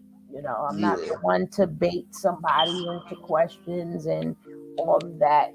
I like to have it to where you could just have a conversation. I'm not a Yeah, we question. respond to I'm that. not. Yeah, I'm not a question. I mean, I do ask questions, but I'm a freely more type of person. I don't believe in pushing people like for information. If you want to say it freely, you say it freely. If you don't want to, we can conversate with whatever you want to bring to the table, whatever, like whatever your business is or whatever you're doing. If you want to talk about that, we can talk about that. I'm not. I'm a freely type of person. And I told you that before so long. I don't ask questions. I like people to talk freely. So, but I still ask questions though, but not to pry into people's business. That'll be totally up to you guys. But like moving forward, like can y'all tell us like y'all mission and what is the mission? Because it wasn't no real mission when Eligio had it. So what's Velvet, you I'll guys? let Velvet continue to introduce Yeah, herself, she and could then say. Yeah, she could say. Her mission on the I'll, female side, and you could say the mission on the male side. exactly. I wanna let her finish introducing herself, and then I want to Mm-hmm. let her lead into her description, and then I'll go ahead and follow up. Yes, because we would like to know the new Velvet and what's going on. It's pretty interesting because the new Velvet, that's funny. Um, my name is Velvet Gabriella. That is my birth name. I take pride in that name because my father named me.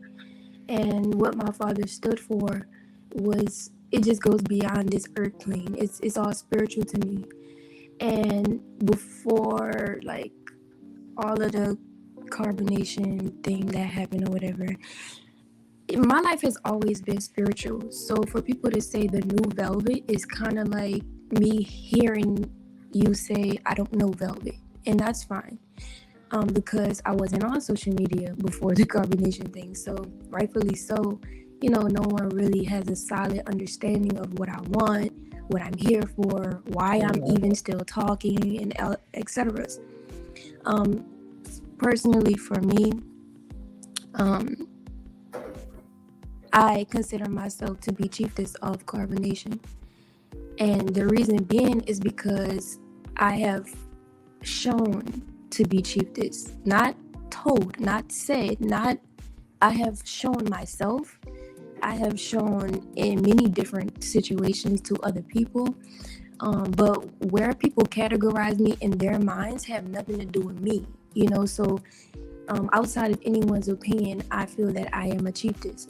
And being so that it is carbonation is because of what I went through and how everything evolved. And I personally feel and believe that the reason why we're holding on to carbonation is because, just to give you a quick example, America was once Amarocan. They changed the name to America.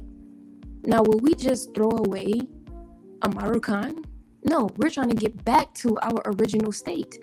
So whatever happened in the process leading up to society changing Amarukan, the original version of the land and the people and the indigenous nature, to America, which is a completely different breed of individuals who are living outside of their natural nature, we're trying to get back to the original state. So we're not going to throw away anything. We're not going to throw away this history that was implemented into our community. We might change it, we might balance it out, but we're not throwing away anything, because like Solar said, to give somebody power so much so to the point where we're rebranding ourselves, that's giving too much power to an entity, to an idea of something that has nothing to do with the actual agenda, the actual mission. This individual who you saw as the leader or as the chief of carbonation, he just said that he was chief. He didn't show and prove that he was chief. He said, my name is chief.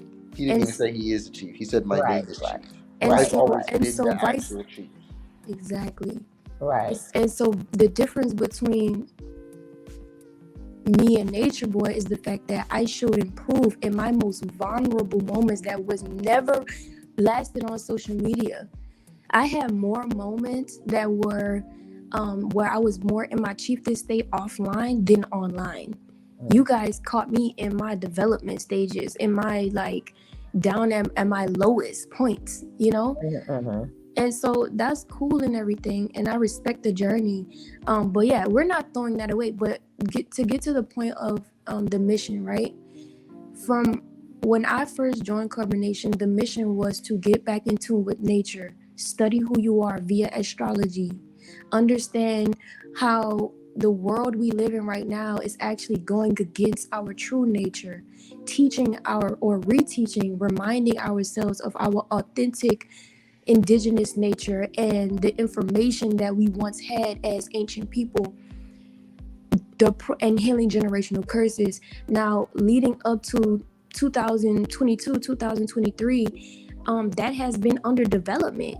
You are watching your people, you are watching your lineage, your bloodline. Take away the faces, take away the idea of that. You're watching a lineage of people reclaiming who they are and gaining sovereignty in all dimensions. We are here for a soul redemption, restoration. Right. We are reteaching and reminding ourselves of who we once were, and one clown doesn't stop the show. It doesn't.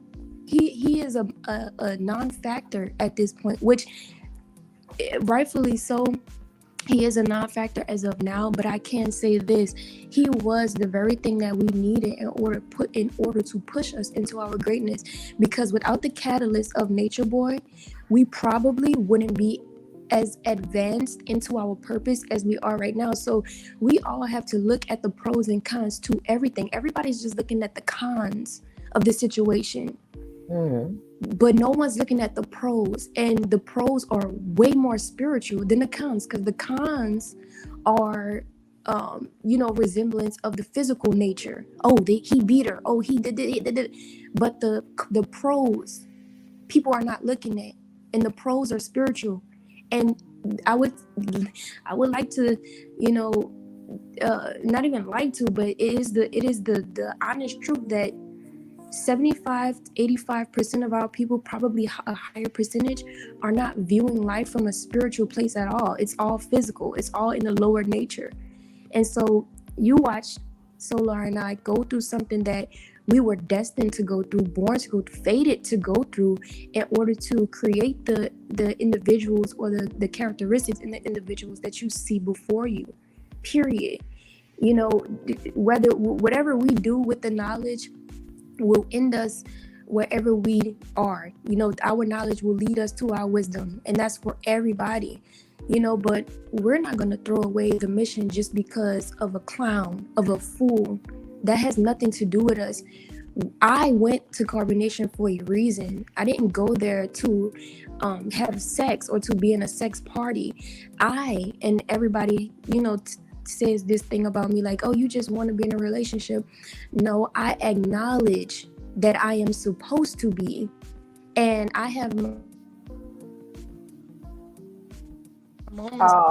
The mic went out, sweetie. Can you hear me? We can hear you now, love. Yeah, you back.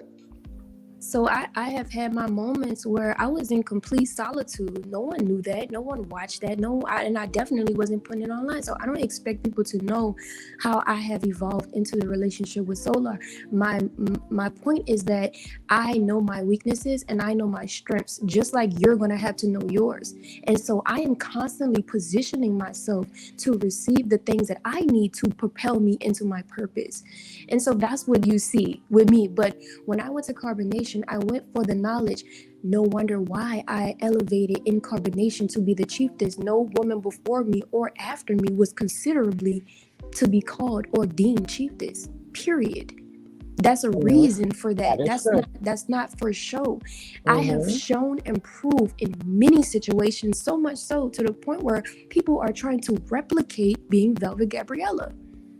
And people will call me narcissistic for saying that, but that is the truth when you are a leader. And this is why we continue to keep Carbonation, because Carbonation is great. Nature Boy has nothing to do with Carbonation because he is not Carbonation. He is not moving back into his divinity or pushing himself into his divinity. He is in his lower self. Period. Yes, ma'am. Anything you have to say about the mission, Solar? Well, yeah, she said some beautiful things. She gave you some bars. She sure enough did. I said, the pros are the true Amaru cons. What? I'll let that sink in. The pros are the true Amaru cons. It's sunk in. Now, That's beautiful. What's your take? Oh, there's more. There's more, but I'm not going to read the whole thing. I mean, she just gave me a whole verse. I just wrote a whole verse, but that's the first line of the verse, and that was just so beautiful. And I said that just to highlight. She's talking about some things that most people don't want to go into, which is the true origins of humanity. She's talking about the truth. She's talking about really unveiling things, and I appreciate that because there's things that when we talk about Carbonation and Eligio, and we talk about the knowledge, the thing is, the knowledge was so limited. There's so much more to learn and to know than what we knew, and the attitude that we had. I understand why people had a disposition with us, because like, guys, but there's so much more, and we really weren't teaching them much compared to what I've learned since I've left. I've learned so much since I've left, to where it's like, okay, Carbonation now, I know for a fact was not bad. We had the right direction. We were doing the right thing. We just were under his leadership. And that leadership was definitely a stain. So removing that stain, looking at what it really was, I've noticed that I was a chief of Carbonation. Why? I was the one working with everybody in the building at 4 a.m., 3 a.m. on their issues while they're crying their eyes out about X, Y, and Z. Who's there working with them? Me. Who's coming down when the women are having issues with the Lehio? When they come downstairs in the shadows of the night, who are they coming to talk to for advice? Me. When the guys don't know what to do, or we're out here just in some crazy situations, or however things are going, and people are going through whatever they're going through, who's there giving them pep talks middle of the night, teaching new shit and know that this guy's definitely not talking about me? I'm like, damn. I've been the chief of carbonation, and not only have I been, but the universe made it happen on paper in a crazy way, just through me handling general responsibilities. We don't ever put anything in his name, so I just sacrificed my name. That's just how I looked at it. I don't know how this stuff works. I'm doing it. I'm signing up for it, and I'm just gonna put it in my name. I'm just gonna take it. Whatever. We're not even looking at it in no sinister way. It was so innocent how it all happened. So Carbonation, when I went there, I saw him up there teaching stuff that I resonated with, but he taught me something different. What he taught me was that you could live in a different way. I don't have to be in San Diego, San Diego or California in Vista, getting shot at just trying to get some burritos at night for my cousins. I don't have to be there. I can actually be somewhere in the tropics in this UVB sunlight, eating and living cheaper. Once I looked at the cost of living out there, I was like, oh man, what am I doing? I put everything down, tried to get a passport, and I was immediately headed there. His rules at the time was to go and build your own tribe. That's carbonation. Carbonation to me, when I left, was build your own tribe and live by the knowledge, and then you're officially carbonation. So that's what carbonation means to me. Is if you are out there living in your life by whatever divine knowledge of truth that is true for all of us, that we all can agree on those things, as long as you're applying those things to your life and you're evolving in your soul in every way, in which I'm not going to get too teachy right now. But as long as you're doing that, you're carbonation. So when I see people online doing their yoga, teaching that, I'm like, that's carbonation. When I see Okay, people so what teaching would be the anything about difference? I don't mean to cut anything, you off, but what would be the difference between carbonation and melanation? oh, that's not for me. Was you there when it was Yeah, melanation? I was there when it was melanation. Yeah. So what The would be the difference, difference, love? well, if you're talking in terms of, my child is screaming for me. I just walked past the Which room. beautiful? Which beautiful? What child? Uh, They both beautiful.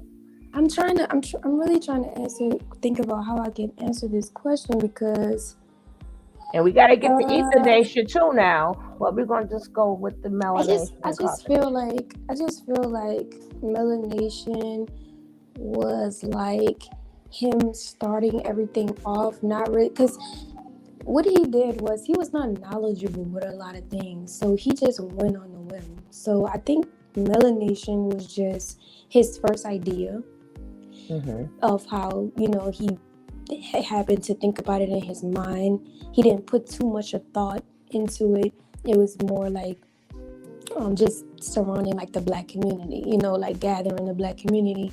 But then as time went on and he started to get recognition for his social media presence, not the knowledge, but his social media presence, that's when he switched it up and changed it to carbonation, which still ultimately means the same thing that melanation means. It just means the black community. It means the melanated human. So we're targeting melanation / carbonation is just a phrase or a name to target melanated people, or I would like to think indigenous people, because you have darker skinned people and you have lighter skinned people like Solar and I. And Solar and I are more indigenous than some of these more melanated people. I digress off of that because everyone has their own idea, but that's a whole nother topic. But I'm saying that it's just targeting our indigenous people. So that's what I think. Oh, okay. Because people was like, why carbonation? And I'm like, listen, they can pick carbonation because if somebody else want to do something, they can do. Because that it was like three different periods when it was ether nation, it was carbon melanation, and then whatever I just said. Wait, sugar, can Whatever I I ask just Velvet a said. question real quick? Sugar, Uh-huh. can I ask Velvet a question real quick? Hmm. All right, so I want to ask you this: is how much more human history have you learned with me than you have learned with Eligio, or knowledge in general, maybe even as two separate answers? How much more have you learned with me in the small window of time we've been together versus the extension of time you've been with him, as far as truths go and unveiling lies? I have learned 100% more.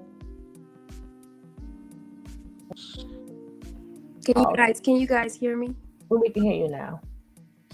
I just to give it a little give, I would say I've learned 95% more information being with you versus him.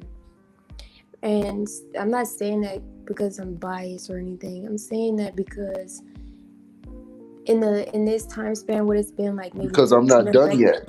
maybe like a month or two, maybe like a month or two, we've been, together. And I've learned more in these 2 months, 2 months, than I did in the entire 3 years that I was there. Because some of the stuff that he taught me when I was there, I already came with. I already knew because my dad was putting me on certain things, astrology, Freemason, like nature, all of these different. I grew up in nature, my nigga. I am nature. Like, I am the botanist. I am the herb. You know what I'm saying? So a lot of the stuff that I already knew, that's why I was able to talk about it from my heart. You see some of my videos I'm streaming, I'm coming from my heart. Other people, you can see that they're regurgitating. And even though sometimes, I used to regurgitate too, you can clearly see when I'm regurgitating and when I'm actually streaming. I streamed way more than anyone at there at that time. You know what I'm saying? That I was there in melanation and in the beginning of carbonation. So like, yeah, Nature Boy kept me in a degenerate state of myself. There was no evolution. There was no evolving. Being with Solar, I evolved so like, Lord have mercy. And let me be fair, I learned all. Let me be fair, I learned all the time from her as well. So let me be You gotta fair. talk a little bit louder. Love number two. Oh, let me be fair that I learned from her all the time. So let me be fair.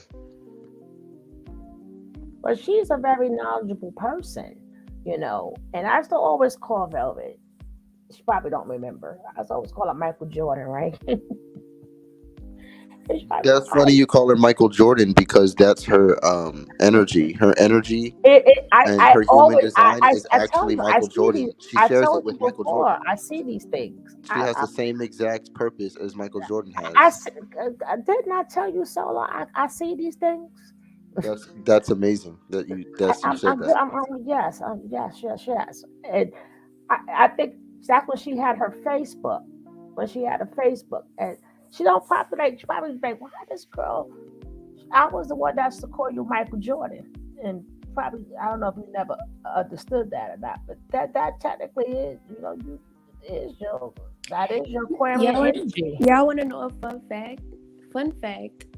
This is crazy. I think outside of Solar, put this link back in. Come back in, Solar. I'll put the link back in. Go ahead, darling. Solar, I want like he you could very well. I don't know if I'll wait for him to come back in, but fun fact, it's funny. Outside of him, I think Solar and like one guy that was with him, and you could correct me if I'm wrong, Solar. Nature Boy recruited them. Fun fact: everybody likes to think that Nature Boy recruits people. Like he's like recruiting all of these people, like asking them to come. 98% of the people that were in carbonation came on their own. They contacted Nature Boy, was like, "Hey, can I come?" Basically, begging him to be in carbonation. I was one of, I think maybe 3 people, if I'm correct, was technically recruited by Nature Boy, and it was some in the window shadow type situation. It wasn't like clear and like intentional. It was like shady, but eventually I did make the decision to go because just like Solar, it resonated with me. and that's just it. Like, it just resonated with me that was the lifestyle that I wanted to live at the time, with whatever message he was portraying. The things that he had going on behind camera was behind closed doors. So for a long time, people can't understand how we stayed there for so long, but it's like, when somebody's in your face and they're legitimately gaslighting you, and you're literally learning about who you are all at the same time, you can be played like a fiddle. You don't know yourself. You're in a Yeah. situation where you're figuring it out. Mhm. It isn't until something happens that it truly wakes you up. And then on top of that, when we would go through our disputes, no matter who it was, real nigga moments, whatever you want to call it, he's off camera sitting there with us in melanation and carbonation for hours at a time, telling us we're fighting for generational curses, making it okay. Basically, he's making it okay. And in our minds, because we want to live the truth, and that's who we are, and that's what we're ultimately going to do with or without him, we're ultimately justifying it too. Like, all right, cool, like, I could see how I'm going through this for my people. I could see how, so we're considerate. And because we are loving, we are considerate. We have been people pleasers for a long time. This is Explain that. I just in a nutshell, I just believe that I can't say everybody in melanation and carbonation, but I would say like 95% of the people that I've come across in melanation and carbonation are loving beings. These beings just want to live the truth. They want to live into a nature. They just want to push divine knowledge itself. And people like that, when you are filled with so much love in a world of hate, all you want to do is give more love. And so when you give more love, this world tries to take advantage of you. And at times you become subjected to it, and you find yourself being lost in a world of hate when you are pure love. And over time, when you are growing within your own experiences and applying the wisdom that you did learn from the toxic relationships and experiences that you had, you realize that over loving could never push you forward. So then you have to balance out your love, for other people, and your self-love. And that's when you become a whole being in a world of hate, but that's a whole nother topic. But I hope that clears. I get what you're saying, sweetie. I get what you're saying. So when you realize, because even though it's the world of hate, but you also was someplace where it was inner hate, not in you. I'm talking about within the camp. How did you deal with that hate that was around you all the time? Well, we were all so forgiving to each other. Like, we were all so forgiving towards each other in a way. For my personal experience, I could say that as a collective, because I actually experienced that from my side and other people's side. But from my own experience, a lot of the hate that was, the inner hate that was there, was not verbalized. It was like in the shadows. And this is why I was always irritable and saying that I don't want to be there, on top of being held hostage majority of the time. Like, every time I said that I wanted to leave. And so, I didn't really fully know how much inner hate there was there. Like, and then also because I was forgiving, I'm just like, okay, cool. Like, you said that, you did that, I'll forgive you. I forgive people who did me way worse. So it's like, having that love factor just really perpetuated a lot of the toxicity, because we were so willing to keep allowing, things to happen, but it's always a balance. Ooh, sometimes I'm like, ooh, I don't know how she did it. I'm like, I don't know.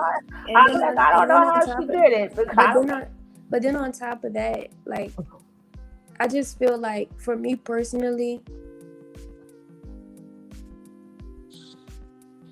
I'm sorry, y'all. Can y'all hear me? Yeah, we can hear you, love. My alarm keeps going off and it keeps cutting off the sound. Nevertheless, I just feel like, for me personally, the love that I had to give in Carbonation, Nature Boy wanted it, but he wanted to use it for his own benefit. And he didn't respect my boundaries. He didn't respect my thoughts. He didn't respect my intuition. And that's where we always clashed. And then when the woman would come in, I didn't even know this, but when the woman would come into our relationships, I never had a choice of who I wanted to be my wife, ever. And the one opportunity that I did have to choose somebody to be our wife, it was a exact no, because when you're with someone and you want to be in a polygamous relationship, you're the couple that's trying to manifest the other third party, y'all's energies are intertwined. So if one party has ill intent behind whoever they're trying to bring into the Correct. relationship with polygamy, Correct. is going to come into fruition. So when I did have the choice, the woman who was manifested was based off some shit that I had nothing to do with. So I was Correct. immediately like, no.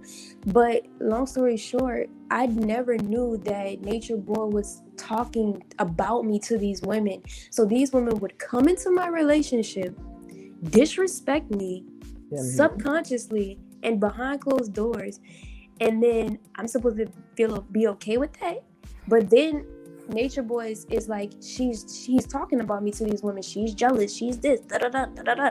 Mind you, I'm sharing all of my clothes with them, all of my food. I have my newborn baby around them. I'm allowing, you know.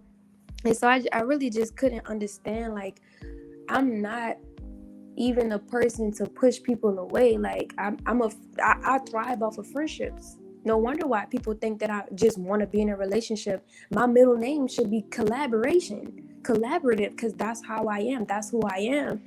But when you are considering somebody to be in a polygamous relationship with you, it must be aligned. It's not superficial. That's not something superficial that you play with. Because before you're dealing with of the physical being of a person, you're dealing with the spiritual being of a person, and that is what matters. And that is what was my You're right. disposition about the whole situation. Not now all of the women hate me because I done pointed out the truth of the matter. But everything you said seemed to came to light. Everything that you have said as you step out of the situation, and now that you see, everything you said, even though you was like, okay, that they hate, they was hating me. Now you see that, yeah, this is what she was saying was true. Because even when I'm going to call him true, but we know he's Aaron. When Aaron was talking today, he vindicated a lot of things you guys were saying. He let it be known that a lot of things, he said a lot of good things about you guys today. And he also let it be known, yeah, that was true. This was true. And sometimes people have to hear it from somebody else. It's sad that it has to be that way, that people just don't believe it when it come out of your mouth. But Aaron did a phenomenal job today, vindicating, a lot of people. And he bigged you guys up, He bigged you guys up. How does it feel? I mean, some people, you could tell who the real haters was that don't big you up. But how does it feel when some of them, are vindicating you, and the things that was said, they are saying, okay, this really did happen. How does that make you feel?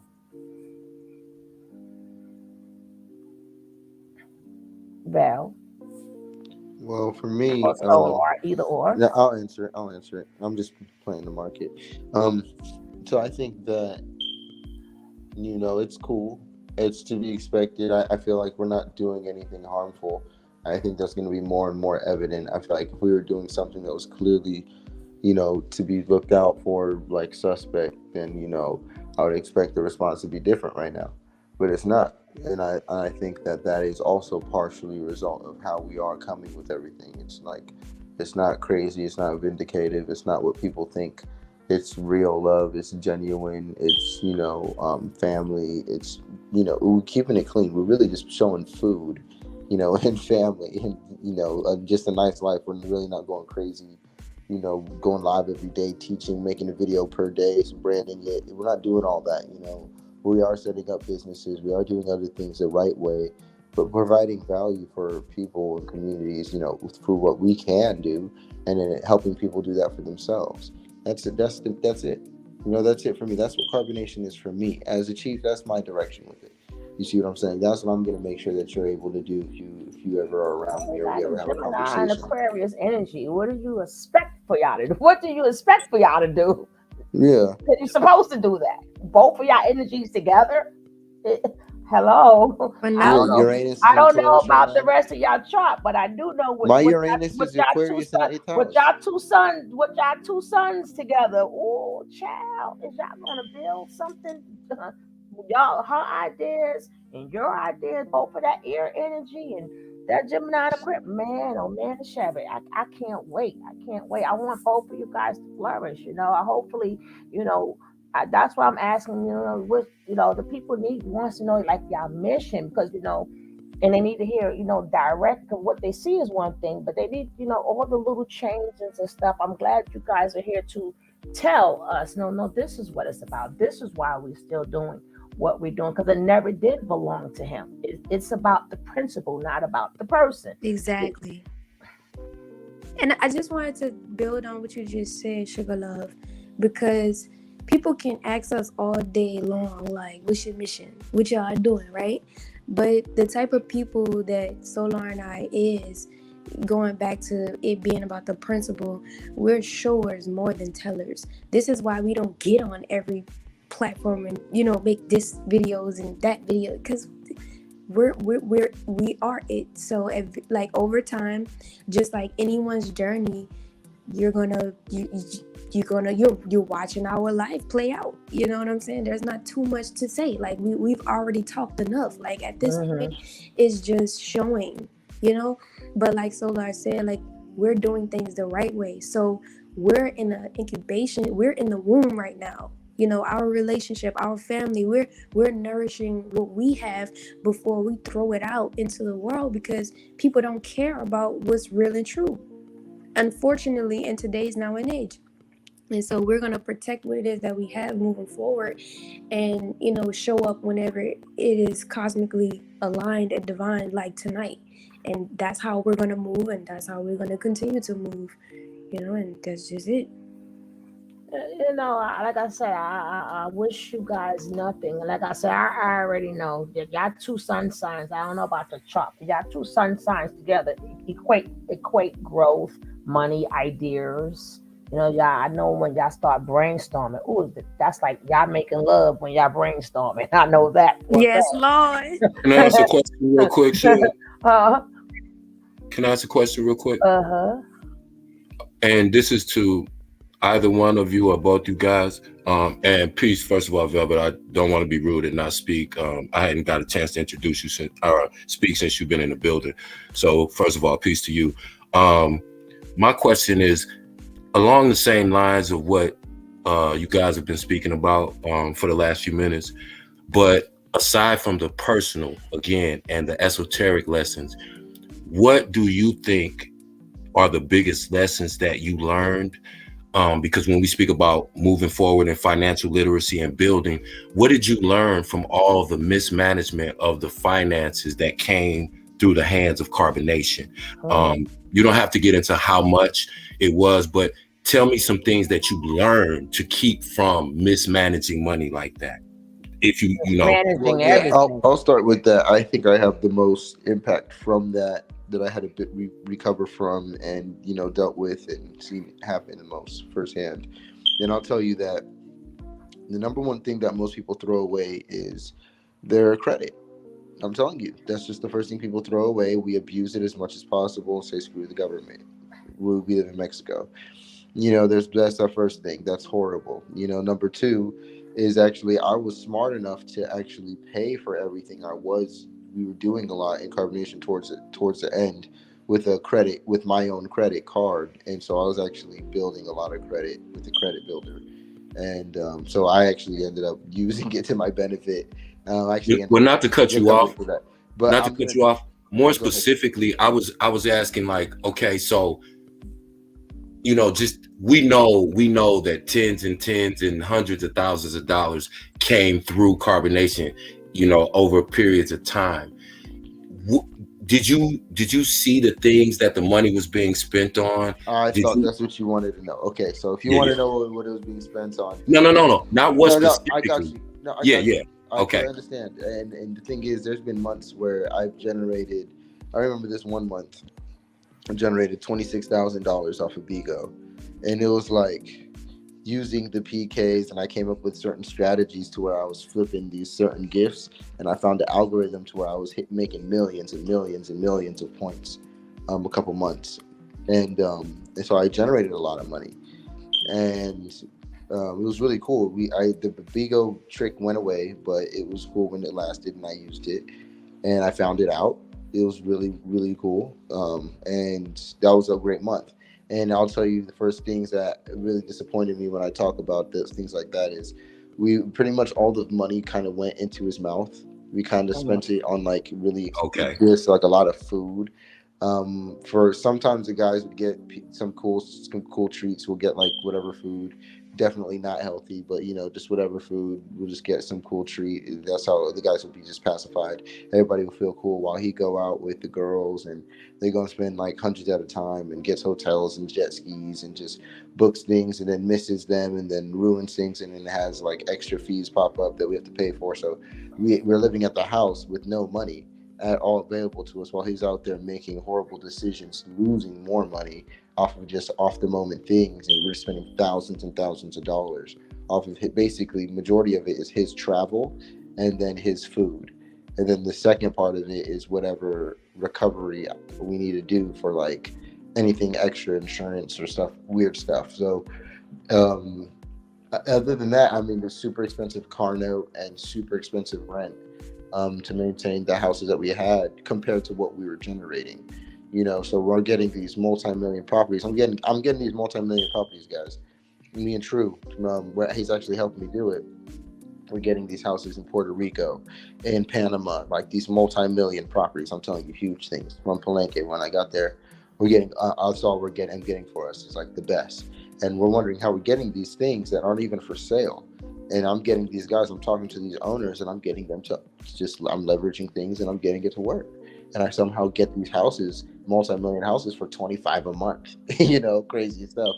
And then we eventually raise it to 45 a month, and then because we're making hella money, so we don't care. We're like, yeah, let's do it. And so we get more land as a return, so we got more land. So we're using more of the property now, and it's just we're doing all kind of things to where Does we're that include doing. building on that land? Well, Once you acquire the land, do you plan on building, the guys growing? wanted to build on the land, and that was actually part of the leverage that I would use a lot, is the fact that we want to build and we want to develop and we want to add solar panels and do these things. And so these guys took a lot of interest in having us as So the tenants. land was yours? No, it was never ours. We always just had Okay. like we were always tenants, but I made us very interesting tenants because that is something we want to do. I would use the truth to get through to them. I'd be like, hey, we're this, this is what we want to do. We want to build this, we want to develop that, we want to be self-sufficient. They're like, heck yeah, and then we'll turn it into an Airbnb. And we're like, yeah, great, cool, let's do it. And so I leverage a lot of things like that. You know what I mean? And so I really conversate with these people and close deals with them to where I'm getting us a beautiful place to live. But it gets expensive after a while compared to how he's living, how we're living, and then how much food and money needs to be spent on what we're getting versus how much government help we're getting. We're definitely using all the government help we can use. So don't be fooled when we say fuck the government, because we're using the government like in every possible way we Oh can. no, we do that. You But know what I mean? Velvet, It's like that's stupid.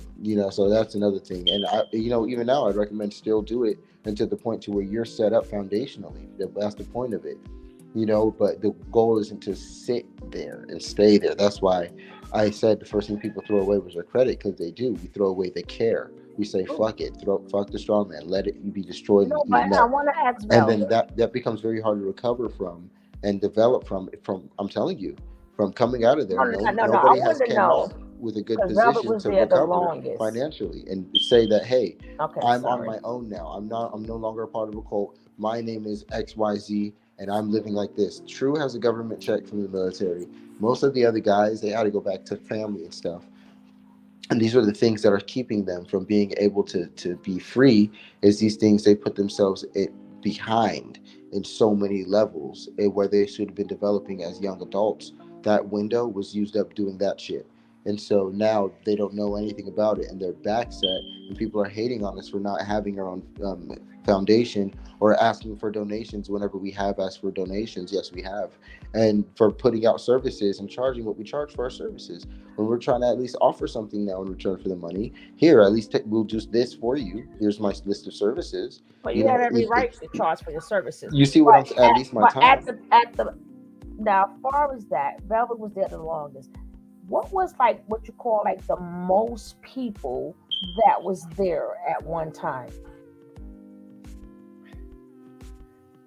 What you said? What you said? Can you ask me that again? I'm sorry. How many people, being that you was there the longest, how many people, the most people that you could say that was there at one time? The most I've ever seen at one time was like up to 25 people. So, because that will go on with, so like how could things got mismanaged? Because you got Oh yes, because 25 people and all. Go ahead, yeah, love. 20, I'm sure 25. there was food back then too. Oh yeah, absolutely. And we lived in Parascal, Costa Rica. So Nature Boy always wanted to live a life of, if you know people who try to keep up with the Joneses. This is what that nigga is. He's a try to keep up with the Joneses type nigga, and that's just the truth of the matter. It just is. And we thought that he was, doing other stuff, because at one point in time, y'all know I like agriculture. Y'all know that I consider myself, a botanist to some extent, a herbalist at some extent. Nevertheless, me and Nature Boy would always have these talks about the land and, all of these things. So much so to the point where he would take us to different sites, which Solar found, by the way. And we would go visit these different type of lands to see like which one that we wanted to purpose. So much so to the point where I would draw how I wanted everything to be and look, like literal painting it. And we actually manifested a place that looked just like the painting that I drew. Except the only thing that went wrong was that Nature Boy was not serious, and he did not put the money where his mouth was. And I just wanted to say this. We get a lot of people say stuff like, Solar and I may think that we're smarter than everyone, but I just want to clarify something. We went through our own experiences, and all we're doing is sharing what we went through.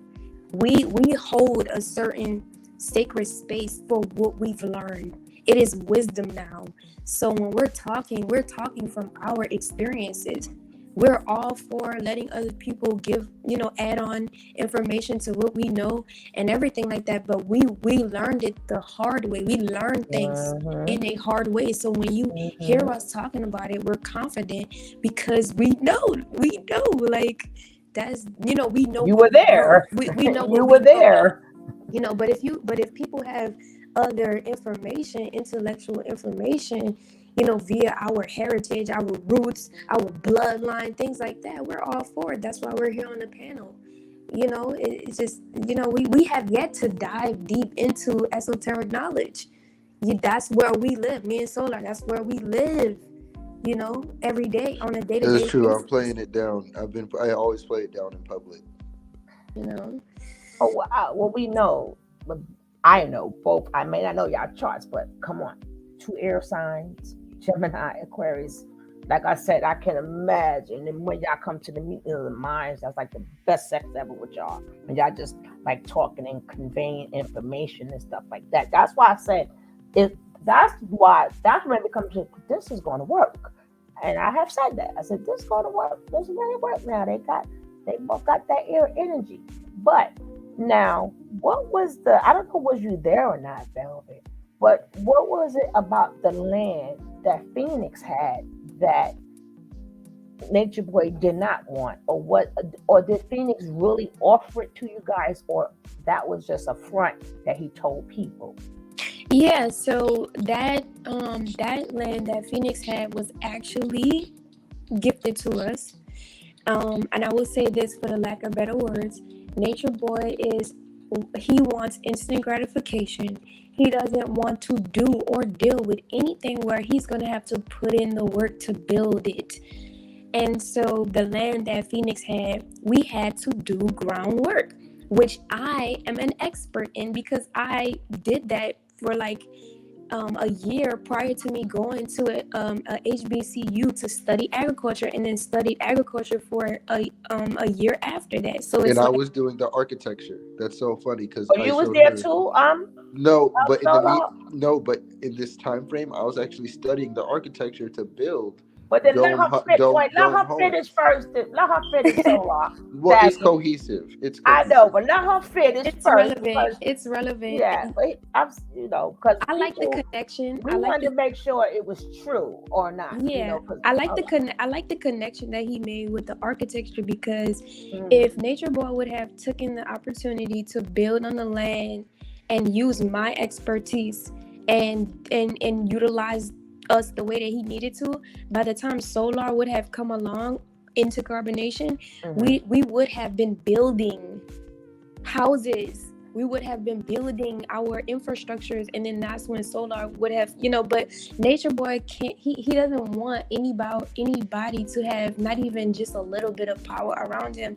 And that's unfortunate because we're all powerful. We all have something to offer. What I do is not what you do, and what you do is not what I do. So when I have weaknesses, your strengths are going to make up for that, and vice versa. And you have to utilize the people and places and things around you the way they need to be utilized in order to make something efficient and effective happen. He wasn't with the shits. He wanted to play in God's face and ended up in hell.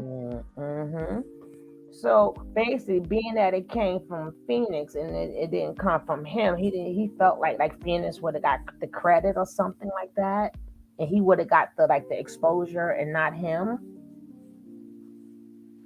No, well, no, I don't know. No, I think that Nature Boy just neglected a gift. Just like he did with me, just like he did with all of the other women he was with, because all of those women are gifts. Just like the children he had, just like all of the money he had, he neglected and abused everything. Period. Yeah. Now, Solar. Now what you were saying?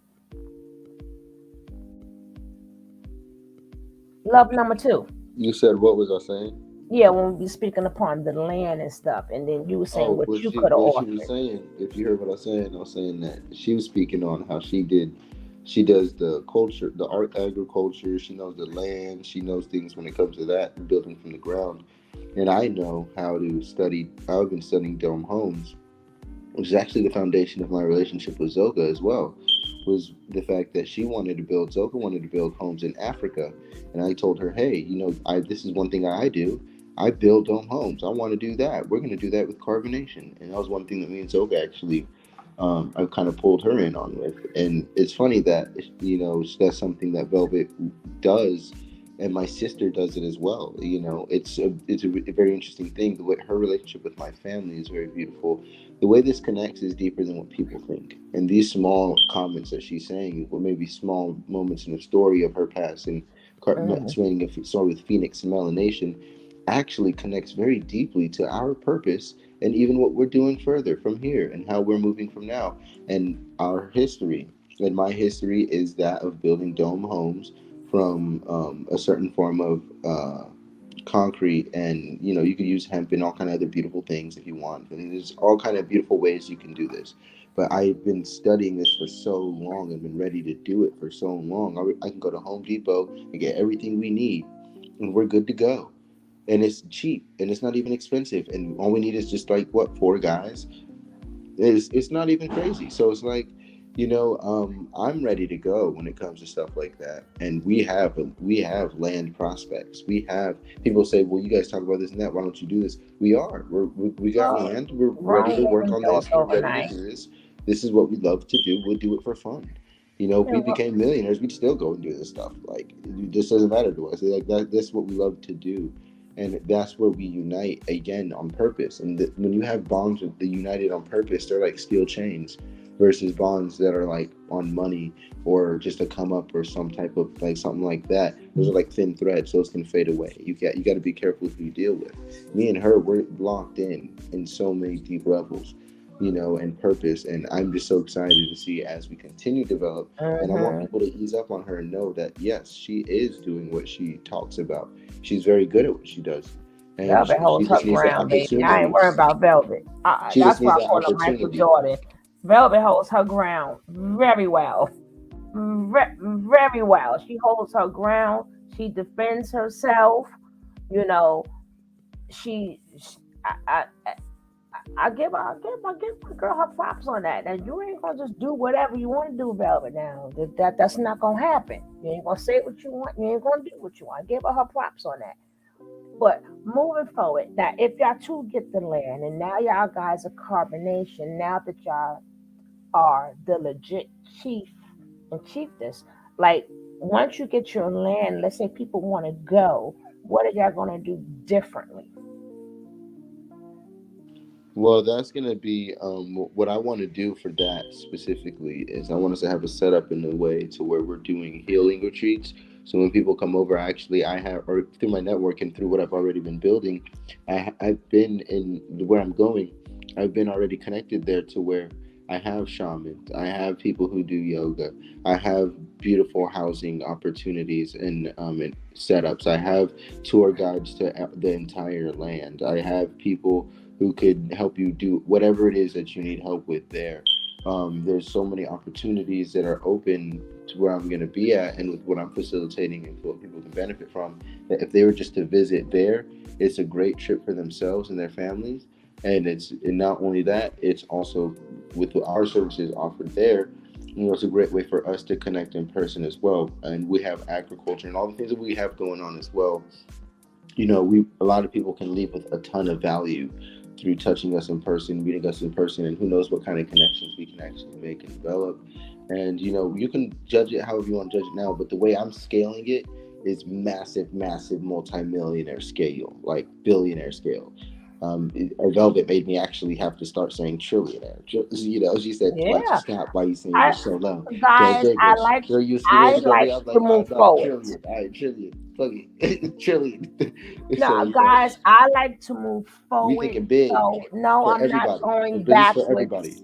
I'm not going to keep going backwards. I may ask some backward questions, but everything is backwards.